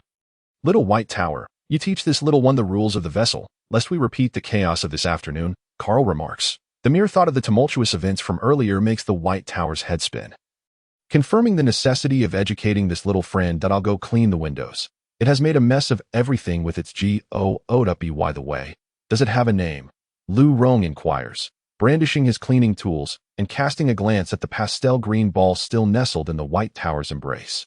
It mentioned that the goo is toxic and should not be touched directly, and it has no name. Should I give it one? The White Tower raises the aloe ball to his eye level. Are you sure? Pudgy. Name it. Name it. The White Tower looks at Lu Rong, then at Banbu, uncertain if he should bestow a name upon it. Names hold profound significance for an individual, and to assign one carries extraordinary weight. Naming this little being would forge a bond and impose responsibility. This small creature possesses the mentality of a mere 2 or 3-year-old, rendering it unaware of such implications. Pudgy, hands clasped together, palms touching. Go ahead. I know you cherish it dearly, and it adores you in return, does it not? As if the uncertainties in his heart dissipate, the fog clears, revealing his true feelings. Yes, he loves this little creature and wishes to deepen their bond. Shall we call it Ball? White Ball. The name, rather silly and eliciting amused reactions from the others, feels somewhat hasty to the White Tower, yet it was the very first name that sprung to mind. Pudgy, White Ball. Ball has a name now. Ball is very happy. Just as the White Tower contemplates renaming it, the little one seems entirely pleased with its new title. It truly likes it. Then let's not change it. It's an endearing name. Pudgy, Ball. The first skill that Ball learns is cleaning. Due to its mischievousness, the cabin is left in utter disarray, particularly the planting room. where soil is scattered and water splashed across the walls. Had he not known the original state of the room, the White Tower might have thought it constructed of mud. To make matters worse, the only plant in the room, a 2-meter-tall patchouli, is now severed in two. With a heavy heart, the White Tower musters his resolve, inserting the broken stem into the soil, surrounding it with crystals, and watering it with special liquid, hoping it might take root and sprout anew. Ball, exceedingly grateful for its 10 supple leaves, begins to clean the cabin with remarkable speed and agility. The White Tower and Ball select a suitably sized metal pot from the storage room, which will serve as Ball's new home. Presently, there is no sandy soil suitable for aloe cultivation, but Ball indicates that with special liquid, its reliance on soil is significantly diminished. Thus, the White Tower fills the pot with crystals and adds some special liquid, effectively creating a hydroponic setup for Ball. Delighted, Ball dives into the newly prepared pot. From now on, you shall reside in the planting room, where the environment is more conducive to your growth. The White Tower cradles the pot, intending to carry it to the planting room. Pudgy, no, I want to be with you. You do not wish to stay in the planting room. You want to live with me? Pudgy, very well, let me see. The White Tower enters his modest room, surveying the space, and concludes that the table is the only suitable spot for Ball. Will this do? Pudgy, yes. That evening, in the living room, the ship is running low on fuel. We must devise a means to procure some oil. Carl states, how much longer can we last? The White Tower inquires, jotting notes, at our current pace, we can only last 3 more days. Carl furrows his brow that we have been traveling against the current, consuming more fuel. Once the rain ceases, the photovoltaic engine will continue to operate. What about the stored electrical energy? The White Tower scribbles rapidly in his notebook. Shaking his head, Carl sighs, not enough. The stored energy from the photovoltaic engine is only sufficient for the ship's internal equipment. With no surplus for navigation, setting down his pen, the White Tower massages his temples, feeling a headache coming on. Why current capabilities only allow for the creation of small generators. We must swiftly locate a human settlement to exchange resources and gather information. Raise your hand, Lu Rong exclaims, lifting his right arm high to capture the attention of the others. Giving Lu Rong's shoulder a playful punch, Carl laughs and scolds. You little rascal, speak. Lu Rong scratches his head and chuckles. Don't be so serious. Things aren't that dire as long as we are alive. There will always be a solution. He continues, we can look for gas stations along the way. Perhaps that will solve our dilemma. We could even salvage cars from the water and siphon their fuel tanks. With Ball here, it's quite simple. Though it may be a small solution, it is still a viable option. Isn't it? Just as Lu Rong, who had been speaking animatedly, notices that everyone is genuinely listening. He becomes both delighted and bashful. His excitement causes him to stutter, but he finally manages to utter, You all should understand my meaning, right? The White Tower and Carl exchange amused glances, nodding in affirmation at Lu Rong, with Carl even ruffling his hair affectionately. The atmosphere lightens considerably. We had been overly fixated on our predicament. Let us proceed as Lu Rong suggested. That I refuse to believe this world contains only us, declares the White Tower. Chapter 45. Altering course to Ford. I truly believe we should first head to the capital. While other places may be desolate, the capital is bound to have survivors. Lu Rong continues to propose. That's a splendid suggestion.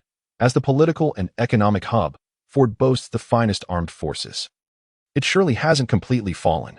Other survivors must think likewise, making Ford the most likely candidate for a safe zone, perhaps even the largest safe zone on the Western Highway. As Carl elaborates, his conviction grows, and he even rises to his feet in excitement. Little White Tower, let us change course to Ford, he exclaims, grasping the White Tower's hand with eager anticipation. Gently patting Carl's arm for reassurance, the White Tower responds, Certainly, I find this proposal quite favorable. We have been isolated for far too long.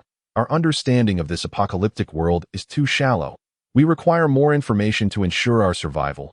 If the capital has indeed established a comprehensive safe zone, we may even settle there. The trio grows increasingly animated, their hopes for the capital of Ford soaring, to the point where Carl can hardly contain himself and rushes to the helm to adjust their course before the meeting concludes. At the start of the meeting, the White Tower had placed his hand in Banbu's, ensuring he could express his thoughts whenever he wished. However, until now, the White Tower had felt no movement from Banbu, prompting him to lean closer and inquire, Banbu, do you have any thoughts? Ford is Banbu's birthplace, his hometown, the place where he spent decades of his life, laden with memories of triumph and failure that he knows it intimately. As the headquarters of the Chang Yuan Group is located in Ford, Banbu, a warm breath brushes past the White Tower's ear as he leans in closer, concerned that Banbu may have dozed off due to his silence. I am here. The virus first erupted in Ford. What? The White Tower cannot help but exclaim in shock. What happened? What is it? Carl and Lu Rong spoke in unison. Banbu declared that the virus first erupted in Feld. The four of them sat in silence, each occupying a corner of the room. However, as you previously mentioned, it is improbable that Feld has completely succumbed to the virus, so we can still take a look. Do you remember when we were in Haicheng? Those people assumed we had come from the north, indicating that there must be a large safe zone up there, and the most likely place to establish such a zone would be Feld. Therefore, there is no need for excessive worry.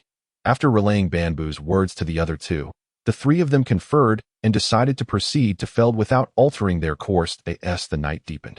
It was White Tower's turn to keep watch, while the other two had already retired to their rooms, leaving only Banbu seated in place. Do you want me to escort you back to your room? White Tower inquired. No need.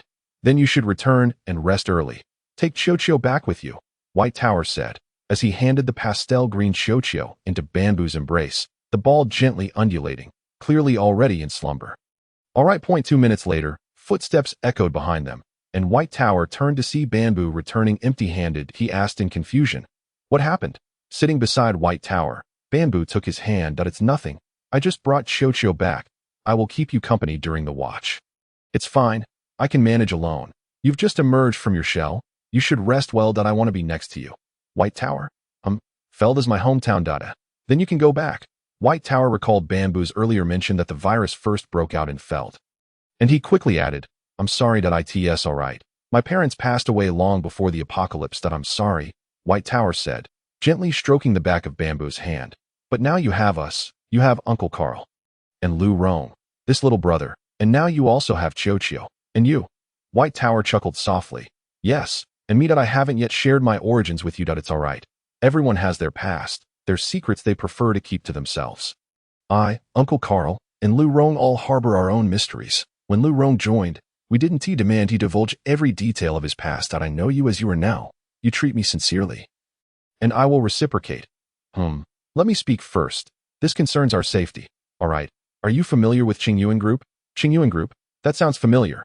White Tower felt he had heard of this group somewhere, but couldn't quite recall. If you haven't heard of it, that's fine. It's merely a small company. I am the one in charge of Chang Yuan.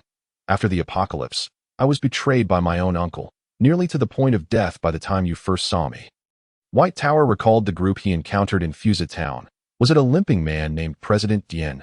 Banbu's hand suddenly tightened around his, visibly anxious, his jaw clenched, and his lips pressed into a straight line. Did you encounter them? What did he do to you? Were you hurt? Though White Tower felt pain from the grip, he did not pull away, instead soothingly patting Banbu's arm. No, I saw them and hid. I didn't confront them. Banbu's expression finally eased. He is very dangerous. Do not believe a word he says. I understand that he covets Chang Yuan, scheming against me, and he likely believes I am already dead. There is a high chance we will encounter him in Feld. He is in Feld. Chang Yuan's headquarters is in Feld. Although the commercial empire crumbled after the apocalypse, with Chang Yuan's resources, it would not be difficult to find a foothold there. He hasn't evolved any extraordinary abilities. He will likely use Chang Yuan to secure himself a safe haven. He may even have established his own organization in Feld, gaining some influence. This does not sound like a small company at all. White Tower thought. I will seek revenge against President Dien sooner or later, but I fear it may implicate you. What do you mean by implicate? We are all family now. Your matters are our matters. If you don't believe me, we can discuss this with Uncle Carl tomorrow. They will surely share my sentiments. White Tower interrupted Banbu.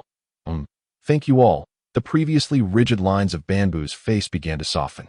His pursed lips gradually relaxing as he lowered his head slightly, a strand of hair falling across his forehead, brushing against the black ribbon over his eyes, giving him an appearance of gentle fragility. Remembering Banbu's mention of his parents' passing, White Tower found an exquisite vulnerability in his demeanor, until his hand inadvertently brushed against something soft, warmth enveloping his palm. He realized he had touched Banbu's face. Caught in the act. What a foolish blunder. White Tower. Banbu's profile, White Tower's right hand, and Banbu's left hand intertwined like a sandwich, and White Tower's hand was the filling. His heart raced, cheeks flushed. He wished he could vanish into thin air to control his right hand. What to do now? I need urgent advice. Thank you. What is he thanking me for? Should I pull my hand away? Huh? Is he rubbing my palm? His lips are pressed together. Why is he doing that? Is he feeling sorrowful? He must be feeling sorrowful. He pressed his lips together again. Surely, he is thinking of his parents. So, he thought I was comforting him just now. It must be. But what does his expression mean now? He has released my hand. Does he not need my comfort anymore? That is fine. I have grown accustomed to it. That is fine? Accustomed? But if you let go of my hand, it might have a bit more credibility. No more holding. White Tower felt a bit dazed. Banbu had indeed released his hand, and in doing so, eased the awkwardness of his earlier impulsive gesture, yet something felt amiss within him, an uncomfortable sensation. Perhaps it was because they were both orphans, allowing for deeper empathy, or perhaps it was due to his bowed head and the slight downturn of his lips, or maybe simply the deepening night and the harsh glare of the lights. Creak. White Tower stood up, bending down to embrace Banbu. Seated on the chair, it was not a mere superficial embrace, but a profound one. Shoulders pressed together, heads touching. Banbu immediately responded, wrapping his arms around White Tower's back, giving him 2 gentle pats before sliding his hands down to encircle White Tower's waist, pulling him onto his lap. By the time White Tower realized what was happening, he found himself completely seated on Banbu's lap, his head resting on the latter's shoulder, arms wrapped around his neck, fingers tangling in Banbu's soft hair, absent-mindedly stroking it. Banbu held him at the waist, his chin resting on White Tower's shoulder. Even he himself could not comprehend how things had escalated to this level. The intimacy of their position, the solid arms, the warm breath, the heated body temperature the following morning, at dawn. Are you awake? Upon opening his eyes, White Tower realized he was sleeping in Banbu's embrace. What on earth? When did I fall asleep? Most importantly, why am I in Banbu's arms?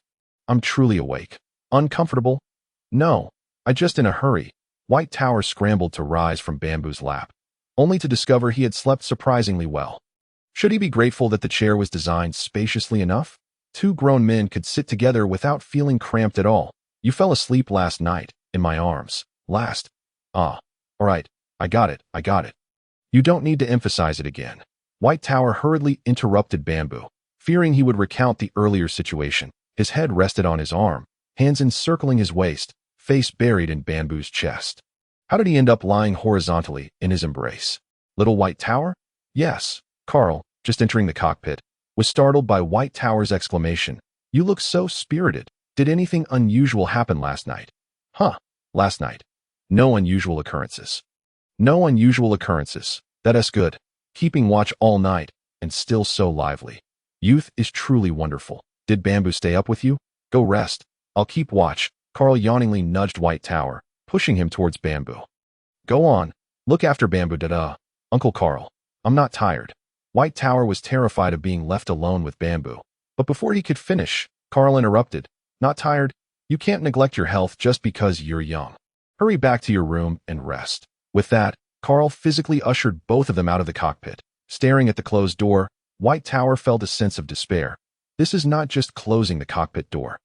It is closing the door to my escape. With no way to evade, he had to confront it. The events of last night weighed heavily on him. I'm tired. Take me back to my room. Last night? Oh, all right. Holding Banbu's hand, leading him back to their room, White Tower quietly exhaled in relief. Now that I'm awake, I want to eat fried fish balls. All right, I promise. Once you're awake, you'll have fried fish balls. With a soft plop, as soon as the door opened, Chio-Chio rolled from its bowl to White Tower's feet, extending 2 leaves, wrapping around White Tower's calf, beginning to accuse him of the crime of imprisoning it in the room last night. Poochie. Bending down to lift the orb, Baita gently caressed its leaves in a soothing manner. All right, I was wrong. Tonight, I shall not keep the night watch. Instead, I will stay with you in the cabin. It was noon, on the ship, in the lounge. Delicious. There are so many fried fish balls for lunch today. How delightful. Lu Rong ravenously stuffed one ball after another into his mouth, his cheeks bulging like a gluttonous little hamster. Lord Baita, you are truly wonderful. Just yesterday, I remarked how tasty the balls were and wished for more, and today you've prepared so many. Lu Rong's mouth was never idle, eager to express more. Hee hee, as long as you enjoy it, that's what matters, Baita, blushing, timely interrupted. Yet it seemed he had not completely succeeded in stopping him. Hey, Bugu, did you just laugh? Lu Rong, with his mouth glistening with oil and cheeks puffed out, now stared wide-eyed, resembling a hamster even more. You must have laughed. I surely did not miss-see. All right, just eat your meal. Carl placed a fish ball into Lu Rong's bowl, redirecting his attention back to his food. Observing the visibly cheerful Banbu and the almost crimson Baita, Carl recalled the scene from the morning in the cockpit. TSK, young people. In the subsequent days, the group followed their previously discussed method.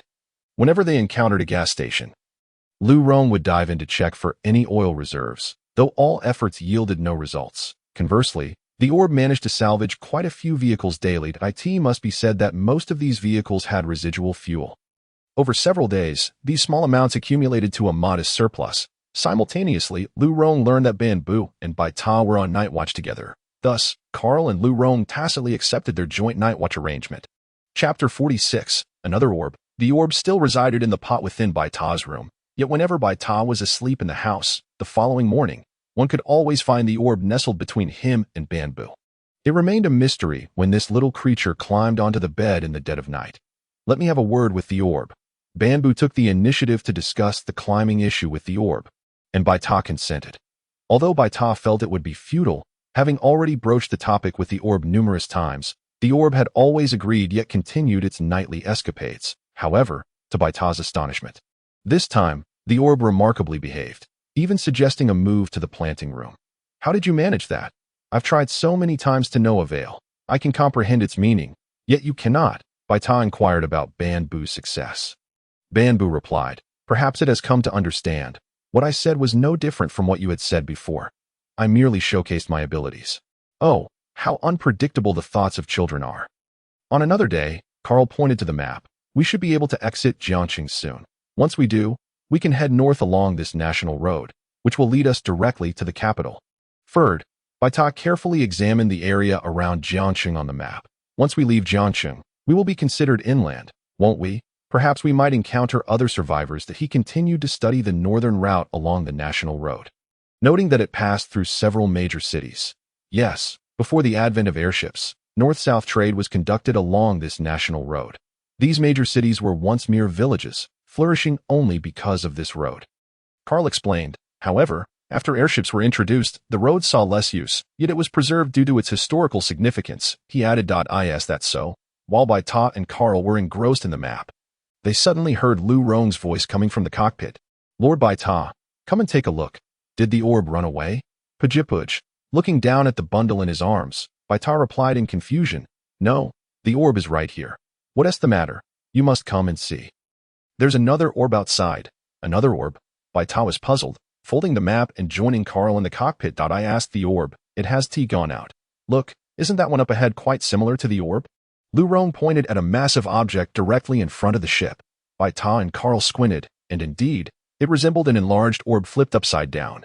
Thick green leaves cascaded from the top of the object, some tips peeking above the water's surface, faintly tinged with red.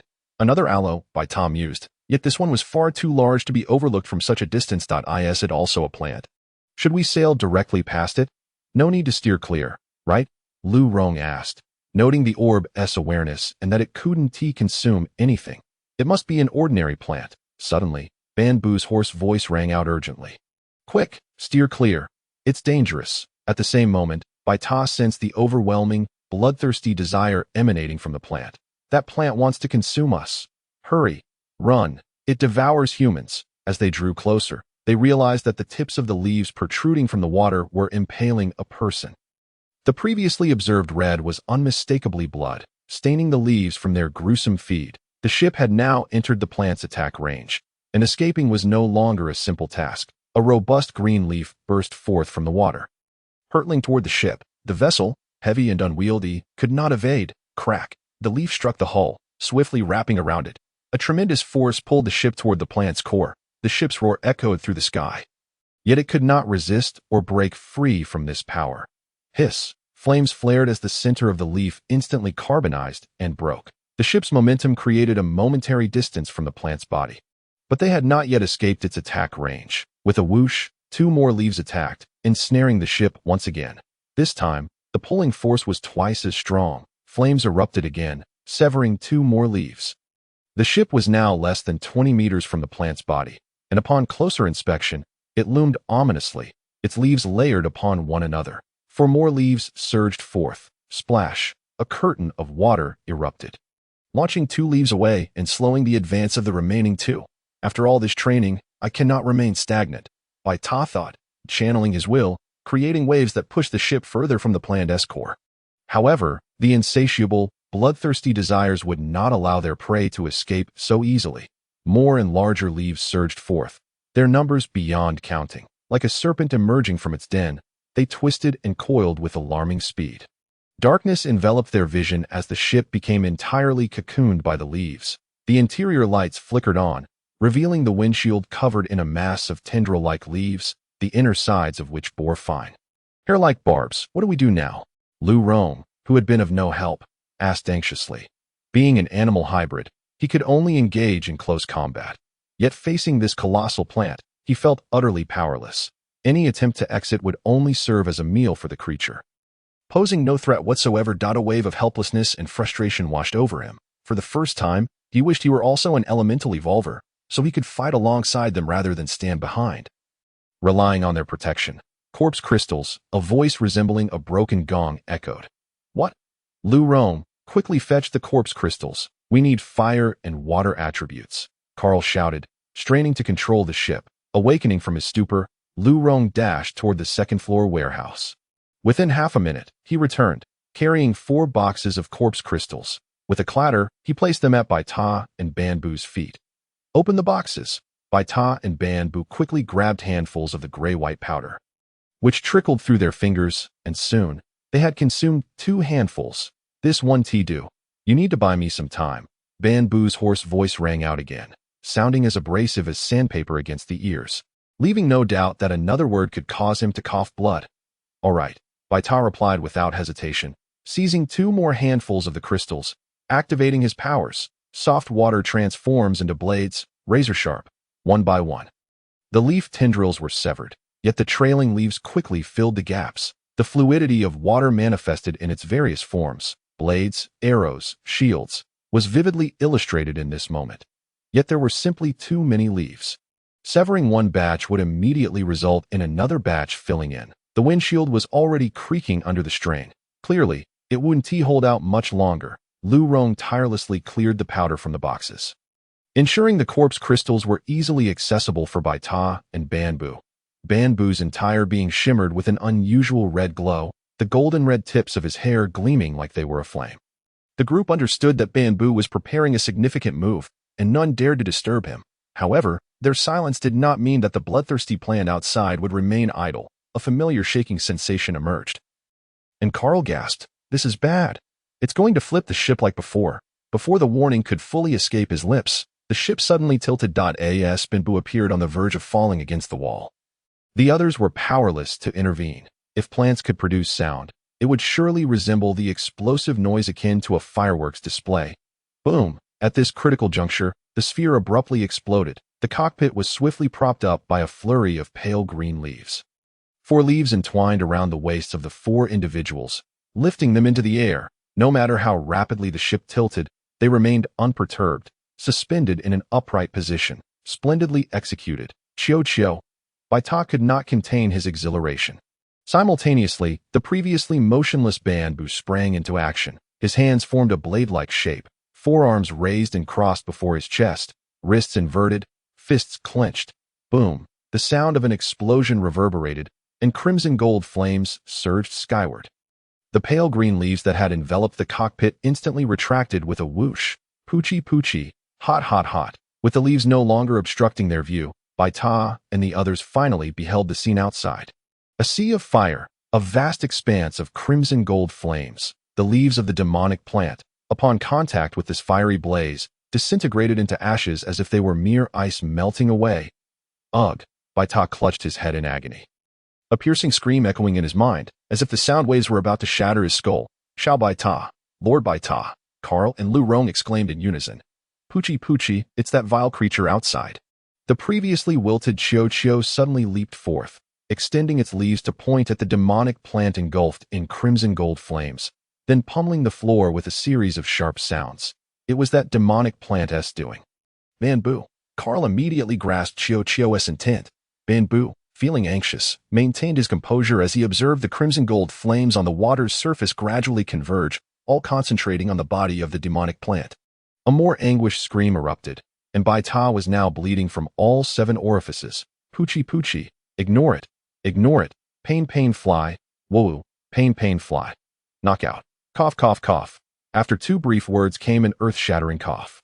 Carl instantly understood Banbu's intent. With a swift motion, he struck, causing Baita to completely lose consciousness.